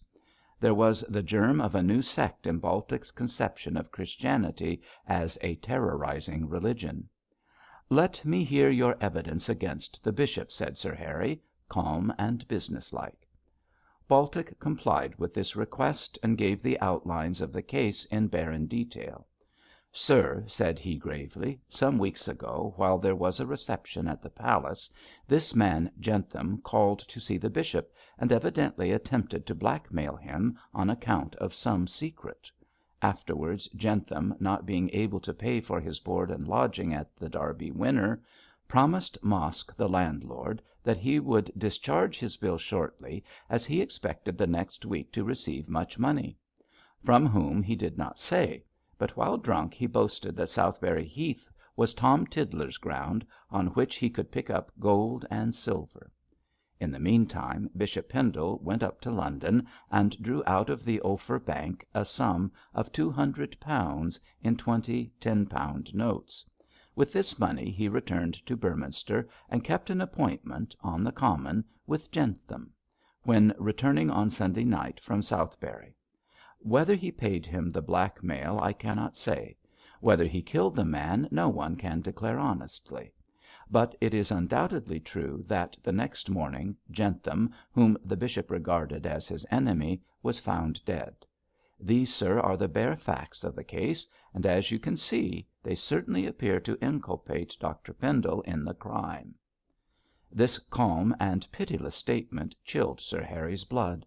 Although he could not bring himself to believe that the bishop was guilty, yet he saw plainly enough that the evidence tended almost beyond all doubt to incriminate the prelate. Yet there might be flaws even in so complete an indictment, and Harry, seeking for them, began eagerly to question Baltic. "Who told you all this?" he demanded with some apprehension. "Mr Cargrim told me some parts, and I found out others for myself, sir." "Does Cargrim know the nature of Dr Pendle's secret?" "Not that I know of, Sir Harry." "Is he certain that there is one?"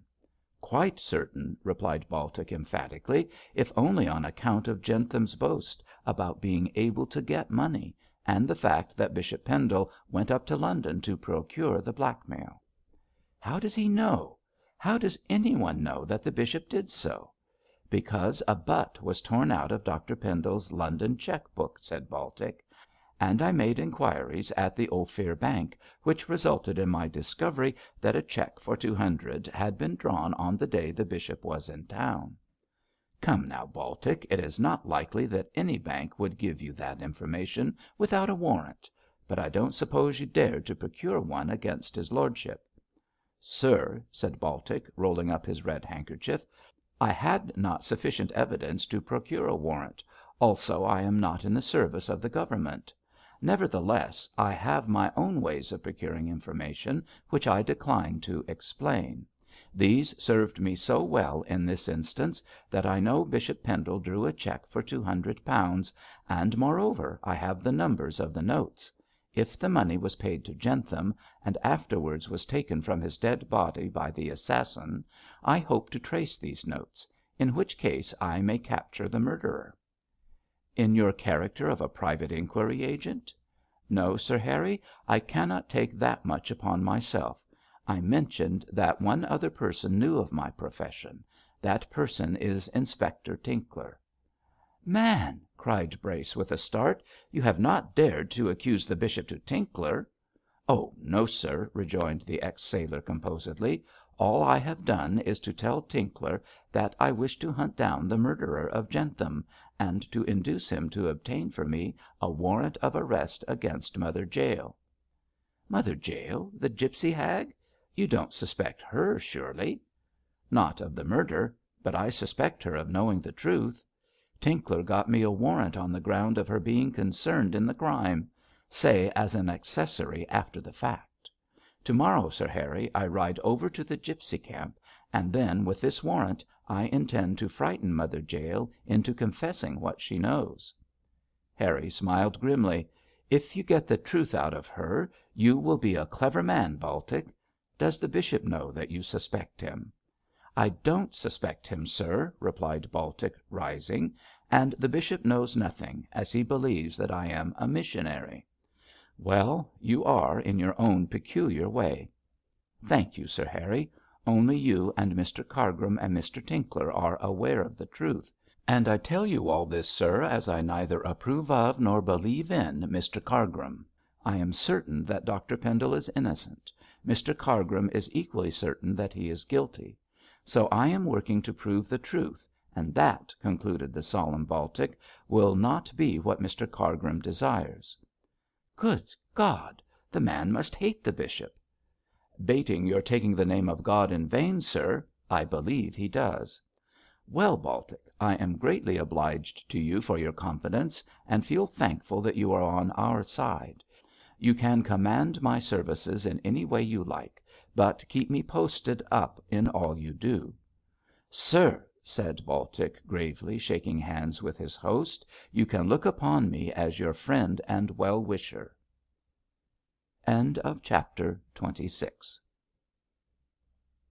Chapter 27. What Mother Jael Knew. Now, when Baltic and his grizzled head had vanished, Sir Harry must needs betake himself to Dr Graham for the easing of his mind. The doctor had known the young man since he was a little lad, and on more than one occasion had given him that practical kind of advice which results from experience. Therefore, when Harry was perplexed over matters too deep for him, as he was now, he invariably sought counsel of his old friend. In the present instance, for his own sake, for the sake of Lucy and Lucy's father, he told Graham the whole story of Bishop Pendle's presumed guilt, of Baltic's mission to disprove it, and of Cargrim's underhanded doings. Graham listened to the details in silence, and contented himself with a grim smile or two when Cargrim's treachery was touched upon. When in possession of the facts, he commented firstly on the behaviour of the chaplain. "I always thought that the fellow was a cur," said he contemptuously, "and now I am certain of it." "Curs bite, sir," said Brace sententiously, "and we must muzzle this one, else there will be the devil to pay." "No doubt when Cargrim receives his wages. Well, lad, and what do you propose doing?" "I came to ask your advice, doctor." "Here it is, then. Hold your tongue and do nothing." "What, and leave that hound to plot against the bishop?" "A cleverer head than yours is counterplotting him, Brace," warned the doctor. "While Cargrim, having faith in Baltic, leaves the matter of the murder in his hands, there can be no open scandal." Harry stared and moodily tugged at his moustache. "I never thought to hear you hint that the bishop was guilty," he grumbled. "And I," retorted Graham, "never thought to hear a man of your sense make so silly a speech. The bishop is innocent. I'll stake my life on that. Nevertheless, he has a secret, and if there is a scandal about this murder, the secret, whatever it is, may become public property." "Humph! That is to be avoided, certainly. But the secret can be nothing harmful." "If it were not," replied Graham dryly, "Pendle would not take such pains to conceal it.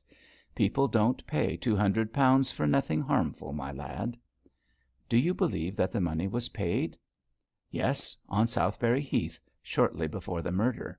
And what is more," added Graham, warmly, "I believe that the assassin knew that Jentham had received the money, and shot him to obtain it." "If that is so," argued Harry, "the assassin would no doubt wish to take the benefit of his crime and use the money. If he did, the numbers of the notes being known, they would be traced, whereas Baltic, who got the numbers from the bank, has not yet had time to trace them. Wait, Brace, wait. Time, in this matter, may work wonders." "But, doctor, do you trust Baltic?" "Yes, my friend, I always trust fanatics in their own particular line of monomania. Besides, for all his religious craze, Baltic appears to be a shrewd man. Also he is a silent one, so if any one can carry the matter through judiciously, he is the person." "What about Cargrim?" "Leave him alone, lad. With sufficient rope he'll surely hang himself." "Shouldn't the bishop be warned, doctor?" "I think not. If we watch Cargrim and trust Baltic, we shall be able to protect Pendle from the consequences of his folly." "Folly? What folly?" "The folly of having a secret. Only women should have secrets, for they alone know how to keep them." "Every one is of the opposite opinion," said Brace, with a grin. "And, as usual, every one is wrong," retorted Graham. "Do you think I have been a doctor all these years and don't know the sex? That is, so far as man may know them. You take my word for it, Brace, that a woman knows how to hold her tongue. It is a popular fallacy to suppose that she doesn't. You try and get a secret out of a woman which she thinks is worth keeping, and see how you'll fare. She will laugh and talk and lie and tell you everything, except what you want to know.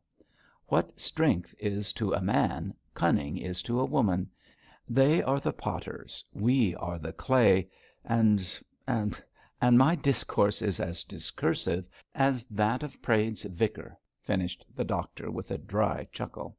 "It has led us a long way from the main point," agreed Harry, "and that is, what is Dr Pendle's secret?" Graham shook his head and shrugged his shoulders.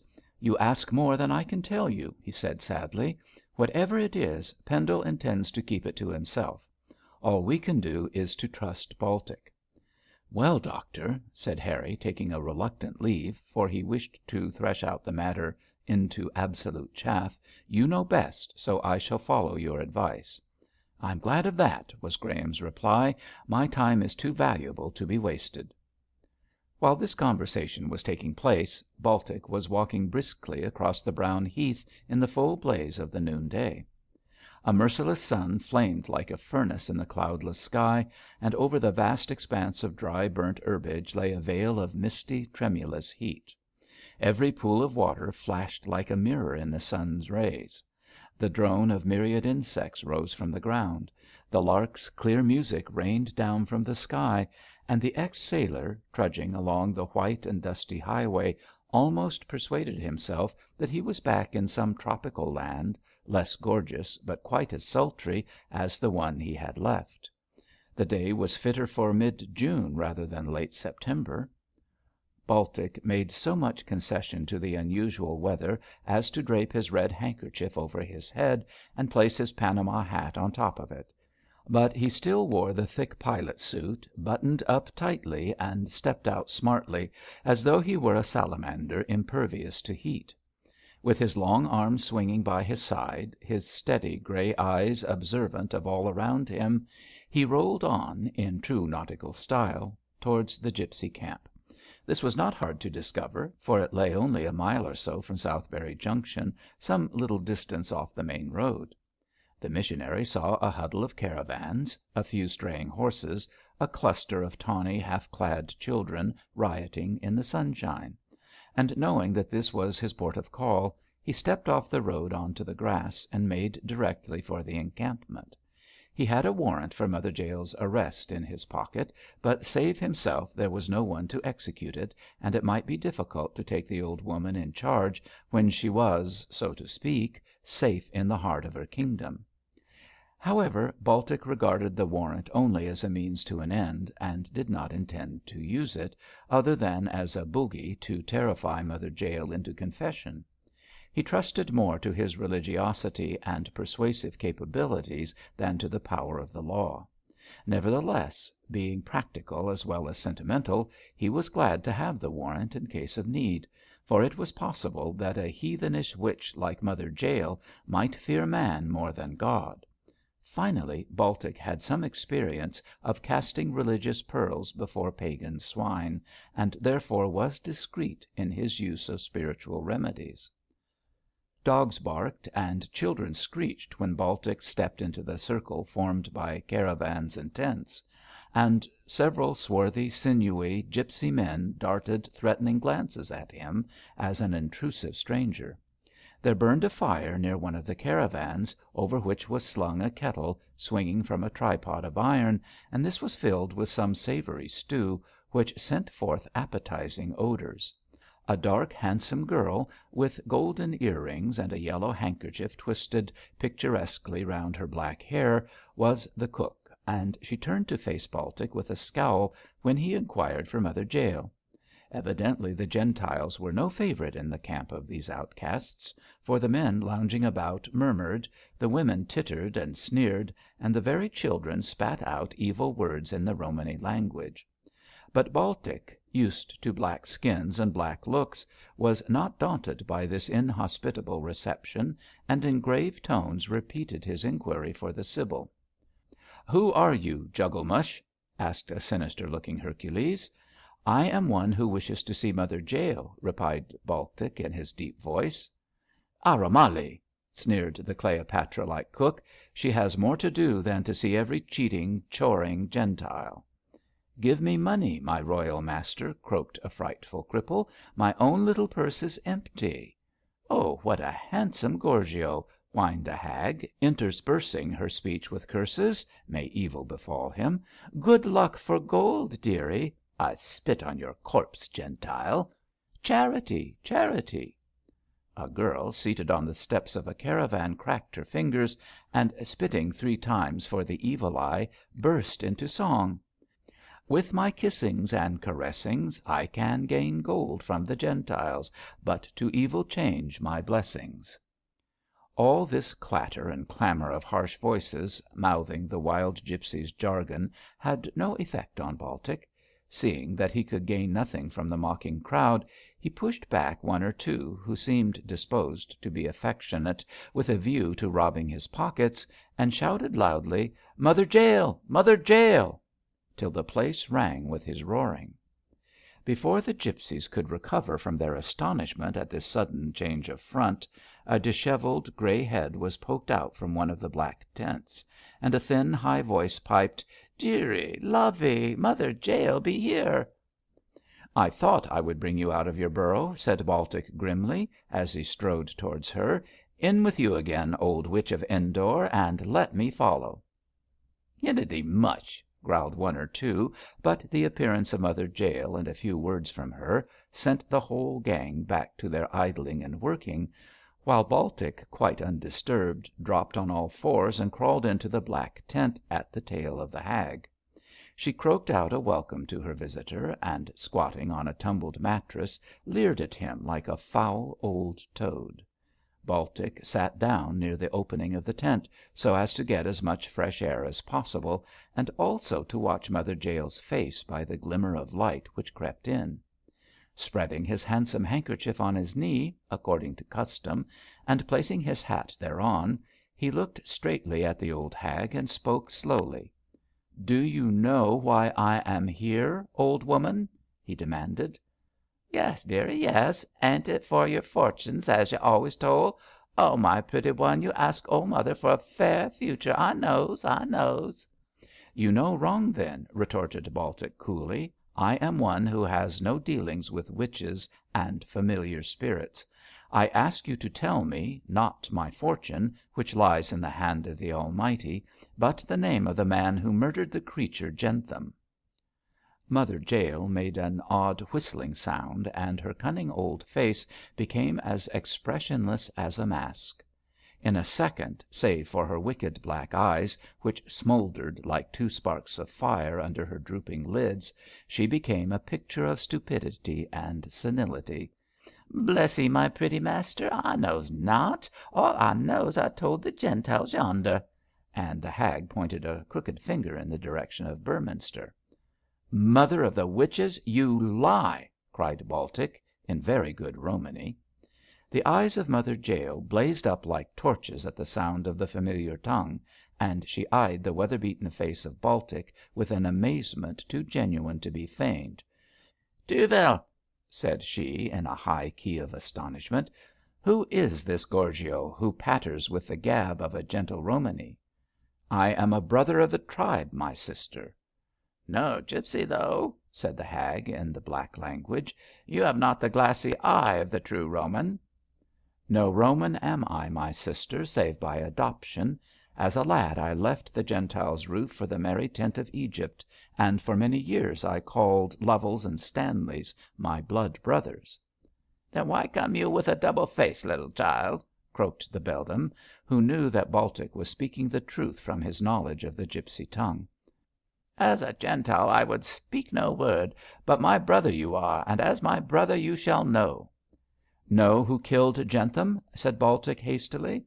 "Of a truth, brother, but call him not Jentham, for he was of Pharaoh's blood." "A gipsy, mother, or only a Romany rye?" "Of the old blood, of the true blood, of our religion, verily, my brother. One of the Lovels he was, who left our merry life to eat with Gorgios and fiddle gold out of their pockets."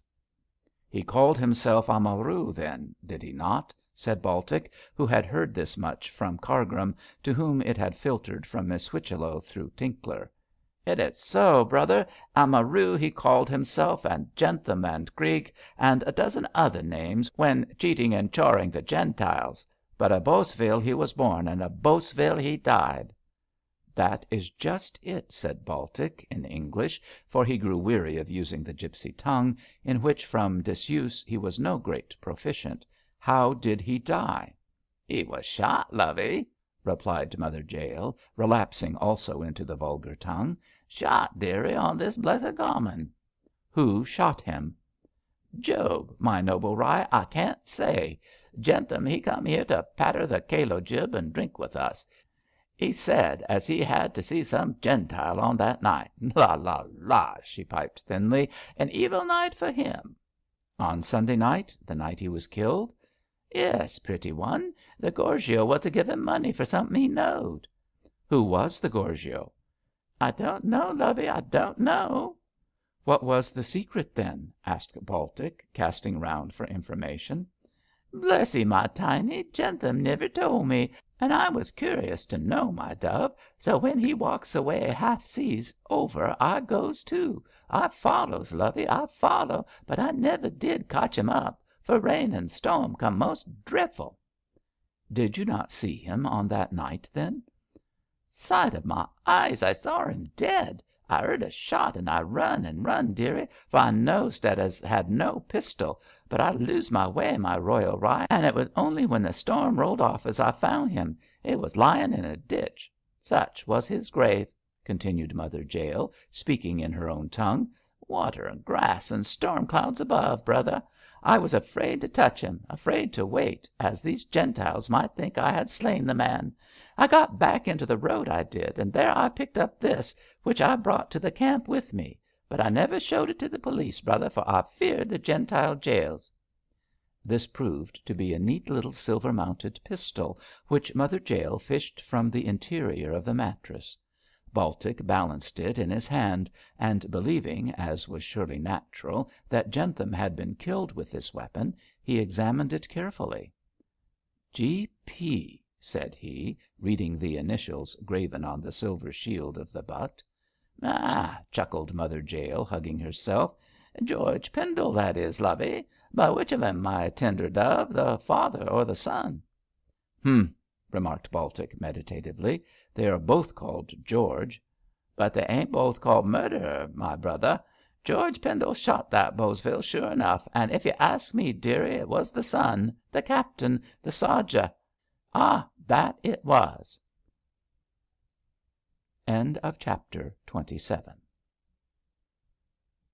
THE RETURN OF GABRIEL. "My dear Daisy, I am sorry you are going away, as it has been a great pleasure for me to have you in my house. I hope you will visit me again next year, and then you may be more fortunate." Mrs Pansey made this amiable little speech, which nevertheless, like a scorpion, had a sting in its tail, to Miss Norsham on the platform of the Beorminster railway station. After a stay of 2 months, the town mouse was departing as she had come, a single young woman; and Mrs Pansey's last word was meant to remind her of failure. Daisy was quick enough to guess this, but, displeased at the taunt, chose to understand it in another and more gracious sense, so as to disconcert her spiteful friend. "Fortunate! Oh, dear Mrs Pansey, I have been very fortunate this time. Really, you have been most kind. You have given me everything I wanted." "Excepting a husband, my dear," rejoined the archdeacon's widow, determined that there should be no misunderstanding this time. "Ah, it was out of your power to give me a husband," murmured Daisy, wincing. "Quite true, my dear; just as it was out of your power to gain one for yourself. Still, I am sorry that Dr Alder did not propose." "Indeed!" Daisy tossed her head. "I should certainly have refused him had he done so. A woman may not marry her grandfather." "A woman may not, but a woman would, rather than remain single," snapped Mrs Pansey, with considerable spite. Miss Norsham carefully inserted a corner of a foolish little handkerchief into one eye. "Oh, dear, I do call it nasty of you to speak to me so," said she cheerfully. "You needn't think, like all men do, that every woman wants to be married. I'm sure I don't." The old lady smiled grimly at this appalling lie, but thinking that she had been a little hard on her departing guest, hastened to apologise. "I'm sure you don't, dear, and very sensible it is of you to say so. Judging from my own experience with the archdeacon, I should certainly advise no one to marry." "You are wise after the event," muttered Daisy with some anger. "But here is my train. Mrs Pansey, thank you," and she slipped into a first class carriage, looking decidedly cross and very defiant. To fail in husband hunting was bad enough, but to be taunted with the failure was unbearable. Daisy no longer wondered that Mrs Pansey was hated in Beorminster. Her own feelings at the moment urged her to thrust the good lady under the wheels of the engine. "Well, dear, I'll say good bye," said Mrs Pansey, screwing her grim face into an amiable smile. "Be sure you give my love to your mother, dear," and the two kissed with that show of affection to be seen existing between ladies who do not love one another overmuch. "Horrid old cat," said Daisy to herself, as she waved her handkerchief from the now moving train. "Dear me, how I dislike that girl," soliloquised Mrs Pansey, shaking her reticule at the departing Daisy. "Well, well, no one can say that I have not done my duty by her," and much pleased with herself, the good lady stalked majestically out of the station, on the look out to seize upon and worry any of her friends who might be in the vicinity. For his sins Providence sent Gabriel into her clutches, and Mrs Pansey was transfixed with astonishment at the sight of him issuing from the station. "Mr Pendle," she said, placing herself directly in his way, "I thought you were at Nauheim. What is wrong? Is your mother ill? Is she coming back? Are you in trouble?" Gabriel could not answer all or even one of these questions on the instant, for the sudden appearance and speech of the Beorminster busybody had taken him by surprise. He looked haggard and white, and there were dark circles under his eyes, as though he suffered from want of sleep. Still, the journey from Nauheim might account for his weary looks, and would have done so to any one less suspicious than Mrs Pansey. But that good lady scented a mystery and wanted an explanation. This Gabriel, with less than his usual courtesy, declined to furnish. However, to give her some food for her mind, he answered her questions categorically. "I have just returned from Nauheim, Mrs Pansey," he said hurriedly. "There is nothing wrong, so far as I am aware. My mother is much better, and is benefiting greatly by the baths. She is coming back within the month, and I am not in trouble. Is there anything else you wish to know?" "Yes, Mr Pendle, there is," said Mrs Pansey, in no wise abashed. "Why do you look so ill?" "I am not ill, but I have had a long sea passage, a weary railway journey, and I feel hot and dirty and worn out. Naturally, under the circumstances, I don't look the picture of health." "Humph! Trips abroad don't do you much good." Gabriel bowed and turned away to direct the porter to place his portmanteau in a fly. Offended by his silence, Mrs Pansey shook out her skirts and tossed her sable plumes. "You have not brought back French politeness, young man," said Mrs Pansey, acridly. "I have been in Germany," retorted Gabriel, as though that fact accounted for his lack of courtesy. "Good bye for the present, Mrs Pansey. I'll apologise for my shortcomings when I recover from my journey." "Oh, you will you?" growled the archdeacon's widow, as Gabriel lifted his hat and drove off. "You'll do more than apologise, young man, you'll explain. Hoity toity, here's brazen assurance!" And Mrs Pansey, with her Roman beak in the air, marched off, wondering in her own curious mind what could be the reason of Gabriel's sudden return. Her curiosity would have been gratified had she been present in Dr Graham's consulting room an hour later. For after Gabriel had bathed and brushed up at his lodgings, he paid an immediate visit to the little doctor. Graham happened to be at home, as he had not yet set out on his round of professional visits, and he was as much astonished as Mrs Pansey when the curate made his appearance. Also, like Mrs Pansey, he was struck by the young man's worn looks. "What, Gabriel!" he cried, when the curate entered. "This is an unexpected pleasure. You look ill, lad." "I am ill," replied Gabriel, dropping into a chair with an air of fatigue. "I feel very much worried, and I have come to ask for your advice." "Very pleased to give it to you, my boy, but why not consult the bishop?"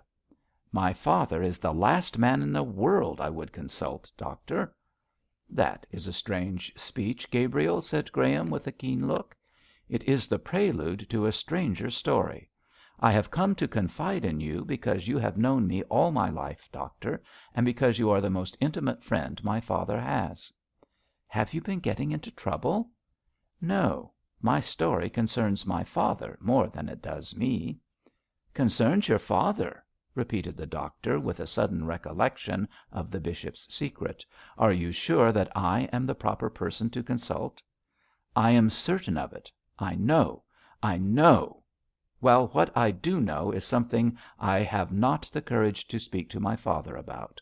For God's sake, doctor, let me tell you my suspicions and hear your advice."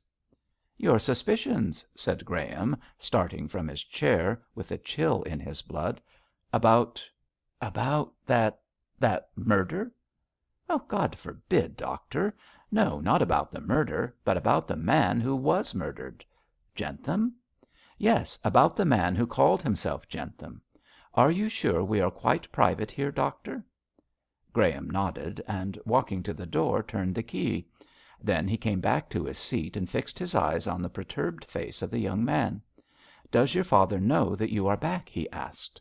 "No one knows that I am here save Mrs Pansey." "Then it won't be a secret long," said Graham, dryly. "That old magpie is as good as the town crier. You left your mother well?" "Quite well, and Lucy also. I made an excuse to come back." "Then your mother and sister do not know what you are about to tell me?" Gabriel made a gesture of horror. "God forbid!" said he again, then clasped his hands over his white face and burst into half hysterical speech. "Oh, the horror of it, the horror of it!" he wailed. "If what I know is true, then all our lives are ruined." "Is it so very terrible, my boy?" "So terrible that I dare not question my father.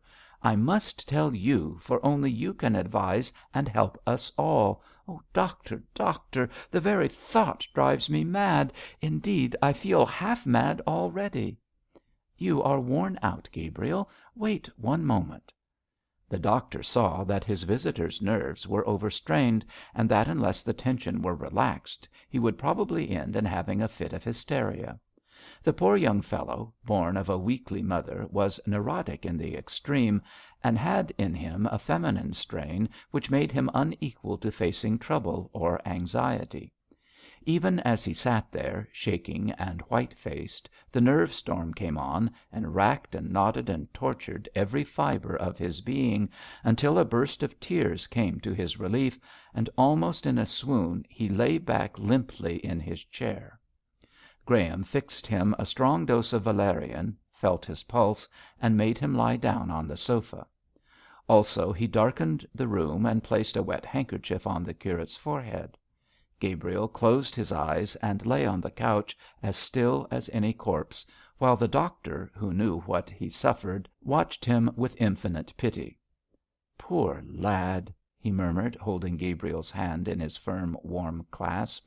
"Nature is indeed a harsh stepmother to you. With your nerves the pin prickles of life are as many dagger thrusts. Do you feel better now?" he asked as Gabriel opened his eyes with a languid sigh. "Much better and more composed," replied the wan curate, sitting up. "You have given me a magical drug." "You may well call it that. This particular preparation of valerian is nepenthe for the nerves. But you are not quite recovered yet. The swell remains after the storm, you know. Why not postpone your story?" "I cannot, I dare not," said Gabriel, earnestly. "I must ease my mind by telling it to you. Doctor, do you know that the visitor who made my father ill on the night of the reception was Jentham?" "No, my boy, I did not know that. Who told you?" "John, our old servant, who admitted him. He told me about Jentham just before I went to Nauheim." "Did Jentham give his name?" "No, but John, like many other people, saw the body in the dead house. He there recognised Jentham by his gipsy looks and the scar on his face. Well, doctor, I wondered what the man could have said to upset the bishop, but of course I did not dare to ask him. By the time I got to Germany the episode passed out of my mind." "And what recalled it?" "Something my mother said. We were in the Kurgarten listening to the band, when a Heidelberg student, with his face all seamed and slashed, walked past us. I know, students in Germany are proud of those duelling scars. Well, Gabriel, and what then?" The curate quivered all over, and instead of replying directly, asked what seemed to be an irrelevant question. "Did you know that my mother was a widow when my father married her?" he demanded in low tones. "Of course I did," replied Graham, cheerily. "I was practising in Marylebone then, and your father was vicar at St. Benedict's. Why, I was at his wedding, Gabriel, and very pretty your mother looked. She was a Mrs. Krant, whose husband had been killed while serving as a volunteer in the Franco-Prussian War." "Did you ever see her husband?" "No, she did not come to Marylebone until he had left her. The rascal deserted the poor young thing and went abroad to fight. But why do you ask all these questions? They cannot but be painful." "Because the sight of that student's face recalled her first husband to my mother. She said that Krant had a long scar on the right cheek. I immediately thought of Jentham." "Good God!" cried Graham, pushing back his chair. "What do you mean, lad?" "Wait, wait," said Gabriel, feverishly. "I asked my mother to describe the features of her first husband. Not suspecting my reason for asking, she did so. Krant, she said, was tall, lean, swart, and black-eyed, with a scar on the right cheek running from the ear to the mouth." "Doctor," cried Gabriel, clutching Graham's hand, "that is the very portrait of the man Jentham." "Gabriel," whispered the little doctor, hoarsely, "do you mean to say——" "I mean to say that Krant did not die, that Jentham was Krant, and that when he called on my father he appeared as one from the dead. He is dead now, but he was alive when my mother became my father's wife." "Impossible! Impossible!" repeated Graham, who was ashy pale and shaken out of his ordinary self. "Krant died at Sedan. Your father went over and saw his grave." "He did not see the corpse, though. I tell you I am right, doctor. Krant did not die. My mother is not my father's wife, and George, Lucy, and myself, are in the eyes of the law nobody's children." The curate uttered these last words almost in a shriek, and fell back on the couch, covering his face with two trembling hands. Graham sat staring straight before him with an expression of absolute horror on his withered brown face. He recalled Pendle's sudden illness after Jentham had paid that fatal visit; his refusal to confess the real cause of his attack; his admission that he had a secret which he did not dare to reveal even to his oldest friend, and his strange act in sending away his wife and daughter to Nauheim. All these things gave colour to Gabriel's supposition that Jentham was Krant returned from the dead. But after all it was a supposition merely, and quite unsupported by fact. "There is no proof of it," said Graham, hoarsely. "No proof." "Ask my father for the proof," murmured Gabriel. "I dare not." The doctor could understand that speech very well, and now saw the reason why Gabriel had chosen to speak to him rather than to the bishop. It might be true after all, this frightful fact, he thought, and as in a flash he saw ruin, disaster, shame, terror following in the train of its becoming known. This then was the bishop's secret, and Graham in his quick way decided that at all costs it must be preserved, if only for the sake of Mrs Pendle and her children. The first step towards attaining this end was to see the bishop and hear confirmation or denial from his own lips. Once Graham knew all the facts he fancied that he might in some way, at present he knew not how, help his wretched friend. With characteristic promptitude he decided on the spot how to act. "Gabriel," he said, bending over the unhappy young man, "I shall see your father about this at once. I cannot, I dare not believe it to be true, unless with his own lips he confirms the identity of Krant with Jentham. You wait here until I return, and sleep if you can." "Sleep!" groaned Gabriel. "Oh, God, shall I ever sleep again?" "My friend," said the little doctor, solemnly, "you have no right to doubt your father's honour until you hear what he has to say. Jentham may not be Krant as you suspect. It may be a chance likeness, Gabriel shook his head. "You can't argue away what I know to be true," he muttered, looking at the floor with dry, wild eyes. "See my father and tell him what I have told you. He will not be able to deny his shame and the disgrace of his children." "That we shall see," said Graham, with a cheerfulness he was far from feeling. "I shall see him at once. Gabriel, my boy, hope for the best." Again the curate shook his head, and with a groan flung himself down on the couch with his face to the wall. Seeing that words were vain, the doctor threw one glance of pity on his prostrate form, and with a sigh passed out of the room. Chapter 29. The Confession of Bishop Pendle. Mr Cargrim was very much out of temper, and Baltic was the cause of his unchristian state of mind. As the employer of the so called missionary and actual inquiry agent, the chaplain expected to be informed of every fresh discovery, but with this view Baltic did not concur. In his solemn way he informed Cargrim that he preferred keeping his information and methods and suspicions to himself until he was sure of capturing the actual criminal.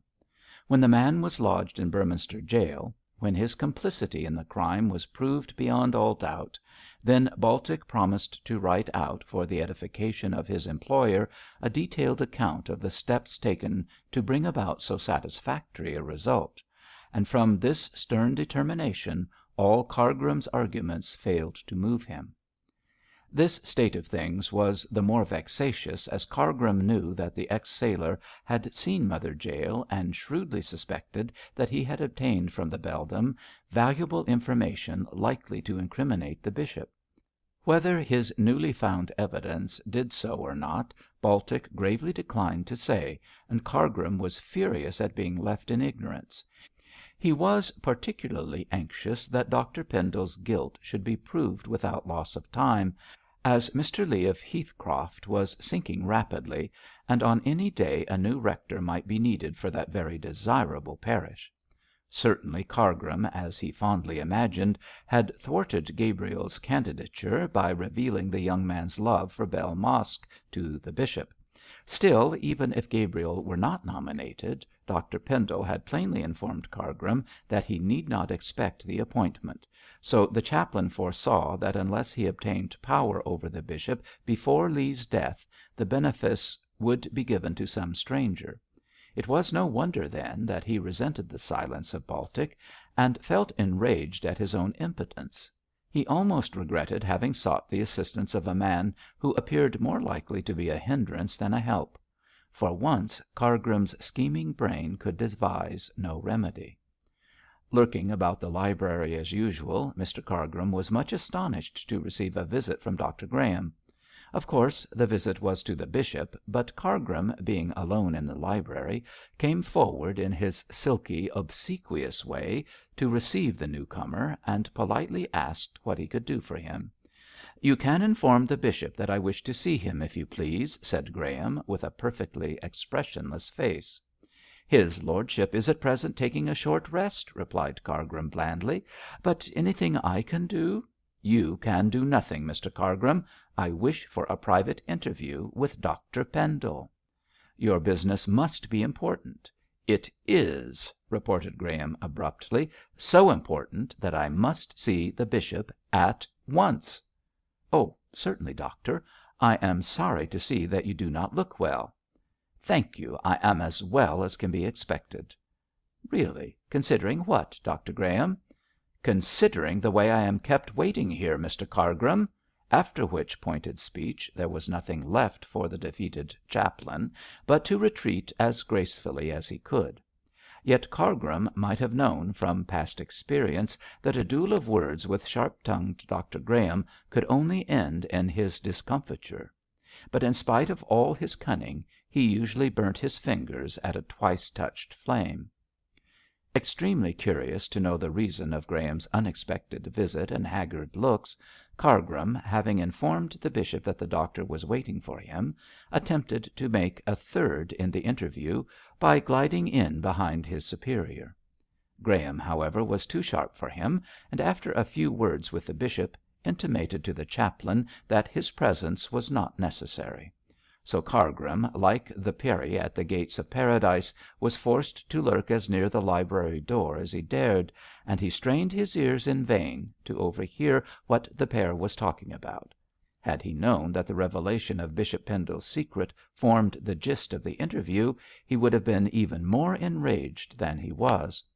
But for the time being fate was against the wily chaplain, and in the end he was compelled to betake himself to a solitary and sulky walk, during which his reflections concerning Graham and Baltic were the reverse of amiable. As a defeated sneak, Mr Cargrim was not a credit to his cloth. Dr Pendle had the bewildered air of a man suddenly roused from sleep, and was inclined to be peevish with Graham for calling at so untoward a time. Yet it was 5 o'clock in the afternoon, which was scarcely a suitable hour for slumber, as the doctor bluntly remarked. "I was not asleep," said the bishop, settling himself at his writing table. "I simply lay down for half an hour or so." "Worn out with worry, I suppose?" "Yes," Dr Pendle sighed. "My burden is almost greater than I can bear." "I quite agree with you," replied Graham. "Therefore I have come to help you to bear it." "That is impossible. To do so you must know the truth, and God help me, I dare not tell it even to you." "There is no need for you to do so, Pendle. I know your secret." The bishop twisted his chair round with a rapid movement, and stared at the sympathetic face of Graham with an expression of blended terror and amazement. Hardly could his tongue frame itself to speech. "You know my secret?" stuttered Pendle, with pale lips. "Yes. I know that Krant did not die at Sedan as we supposed. I know that he returned to life, to Beorminster, to you, under the name of Jentham." Hold up, man, don't give way," for the bishop, with a heavy sigh, had fallen forward on his desk, and with his grey head buried in his arms, lay there silent and broken down in an agony of doubt and fear and shame. "Play the man, George Pendle," said Graham, who knew that the father was more virile than the son, and therefore needed the tonic of words rather than the soothing anodyne of medicine. "If you believe in what you preach, if you are a true servant of your God, call upon religion, upon your deity, for help to bear your troubles. Stand up manfully, my friend, and face the worst." "Alas! Alas! Many waters have gone over me, Graham."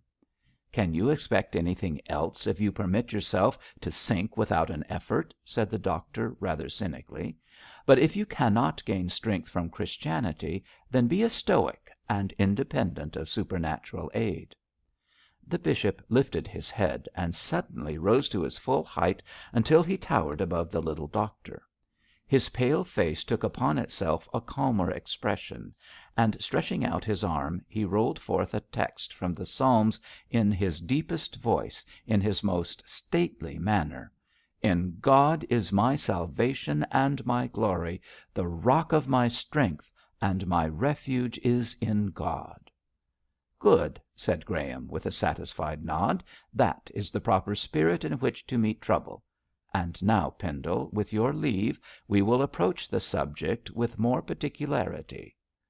"It will be as well," replied the bishop, and he spoke collectedly and gravely, with no trace of his late excitement. When he most needed it, strength had come to him from above, and he was able to discuss the sore matter of his domestic troubles with courage and with judgment. "How did you learn my secret, Graham?" he asked after a pause. "Indirectly, from Gabriel." "Gabriel!" said the bishop, trembling.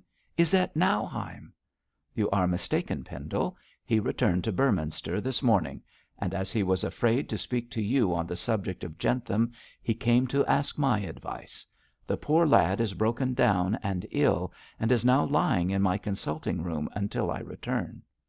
"How did Gabriel learn the truth?" asked Pendle, with a look of pain. "From something his mother said." The bishop, in spite of his enforced calmness, groaned aloud. "Ah!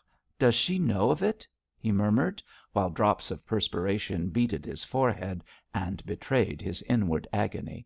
"Could not that shame be spared me? Do not be hasty, Pendle. Your wife knows nothing."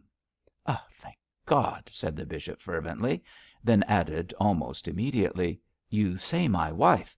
Alas! alas! that I dare not call her so." "It is true, then?" asked Graham, becoming very pale. "Perfectly true.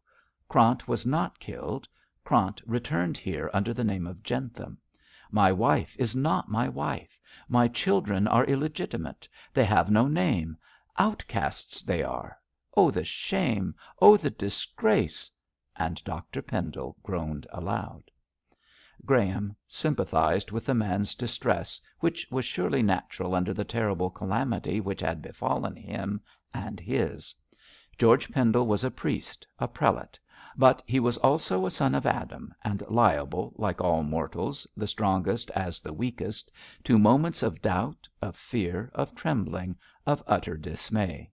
Had the evil come upon him alone, he might have borne it with more patience, but when it parted him from his dearly beloved wife, when it made outcasts of the children he was so proud of, who can wonder that he should feel inclined to cry with Job, "Is it good unto thee that thou shouldst oppress?"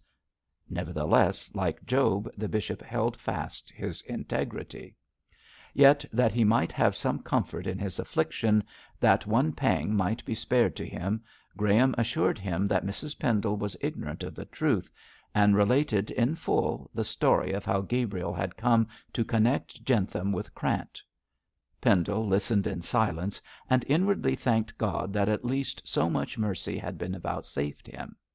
Then in his turn he made a confidant of his old friend, recalled the early days of his courtship and marriage, spoke of the long interval of peace and quiet happiness which he and his wife had enjoyed, and ended with a detailed account of the disguised Krant's visits and threats, and the anguish his reappearance had caused. "You remember, Graham," he said, with a wonderful self‐control, "how almost 30 years ago I was the vicar of St. Benedict's in Marylebone, and how you, my old college friend, practised medicine in the same parish?" "I remember, Pendle. There is no need for you to make your heart ache by recalling the past." "I must, my friend," said the bishop, firmly, "in order that you may fully understand my position. As you know, my dear wife, for I still must call her so, came to reside there under her married name of Mrs. Krant. She was poor and unhappy, and when I called upon her as the vicar of the parish, she told me her miserable story; how she had left her home and family for the sake of that wretch who had attracted her weak, girlish affections by his physical beauty and fascinating manners; how he treated her ill, spent the most of her money, and finally left her, within a year of the marriage, with just enough remaining out of her fortune to save her from starvation. She told me that Krant had gone to Paris and was serving as a volunteer in the French army, while she, broken down and unhappy, had come to my parish to give herself to God and labour amongst the poor." "She was a charming woman, and she is so now," said Graham, with a sigh. "I do not wonder that you loved her." "Loved, sir! Why speak in the past tense? I love her still. I shall always love that sweet companion of these many happy years. From the time I saw her in those poor London lodgings I loved her with all the strength of my manhood. But you know that, being already married, she could not be my wife. Then, shortly after the surrender of Sedan, that letter came to tell her that her husband was dead, and, dying, had asked her pardon for his wicked ways. Alas, alas! That letter was false." "We both of us believed it to be genuine at the time, Pendle, and you went over to France after the war to see the man's grave." "I did, and I saw the grave. Saw it with its tombstone in a little Alsace graveyard, with the name Stephen Krant painted thereon in black German letters. I never doubted but that he lay below, and I looked far and wide for the man, Léon Durand, who had written that letter at the request of his dying comrade. I ask you, Graham, who would have disbelieved the evidence of letter and tombstone?" "No one, certainly," replied Graham, gravely. "But it was a pity that you could not find Léon Durand, so as to put the matter beyond all doubt." "Find him!" echoed the bishop, passionately. "No one on earth could have found the man. He did not exist." "Then who wrote the letter?" "Krant himself, as he told me in this very room, the wicked plotter." "But his handwriting. Would not his wife have——" "No," cried Pendle, rising and pacing to and fro, greatly agitated. "The man disguised his hand so that his wife should not recognise it. He did not wish to be bound to her, but to wander far and wide, and live his own sinful life. That was why he sent the forged letter, to make Amy believe that he was dead. And she did believe, the more especially after I returned to tell how I had seen his grave. I thought also that he was dead. So did you, Graham." "Certainly," assented Graham. "There was no reason to doubt the fact. Who would have believed that Krant was such a scoundrel?" "I called him that when he came to see me here," said Dr Pendle, with a passionate gesture. "Old man and priest as I am, I could have killed him as he sat in yonder chair, smiling at my misery, and taunting me with my position." "How did he find out that you had married Mrs. Krant?" "By going back to the Marylebone parish. He had been wandering all over the face of the earth, like the Cain he was, but meeting with no good fortune, he came back to England to find out Amy, and, I suppose, rob her of the little money he had permitted her to keep. He knew of her address in Marylebone, as she had told him where she was going before he deserted her." "But how did he learn about the marriage?" asked Graham again. "I cannot tell, but he knew that his wife, after his desertion, devoted herself to good works, so no doubt he went to the church and asked about her.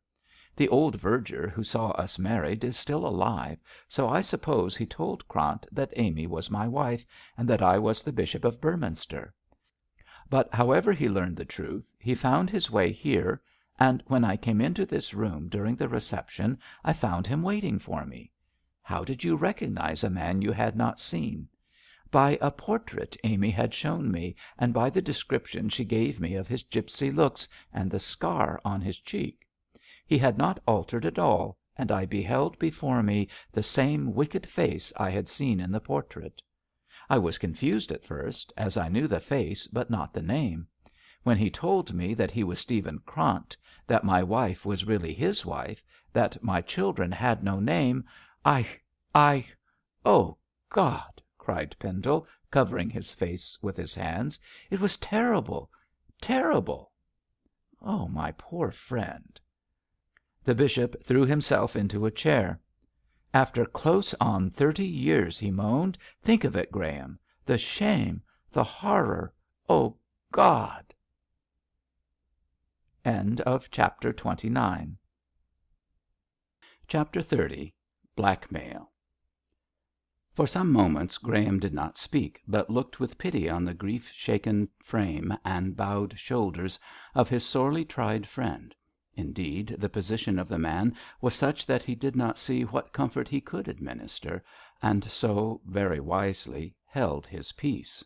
However, when the bishop, growing more composed, remained still silent, he could not forbear offering him a trifle of consolation. "Don't grieve so, Pendle," he said, laying his hand on the other's shoulder. "It is not your fault that you are in this position." The bishop sighed and murmured with a shake of his head, "Omnis qui facet peccatum, servus est peccati." "But you have not done sin," cried Graham, dissenting from the text. "You, your wife, myself, every one thought that Krant was dead and buried. The man fled and lied and forged to gain his freedom, to shake off the marriage bonds which galled him. He was the sinner, not you, my poor innocent friend." "True enough, doctor, but I am the sufferer. Had God in his mercy not sustained me in my hour of trial, I do not know how I should have borne my misery, weak, erring mortal that I am." "That speech is one befitting your age and office," said the doctor, gravely, "and I quite approve of it. All the same, there is another religious saying, I don't know if it can be called a text, 'God helps those who help themselves.' You will do well, Pendle, to lay that to heart." "How can I help myself?" said the bishop, hopelessly. "The man is dead now, without doubt, but he was alive when I married his supposed widow, therefore the ceremony is null and void. There is no getting behind that fact. Have you consulted a lawyer on your position?" "No. The law cannot sanction a union, at least in my eyes, which I know to be against the tenets of the Church.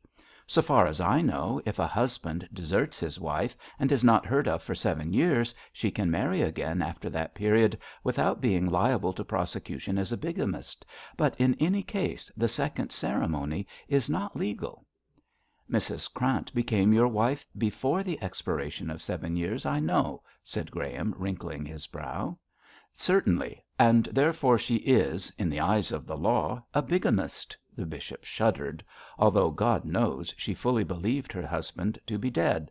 "But the religious point of view is the one I take, doctor. As a churchman I cannot live with a woman whom I know is not my wife. It was for that reason that I sent her away." "But you cannot keep her away for ever, bishop; at all events, unless you explain the position to her."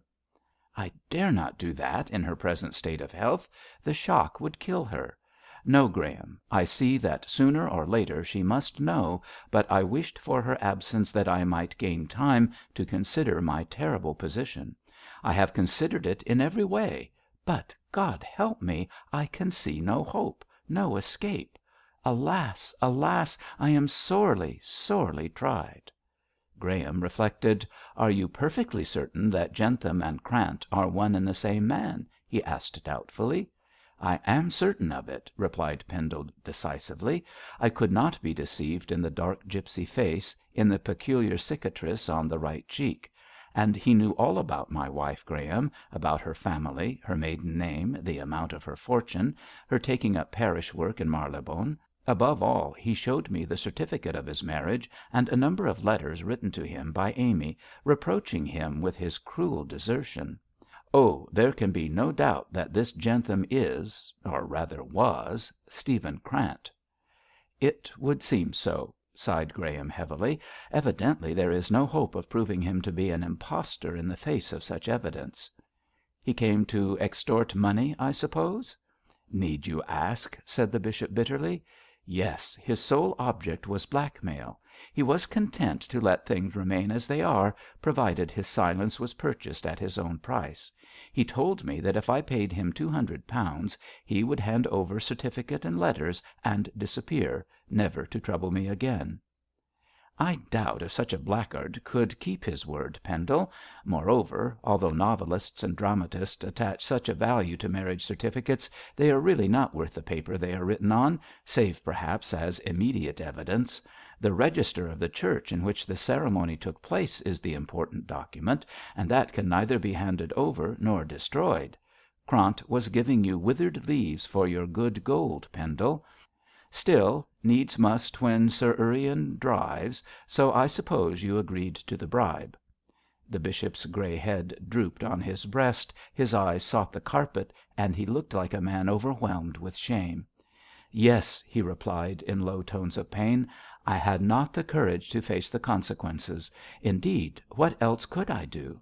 I could not have the man denounce my marriage as a false one, force himself into the presence of my delicate wife, and tell my children that they are nameless. The shock would have killed Amy. It would have broken my children's hearts. It would have shamed me in my high position before the eyes of all England.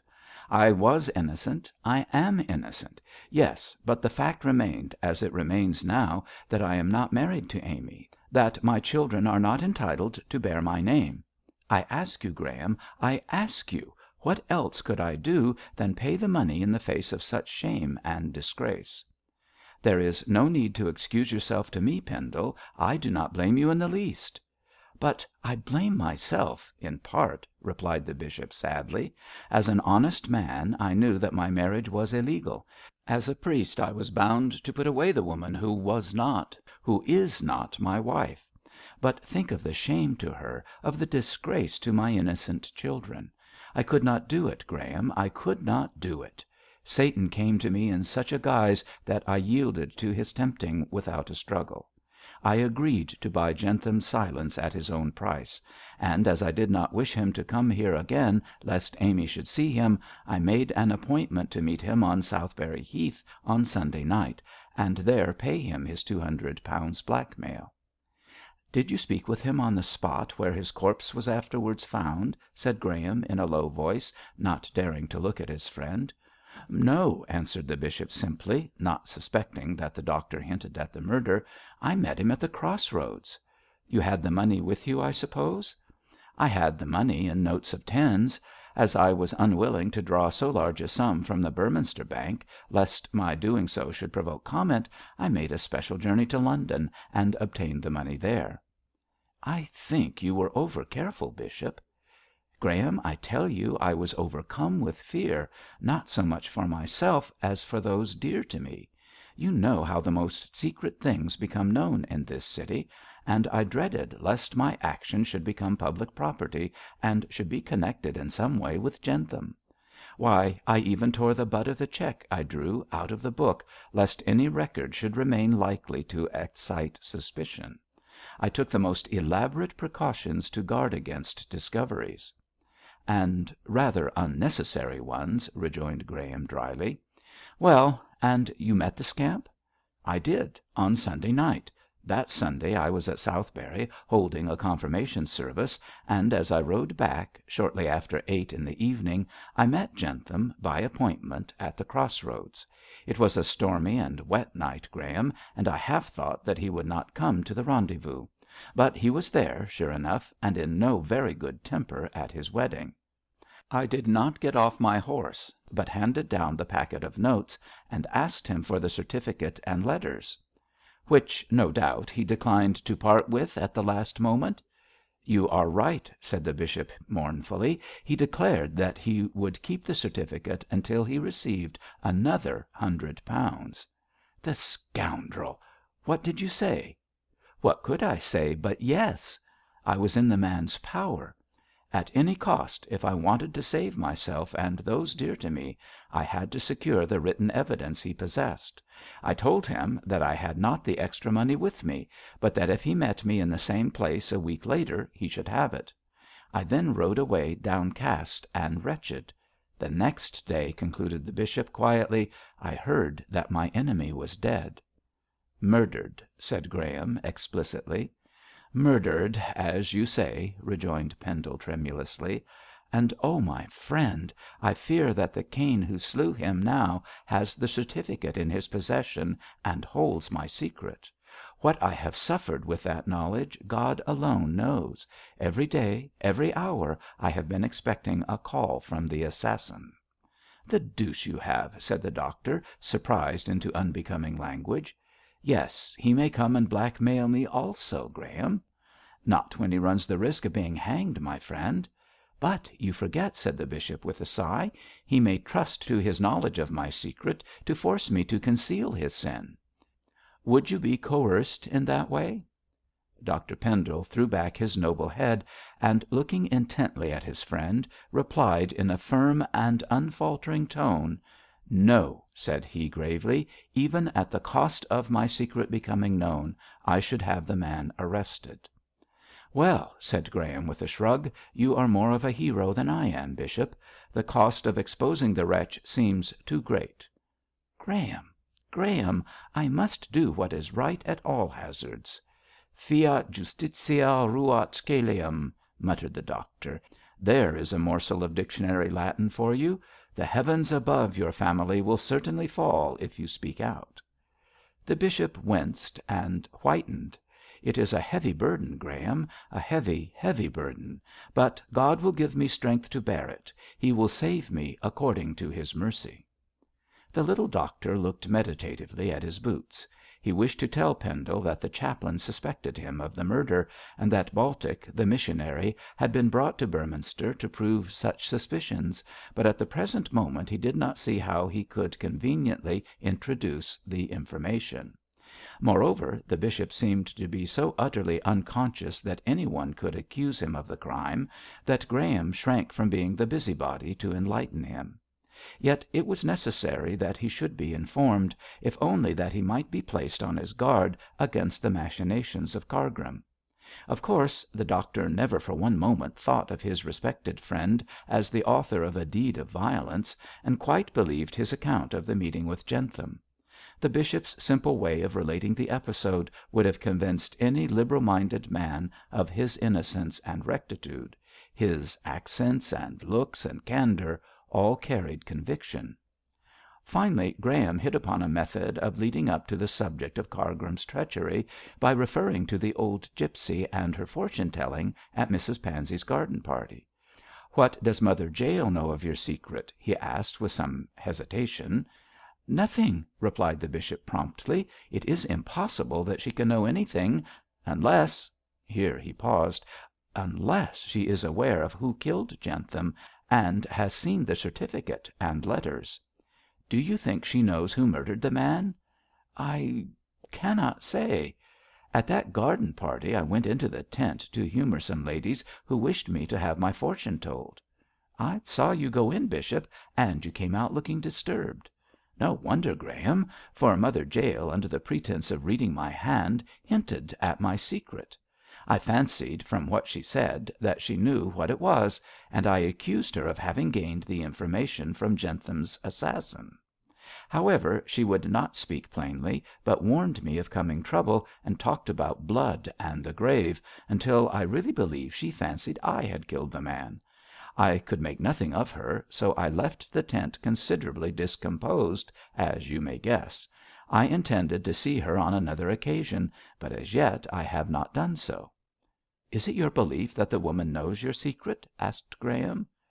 "No. On consideration I concluded that she knew a little, but not much, at all events not sufficient to hurt me in any way. Krant that is Jentham, was of gipsy blood, and I fancied that he had seen Mother Jael, and perhaps in his boastful way had hinted at his power over me. Still, I am quite certain that for his own sake he did not reveal my secret. And after all, Graham, the allusions of Mother Jael were vague and unsatisfactory, although they disturbed me sufficiently to make me anxious for the moment.' 'Well, bishop, I agree with you. Mother Jael cannot know much or she would have spoken plainer.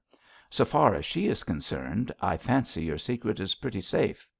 But,' added Graham, with a glance at the door, 'what about Cargrim?' 'He knows nothing, Graham.'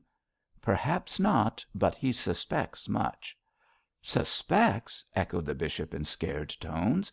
'What can he suspect?' 'That you killed Jentham,' said Graham, quietly. Dr Pendle looked incredulously at his friend. 'I murder? I kill? What Cargrim says?' he stammered; then asked him with a sharp rush of speech, 'Is the man mad?' 'No, but he is a scoundrel, as I told you. Listen, bishop,' and in his rapid way Graham reported to Dr Pendle all that Harry Brace had told him regarding Cargrim and his schemes. The bishop listened in incredulous silence, but almost against his will he was obliged to believe in Graham's story. That a man whom he trusted, whom he had treated with such kindness, should have dug this pit for him to fall into was almost beyond belief, and when the truth of the accusation was forced upon him, he hardly knew what to say about so great a traitor. But he made up his mind to one thing. 'I shall dismiss him at once,' he said determinedly. 'No, bishop. It is unwise to drive a rat into a corner, and Cargrim may prove himself dangerous if sharply treated. Better tolerate his presence until Baltic discovers the real criminal.' 'I don't like the position,' said the bishop, frowning. 'No man would. However, it is better to temporise than to risk all and lose all. Better let him remain, Pendle.' 'Very well, Graham. I shall take your advice.' 'Good.' Graham rose to depart. 'And Gabriel?' he asked, with his hand on the door. 'Send him to me, doctor. I must speak to him.' 'You won't scold him for seeing me first, I hope.' 'Scold him!' said the bishop, with a melancholy smile. 'Alas, my friend, the situation is too serious for scolding.' Chapter 31. Mr Baltic on the trail. What took place at the interview between Gabriel and his father, Dr Graham never knew, and indeed never sought to know. He was a discreet man even for a doctor, and meddled with no one's business, unless, as in the present instance, forced to do so. But even then his discretion showed itself; for after advising the bishop to tolerate the presence of Cargrim until Baltic had solved the riddle he was set to guess, and after sending Gabriel to the palace, he abstained from further inquiries and discussions in connection with murder and secret. He had every faith in Baltic, and quite believed that in time the missionary would lay his hand on the actual murderer. When this was accomplished, and Cargrim's attempt to gain illegal power over Pendle was thwarted, then, all chance of a public scandal being at an end, would be the moment to consider how the bishop should act in reference to his false marriage. Indeed, there was the possible danger that the criminal might learn the secret from the certificate and papers, and might reveal it when captured, but Graham thought it best to ignore this difficulty until it should actually arise; for, after all, such a contingency might not occur. The certificate of marriage between Krant and his wife will reveal nothing to a man unacquainted with Mrs Pendle's previous name, and without such knowledge he cannot know that she married the bishop while her first husband was alive.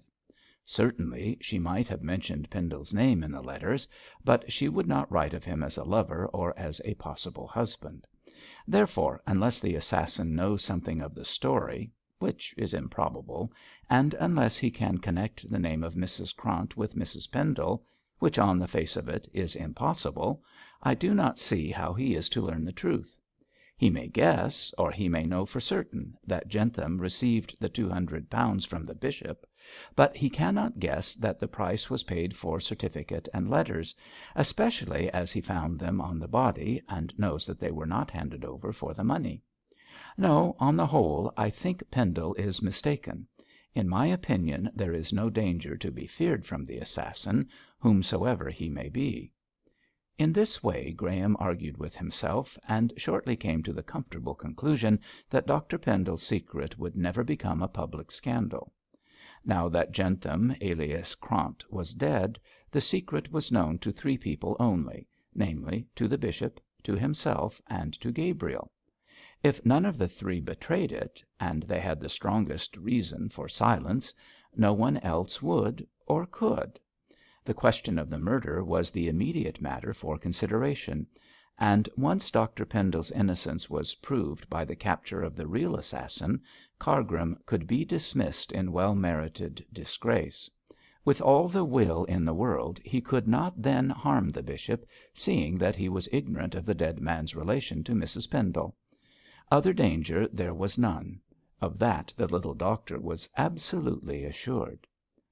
Perhaps the bishop argued in this way also; or it may be he found a certain amount of relief in sharing his troubles with Gabriel and Graham; but he certainly appeared more cheerful and less worried than formerly, and even tolerated the society of Cargrim with equanimity, although he detested playing a part so foreign to his frank and honourable nature. However, he saw the necessity of masking his dislike until the sting of his domestic viper could be rendered innocuous, and was sufficiently gracious on such occasions as he came into contact with him. Gabriel was less called upon to be courteous to the schemer, as, having come to a complete understanding with his father, he rarely visited the palace. But when he did so, his demeanour towards Mr Cargrim was much the same as of yore. For the good of their domestic peace, both father and son concealed their real feelings, and succeeded as creditably as was possible with men of their honourable natures. But they were not cunning enough, or perhaps sufficiently guarded, to deceive the artful chaplain. Evil himself, he was always alert to see evil in others. "I wonder what all this means," he ruminated one day, after vainly attempting to learn why Gabriel had returned so unexpectedly to Beorminster. "The bishop seems unnecessarily polite, and young Pendle appears to be careful how he speaks.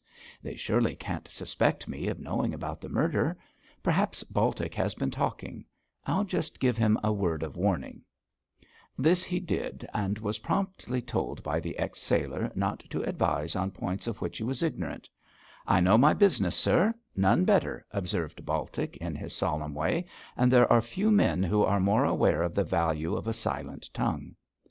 "You may be an admirable detective, as you say," retorted Cargrim, nettled by the rebuke, "but I have only your word for it, and you will permit me to observe that I have not yet seen a proof of your capabilities." "All in good time, Mr Cargrim. More haste, less speed, sir. I fancy I am on the right track at last." "Can you guess who killed the man?" asked the chaplain, eagerly waiting for the bishop's name to be pronounced. "I never guess, sir. I theorise from external evidence, and then try, with such brains as God has given me, to prove my theories." "You have gained some evidence, then?" "If I have, Mr Cargrim, you'll hear it when I place the murderer in the dock. It is foolish to show half finished work." "But if the " "Hold hard, sir," interrupted Baltic, raising his head. "I'll so far depart from my rule as to tell you one thing. Whosoever killed Jentham, it was not Bishop Pendle." Cargrim grew red and angry. "I tell you it was," he almost shouted, although this conversation took place in a quiet corner near the cathedral, and thereby required prudent speech and demeanour. "Didn't Dr Pendle meet Jentham on the common?" "We presume so, sir, but as yet we have no proof of the meeting." "At least you know that he paid Jentham £200." "Perhaps he did, and maybe he didn't," returned Baltic, quietly. "He certainly drew out that amount from the Ophir Bank, but not having traced the notes, I can't say if he paid it to the man." "But I am sure he did," insisted Cargrim, still angry. "In that case, sir, why ask me for my opinion?" replied the imperturbable Baltic. If Mr Cargrim had not been a clergyman he would have sworn at the complacent demeanour of the agent, and even as it was, he felt inclined to risk a relieving oath or two. But knowing Baltic's religious temperament, he was wise enough not to lay himself open to further rebuke. So he turned the matter off with a laugh, and observed that no doubt Mr Baltic knew his own business best. "I think I can safely say so, sir," rejoined Baltic, gravely. "By the way, did you not tell me that Captain George Pendle was on the common when the murder took place?" "Yes, George was there, and so was Gabriel. Mrs Pansey's page saw them both." "And where is Captain Pendle now, sir?" "At Winchester with his regiment. But the bishop has sent for him to come to Beorminster, so I expect he will be here within the week." "I am glad of that, Mr Cargrim, as I wish to ask Captain Pendle a few questions." "Do you suspect him?" "I can't rightly say, sir," answered Baltic, wiping his face with the red bandana. "Later on I may form an opinion. Mr Gabriel Pendle comes to the Derby Winner sometimes, I see." "Yes, he is in love with the barmaid there." Baltic looked up sharply. "Mosk's daughter, sir?" "The same. He wants to marry Bell Mosk." "Does he indeed?" drawled the agent, flicking his thumb nail against his teeth. "Well, Mr Cargrim, he might do worse. There is a lot of good in that young woman, sir. Mr Gabriel Pendle has lately returned from abroad, I hear." "Yes, from Nauheim. That is in Germany, I take it, sir. Did he travel on a Cook's ticket, do you know?" "I believe he did." "Oh, I'll say good bye then, Mr Cargrim, for the present. I shall see you when I return from London." "Are you going to ask about Gabriel's ticket at Cook's?" "There's no telling, sir. I may look in." "Do you think that "I think nothing as yet, Mr Cargrim. When I do, I'll tell you my thoughts. Good day, sir. God bless you." And Baltic, with a satisfied expression on his face, rolled away in a nautical manner. "God bless me, indeed!" muttered Cargrim, in much displeasure, for neither the speech nor the manner of the man pleased him. "Ugh! I wish Baltic would stick to either religion or business. At present he's a kind of moral hermaphrodite, good for neither one thing nor another. I wonder if he suspects the bishop or his two sons. I don't believe Dr Pendle is innocent, but if he is, either George or Gabriel is guilty. Well, if that is so, I'll still be able to make the bishop give me Heathcroft. He will rather do that than see one of his sons hanged and the name disgraced. Still, I hope Baltic will bring home the crime to his lordship." With this amiable wish, Mr Cargrim quickened his pace to catch up with Miss Whichello, whom he saw tripping across the square towards the Jenny Wren house. The little old lady looked rosy and complacent, at peace with herself and the whole of Beorminster. Nevertheless, her expression changed when she saw Mr Cargrim sliding gracefully towards her, and she received him with marked coldness.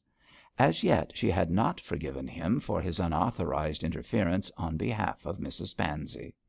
Cargrim was quick to observe her buckram civility, but diplomatically took no notice of its frigidity. On the contrary, he was more gushing and more expansive than ever. "A happy meeting, my dear lady," he said, with a beaming glance. "Had I not met you, I should have called to see you as the bearer of good news." "Really," replied Miss Whichello, dryly, "that will be a relief from hearing bad news, Mr Cargrim. I have had sufficient trouble of late." "Ah!" sighed the chaplain, falling into his professional drawl, "how true is the saying of Job, 'Man is born——'" "I don't want to hear about Job," interrupted Miss Whichello, crossly. "He is the greatest bore of all the patriarchs." "Job, dear lady, was not a patriarch." "Nevertheless, he is a bore, Mr Cargrim. What is your good news?" "Captain Pendle is coming to Beorminster this week, Miss Whichello." "Oh!" said the little old lady, with a satirical smile. "You are a day after the fair, Mr Cargrim. I heard that news this morning." "Indeed!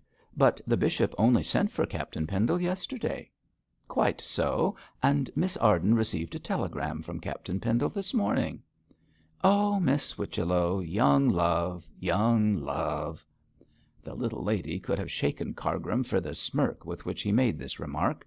However, she restrained her very natural impulse, and merely remarked, rather irrelevantly it must be confessed, that if two young and handsome people in love with one another were not happy in their first blush of passion, they never would be.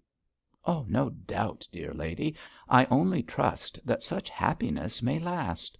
But there is no sky without a cloud." "And there is no bee without a sting, and no rose without a thorn. I know all those consoling proverbs, Mr Cargrim, but they don't apply to my turtle doves." Cargrim rubbed his hands softly together. "Long may you continue to think so, my dear lady," said he, with a sad look. "What do you mean, sir?" asked Miss Whichello, sharply. "I mean that it is as well to be prepared for the worst," said Cargrim, in his blandest manner. "The course of true love but you are weary of such trite sayings. Good day, Miss Whichello." He raised his hat and turned away. "One last proverb. Joy in the morning means grief at night." When Mr Cargrim walked away briskly after delivering this Parthian shaft, Miss Whichello stood looking after him with an expression of nervous worry on her rosy face. She had her own reasons to apprehend trouble in connection with the engagement, and although these were unknown to the chaplain, his chance arrow had hit the mark. The thoughts of the little old lady at once reverted to the conversation with the bishop at the garden party. "Mrs Pansey again," thought Miss Whichello, resuming her walk at a slower pace. "I shall have to call on her and appeal either to her fears or her charity, otherwise she may cause trouble." In the meantime, Mr Baltic, proceeding in his grave way towards Eastgate, had fallen in with Gabriel coming from the Derby Winner. As yet the two had never met, and save the name, young Pendle knew nothing about the ex sailor. Nevertheless, when face to face with him, he recognised the man at once as a private inquiry agent whom he had once spoken to in Whitechapel. The knowledge of his father's secret, of Jentham's murder, and of this stranger's profession, mingled confusedly in Gabriel's head, and his heart knocked at his ribs for very fear. "I met you in London some years ago," he said nervously. "Yes, Mr Pendle, but then I did not know your name, nor did you know mine." "How did you recognise me?" asked Gabriel. "I have a good memory for faces, sir," returned Baltic, "but as a matter of fact Sir Harry Brace pointed you out to me." "Oh, then you are Baltic." "At your service, Mr Pendle. I am down here on business." "I know all about it," replied Gabriel, recovering his nerve with the knowledge of the man's name, and inclination to side with the bishop. "Indeed, sir. And who told you about it?" "Sir Harry told Dr Graham, who informed my father, who spoke to me." "Oh!" Baltic looked seriously at the curate's pale face. "Then the bishop knows that I am an inquiry agent." "He does, Mr Baltic, and to tell you the truth, he is not at all pleased that you presented yourself in our city as a missionary." "I am a missionary," answered the ex sailor quietly. "I explained as much to Sir Harry, but it would seem that he has told the worst and kept back the best." "I don't understand," said the curate, much bewildered. "Sir, it would take too long for me to explain why I call myself a missionary, but you can rest assured that I am not sailing under false colours. As it is, you know me as an agent, and you know also my purpose in coming here." "Yes, I know that you are investigating the "We are in the street, sir," interrupted Baltic, with a glance at passers by. "It is well to be discreet. One moment." He led Gabriel into a quiet alley, comparatively free from listeners. "This is a rather rough sort of neighbourhood, sir." "Rough, certainly, but not dangerous," replied Gabriel, puzzled by the remark. "Don't you carry a pistol, Mr Pendle?" "No. Why should I?" "Why, indeed? If the gospel is not a protection enough, no earthly arms will prevail. Your name is Gabriel, I think, sir?" "Yes, Gabriel Pendle, but I don't see " "I'm coming to an explanation, sir. G.P. mused Baltic. "Same initials as those of your father and brother, eh, Mr Pendle?" "Certainly. Both the bishop and my brother are named George." "G.P. all three," said Baltic, with a nod. "Do you travel abroad with a Cook's ticket, sir?" "Usually. Why do you through ticket to, say, Nauheim is about £3, I believe." "I paid that for mine, Mr Baltic. May I ask why you question me in this manner?" demanded Gabriel, irritably. Baltic tapped Gabriel's chest 3 times with his forefinger. "For your own safety, Mr Pendle. Good day, sir."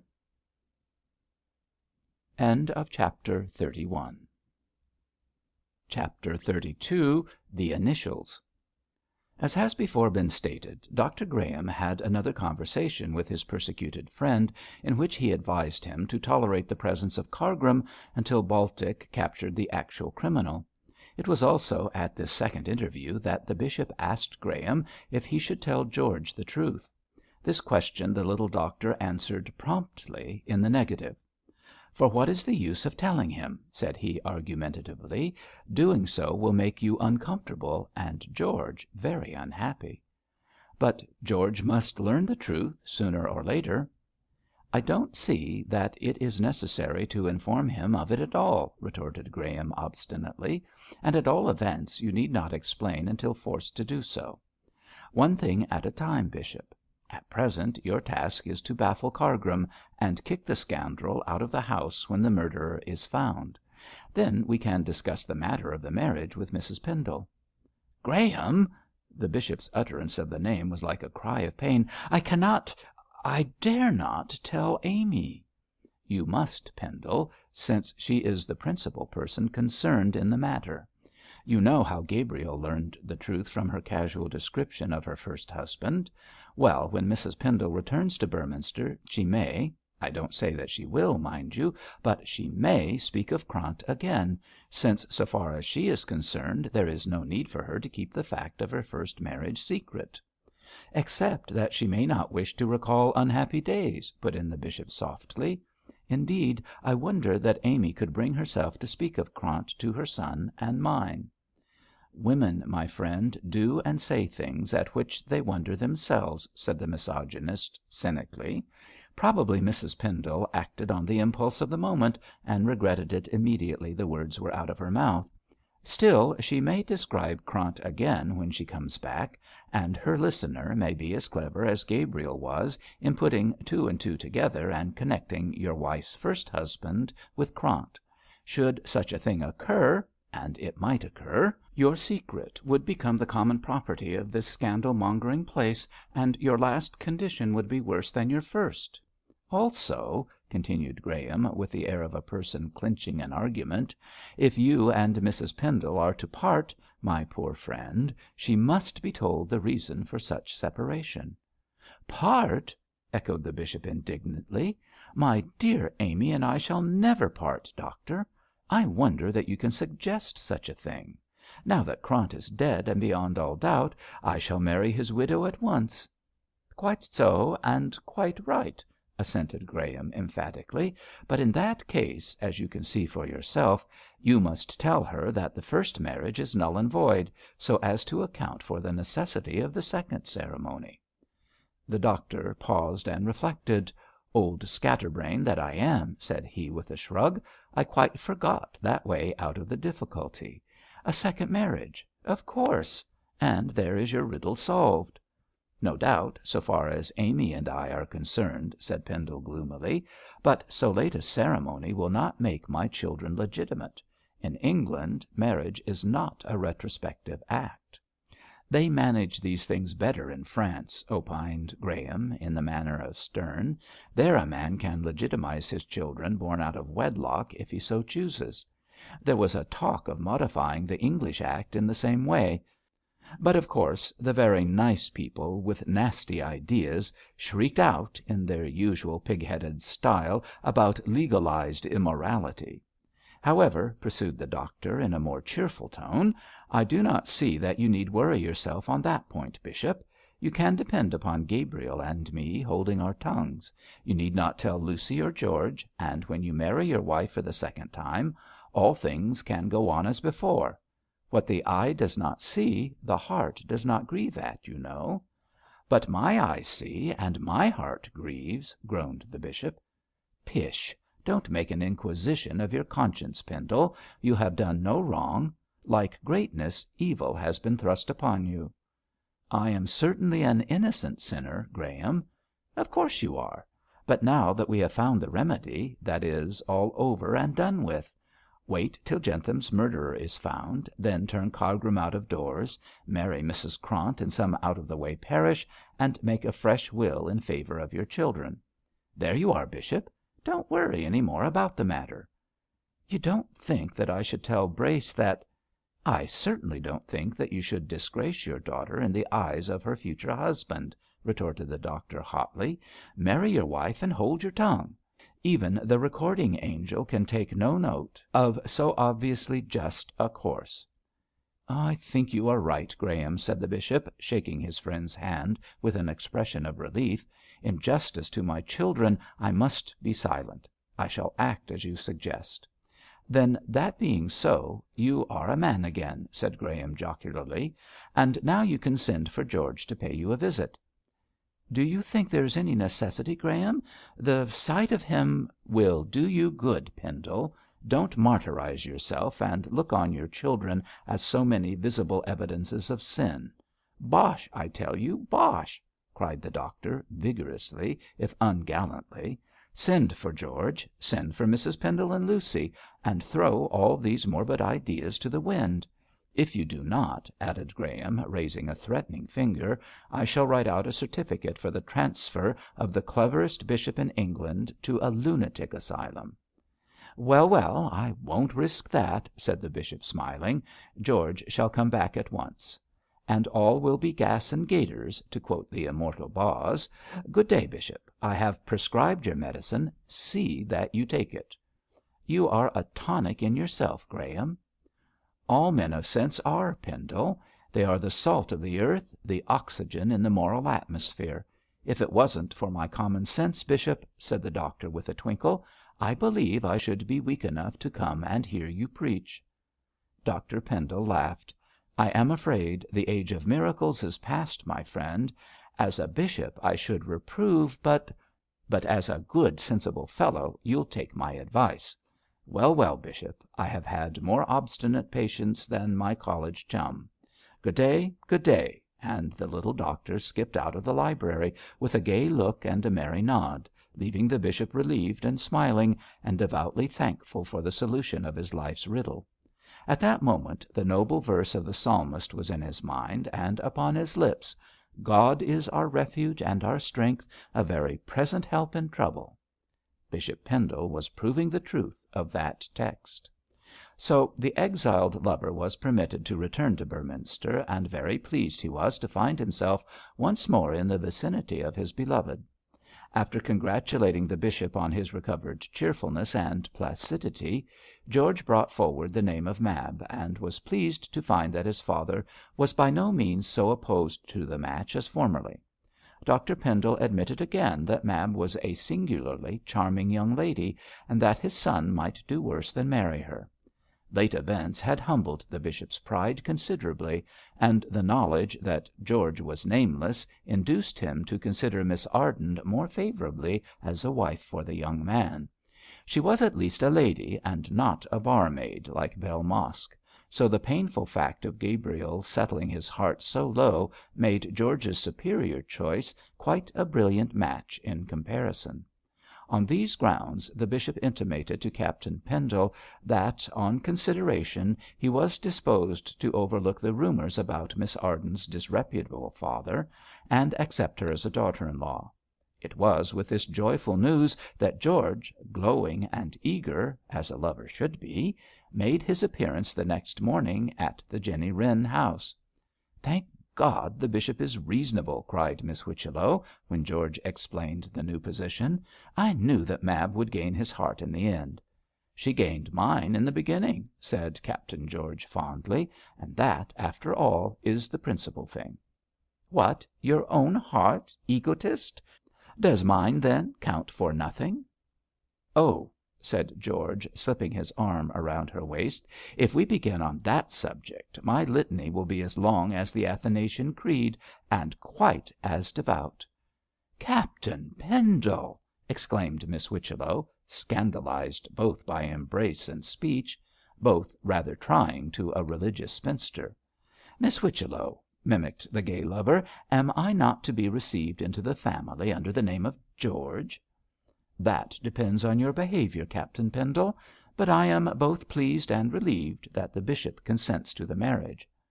"Aunty," cried Mab, reddening a trifle, "don't talk as though it were a favour.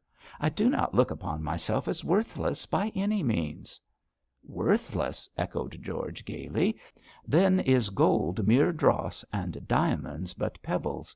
You are the beauty of the universe, my darling, and I your lowest slave." He threw himself at her feet. "Set your pretty foot on my neck, my queen." "Captain Pendle," said Miss Whichello, striving to stifle a laugh, "if you don't get up and behave properly I shall leave the room."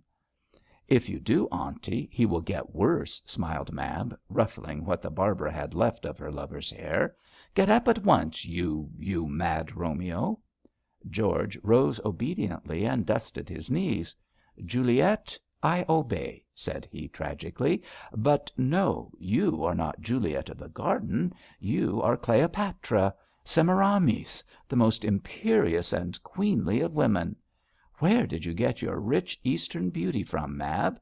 What are you, an Arabian princess, doing in our cold grey West? You are like some dark browed queen, a daughter of Bohemia, a Romany sorceress." Mab laughed, but Miss Whichello heaved a quick, impatient sigh, as though these Eastern comparisons annoyed her. George was unconsciously making remarks which cut her to the heart, and almost unable to control her feelings she muttered some excuse and glided hastily from the room. With the inherent selfishness of love, neither George nor Mab paid any attention to her emotion or departure, but whispered and smiled and caressed one another, well pleased at their sweet solitude.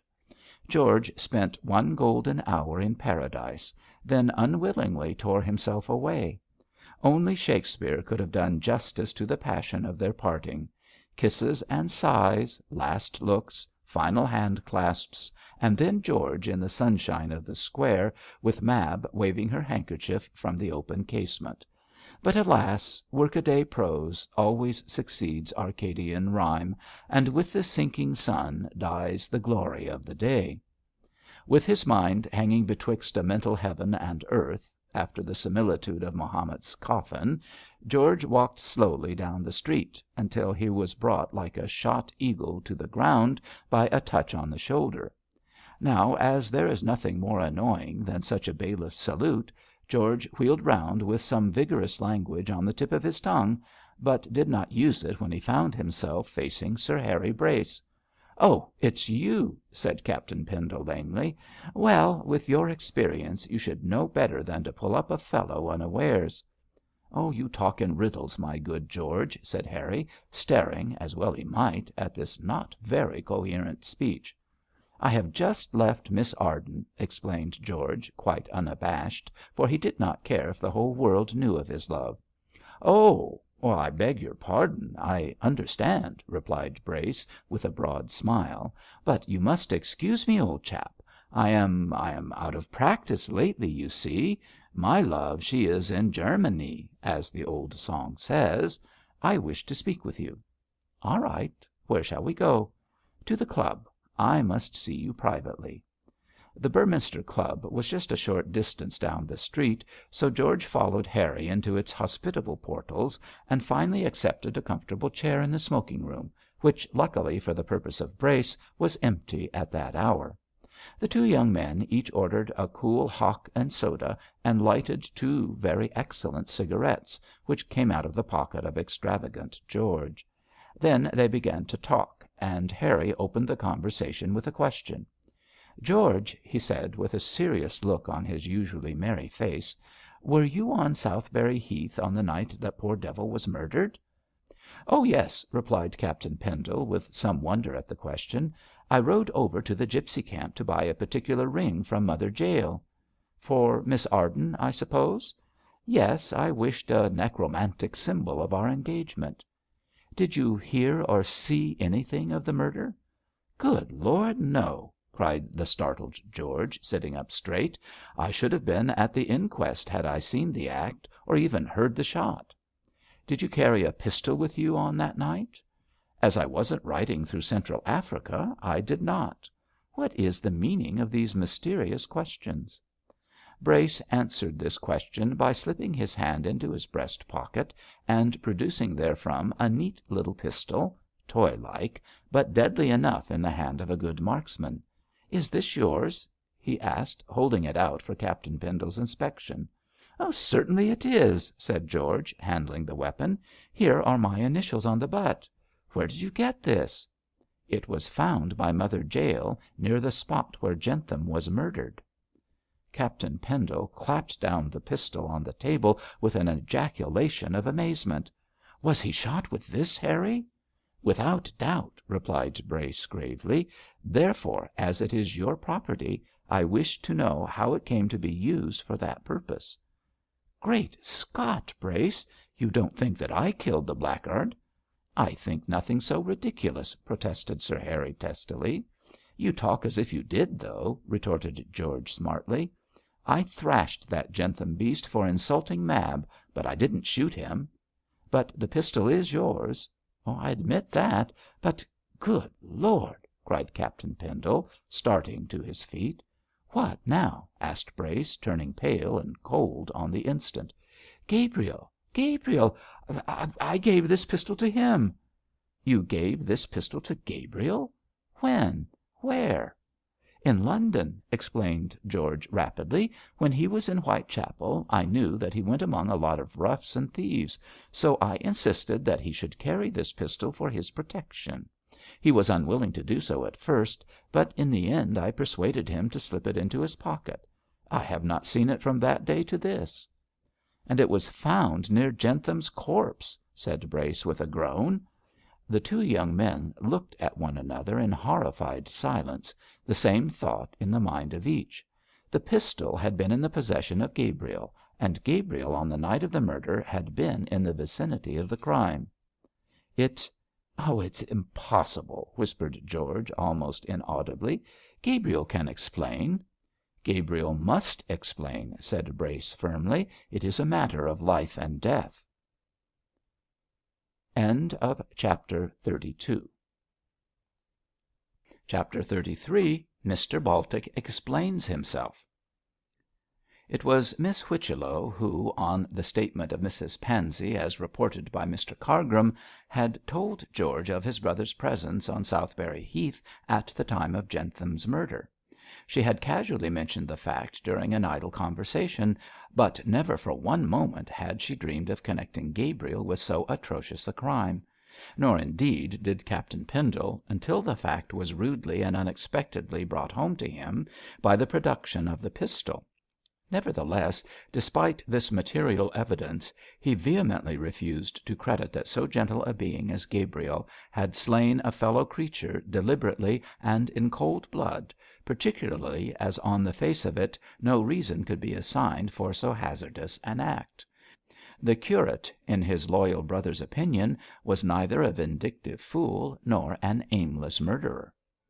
With this latter opinion Sir Harry very heartily agreed. He had the highest respect for Gabriel as a man and a priest, and could not believe that he had wantonly committed a brutal crime, so repulsive to his benign nature, so contrary to the purity and teachings of his life. He was quite pleased that the young man both could and would explain how the pistol had passed out of his possession, but he did not seek the explanation himself. Baltic, previous to his departure for London, had made Brace promise to question Captain Pendle about the pistol, and report to him the result of such conversation.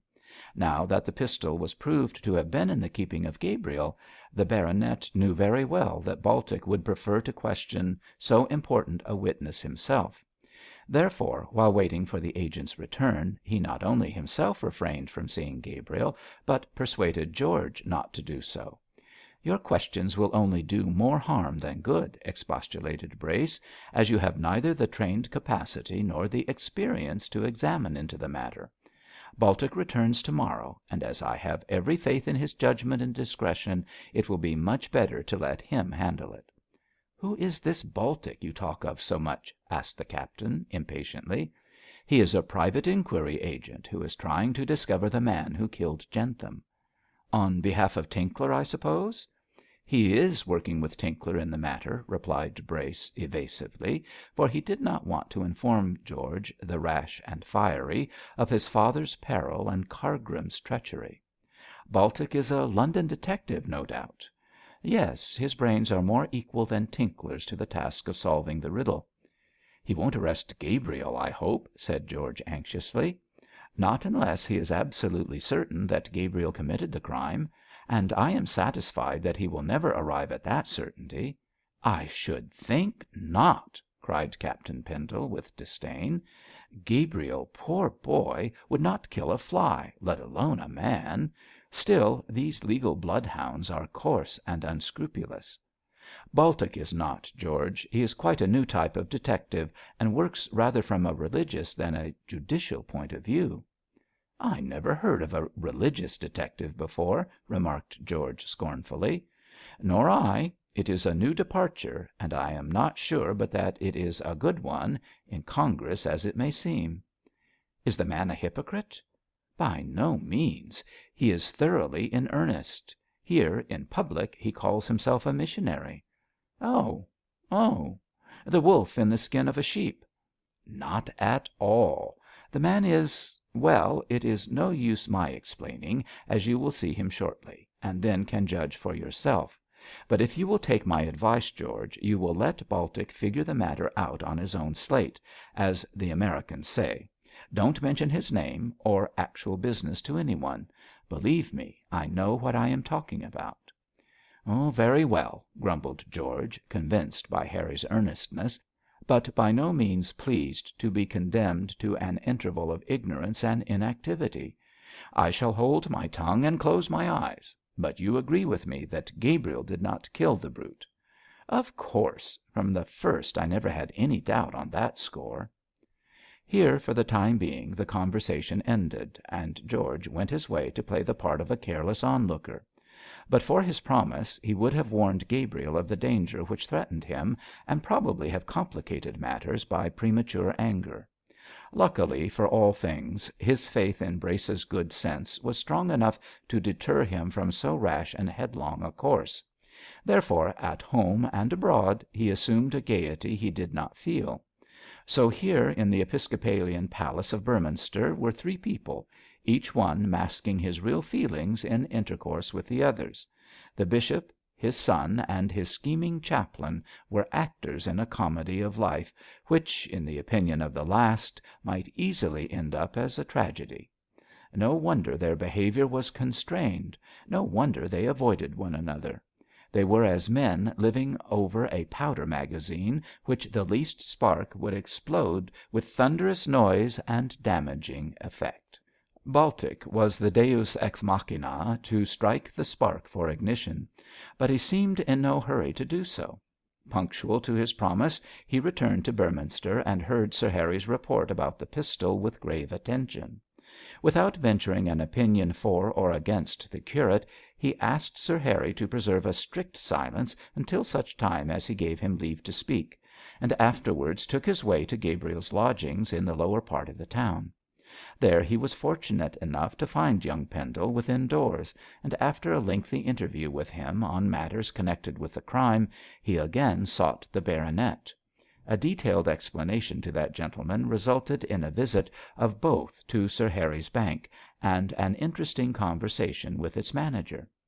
When Brace and Baltic finally found themselves on the pavement, the face of the first wore an expression of exultation, while the latter, in his reticent way, looked soberly satisfied. Both had every reason for these signs of triumph, for they had touched the highest pinnacle of success. "I suppose there can be no doubt about it, Baltic?" "None whatever, Sir Harry. Every link in the chain of evidence is complete." You are a wonderful man, Baltic. You have scored off that fool of a Tinkler in a very neat way." "The inspector is no fool in his own sphere, sir," reproved the serious ex sailor, "but this case happened to be beyond it." "And beyond him also," chuckled the baronet. "There's no denying that, Sir Harry. However, the man is useful in his own place, and having done my part, I shall now ask him to do his." "What is his task, eh?" "To procure a warrant on my evidence. The man must be arrested this afternoon." "And then, Baltic?"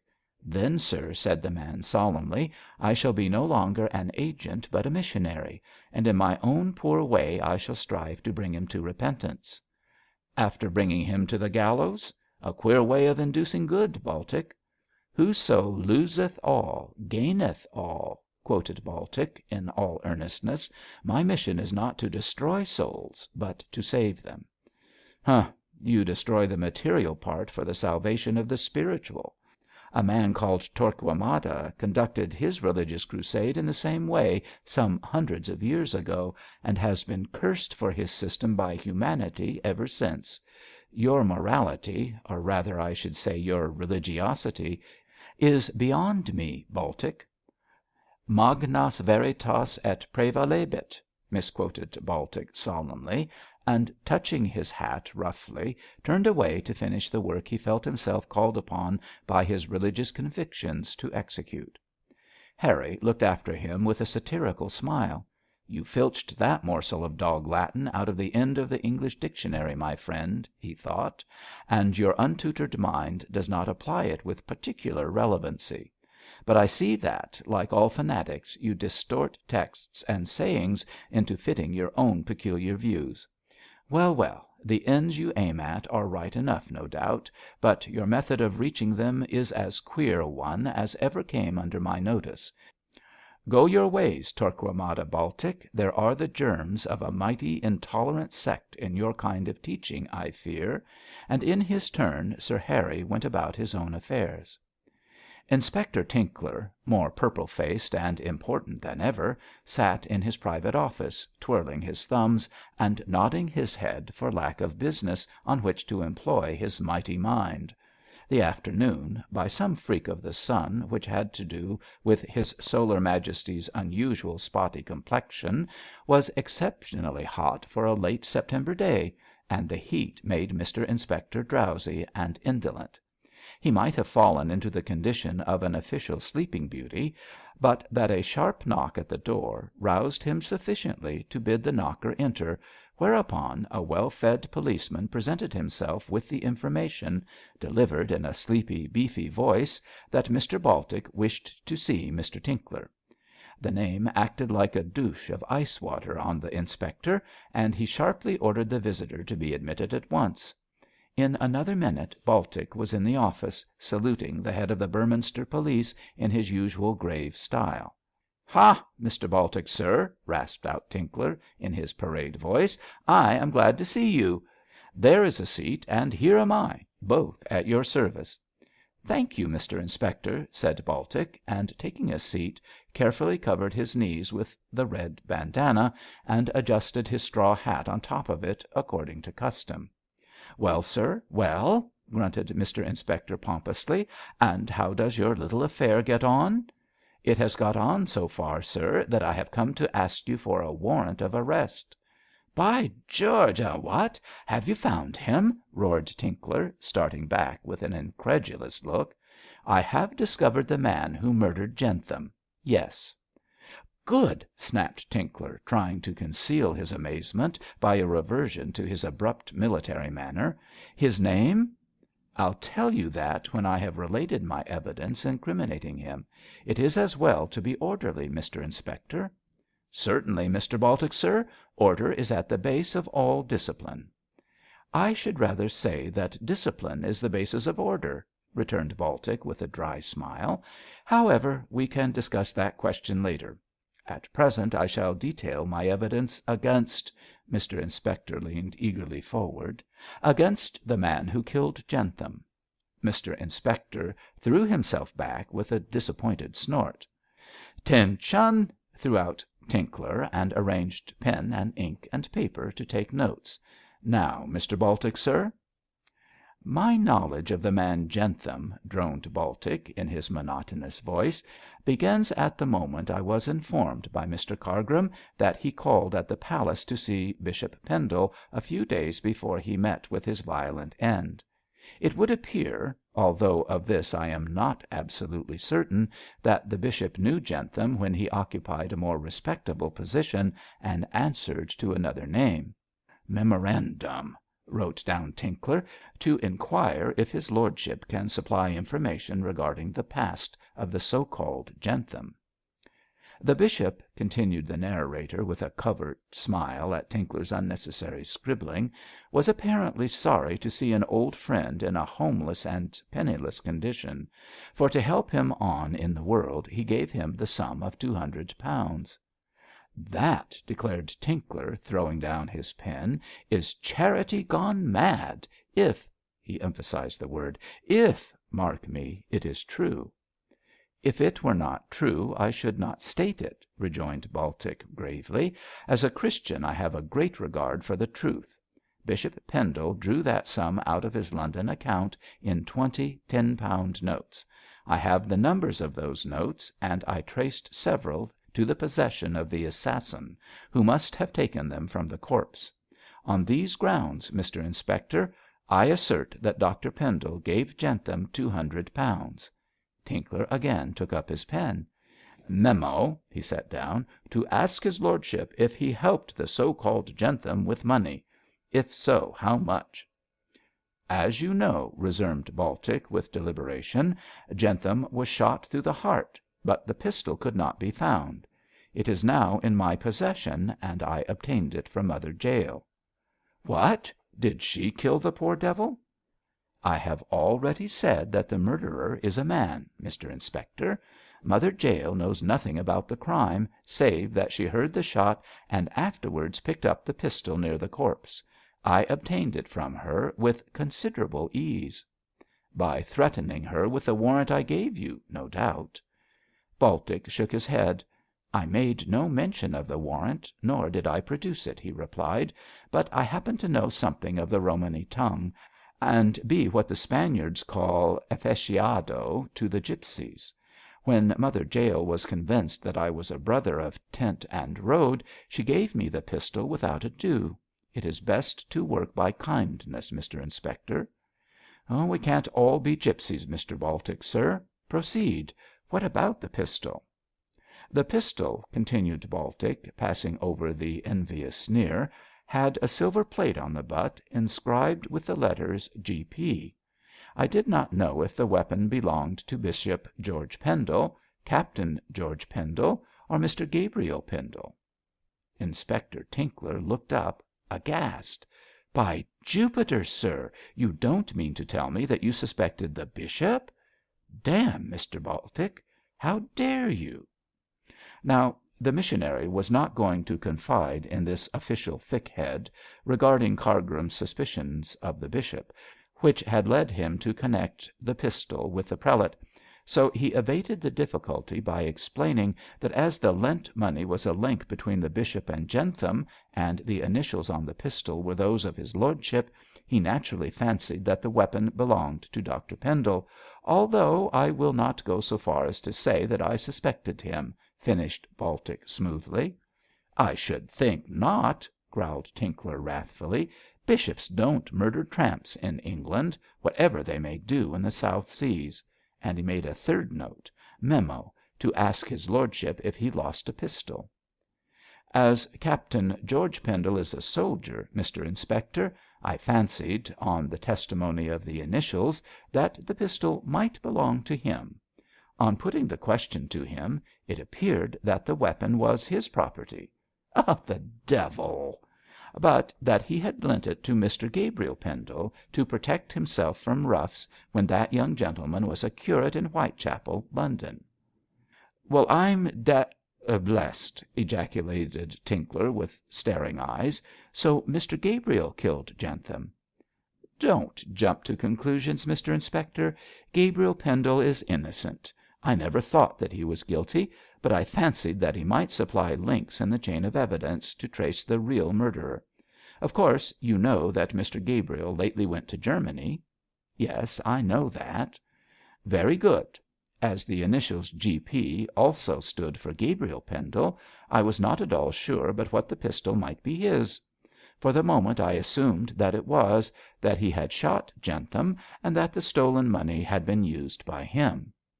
'But you hadn't the shadow of a proof, Mr Baltic.' 'I had the pistol with the initials,' retorted the missionary. 'But, as I said, I never suspected Mr Gabriel.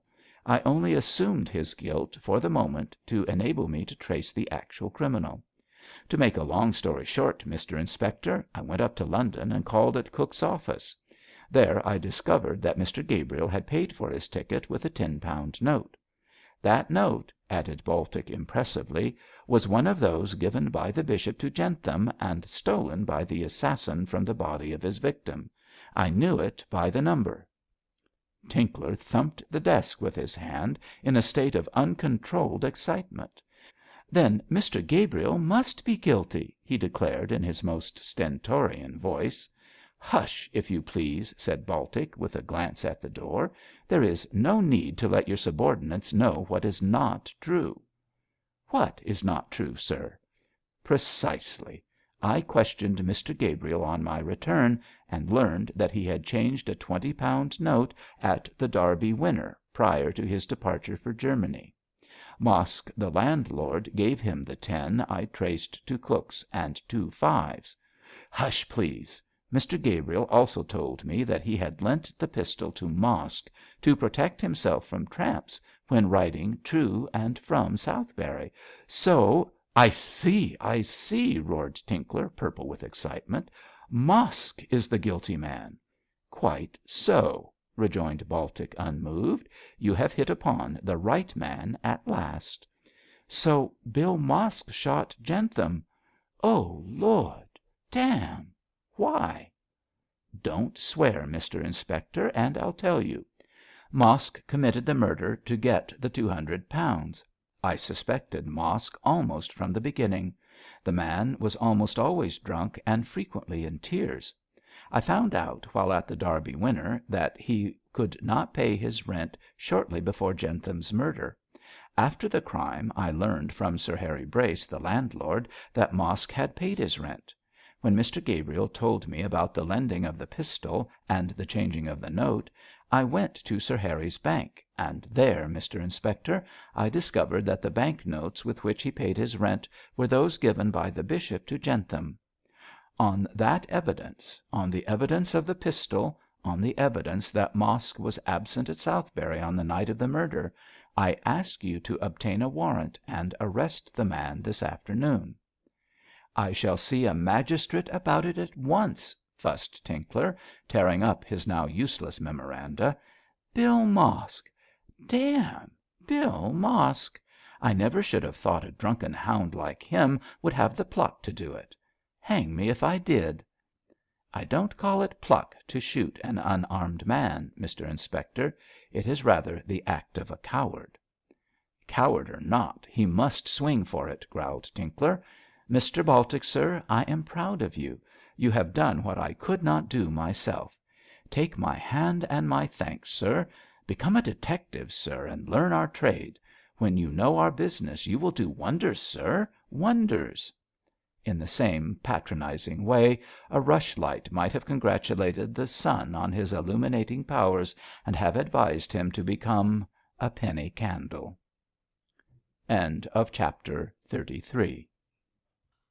Chapter 34. The Wages of Sin. While the wickedness and fate of Mosk were being discussed and settled in Inspector Tinkler's office, Bishop Pendle was meditating on a very important subject, important both to his domestic circle and to the wider claims of his exalted position. This was none other than a consideration of Gabriel's engagement to the hotel keeper's daughter, and an argument with himself as to whether or no he should consent to so obvious a mésalliance. The bishop was essentially a fair dealer, and not the man to do things by halves, Therefore it occurred to him that, as he had consented to George's marriage with Mab, he was bound in all honour to deliberate on the position of his youngest son with regard to Miss Mosk.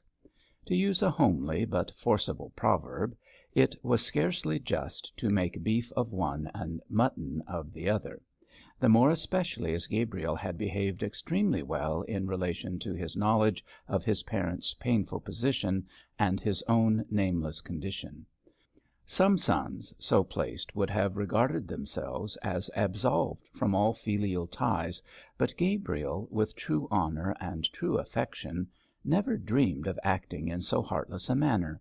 On the contrary, he clung the closer to his unhappy father, and gave him, as formerly, both obedience and filial love. Such honourable conduct, such tender kindness, deserved to be rewarded, and, as the bishop determined, rewarded it should be in the only way left to him. Having arrived at this liberal conclusion, Dr Pendle decided to make himself personally known to Bell, and see with his own eyes the reported beauty which had captivated Gabriel. Also, he wished to judge for himself as to the girl's clever mind and modesty and common sense, all of which natural gifts Gabriel had represented her as possessing in no ordinary degree. Therefore, on the very afternoon when trouble was brewing against Mosk in the Beorminster police office, the Bishop of the See took his way to the Derby Winner. The sight of Dr Pendle in the narrow streets of the old town fluttered the slatternly dwellers therein not a little, and the majority of the women whisked indoors in mortal terror lest they should be reproved ex cathedra for their untidy looks and unswept doorsteps. It was like the descent of an Olympian god, and awe-struck mortals fled swift-footed from the glory of his presence. To use a vigorous American phrase, they made themselves scarce.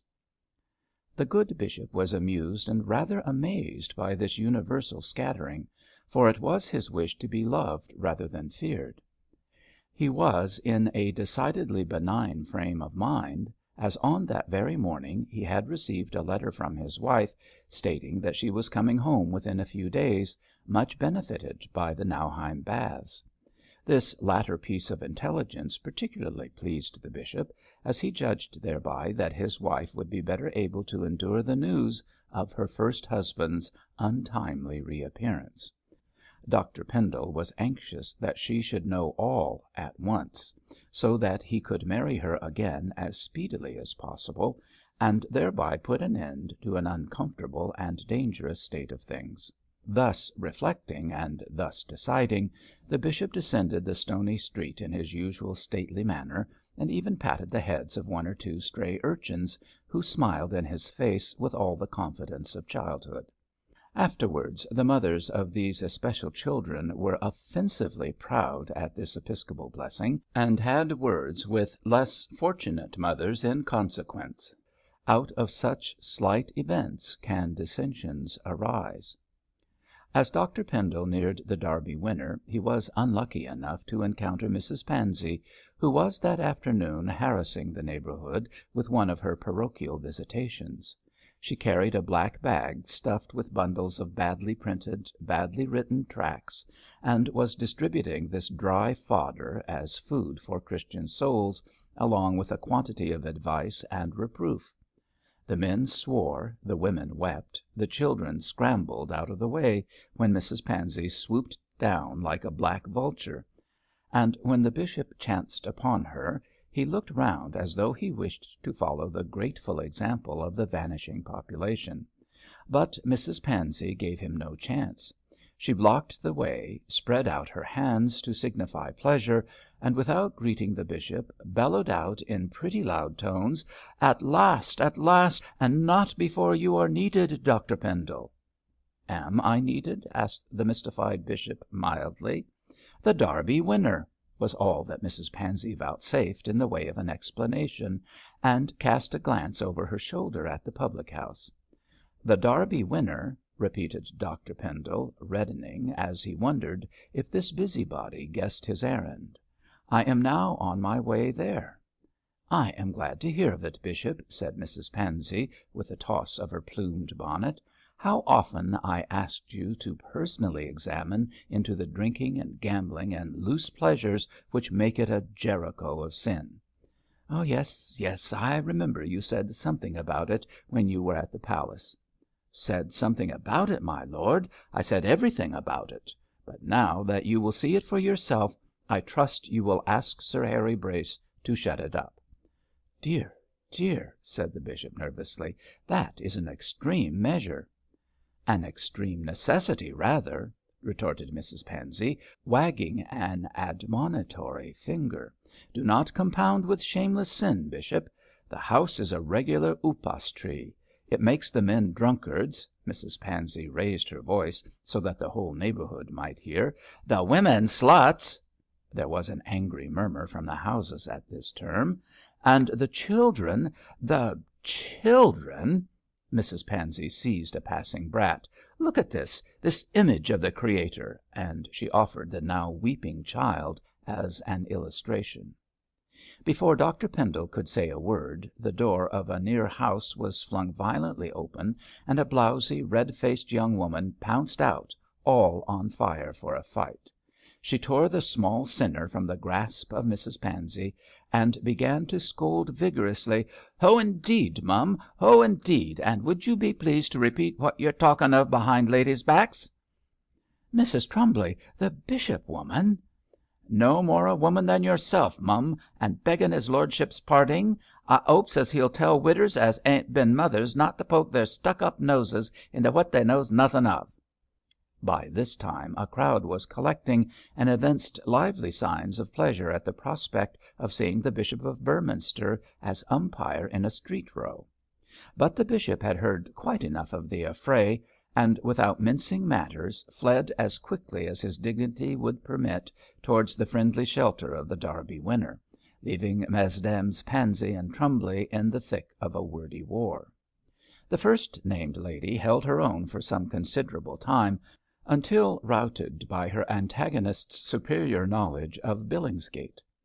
Then it appeared very plainly that for once she had met with her match, and she hastily abandoned the field, pursued by a storm of highly coloured abuse from the irate Mrs Trumbly. It was many a long day before Mrs Pansey ventured into that neighbourhood again, and she ever afterwards referred to it in terms which a rigid Calvinist usually applies to papal Rome. As for Mrs Trumbly herself, the archdeacon's widow said the whole commination service over her with heartfelt and prayerful earnestness. Bell flushed and whitened, and stammered and trembled when she beheld the imposing figure of the bishop standing in the dark, narrow passage. To her he was a far removed deity throned upon inaccessible heights, awesome and powerful, to be propitiated with humbleness and prayer; and the mere sight of him in her immediate neighbourhood brought her heart into her mouth. For once she lost her nonchalant demeanour, her free and easy speech, and stood nervously silent before him, with hanging head and reddened cheeks. Fortunately for her, she was dressed that day in a quiet and well-fitting frock of blue serge, and wore less than her usual number of jingling brassy ornaments. The bishop, who had an eye for a comely figure and a pretty face, approved of her looks, but he was clever enough to see that, however painted and shaped, she was made of very common clay, and would never be able to take her place amongst the porcelain maidens to whom Gabriel was accustomed. Still she seemed modest and shy, as a maid should be, and Dr Pendle looked on her kindly and encouragingly. "You are Miss Mosk, are you not?" he asked, raising his hat. "Yes, my lord," faltered Bell, not daring to raise her eyes above the bishop's gaiters. "I am Bell Mosk." "In that case I should like some conversation with you. Can you take me to a more private place?" "The little parlour, my lord. This way, please," and Bell, reassured by her visitor's kindly manner, conducted him into her father's private snuggery at the back of the bar. Here she placed a chair for the bishop, and waited anxiously to hear if he came to scold or praise. Dr Pendle came to the point at once. "I presume you know who I am, Miss Mosk," he said quietly. "Oh, yes, sir. The Bishop of Beorminster." "Quite so. But I am here less as the bishop than as Gabriel's father." "Yes," whispered Bell, and stole a frightened look at the speaker's face. "There is no need to be alarmed," said Dr Pendle encouragingly. "I do not come here to scold you." "I hope not, my lord," said Miss Mosk, recovering herself a trifle, "as I have done nothing to be scolded for. If I am in love with Gabriel and he with me, 'tis only human nature, and as such can't be run down."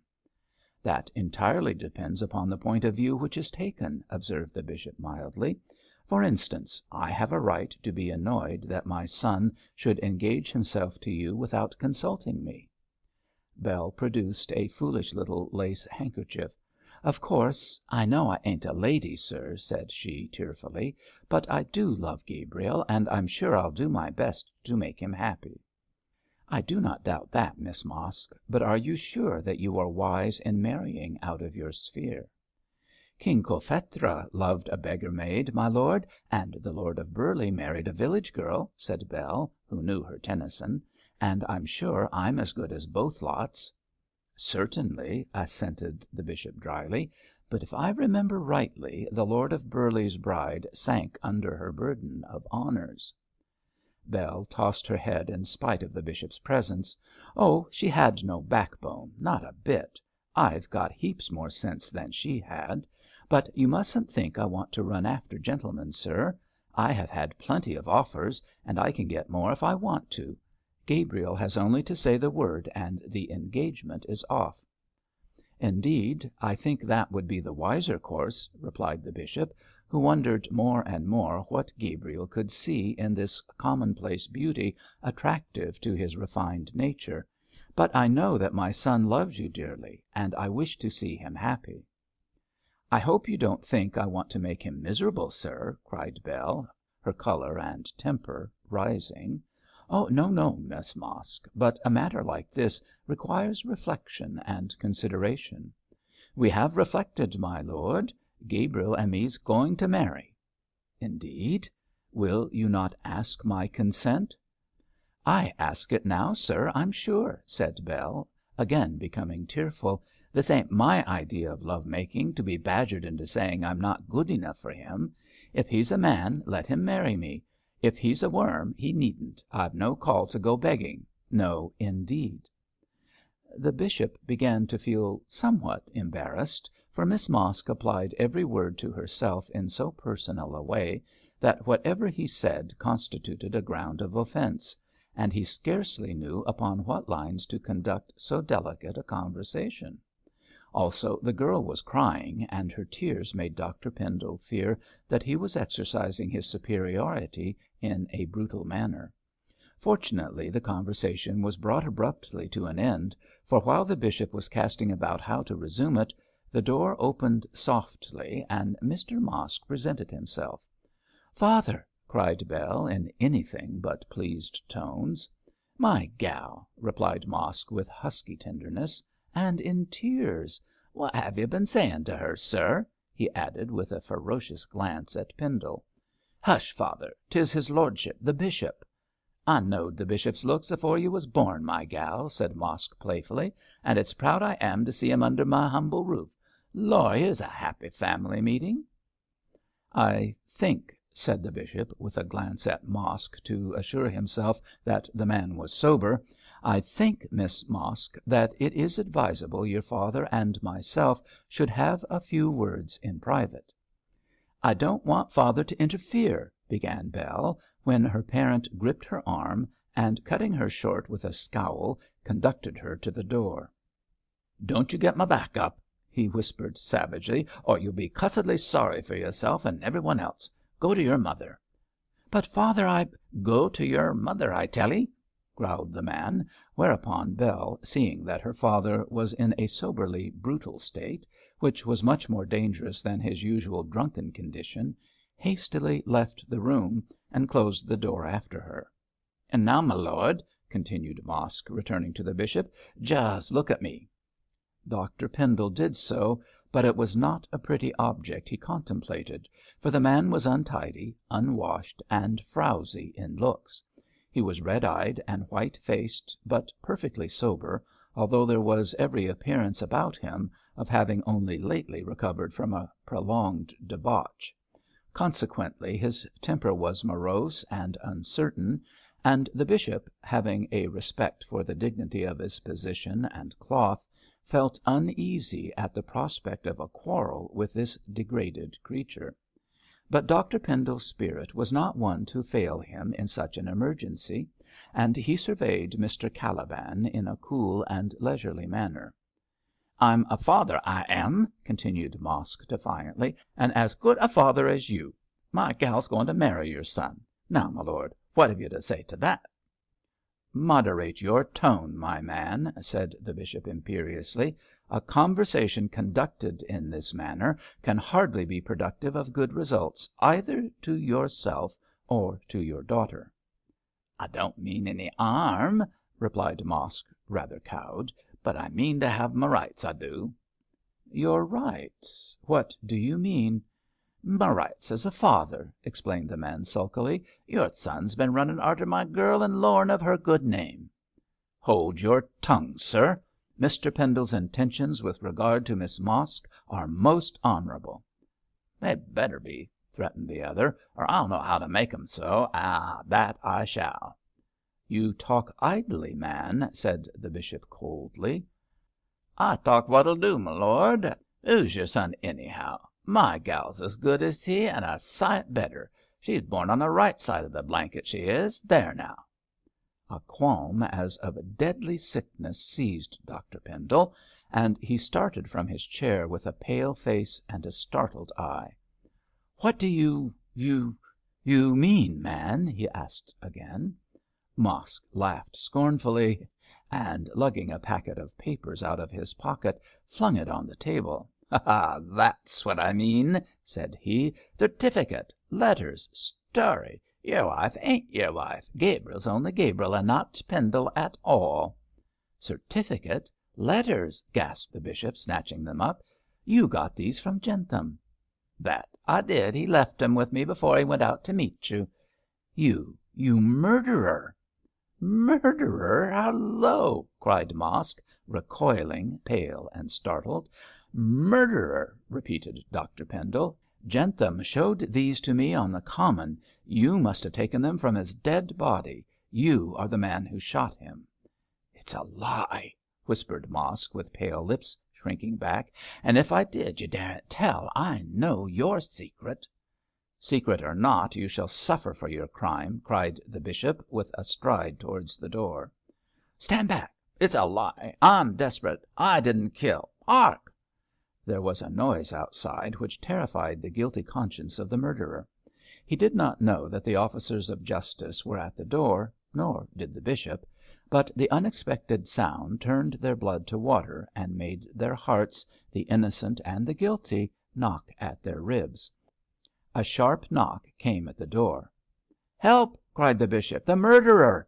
and he sprang forward to throw himself on the shaking, shambling wretch. Mosk eluded him, but uttered a squeaking cry like the shriek of a hunted hare in the jaws of the greyhound.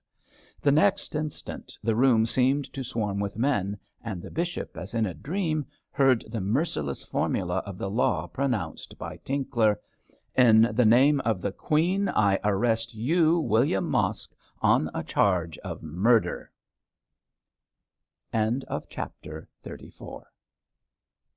Chapter 35. The Honour of Gabriel. Great as had been the popular excitement over Jentham's death, it was almost mild compared with that which swept through Beorminster when his murderer was discovered and arrested. No one had ever thought of connecting Mosk with the crime, and even on his seizure by warrant many declined to believe in his guilt. Nevertheless, when the man was brought before the magistrates, the evidence adduced against him by Baltic was so strong and clear and irrefutable that, without a dissenting word from the bench, the prisoner was committed to stand his trial at the ensuing assizes. Mosk made no defence; he did not even offer a remark. but accepting his fate with sullen apathy, sunk into a lethargic, unobservant state, out of which nothing and no person could arouse him. His brain appeared to have been stunned by the suddenness of his calamity. Many people expressed surprise that Bishop Pendle should have been present when the man was arrested, and some blamed him for having even gone to the Derby winner. A disreputable pothouse, they whispered, was not the neighbourhood in which a spiritual lord should be found. But Mrs Pansey, for once on the side of right, soon put a stop to such talk by informing one and all that the bishop had visited the hotel at her request in order to satisfy himself that the reports and scandals about it were true. That Mosk should have been arrested while Dr Pendle was making his inquiries was a pure coincidence, and it was greatly to the bishop's credit that he had helped to secure the murderer. In fact, Mrs Pansey was not very sure but what he had taken the wretch in charge with his own august hands. And the bishop himself? He was glad that Mrs Pansey, to foster her own vanity, had put this complexion on his visit to the hotel, as it did away with any need of a true but uncomfortable explanation. Also, he had carried home with him the packet tossed on the table by Mosk. Therefore, so far as actual proof was concerned, his secret was still his own. But the murderer knew it, for not only were the certificate and letters in the bundle, but there was also a sheet of memoranda set down by Krant, alias Jentham, which proved clearly that the so-called Mrs Pendle was really his wife.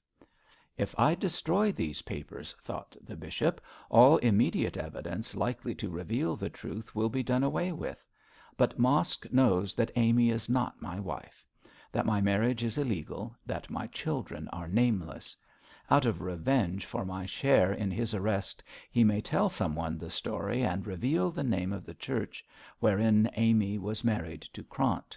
Then the register there will disclose my secret to anyone curious enough to search the books. What shall I do? What can I do? I dare not visit Mosk. I dare not ask Graham to see him. There is nothing to be done but to hope for the best. If this miserable man speaks out, I shall be ruined. Dr Pendle quite expected ruin, for he had no hope that a coarse and cruel criminal would be honourable enough to hold his tongue. But this belief, although natural enough, showed how the bishop misjudged the man. From the moment of his arrest, Mosk spoke no ill of Dr Pendle. He hinted at no secret, and to all appearances was quite determined to carry it with him to the scaffold. On the third day of his arrest, however, he roused himself from his sullen silence and asked that young Mr Pendle might be sent for. The governor of the prison, anticipating a confession to be made in due form to a priest, hastily sent for Gabriel. The young man obeyed the summons at once, for, his father having informed him of Mosk's acquaintance with the secret, he was most anxious to learn from the man himself whether he intended to talk or keep silent. It was with a beating heart that Gabriel was ushered into the prison cell. By special permission the interview was allowed to be private, for Mosk positively refused to speak in the presence of a third person. He was sitting on his bed when the parson entered, but looked up with a gleam of joy in his bloodshot eyes when he was left alone with the young man. "'Tis good of you to come and see a poor devil, Mr Pendle," he said in a grateful voice. "You'll be no loser by your kindness, I can tell 'ee." To whom should a priest come, save to those who need him?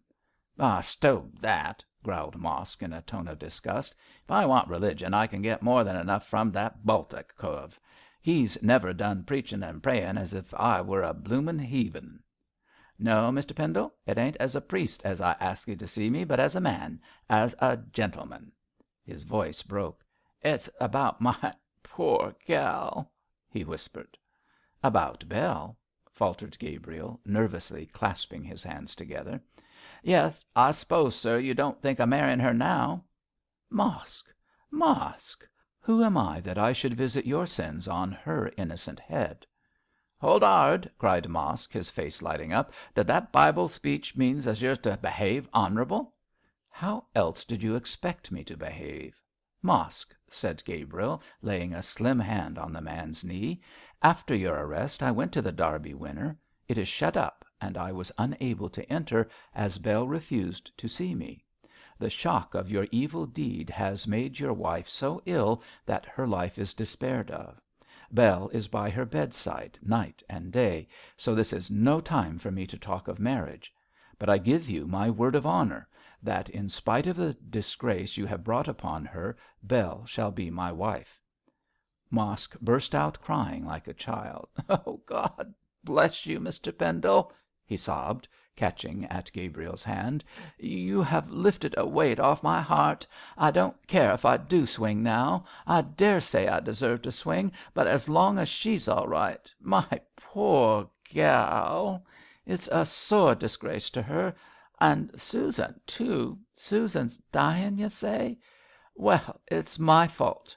But if I've sinned, I've got to pay a long price for it." "Alas, alas! The wages of sin is death." "I don't want religion, I tell 'ee," said Mosk, drying his eyes. "I've lived bad, and I'll die bad." "Mosk, even at the 11th hour——" "That's all right, Mr Pendle. I know all about the 11th hour and repentance and all the rest of the rot. Stow it, sir, and listen. You'll keep true to my gal?" "On the honour of a gentleman. I love her. She is as dear to me now as she ever was." "That's what I expected you to say, sir. You always was a gentleman. Now you 'ark, Mr Pendle. I know all about that "Don't speak of it," interrupted Gabriel, with a shudder. "I ain't going to, sir. His lordship have the papers I took from him as I did for, so no one but yourself and your father knows about 'em. I shan't breathe a word about that marriage to a single solitary soul, and when I dies the secret will die with me. You're acting square by my poor gal, sir, so I'm going to act square by you. It ain't for me to cover with shame the name as you going to give my Bell." "Thank you," gasped Gabriel, whose emotion at this promise was so great that he could hardly speak. "Thank you." "I don't need no thanks, sir. You're square and I'm square. So now as I've got that orphan mind you're better go. I ain't fit company for the likes of you." "Let me say a prayer, Mosk." "No, sir. It's too late to pray for me." Gabriel raised his hand solemnly. "As Christ liveth, it is not too late. Though your sins be as——" "Good bye," interrupted Mosk, and throwing himself on his bed, he turned his face to the wall. Not another word of confession or repentance could Gabriel get him to speak. Nevertheless, the clergyman knelt down on the chill stones and implored God's pardon for this stubborn sinner, whose heart was hardened against the divine grace. Mosk gave no sign of hearing the supplication, but when Gabriel was passing out of the cell, he suddenly rushed forward and kissed his hand. "God in his mercy pity and pardon you, Mosk," said Gabriel, and left the wretched man with his frozen heart shivering under the black, black shadow of the gallows. It was with a sense of relief that the curate found himself once more in the sunshine. As he walked swiftly along towards the palace, to carry the good news to his father, he thanked God in his heart that the shadow of impending disaster had passed away. The incriminating papers were in the right hands; their secret was known only to himself, to Graham, and to the bishop. When the truth was told to his mother, and her position had been rectified by a second marriage, Gabriel felt that all would be safe. Cargrim knew nothing of the truth, and therefore could do nothing. With the discovery of the actual criminal, all his wicked plans had come to naught, and it only remained for the man he had wronged so deeply to take from him the position of trust which he had so dishonourably abused. As for Gabriel himself, he determined to marry Bell Mosk, as he had promised her miserable father, and to sail with his wife for the mission fields of the South Seas. There they could begin a new life, and, happy in one another's love, would forget the past in assiduous labours amongst the heathen. Baltic knew the South Seas. Baltic could advise and direct how they should begin to labour in that vineyard of the Lord; and Baltic could start them on a new career for the glory of God and the sowing of the good seed. With thoughts like these Gabriel walked along, wrapped in almost apocalyptic visions, and saw with inspired gaze the past sorrows of himself and Bell fade and vanish in the glory of a God-guided, God-provided future. It was not the career he had shadowed forth for himself, but he resigned his ambitions for Bell's sake, and aided by love overcame his preference for civilised ease. Vincit qui si vincit. While Gabriel was thus battling and thus overcoming, Baltic was seated beside Mosk, striving to bring him to a due sense of his wickedness and weakness, and need of God's forgiveness. He had prayed and reproved and persuaded and besought many times before, but had hitherto been baffled by the cynicism and stubborn nature of the man. One less enthusiastic than Baltic would have been discouraged, but braced by fanaticism the man was resolved to conquer this adversary of Christ and win back an erring soul from the ranks of Satan's evil host. With his well-worn Bible on his knee he expounded text after text, amplified the message of redemption and pardon, and with all the eloquence religion had taught his tongue, urged Mosk to plead for mercy from the God he had so deeply offended. But all in vain. "What's the use of living bad all these years and then turning good for 5 minutes?" growled Mosk contemptuously. "There ain't no sense in it." "Think of the penitent thief, my brother. He was in the same position as you are now, yet he was promised paradise by God's own Son." Mosk shrugged his shoulders. "It's easy enough promising, I dare say, but how do I know, or do you know, as a promise'll be kept?" "Believe, and you shall be saved." "I can't believe what you say." "Not what I say, poor sinner, but what Christ says." There was no possible answer to this last remark, so Mosk launched out on another topic. "I like your cheek, I do," he growled. "It's you that have got me into this mess, and now you wants me to take up with your preaching." "I want to save your soul, man." "You'd much better have saved my life. If you'd left me alone I wouldn't have been caught." "Then you would have gone on living in a state of sin. So long as you were safe from the punishment of man, you would not have turned to God. Now you must. He is your only friend." "It's more nor you are. I ain't call it friendship to bring a man to the gallows." "I do, when he has committed a crime," said Baltic, gravely. "You must suffer and repent, or God will not forgive you. You are Cain, for you have slain your brother." "You've got to prove that," growled Mosk, cunningly. "Look, Mr. Baltic, just drop religion for a bit and tell me how you know as I killed that cove." Baltic closed his Bible and looked mildly at the prisoner. "The evidence against you is perfectly clear, Mosk," said he, deliberately. "I traced the notes stolen from the dead man to your possession. You paid your rent to Sir Harry Brace with the fruits of your sin." "Yes, I did," said Mosk, sullenly. "I know it ain't no good saying as I didn't kill Jentham, for you're one too many for me. But what business had he to go talking of hundreds of pounds to a poor chap like me as hadn't had one copper to rub agin the other? If he'd held his tongue I'd have known nothing, and he'd have been alive now for you to try your 'and on in the religious way. Jentham was a bad 'un, if you like." "We are all sinners, Mosk." "Some of us are wuss than others. With the 'ception of murdering Jentham and prigging his cash, I ain't done nothing to no one as I knows of. Look here, Mr. Baltic, I've done one bit of business to day with the parson, and now I'm going to do another bit with you. Have you pen and paper?" "Yes." Baltic produced his pocket book and a stylographic pen. "Are you going to confess?" "I s'pose I may as well," said Mosk, scowling. "You'll be blaming young Mr. Pendle or the bishop if I don't, and as the first of 'em's going to marry my Bell, I don't want trouble there."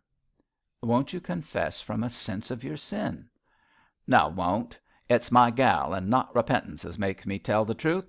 I want to put her and young Mr. Pendle fair and square."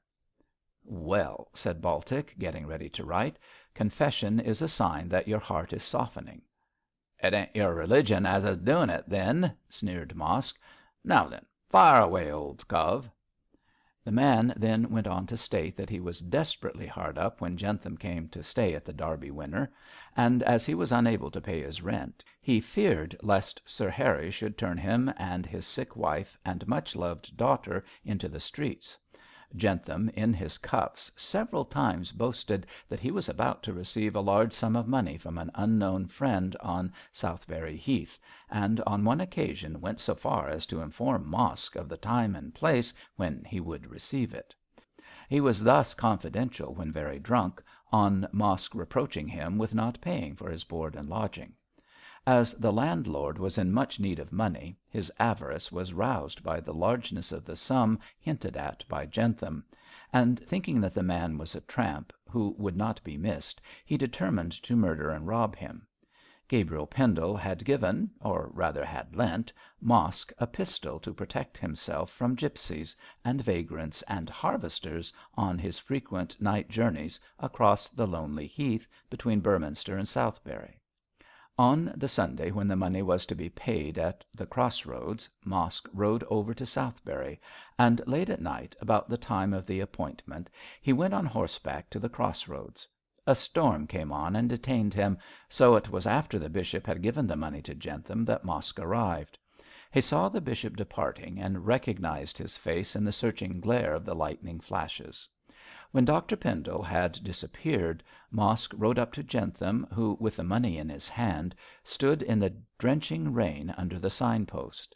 He looked up as the horse approached, but did not run away, being rendered pot valiant by the liquor he had drunk earlier in the evening. Before the man could recognise him, Mosk had jumped off his horse, and at close quarters had shot Jentham through the heart.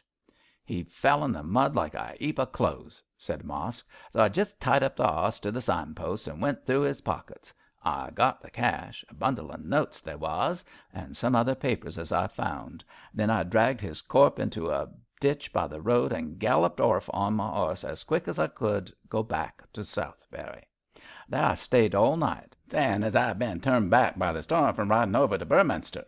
Next day I came back to my hotel, and a week arter I paid my rent to Sir Harry with the notes I'd stole. I guv a 10 of 'em to young Mr Pendle, and 2 5s of my own, as he wanted to change to 20. If I'd knowed as it was dangerous I'd have gone up to London and got other notes, but I never thought I'd be found out by the numbers. No one thought as I did it, but I did. How did you think 'twas me, governor?" "You are always drunk," answered Baltic, who had written all this down, "and I sometimes heard you talking to yourself. Then Sir Harry said that you had paid your rent, and he did not know where you got the money from. Afterwards I found out about the pistol and the notes you had paid Sir Harry. I had no proof of your guilt, although I suspected you for a long time, but it was the pistol which Mother Jael picked up that put me on the right track." "Ah, was it now?" said Mosk with regret. "The 'oss knocked that out of my hand when I was tying him up, and I ain't no time to look for it in the mud and dark. It wouldn't have caught me, I suppose, if it hadn't been for that bloomin' pistol." "Oh, yes, I would," rejoined Baltic, coolly. "The notes would have hanged you in any case, and I would have got at them somehow. I suspected you all along." "Wish you 'adn't come to my house," muttered Mosk, discontentedly.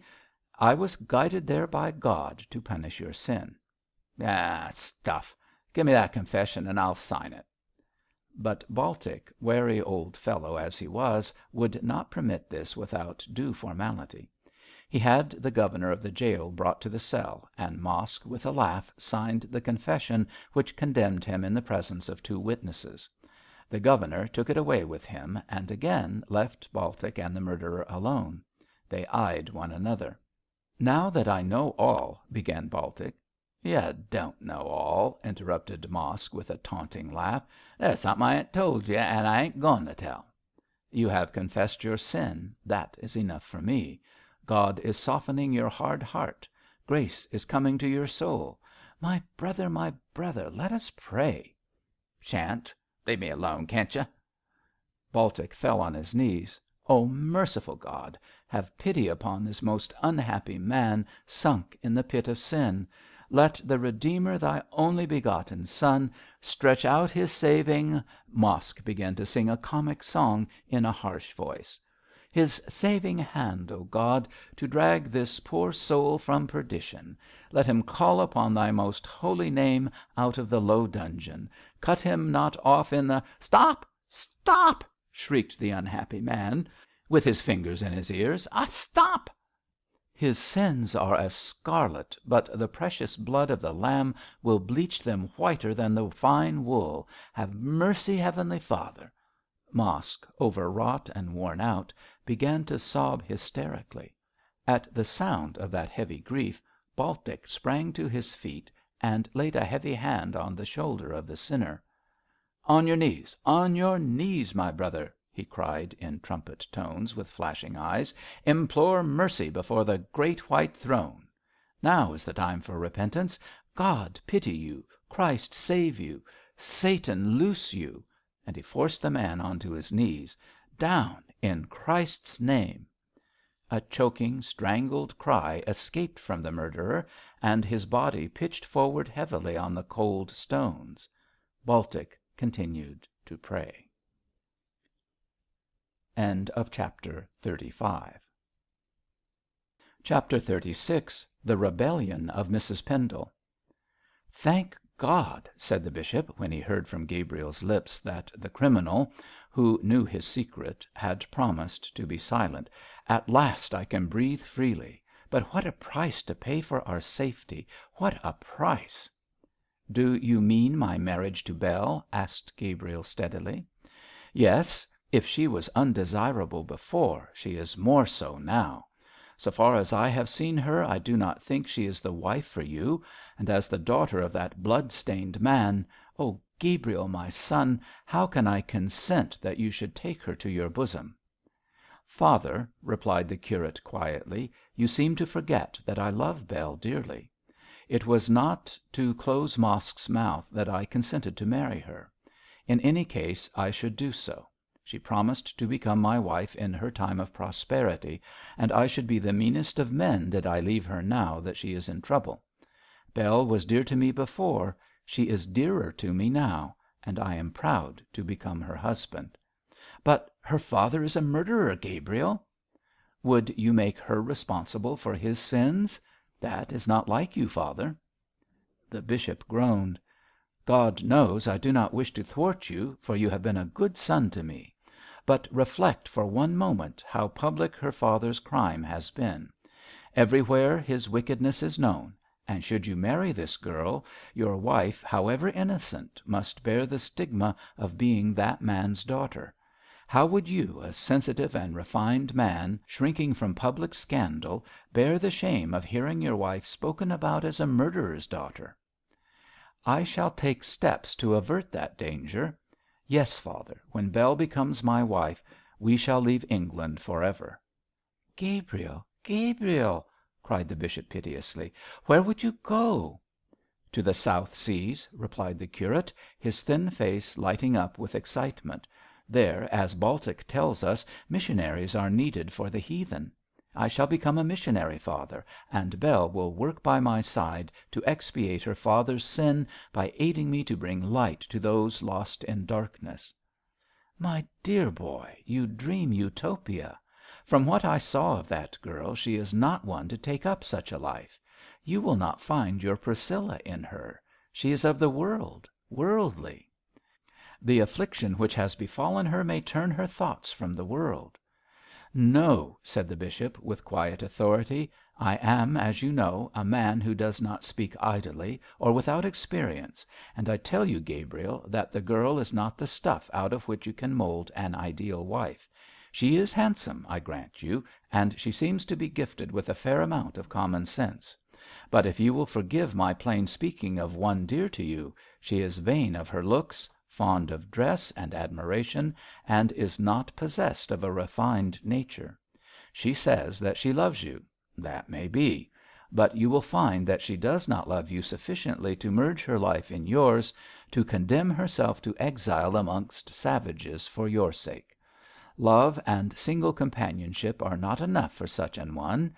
She wants, and she will always want, society, flattery, amusement, and excitement.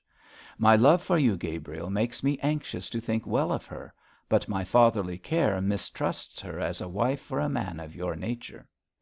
"But I love her," faltered Gabriel.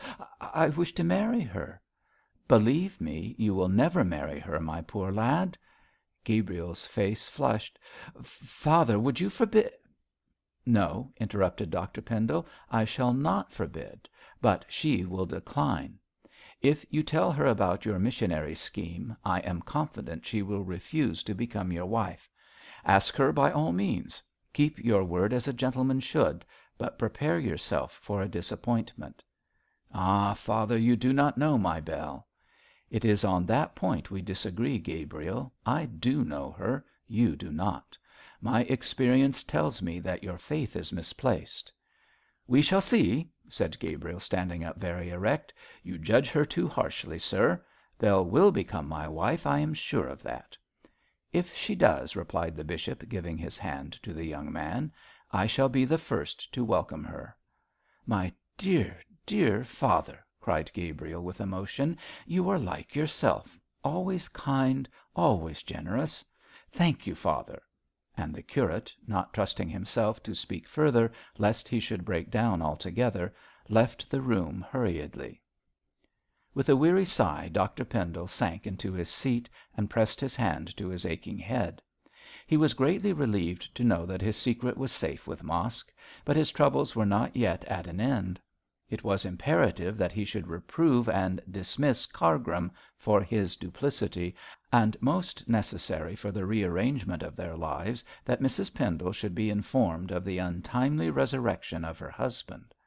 Also, foreseeing the termination of Gabriel's unhappy romance, he was profoundly sorry for the young man, knowing well how disastrous would be the effect on one so impressionable and highly strung. No wonder the bishop sighed; no wonder he felt depressed. His troubles had come after the manner of their kind, not in single spies but in battalions, and he needed all his strength of character, all his courage, all his faith in God, to meet and baffle anxieties so overwhelming. In his affliction he cried aloud with bitter mouthed Jeremiah, "Thou hast removed my soul far off from peace. I forget prosperity." In due time Mrs Pendle reappeared in Beorminster, wonderfully improved in health and spirits. The astringent waters of Nauheim had strengthened her heart so that it now beat with regular throbs, where formerly it had fluttered feebly. They had brought the blood to the surface of the skin, and had flushed her anæmic complexion with a roseate hue. Her eyes were bright, her nerves steady, her step brisk, and she began to take some interest in life and in those around her. Lucy presented her mother to the bishop with an unconcealed pride, which was surely pardonable. "There, papa," she said proudly, while the bishop was lost in wonder at this marvellous transformation, "what do you think of my patient now?" "My dear, it is wonderful. The Nauheim spring is the true fountain of youth." "A very prosaic fountain, I am afraid," laughed Mrs Pendle. "The treatment is not poetical." "It is at least magical, my love. I must dip in these restorative waters myself, lest I should be taken rather for your father than your——" Here Mr Pendle, recollecting the falsity of the unspoken word, shut his mouth with a qualm of deadly sickness, what the Scotch call a grue. Mrs Pendle, however, observant rather of his looks than his words, did not notice the unfinished sentence. "You look as though you needed a course," she said anxiously. "If I have grown younger, you have become older. This is just what happens when I am away. You never can look after yourself, dear." Not feeling inclined to spoil the first joy of reunion, Dr Pendle turned aside his speech with a laugh, and postponed his explanation until a more fitting moment. In the meantime, George and Gabriel and Harry were hovering round the returned travellers with attentions and questions and frequent congratulations. Mr Cargrim, who had been sulking ever since the arrest of Mosk had overthrown his plans, was not present to spoil this pleasant family party, and the bishop spent a golden hour or so of unalloyed joy. But as the night wore on, this evanescent pleasure passed away, and when alone with Mrs Pendle in her boudoir he was so gloomy and depressed that she insisted upon learning the cause of his melancholy. "There must be something seriously wrong, George," she said earnestly. "If there is, you need not hesitate to tell me." "Can you bear to hear the truth, Amy? Are you strong enough?" "There is something serious the matter, then," cried Mrs Pendle, the colour ebbing from her cheeks. "What is it, George? Tell me at once. I can bear anything but this suspense." "Amy," the bishop sat down on the couch beside his wife and took her hand in his warm, encouraging clasp, "you shall know all, my dearest, and may God strengthen you to hear the knowledge." "George, I am calm. I am strong. Tell me what you mean." The bishop clasped her in his arms, held her head to his breast, and in low, rapid tones related all that had taken place since the night of the reception. He did not spare himself in the recital; he concealed nothing, he added nothing, but calmly, coldly, mercilessly told of Krant's return, of Krant's blackmail, of Krant's terrible end. Thence he passed on to talk of Cargrim's suspicions, of Baltic's arrival, of Mosk's arrest, and of the latter's promise to keep the secret of which he had so wickedly become possessed. Having told the past, he discussed the present and made arrangements for the future. "Only Gabriel and myself and Graham know the truth now, dearest," he concluded, "for this unhappy man Mosk may be already accounted as one dead. Next week you and I must take a journey to some distant parish in the west of England, and there become man and wife for the second time. Gabriel will keep silent, George and Lucy need never know the truth; and so, my dearest, all things, at least to the public eye, shall be as they were. You need not grieve, Amy, or accuse yourself unjustly. If we have sinned, we have sinned innocently, and the burden of evil cannot be laid on you or me. Stephen Krant is to blame, and he has paid for his wickedness with his life. So far as we may, so far as we are able, we must right the wrong. God has afflicted us, my dearest, but God has also protected us. Therefore let us thank him with humble hearts for his many mercies. He will strengthen us to bear the burden. Through him we shall do valiantly. For the Lord God is a sun and shield, the Lord will give grace and glory, no good thing will he withhold from them that walk uprightly." How wonderful are women! For weeks Bishop Pendle had been dreading this interview with his delicate, nervous, sensitive wife. He had expected tears, sighs, loud sorrow, bursts of hysterical weeping, the wringing of hands, and all the undisciplined grief of the feminine nature. But the unexpected occurred, as it invariably does with the sex in question. To the bishop's unconcealed amazement, Mrs Pendle neither wept nor fainted. She controlled her emotion with a power of will which he had never credited her with possessing, and her first thought was not for herself, but for her companion in misfortune. Placing her hands on either side of the bishop's face, she kissed him fondly, tenderly, pityingly. "My poor darling, how you must have suffered," she said softly. "Why did you not tell me of this long ago, so that I might share your sorrow?"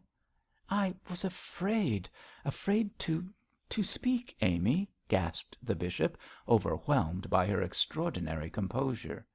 "You need not have been afraid, George. I am no fair weather wife." "Alas, alas!" sighed the bishop. "I am your wife," cried Mrs Pendle, answering his thought after the manner of women. "That wicked, cruel man died to me 30 years ago." "In the eyes of the law, my " "In the eyes of God I am your wife," interrupted Mrs Pendle vehemently. "For over 25 years we have been all in all to one another. I bear your name. I am the mother of your children. Do you think these things won't outweigh the claims of that wretch who ill-treated and deserted me, who lied about his death and extorted money for his forgery? To satisfy your scruples I am willing to marry you again, but to my mind there is no need, even though that brute came back from the grave to create it. Amy, Amy, the man is dead." "I know he is. He died 30 years ago. Don't tell me otherwise. I am married to you, and my children can hold up their heads with any one. If Stephen Krant had come to me with his villainous tempting, I should have defied him, scorned him, trod him under foot." She rose in a tempest of passion and stamped on the carpet. "He would have told. He would have disgraced us." "There can be no disgrace in innocence," flashed out Mrs Pendle, fierily. "We married, you and I, in all good faith. He was reported dead. You saw his grave. I deny that the man came to life." "You cannot deny facts," said the bishop, shaking his head. "Can't I? I'd deny anything so far as that wretch is concerned. He fascinated me when I was a weak, foolish girl, as a serpent fascinates a bird. He married me for my money, and when it was gone his love went with it. He treated me like the low minded brute he was. You know he did, George, you know he did. When he was shot in Alsace I thanked God. I did, I did, I did." "Hush, Amy, hush," said Dr Pendle, trying to soothe her excitement. "You will make yourself ill." "No, I won't, George. I am as calm as you are. I can't help feeling excited. I wished to forget that man and the unhappy life he led me. I did forget him in your love and in the happiness of our children. It was the sight of that student with the scarred face that made me think of him. Why, oh, why did I speak about him to Lucy and Gabriel? Why? Why?" "You were thoughtless, my dear." "I was mad, George, mad. I should have held my tongue, but I didn't. And my poor boy knows the truth. You should have denied it." "I could not deny it." "Ah, you have not a mother's heart. I would have denied and lied and swore its falsity on the Bible sooner than that one of my darlings should have known of it." "Amy, Amy, you are out of your mind to speak like this. I deny what is true? I, a priest, You are a man before everything, a man and a father." "And a servant of the Most High," rebuked the bishop, sternly. "Well, you look on it in a different light to what I do. You suffered. I should not have suffered. I don't suffer now. I am not going back 30 years to make my heart ache." She paused and clenched her hands. "Are you sure that he is dead?" she asked harshly. "Quite sure. Dead and buried. There can be no doubt about it this time." "Is it necessary that we should marry again?" "Absolutely necessary," said the bishop, decisively. "Then the sooner we get it over the better," replied Mrs Pendle, petulantly. "Here," she wrenched the wedding ring off her finger. "Take this. I have no right to wear it. Neither maid, wife, nor widow. What should I do with a ring?" And she began to laugh. "Stop that, Amy," cried the bishop, sharply, for he saw that, after all, she was becoming hysterical. "Put the ring again on your finger until such time as I can replace it by another. You are Krant's widow, and as his widow I shall marry you next week." As a drop of cold water let fall into boiling coffee causes the bubbling to subside, so did these few stern words cool down Mrs Pendle's excitement. She overcame her emotion; she replaced the ring on her finger, and again resumed her seat by the bishop. "My poor dear George," said she, smoothing his white hair, "you are not angry with me?" "Not angry, Amy, but I am rather vexed that you should speak so bitterly." "Well, darling, I won't speak bitterly again. Stephen is dead, so do not let us think about him any more. Next week we shall marry again, and all our troubles will be at an end." "They will, please God," said the bishop, solemnly. "And oh, Amy, dearest, let us thank him for his great mercy." "Do you think he has been merciful?" asked Mrs Pendle, doubtfully, for her religious emotion was not strong enough to blind her to the stubborn fact that their troubles had been undeserved, that they were innocent sinners. "Most merciful," murmured the bishop, bowing his head. "Has he not shown us how to expiate our sin?"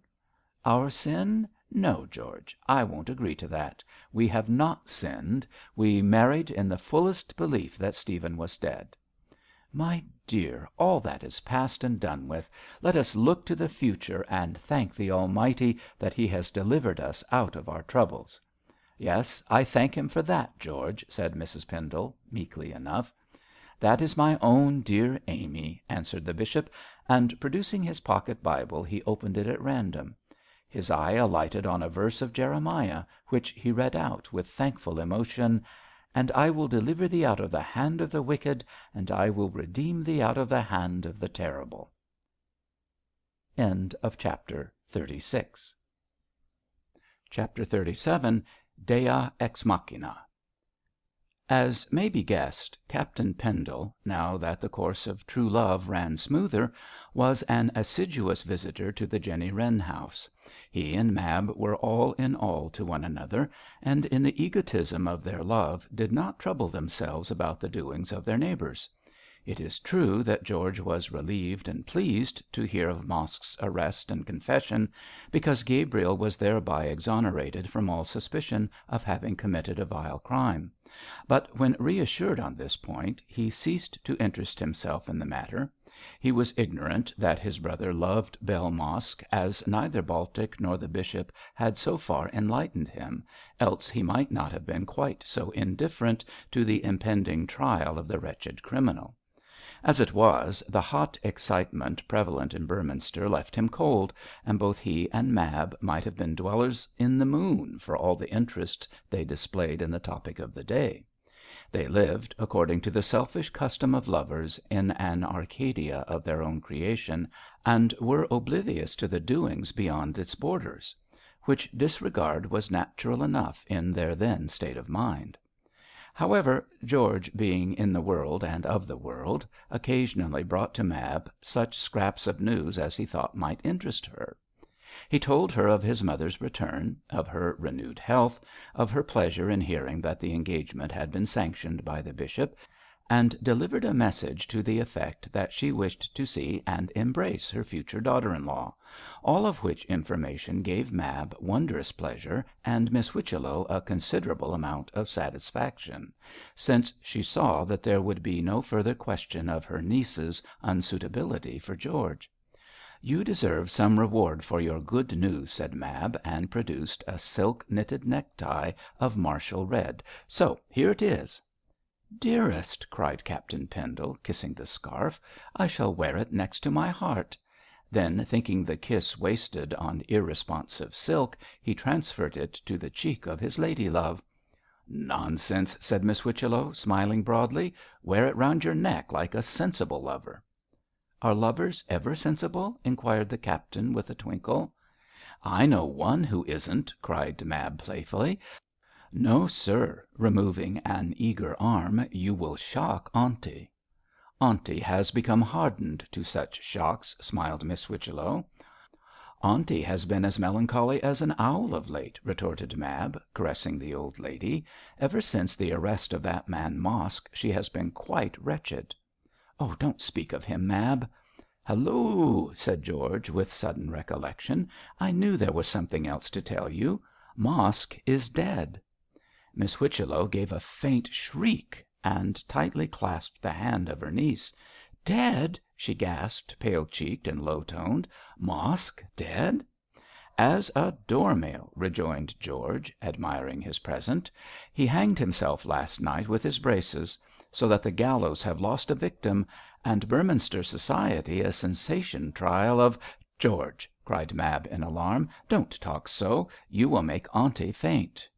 And, indeed, the little old lady looked as though she were on the point of swooning.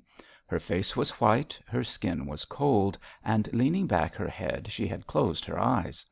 Captain Pendle's item of news had produced so unexpected a result that he and Mab stared at one another in surprise. "You shouldn't tell these horrors, George." "My love, how was I to know your aunt took an interest in the man?" "I don't take an interest in him," protested Miss Whichello, faintly. "But he killed Jentham, and now he kills himself. It's horrible." "Horrible, but necessary," assented George, cheerfully. "A man who murders another can't expect to get off scot free. Mosk has only done for himself what the law would have done for him. I'm sorry for Baltic, however." "The missionary? Why, George?" "Because this suicide will be such a disappointment to him. He has been trying to make the poor devil beg pardon poor wretch repent, but it would seem that he has not been successful." "Did he not confess to Mr Baltic?" asked Miss Whichello, anxiously. "I believe so. He repented that far." "Do you know what he told him?" "That he had killed Jentham and had stolen his money." "Did he say if he had found any papers on Jentham's body?" "Not that I know of," replied George, staring. "Why? Had Jentham any particular papers in his possession?" "Oh, I don't know. I can't really say," answered Miss Whichello, confusedly, and rose unsteadily to her feet. "Mab, my dear, you will excuse me.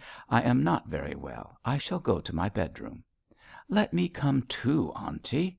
"Oh, no, no!" Miss Whichello waved her niece back. "I wish to be alone," and she left the room abruptly, without a look at either of the young people. They could not understand this strange behaviour. Mab, womanlike, turned to Captain Pendle. "It is all your fault, George, talking of murders and suicides." "I'm awfully sorry," said the captain, penitently, "but I thought you would like to hear the news." "Not the police news, thank you," said Mab, with dignity. "Why not? Something to talk about, you know." "You have me to talk about, Captain Pendle." "Oh!" George sprang forward. "Let us discuss that subject at once. You deserve some punishment for calling me out of my name. There, wicked one." "George," very faintly, "I shall not allow it. You should ask permission." "Waste of time," said the practical George, and slipped his arm round her waist. "Oh, indeed!" indignantly. "Well, Here Captain Pendle punished her again, after which Mab said that he was like all men, that he ought to be ashamed of himself, etc., etc., etc. Then she frowned, then she smiled, and finally became a meek and patient Grisel, to the unfeigned delight of the superior mind. So the pair forgot Mosk and his wretched death, forgot Miss Whichello and her strange conduct, and retreated from the world into their Arcadia, Paradise, Elysium, in which it is best that all sensible people should leave this pair of foolish lovers. Miss Whichello had other things to think of than this billing and cooing. She went to her bedroom and lay down for 10 minutes or so. Then she got up again and began pacing restlessly to and fro. Her thoughts were busy with Mosk, with his victim, with Baltic. She wondered if Jentham had been in possession of certain papers, if these had been stolen by Mosk, if they were now in the pocket of Baltic. This last idea made her blood turn cold and her heart drum a loud tattoo. She covered her face with her hands, she sat down, she rose up, and in a nervous fever of apprehension leaned against the wall. Then, after the manner of those overwrought, she began to talk aloud. "I must tell some one. I must have advice," she muttered, clenching her hands. "It is of no use seeing Mr Baltic. He is a stranger. He may refuse to help me. Dr Graham? No, he is too cynical. The bishop?" She paused and struck her hands lightly together. "The bishop. I shall see him and tell him all. For his son's sake he will help my poor darling." Having made up her mind to this course, Miss Whichello put on her old fashioned silk cloak and poke bonnet. Then she fished a bundle of papers, yellow with age, out of a tin box, and slipped them into her capacious pocket. Biting her lips and rubbing her cheeks to bring back the colour, she glided downstairs, stole past the drawing room door like a guilty creature, and in another minute was in the square. Here she took a passing fly, and ordered the man to drive her to the palace as speedily as possible. "I trust I am acting for the best," murmured the little old lady, with a sigh. "I think I am, for if Bishop Pendle cannot help me, no one else can. After 30 years! Oh, God, my poor, poor darling!" In the Greek drama, when the affairs of the dramatis personae become so entangled by circumstance, or fate, or sheer folly, as to be beyond their capability of reducing them to order, Those involved in such disorder were accustomed to summon a deity to accomplish what was impossible for mortals to achieve. Then stepped the god out of a machine to redress the wrong and reward the right, to separate the sheep from the goats, and to deliver a moral speech to the audience, commanding them to note how impossible it was for man to dispense with the guidance and judgment and powerful aid of the Olympian hierarchy. Miss Whichello's mission was something similar, and although both she and Bishop Pendle were ignorant that she represented the goddess out of a machine, who was to settle all things in a way conducive to the happiness of all persons, yet such was the case. Impelled by fate, she sought out the very man to whom her mission was most acceptable, and, seated face to face with Bishop Pendle in that library which had been the scene of so many famous interviews, she unconsciously gave him a piece of information which put an end to all his troubles. She had certainly arrived at the 11th hour, and might just as well have presented herself earlier.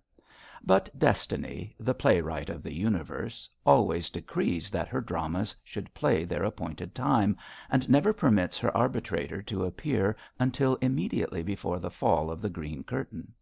So far as the Beorminster drama was concerned, the crucial moment was at hand.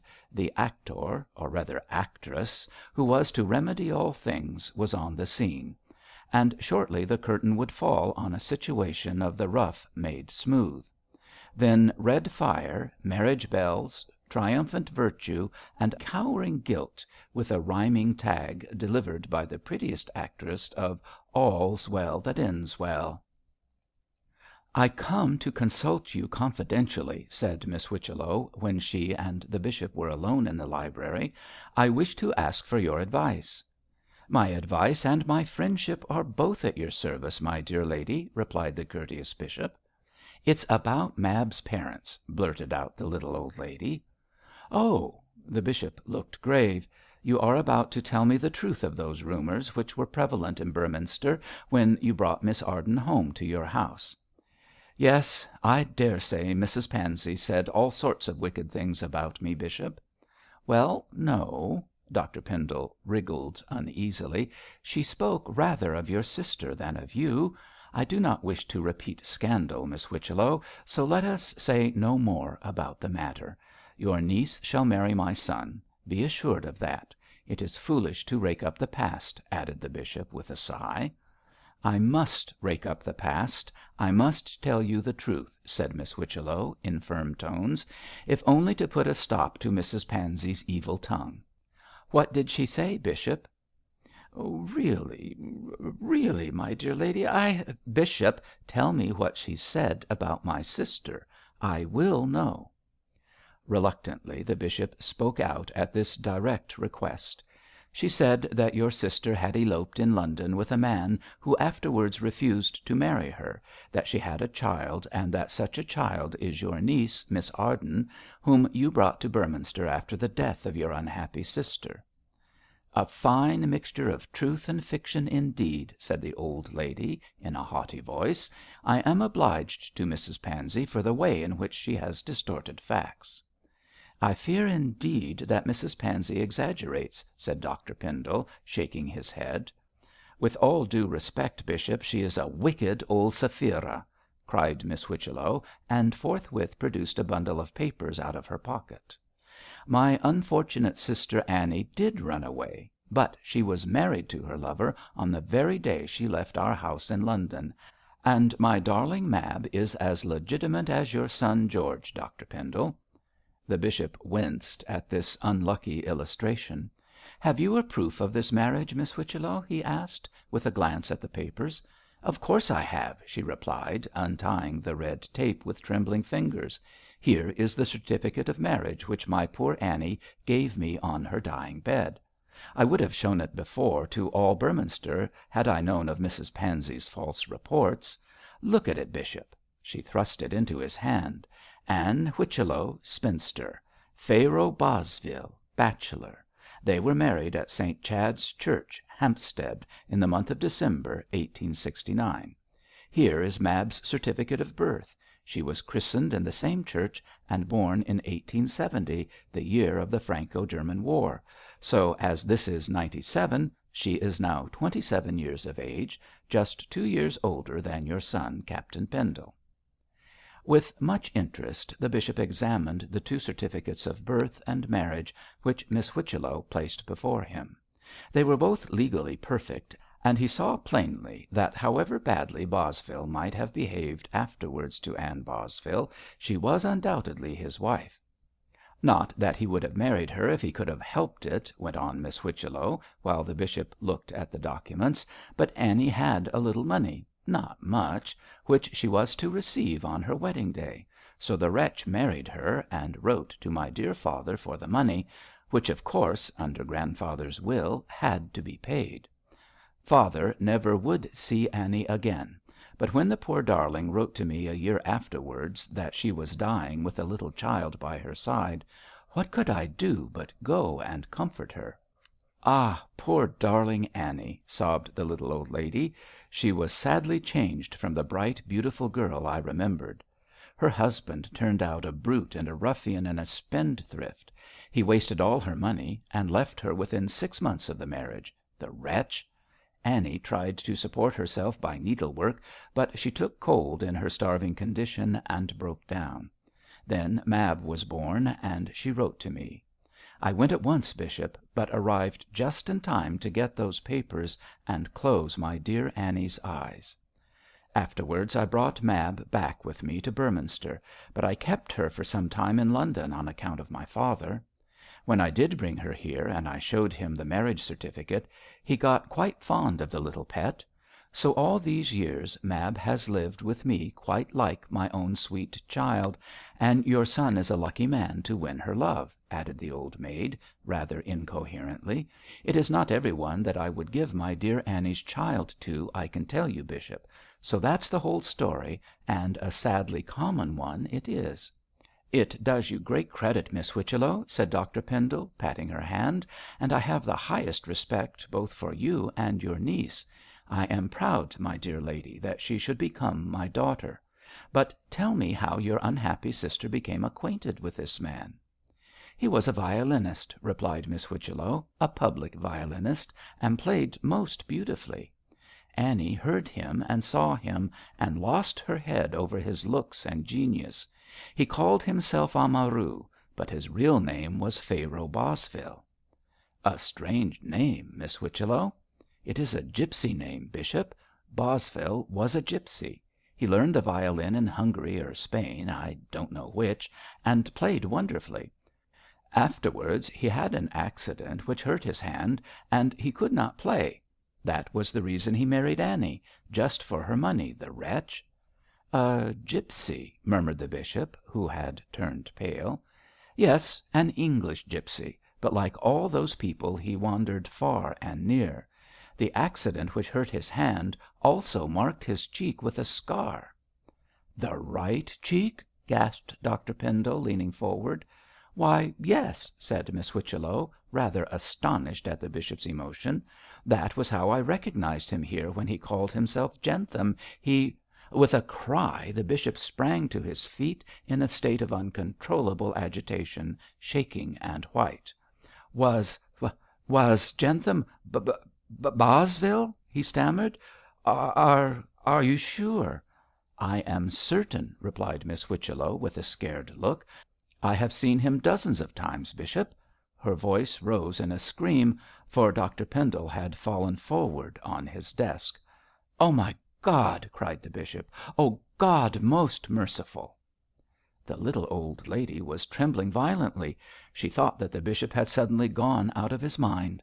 Nor was she reassured when he stood up and looked at her with a face down which the tears were streaming.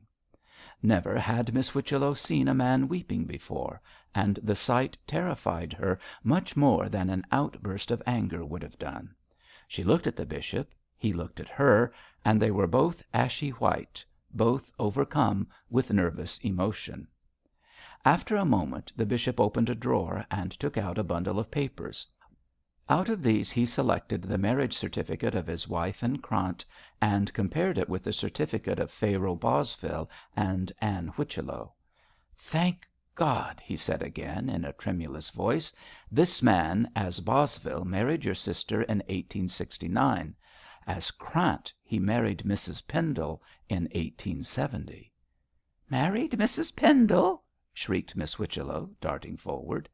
"Yes. She was a Mrs Krant when I married her, and as her husband was reported dead, I believed her to be his widow."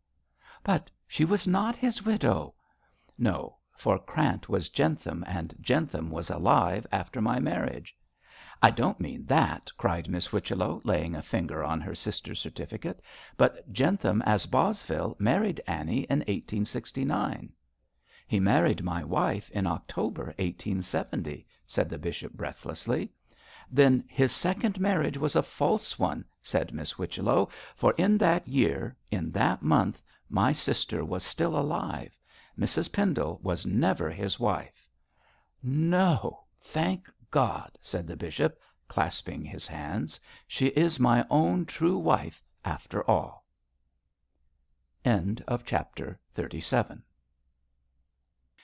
38. Exit Mr Cargrim. Once informed of the welcome truth, Dr Pendle lost no time in having it verified by documents and extraneous evidence. This was not the affair of hours, but of days, since it entailed a visit to St Chad's Church at Hampstead, and a rigorous examination of the original marriage and death certificates. Also, as Bosvile, alias Krant, alias Jentham, was said to be a gipsy on the authority of Miss Whichello, and as the information that Baltic was in the confidence of Mother Jael had trickled through Brace and Graham to the bishop, the last named considered it advisable that the ex sailor should be informed of the actual truth.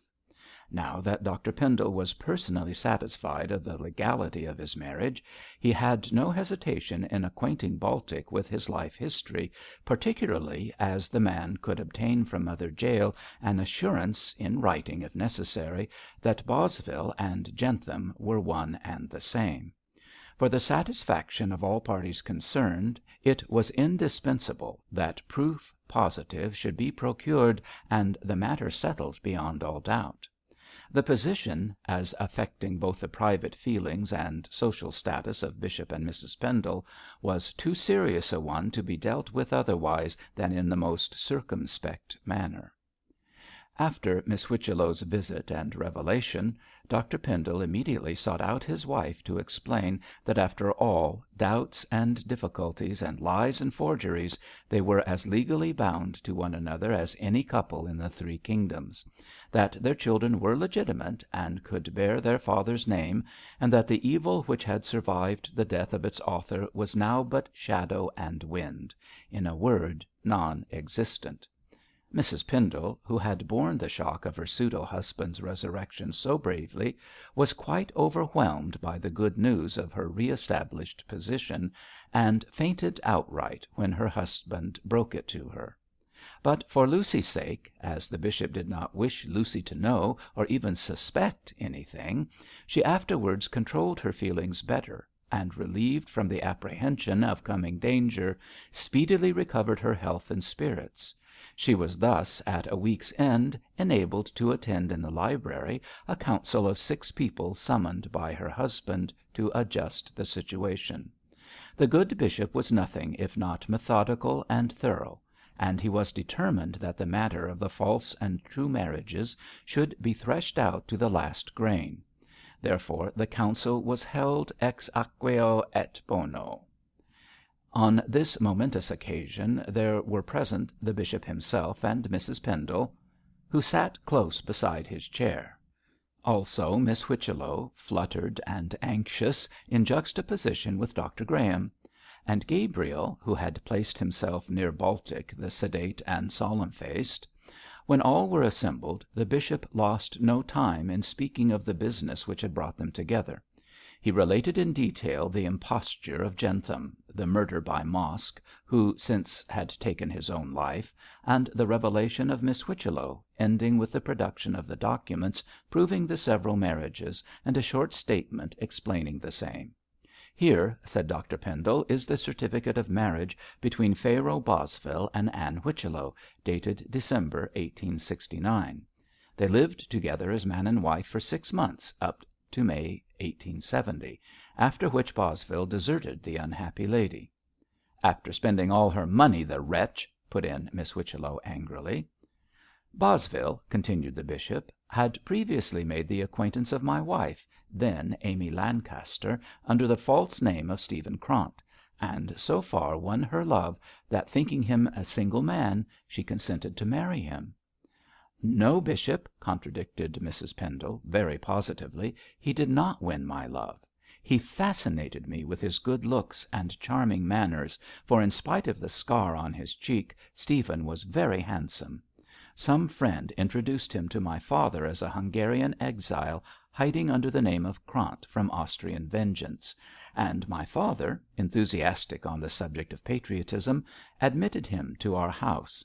I was then a weak, foolish girl, and his wicked brilliancy drew me towards him. When he learned that I had money of my own, he proposed to marry me. My father objected, but I was infatuated by Stephen's arts, and became his wife in October 1870.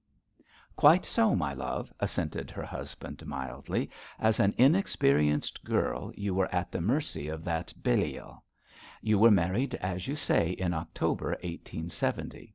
Here, to prove that statement, is the certificate," and the bishop passed it to Baltic. "But at the time of such marriage Mrs Bosvile was still alive. Miss Whichello can vouch for this important fact." "Ah, that I can," sighed the little old lady, shaking her head. "My poor darling sister did not die until January 1871, and I was present to close her weary, weary eyes. Is not that the certificate of her death you are holding?" "Yes," answered the bishop, simply, and gave the paper into her outstretched hand. "You can now understand, my friends," he continued, addressing the company generally, "that as Mrs Bosvile was alive in October 1870, the marriage which her husband then contracted with Miss Lancaster was a false one." "That is clear enough," murmured the attentive Baltic, nodding. "It thus appears," resumed the bishop, concisely, "that when I married, as I thought, Amy Krant, a widow, in September 1871, I really and truly wedded Amy Lancaster, a spinster. Therefore this lady," and here the bishop clasped tenderly the hand of Mrs Pendle, "is my true dear wife, and has been legally so these many years, notwithstanding Bosvile's infamous assertion to the contrary." "Thank God, thank God!" cried Mrs Pendle, with joyful tears. "Gabriel, my darling boy," and she stretched out her disengaged hand to caress her son. Gabriel kissed it with unconcealed emotion. In the meantime Dr Graham was examining the bishop's marriage certificate with sharp attention, as he thought he espied a flaw. "Pardon me, my dear Pendle," said he in his crisp voice, "but I see that Mrs Pendle became your wife under a name which we now know was not then her own. Does that false name vitiate the marriage?" "By no means," replied the bishop, promptly.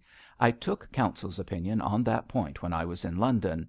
It is as follows," and Dr Pendle read an extract from a legal looking document. "A marriage which is made in ignorance in a false name is perfectly good. The law on the subject appears to be this: if a person, to conceal his or her identity, assumes either a wrong name or description, so as to practically obtain a secret marriage, the marriage is void. But if the wrong name or description is adopted by accident or innocently, the marriage is good. Therefore," added Dr Pendle, placing the paper on one side, "Mrs Pendle was not Bosvile's wife on two distinct grounds. Firstly, because his true wife was alive when he married her. Secondly, because he fraudulently made her his wife by giving a false name and description. Regarding my own marriage, it is a good one in law, because Mrs Pendle's false name of Krant was adopted in all innocence. There is no court in the realm of Great Britain," concluded the bishop with conviction, "that would not uphold my marriage as true and lawful, and God be thanked that such is the case." God be thanked," said Gabriel in his turn, and said it with heartfelt earnestness. Graham, bubbling over with pleasure, jumped up in his restless way and gave a friendly hand in turn to Dr Pendle and his wife. "I congratulate you both, my dear friends," said he, not without emotion. "You have won through your troubles at last, and can now live in much deserved peace for the rest of your lives. Deus nobis hac otia fecit. Hey, bishop, you know the Mantuan. Well, well, you have paid forfeit to the gods, Pendle, and they will no longer envy your good fortune or seek to destroy it." "Graham, Graham," said the bishop, with kindly tolerance, "always these pagan sentiments." "Ay, ay, I am a pagan, suckled in a creed outworn," quoted the doctor, rubbing his hands. "Well, we cannot all be bishops." "We can all be Christians," said Baltic, gravely. "Ah," retorted Graham, "what we should be and what we are, Mr Baltic, are points capable of infinite discussion. At present we should all be smiling and thankful, which," added he, breaking off, "Miss Whichello is not, I regret to see." "I am thinking of my poor sister," sobbed the old lady. "How do I know but that the villain did not deceive her also by making her his wife under a false name?" "No, madam," interposed Baltic, eagerly. "Bosvile was the man's true name, therefore he was legally married your sister's husband. I wrote down a statement by Mother Jael that Jentham was really Pharaoh Bosvile, and at my request she signed the same. Here it is, signed by her and witnessed by me. I shall give it to you, my lord, that you may lock it up safely with those certificates." "Thank you, Mr Baltic," said the bishop, taking the slip of paper tendered by the missionary. "But I trust that this woman knows little of the truth?" "She knows nothing, my lord, save that Bosvile, for his own purposes, took the names of Amaru and Jentham at different times. The rogue was cunning enough to keep his own counsel of his life amongst the Gentiles. Of his marriages, false and true, Mother Jael is ignorant. Set your mind at rest, sir, she will never trouble you in any way." "Good," said Dr Pendle, drawing a long breath of relief. "Then, as such is the case, my friends, I think it advisable that we should keep our knowledge of Bosvile's iniquities to ourselves. I do not wish my son George or my daughter Lucy to learn the sad story of the past. Such knowledge would only vex them unnecessarily." "And I'm sure I don't want Mab to know what a villain her father was," broke in Miss Whichello. "Thank God she is unlike him in every way, save that she takes after him in looks. When Captain Pendle talks of Mab's rich Eastern beauty, I shiver all over. He little knows that he speaks the truth, and that Mab has Arab blood in her veins." "Not Arab blood, my dear lady," cried Graham, alertly. "The gipsies do not come from Arabia, but, as is believed, from the north of India. They appeared in Europe about the 15th century, calling themselves, falsely enough, Egyptians; but both Burrough and Leland are agreed that——" "I don't want to hear about the gipsies," interrupted Miss Whichello, cutting short the doctor's disquisition. "All I know is, that if Bosvile, or Jentham, or whatever he called himself, is a sample of them, they are a wicked lot of Moabites. I wonder the bishop lets his son marry the child of one, I do indeed." "Dear Miss Whichello," said Mrs Pendle, putting her arm round the poor lady's neck, "both the bishop and myself are proud that Mab should become our daughter and George's wife. And after all," she added naively, "neither of them will ever know the truth." "I hope not, I'm sure," wept Miss Whichello. "I buried that miserable man at my own expense, as he was Mab's father; and I have had a stone put up to him with his last name, Jentham, inscribed on it, so that no one might ask questions which might have been asked had I written his real name." "No one will ask questions," said the bishop, soothingly, "and if they do, no answers will be forthcoming. We are all agreed on that point." "Quite agreed," answered Baltic, as spokesman for the rest. "We shall let the dead past bury its dead, and God bless the future." "Amen," said Dr Pendle, and bowed his grey head in a silence more eloquent than words. So far the rough was made smooth with as much skill as could be exercised by mortal brains. But after Dr Pendle had dismissed his friends there yet remained to him an unpleasant task, the performance of which, in justice to himself, could not longer be postponed. This was the punishment and dismissal of Michael Cargrim, who indeed merited little leniency at the hands of the man whose confidence he had so shamefully abused. Serpents should be crushed, traitors should be punished, however unpleasant may be the exercise of the judicial function. For to permit evil men to continue in their evil doings is to encourage vicious habits detrimental to the well being of humanity. The more just the judge, the more severe should he be towards such calculating sinners, lest, infected by example, mankind should become even more corrupt than it is. Bishop Pendle was a kindly man, who wished to think the best of his fellow creatures, and usually did so. But he could not blind himself to the base and plotting nature of Cargrim, and for the sake of his family, for the well being of the Church, for the benefit of the schemer himself, he summoned him to receive rebuke and punishment. He was not now the patron, the benefactor, but the judge, the ecclesiastical superior, severe and impartial. Cargrim obeyed the summons unwillingly enough, as he knew very well that he was about to receive the righteous reward of his deeds. A day or so before, when lamenting to Baltic that Dr Pendle had proved innocent, the man had rebuked him for his baseness, and had given him to understand that the bishop was fully aware of the contemptible part which he had acted. Deserted by his former ally, ignorant of Dr Pendle's secret, convinced of Mosk's guilt, the chaplain was in anything but a pleasant position. He was reaping what he had so industriously sown. He was caught in his own snare, and saw no way of defending his conduct. In a word, he was ruined, and now stood before his injured superior with pale face and hanging head, ready to be blamed and sentenced without uttering one word on his own behalf. Nor, had he possessed the insolence to do so, could he have thought of that one unnecessary word. "Michael," said the bishop mildly, "I have been informed by Mr Baltic that you accused me of a terrible crime.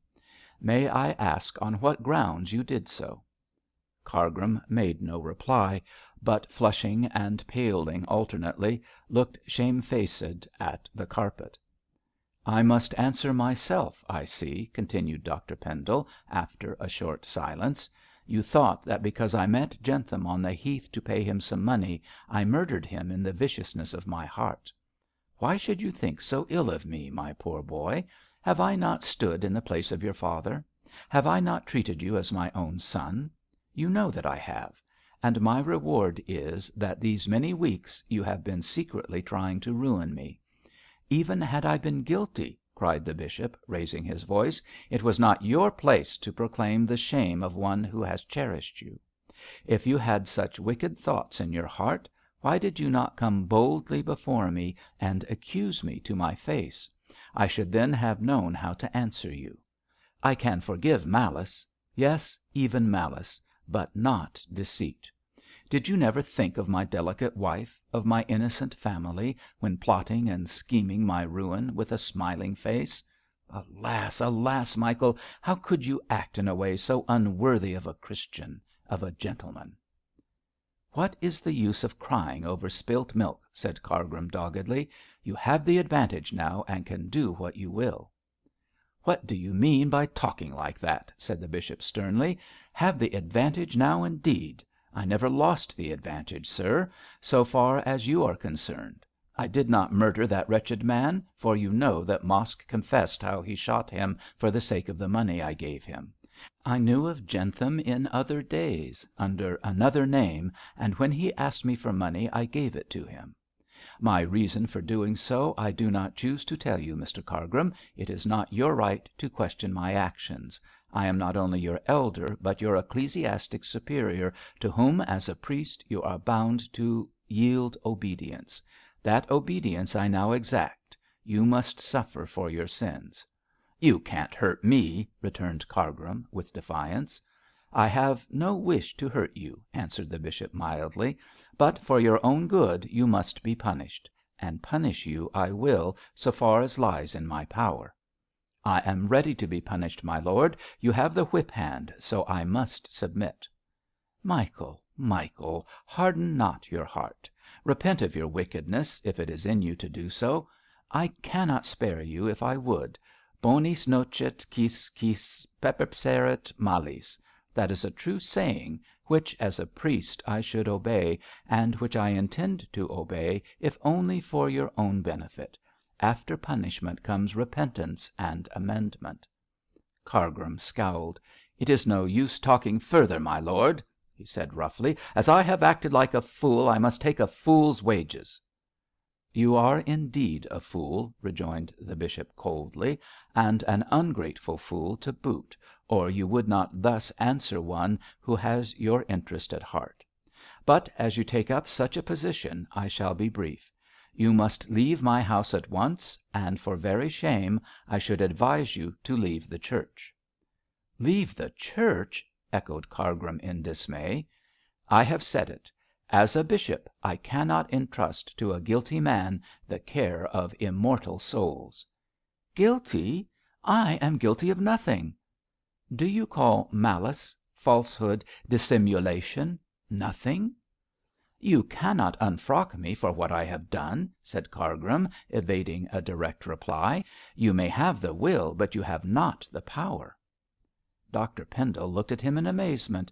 "Yours is indeed an evil heart, when you can use such language to me," he said sorrowfully. "I see that it is useless to argue with you in your present fallen condition." "Fallen condition, my lord?" "Yes, poor lad. Fallen not only as a priest, but as a man. However, I shall plead no more. Go where you will, do what you will, although I advise you once more not to insult an offended God by offering prayers for others which you need for yourself. Yet, as I am unwilling that you should starve, I shall instruct my banker in London to pay you a monthly sum of money until you are beyond want. Now go, Michael. I am bitterly disappointed in you, and by your own acts you have put it out of my power to keep you by my side. Go, repent, and pray."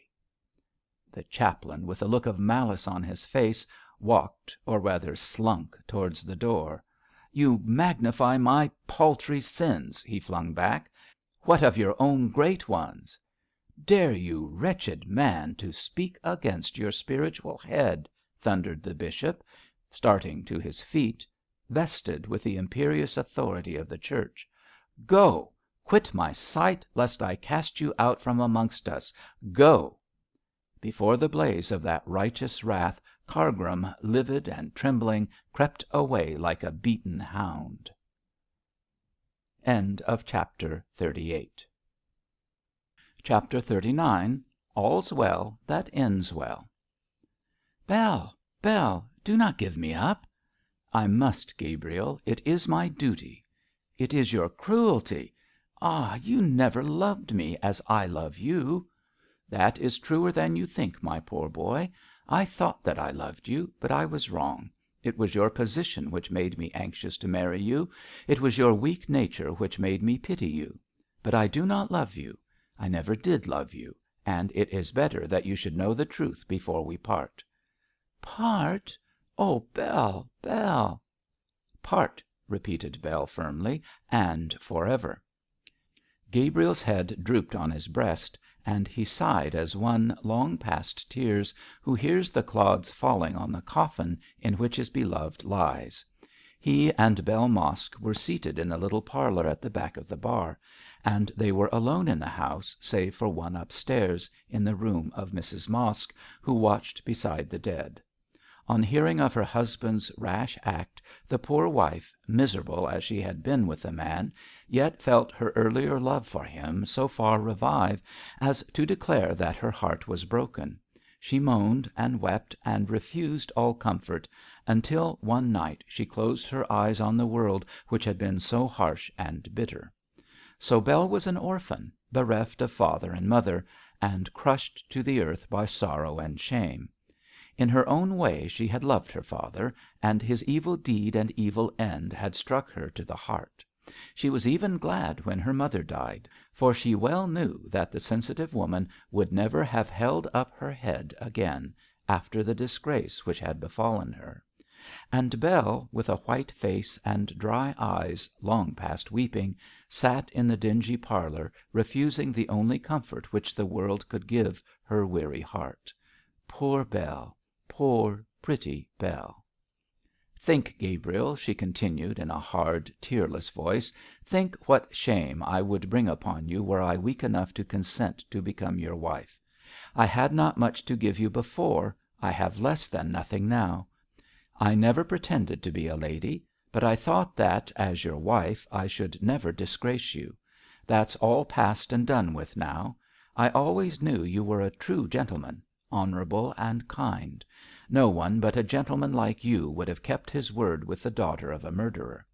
But you have done so, dear, and I thank and bless you for your kindness. The only way in which I can show how grateful I am is to give you back your ring. Take it, Gabriel, and God be good to you for your upright kindness."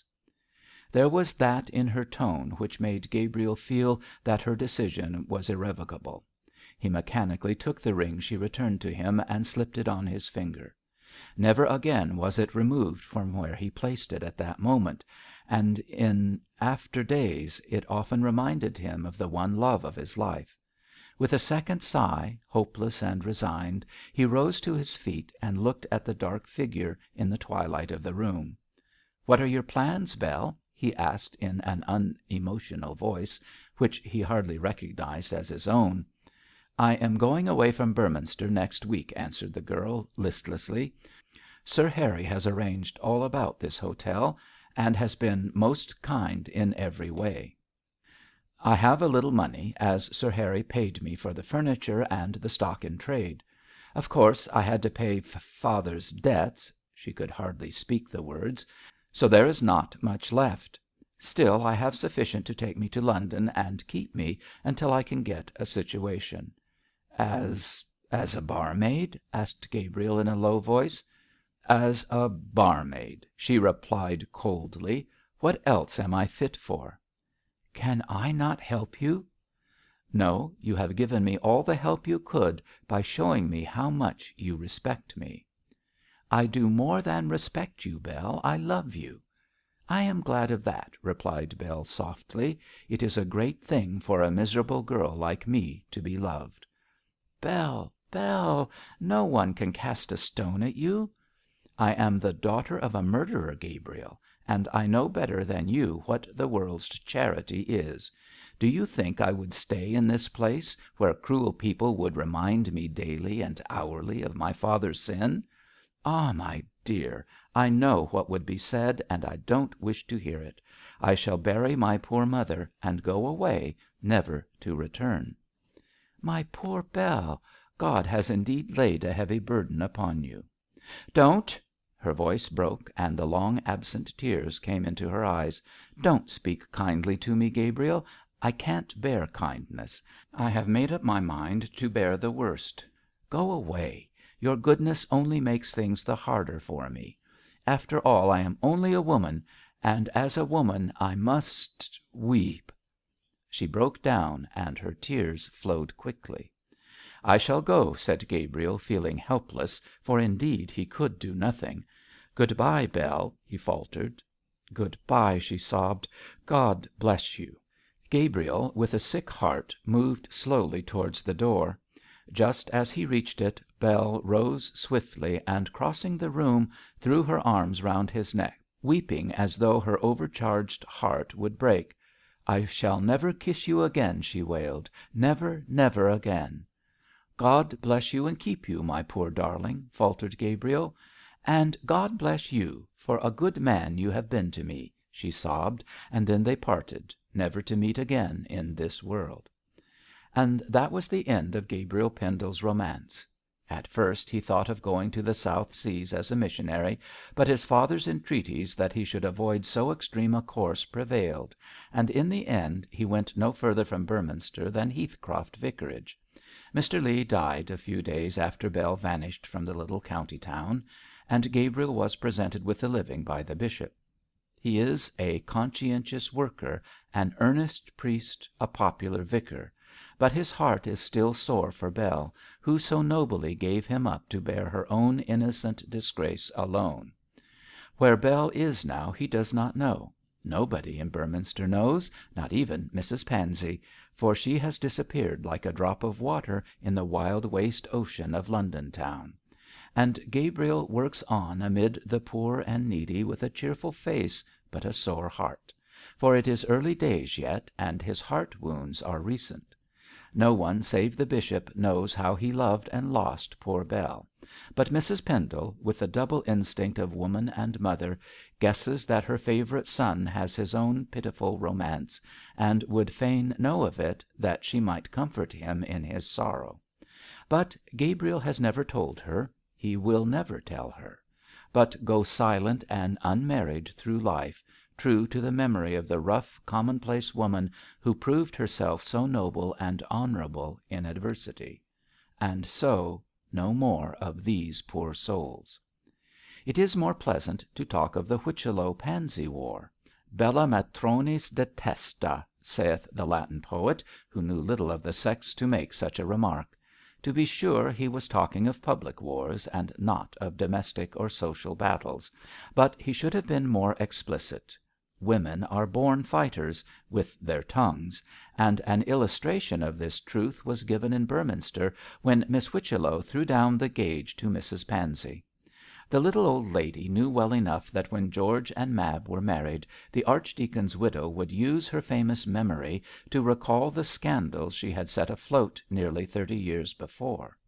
Therefore, to defeat Mrs Pansey once and for all, she called on that good lady, and dared her to say that there was any disgrace attached to Mab's parentage. Mrs Pansey, anticipating an easy victory, shook out her skirts and was up in arms at once. "I know for a fact that your sister Anne did not marry the man she eloped with," cried Mrs Pansey, shaking her head viciously. "Who told you this fact?" demanded Miss Whichello, indignantly. I can't remember at present, but that's no matter. It's true." "It is not true, and you know it is an invention of your own spiteful mind, Mrs Pansey. My sister was married on the day she left home, and I have her marriage certificate to prove it. I showed it to Bishop Pendle because you poisoned his mind with your malicious lies, and he is quite satisfied." "Oh, any story would satisfy the bishop," sneered Mrs Pansey. "We all know what he is." "We do. An honourable Christian gentleman, and we all know what you are, a scandal mongering, spiteful, soured cat." "Hoity toity, fine language this." "It is the kind of language you deserve, ma'am. All your life you have been making mischief with your vile tongue." "Woman," roared Mrs Pansey, white with wrath, "no one ever dared to speak like this to me." "It's a pity they didn't, then," retorted the undaunted Miss Whichello. "It would have been the better for you, and for Beorminster also." "Would it indeed, ma'am?" gasped her adversary, beginning to feel nervous. "Oh, really," with a hysterical titter, "you and your certificate. I don't believe you have it." "Ask the bishop if I have not. He is satisfied, and that is all that is necessary, you wicked old woman." You leave my house." "I shall do no such thing. Here I am, and here I'll stay until I speak my mind." And Miss Whichello thumped the floor with her umbrella while she gathered breath to continue. "I haven't the certificate of my sister's marriage, haven't I? I'll show it to you in a court of law, Mrs Pansey, when you are in the dock. The dock, ma'am." "Me in the dock!" screeched Mrs Pansey, shaking all over, but more from fear than wrath. "How dare you?" "I dare anything to stop your wicked tongue. Everybody hates you. Some people are fools enough to fear you, but I don't," cried Miss Whichello, erecting her crest. "No, not a bit. One word against me or against Mab, and I'll have you up for defamation of character, as sure as my name's Selina Whichello." "I don't want to say a word," mumbled Mrs Pansey, beginning to give way, after the manner of bullies when bravely faced. "You had better not. I have the bishop and all Beorminster on my side, and you'll be turned out of the town if you don't mind your own business. Oh, I know what I'm talking about," and Miss Whichello gave a crow of triumph like a victorious bantam. "I am not accustomed to this violence," sniffed Mrs Pansey, producing her handkerchief. "If you don't go, I'll call my servants." "Do, and I'll tell them what I think of you. I'm going now." Miss Whichello rose briskly. "I've had my say out, and you know what I intend to do if you meddle with my affairs. Good day, Mrs Pansey, and good bye, for it's a long time before I'll ever cross words with you again, ma'am." And the little old lady marched out of the room with all the honours of war. Mrs Pansey was completely crushed. She knew quite well that Miss Whichello was speaking the truth about the marriage, and that none of her own inventions could stand against the production of the certificate. Moreover, she could not battle against the Bishop of Beorminster, or risk a realisation of Miss Whichello's threat to have her into court. On the whole, the archdeacon's widow concluded that it would be best for her to accept her defeat quietly and hold her tongue. This she did, and never afterwards spoke anything but good about young Mrs Pendle and her aunt. She even sent a wedding present, which was accepted by the victor as the spoils of war, and was so lenient in her speeches regarding the young couple that all Beorminster was amazed, and wished to know if Mrs Pansey was getting ready to join the late archdeacon. Hitherto the old lady had stormed and bullied her way through a meek and terrified world, but now she had been met and conquered and utterly overthrown. Her nerve was gone, and with it went her influence. Never again did she exercise her venomous tongue. To use a vulgar but expressive phrase, Mrs Pansey was wiped out. Shortly before the marriage of George and Mab, the tribe of gipsies over which Mother Jael ruled vanished into the nowhere. Whither they went nobody knew, and nobody inquired, but their disappearance was a relief both to Miss Whichello and the bishop.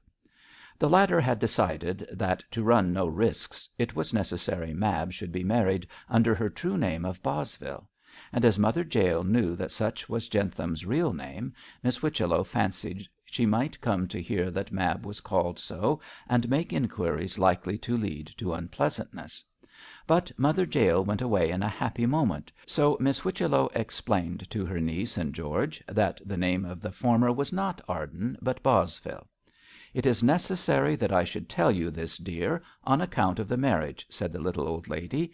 "Your parents, my dearest Mab, are dead and gone, but your father was alive when I took you to live with me, and I called you by another name so that he might not claim you.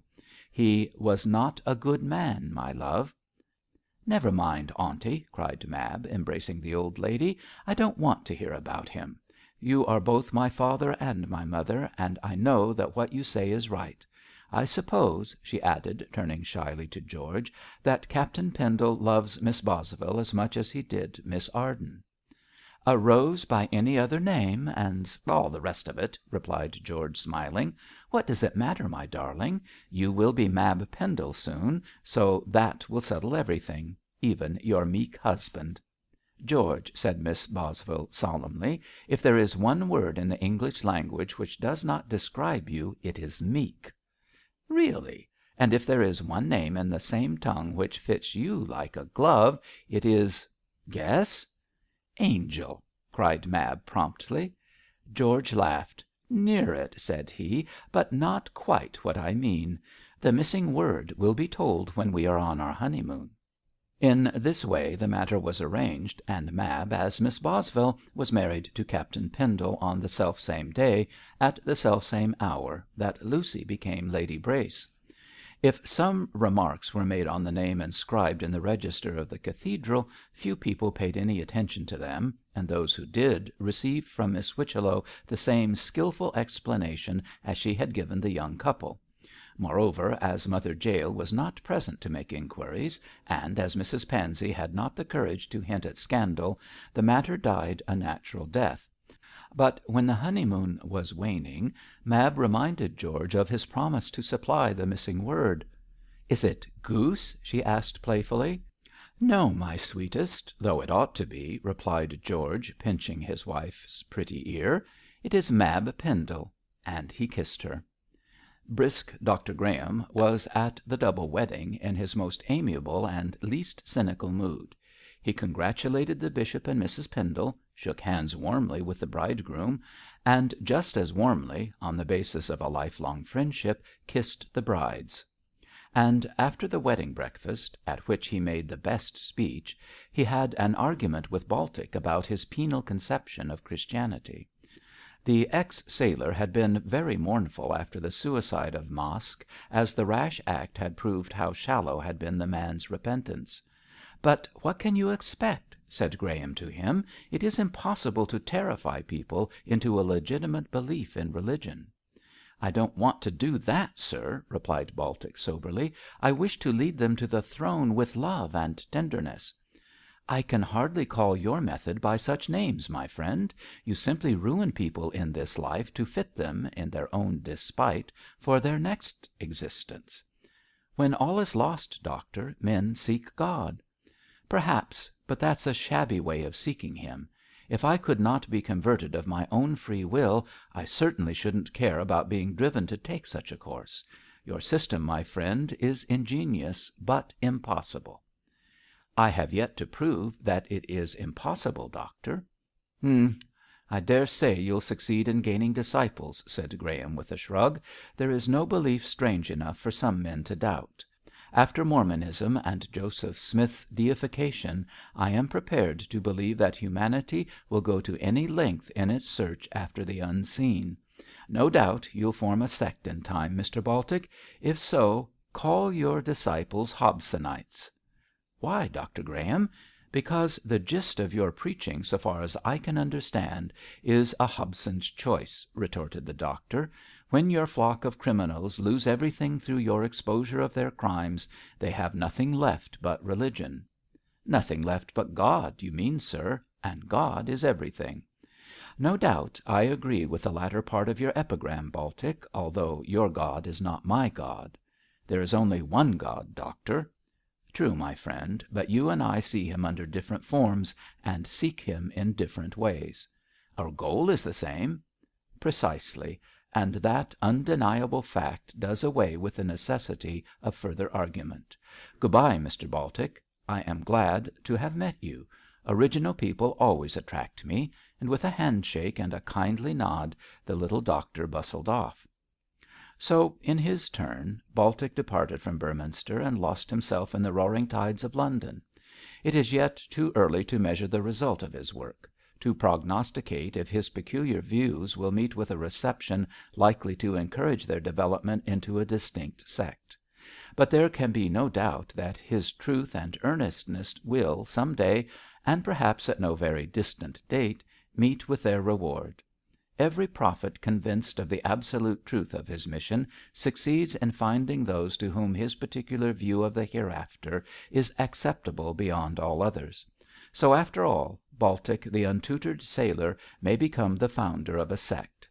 What his particular ism will be called it is impossible to say, but taking into consideration the man's extraordinary conception of Christianity as a punishing religion, the motto of his new faith should certainly be Cernit omnia Deus vindex, and Baltic can find the remark cut and dried for his quotation in the last pages of the English dictionary. So the story is told, the drama is played, and Bishop Pendle was well pleased that it should be so. He had no taste for excitement or for dramatic surprises, and was content that the moving incidents of the last few weeks should thus end. He had been tortured sufficiently in mind and body. He had, in Dr Graham's phrase, paid his forfeit to the gods in expiation of a too happy fortune, therefore he might now hope to pass his remaining days in peace and quiet. George and Lucy were happily married. Gabriel was close at hand to be a staff upon which he could lean in his old age, and his beloved wife, the companion of so many peaceful years, was still his wife, nearer and dearer than ever. When the brides had departed with their several grooms, when the wedding guests had scattered to the four winds of heaven, Bishop Pendle took his wife's hand within his own and led her into the library. Here he sat him down by her side and opened the book of all books with reverential thankfulness of soul. "I called upon Thy name, O Lord, out of the low dungeon. Thou drewest near in the day that I called upon Thee. Thou saidst, Fear not." And the words, to these so sorely tried of late, were as the dew to the thirsty herb. Chapter 39. End of The Bishop's Secret, by Fergus Hume.